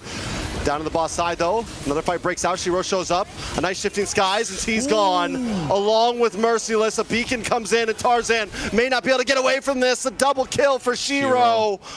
Night Horde are taking off. Kistler BMI's to safety. Will the burn take him out? He gets the life back, and up top it's a triple for Shiro under the tower. Vendetta in shambles. This is match point. Oh no, Vendetta, what happened? Where did it all start to fall apart? It's looking dire. It's looking like it's not gonna get to the point where we're getting to see them at the grand finals. 5k goal lead right now in the hands of Night Horde. 4 kills in the pocket of Shiro. I want to see if he's got a Sky Piercer, because if he does, that's probably 3 or 4 stacks already on it. That's 40 we're talking about. Not Sanford from MLBB Esports, 40 stacks on the Sky Piercer for Shiro on this Suyo.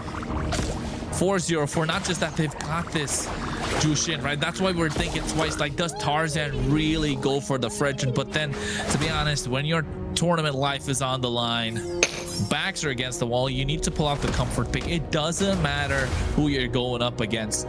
You want something that's comfortable in your hands. You want to be able to call the shots, and that's what they needed. Just sadly that at this point, they're really getting outplayed from every single angle. Gold lane, EXP, in the jungle, in the roam, but in the mid lane. Where do they turn to? Where do they find a hope, right? Who's going to be that beacon that can help them out? I don't know. Right now, Night Horde's just shining brighter overall. Man, you remember what Shiro said in the interview, right? Good luck. Good luck. I told you that Play your best. Good luck definitely had some ill intent. It was said with some malice, and you could see why too. Night Horde able to hold their own, and not just that, they got this Lord. And look at the top side. Melon's not even able to trade it for a tower, let alone clear the minions at this point. Like, he's afraid to walk around. No flicker means that he's going to be susceptible to so much more crowd control. Yes, you've got the Purify, and this is what we've seen come out from Kistler earlier, right? On the Hereth, there was so much crowd control, still opting to go for the flicker just so you have the potential to make those outplays. Not going to be present in the hands of Melon right now. And for a marksman like Bruno, who thrives in the early to mid game, this is not familiar territory. He's looking like he's in a difficult position. Ooh, purple buff. Doesn't get taken. Or no, wait, no, it doesn't get taken. A little bit of damage does land on a Tarzan though. Blazing away to the backside. Look at the damage on a Melon. Oh. Melon, you just can't get away today. Kistler gets the kill. A beacon into the back as Churobami and Tarzan are thrown around, yeeted against walls, and now T's on the run as well. The team's been split up, and Shiro finds Tarzan. Churobami is the next to fall. Or no, he actually gets the kill, but wait a second. RR can't finish him off. He's got to get back to safety, but the Lord is crashing in. RR08. I don't know what the 08 stands for. We need to find out if he comes for an interview, but then that's only going to be possible if they're able to get this victory. Look at the lantern flares. They're flying around. Merciless is dashing around. Vengeance after vengeance. Merciless, just unstoppable. Wait a second, now they're in trouble. Vendetta fighting back. 3 down on the side of Night Horde. 3 down on the side of Night Horde. Sound the alarms. Vendetta is back out of the base and looking for blood. Oh no. How are they going to be able to do it? You know what, Trex? Aiko got some good news on one side today. Actually, got good news on both sides. And now they're just looking at who's going to be their opponent for tomorrow. And you could see, it looks like it's going to be the Night Horde. 4k goal lead in their hands. They've got the items. They've got the 3k goal lead ahead of Tarzan is what Shiro has. But I can tell that Tarzan's itemization has been good though. He went for the Chastis Pauldron as the first item and then goes for the Radiant Armor. So, yes, my god. He's a god. He is him. He is descended. We were talking about final forms. Well, Shiro's been in base all along. And Vendetta, just when they thought they had space, they were wrong. The other thing about Shiro, right? Like, if we take a look at all the other junglers that are there in MCT, everyone's got like a special. I said this a little bit earlier today. Everyone's got a special. Tarzan's got a tank jungle special. Best player's really good at the assassins, right? But for Shiro, he's been overall well-rounded. A well-rounded team, what the Night Horde is. And you can see it's coming to fruition at this point. They're not cracking under pressure. Vendetta really struggling mentally, not finding answers at all. Their movements are so haphazard. They're trying to find openings. T's trying to open up the map, but at the same time, Melon's not in a great position. Churobami's doing the best that he can. But look at the Lord being hacked away. And they're dancing. They're waiting for the opportunity for them to pounce. But meanwhile, in the mid lane, a fight. Ooh, a lot of damage. Shiro up against Merciless. Shiro doesn't want to let him go. He's going to back off. Blazing Duet does connect. A nice beacon to come out. Siri's still there. Oh no. Shiro gets a snipe. Tarzan brought low, but look at the damage on RR. Melon now trying to get involved. They're able to get the kill. Tarzan finds RR. But now more damage packs on to Melon. As the taunt locks in. Tarzan brought low as well. Can Merlin get the final hit? Melon takes out Merlin.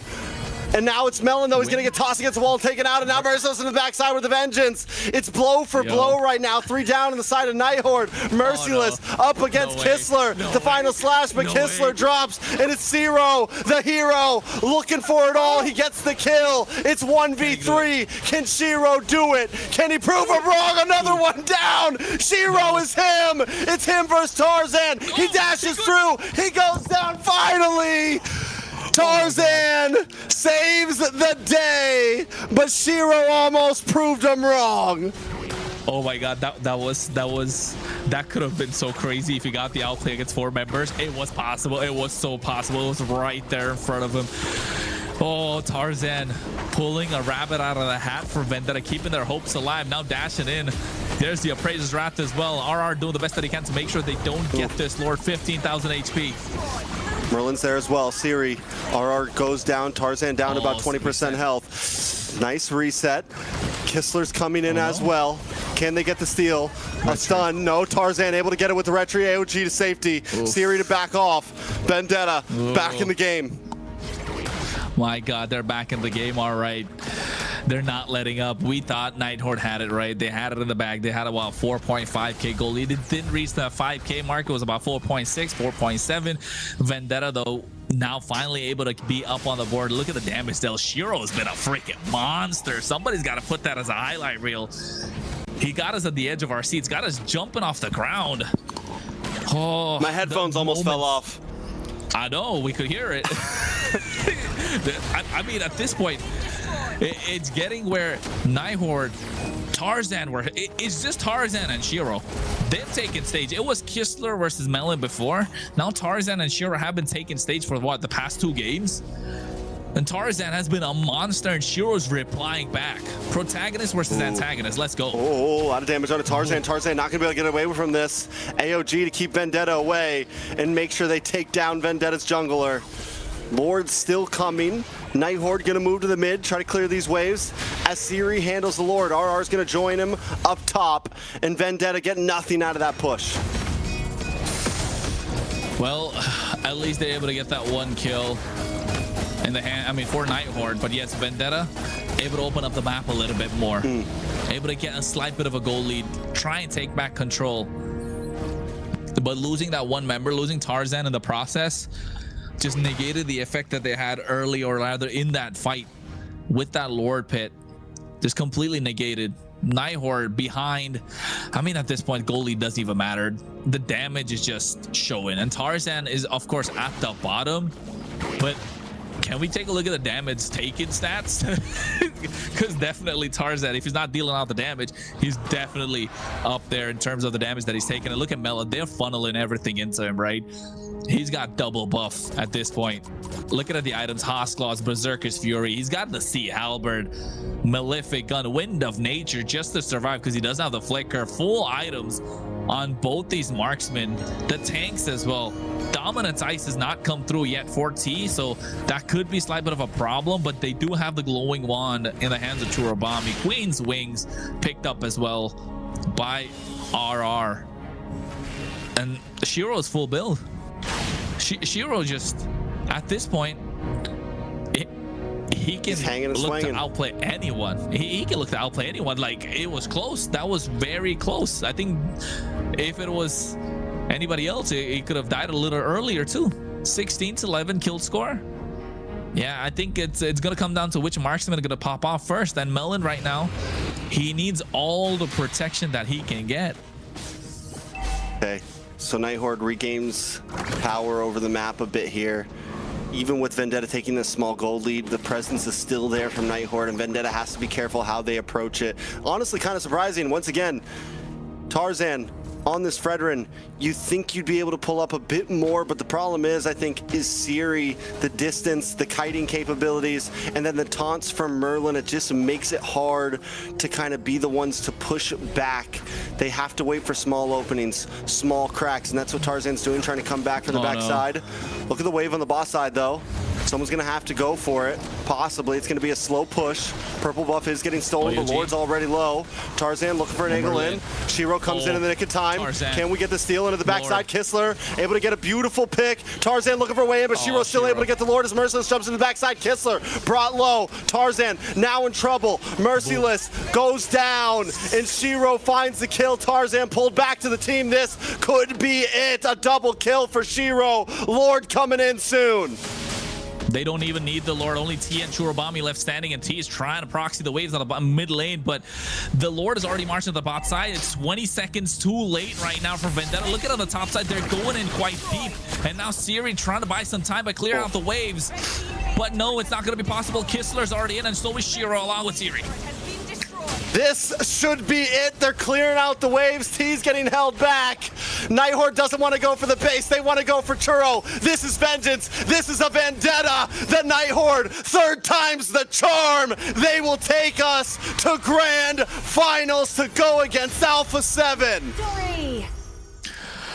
Back and forth, rubber band, but finally, third time's the charm. They've got their vengeance. They got their vendetta.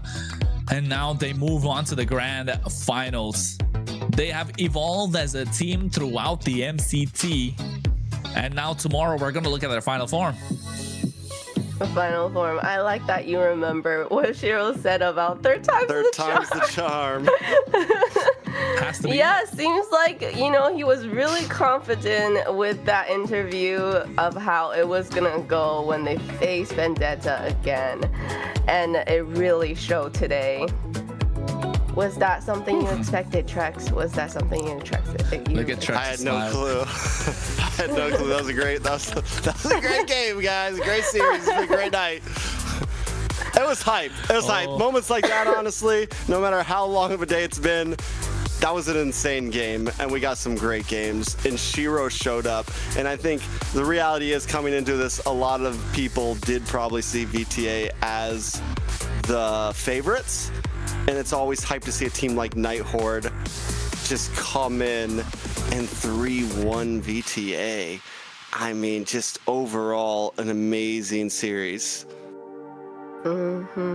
It is, and not just that, both these teams really played a lot of games, right? Especially Vendetta, they played 9 games, 9 grueling games. Every single game went about 18-20 minutes. Night Horde, on the other hand, they played 7 games themselves.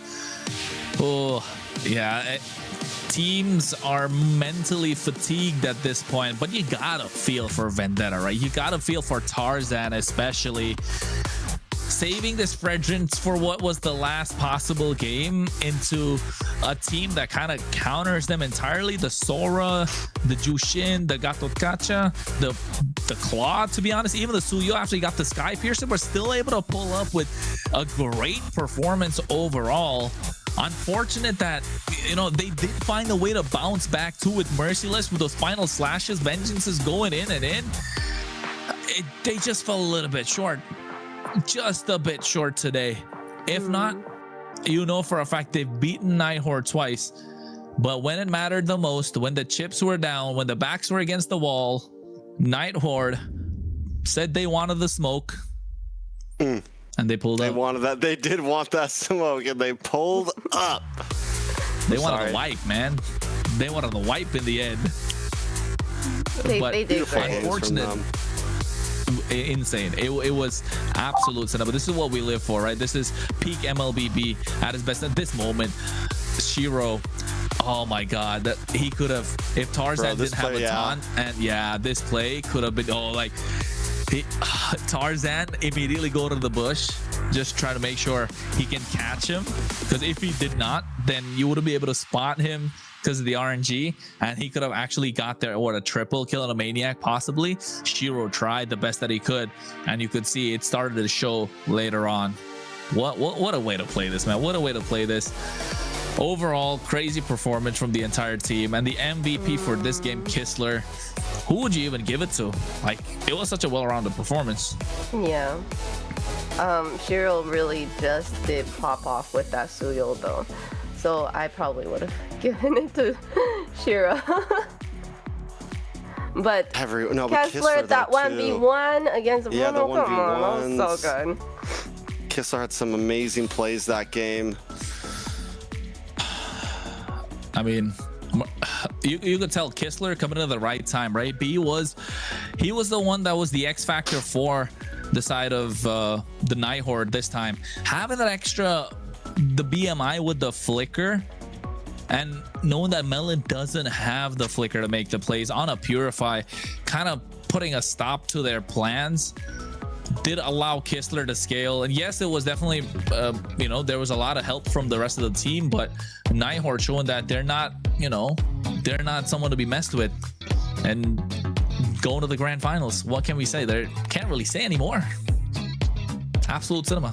Yeah, it's the highest placing Night Horde's ever got. They've been in completely unknown territory. Night Horde is a grassroots organization that has worked off for the past years, we're talking, and has never really even been a top 4 team at that. This is a show of just pure hard work, determination, showing up, I mean, it's unprecedented. And they have done it. They've denied the odds at this point, and we got big hopes for them, I think, coming into the grand finals. And not just that, right? Even the entire people that are behind the scenes as well, right, Layla? Yeah, and you know, big hopes for these guys. Let's have a quick talk with Merlin from the Night Horde.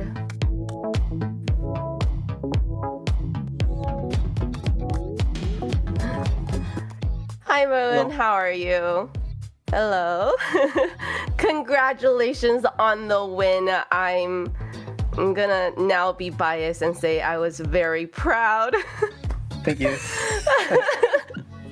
How is it? What do you? Okay, so you know, I lost. How does it feel, Merlin? Yes, how does it feel? It feels good, definitely. Okay. So like, I thought it was gonna be like a. I'll be happy like a 4 lose against them. Good thing we win this one though. Perfect. Okay, so my first question to you would be, you know, losing against them twice and then going into it this third time, what was the difference?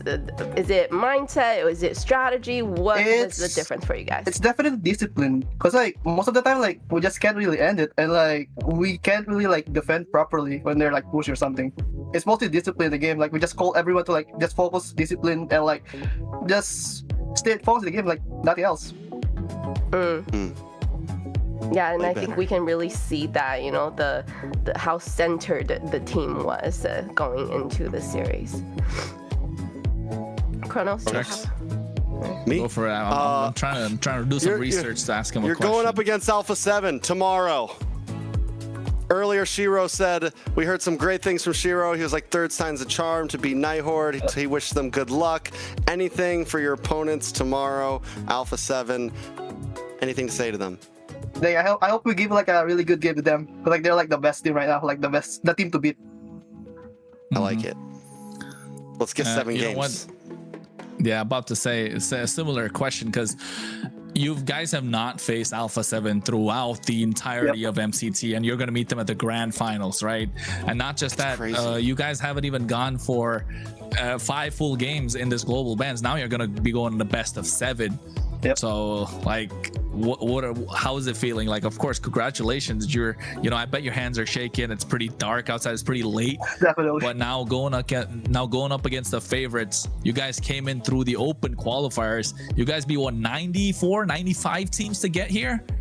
Of course, there's a feeling of pride, but now it's like the final boss. Tomorrow you get to meet the final boss of MCT North. Bowser. What's the preparation gonna be like?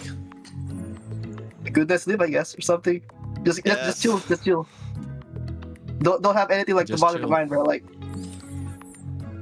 and also like just focus in the game tomorrow. Definitely, discipline, focus. Are we gonna see Rome Vendetta or Rome Export come out tomorrow, bro? Depends in the Merlin draft. Special. Depends on the draft, definitely. Yeah, the problem child himself, right? We might see something crazy. Any other questions before we wrap this up? No. Anything to say to your fans, Merlin? Yeah. Shout out to my team, bro. My whole team. All right, thank you, Merlin, for doing this interview with us, and we hope you the best tomorrow at the grand finals for the Americas North. Thank you.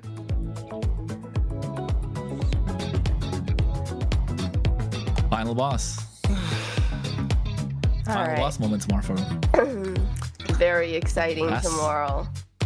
You know, for everybody, you do not want to miss the series tomorrow. Everybody that's watching, I'm going to tell you right now, it's very important. It's very important, guys. Listen, Layla logic. Like she's been saying it right.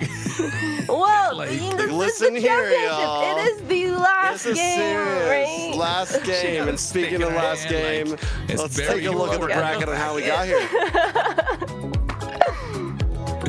Speaking of last game, let's take a look at the bracket. Speaking of the bracket, okay.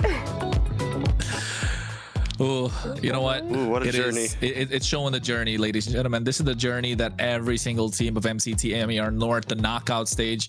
As you can see, Night Horde went against Vendetta, lost 3-0, dropped down to the lower bracket.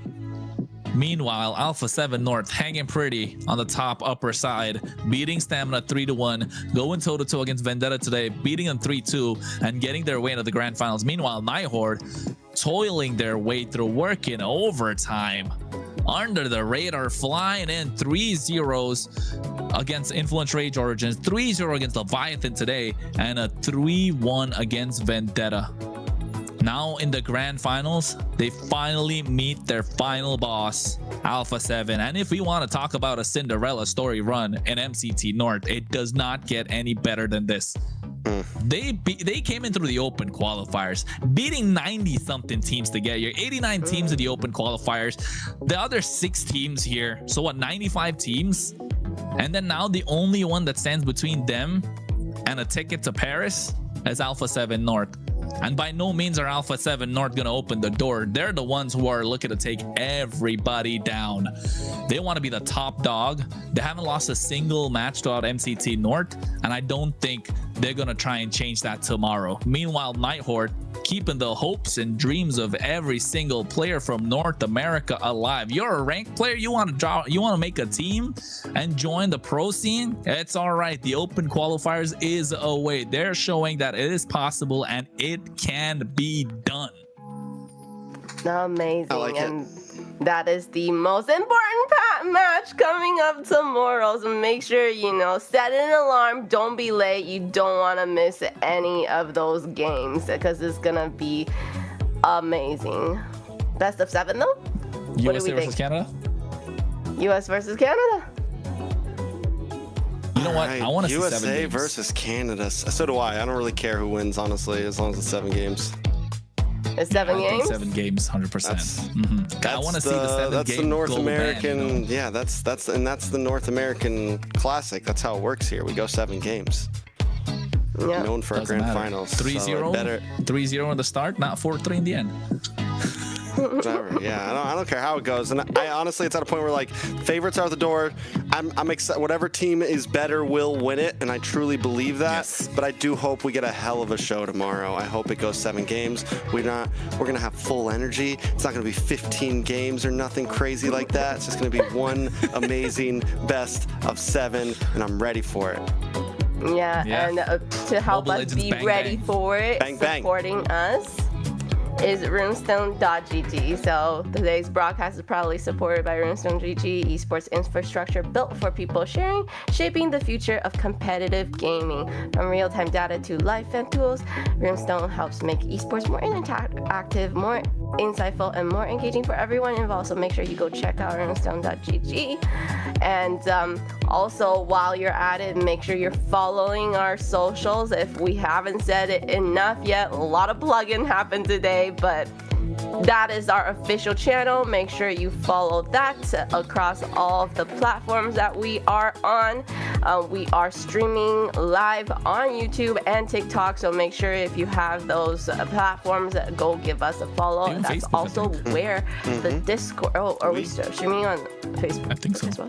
We're all And over then, the place. so where the diamond drops are happening are definitely That's on those two YouTube. platforms. YouTube and and TikTok, so make sure you are following us, and also make sure you're following the casters and me. Gronos and Trex have been Layla doing Baxa. amazing jobs. Layla Baxa. Also, big shout out to Layla. She's been sick all day, guys. Her Yeah. nose is stuffy. She's been here with us through the whole thing. If you guys have been wondering why she's been, you've done great today, Layla. So thank you, Sneezing and Layla. stuff. Yeah, you know, Thank yeah. you. She made it through. It's her first big sick day. She throws in a final cough. All right, Layla, calm down. And with that, we come to the end of an incredible day here at MCT AMER North 2026 playoffs. Today, we saw teams battle for survival, fight for redemption, and compete for a place in tomorrow's North Group Grand Finals. So congratulations to Alpha7 and the Night Horde. We will definitely be seeing them tomorrow. Tomorrow, everything comes down to one final showdown, right? Two teams. One championship, one chance to be crowned the MCT AMER North 2026 champion, and this is gonna be a banger. So I want to say a huge thank you to our players, our team, our production staff, our mods in the chats, and of course for all of you watching from home and supporting the North American MLBB scene. And of course, thank you to Kronos and Trex. They've been really, helping me through today. A little bit sick, and they've definitely been pulling the weights here. They're carrying me. Their backs need a little bit of massage now. But they're incredible insight, entertaining casting. And that's it. I'm your host, Layla, and on behalf of everyone here at MCT AMER North 2026, thank you so much for watching, and we will see you tomorrow for the championship day. Good night, everybody.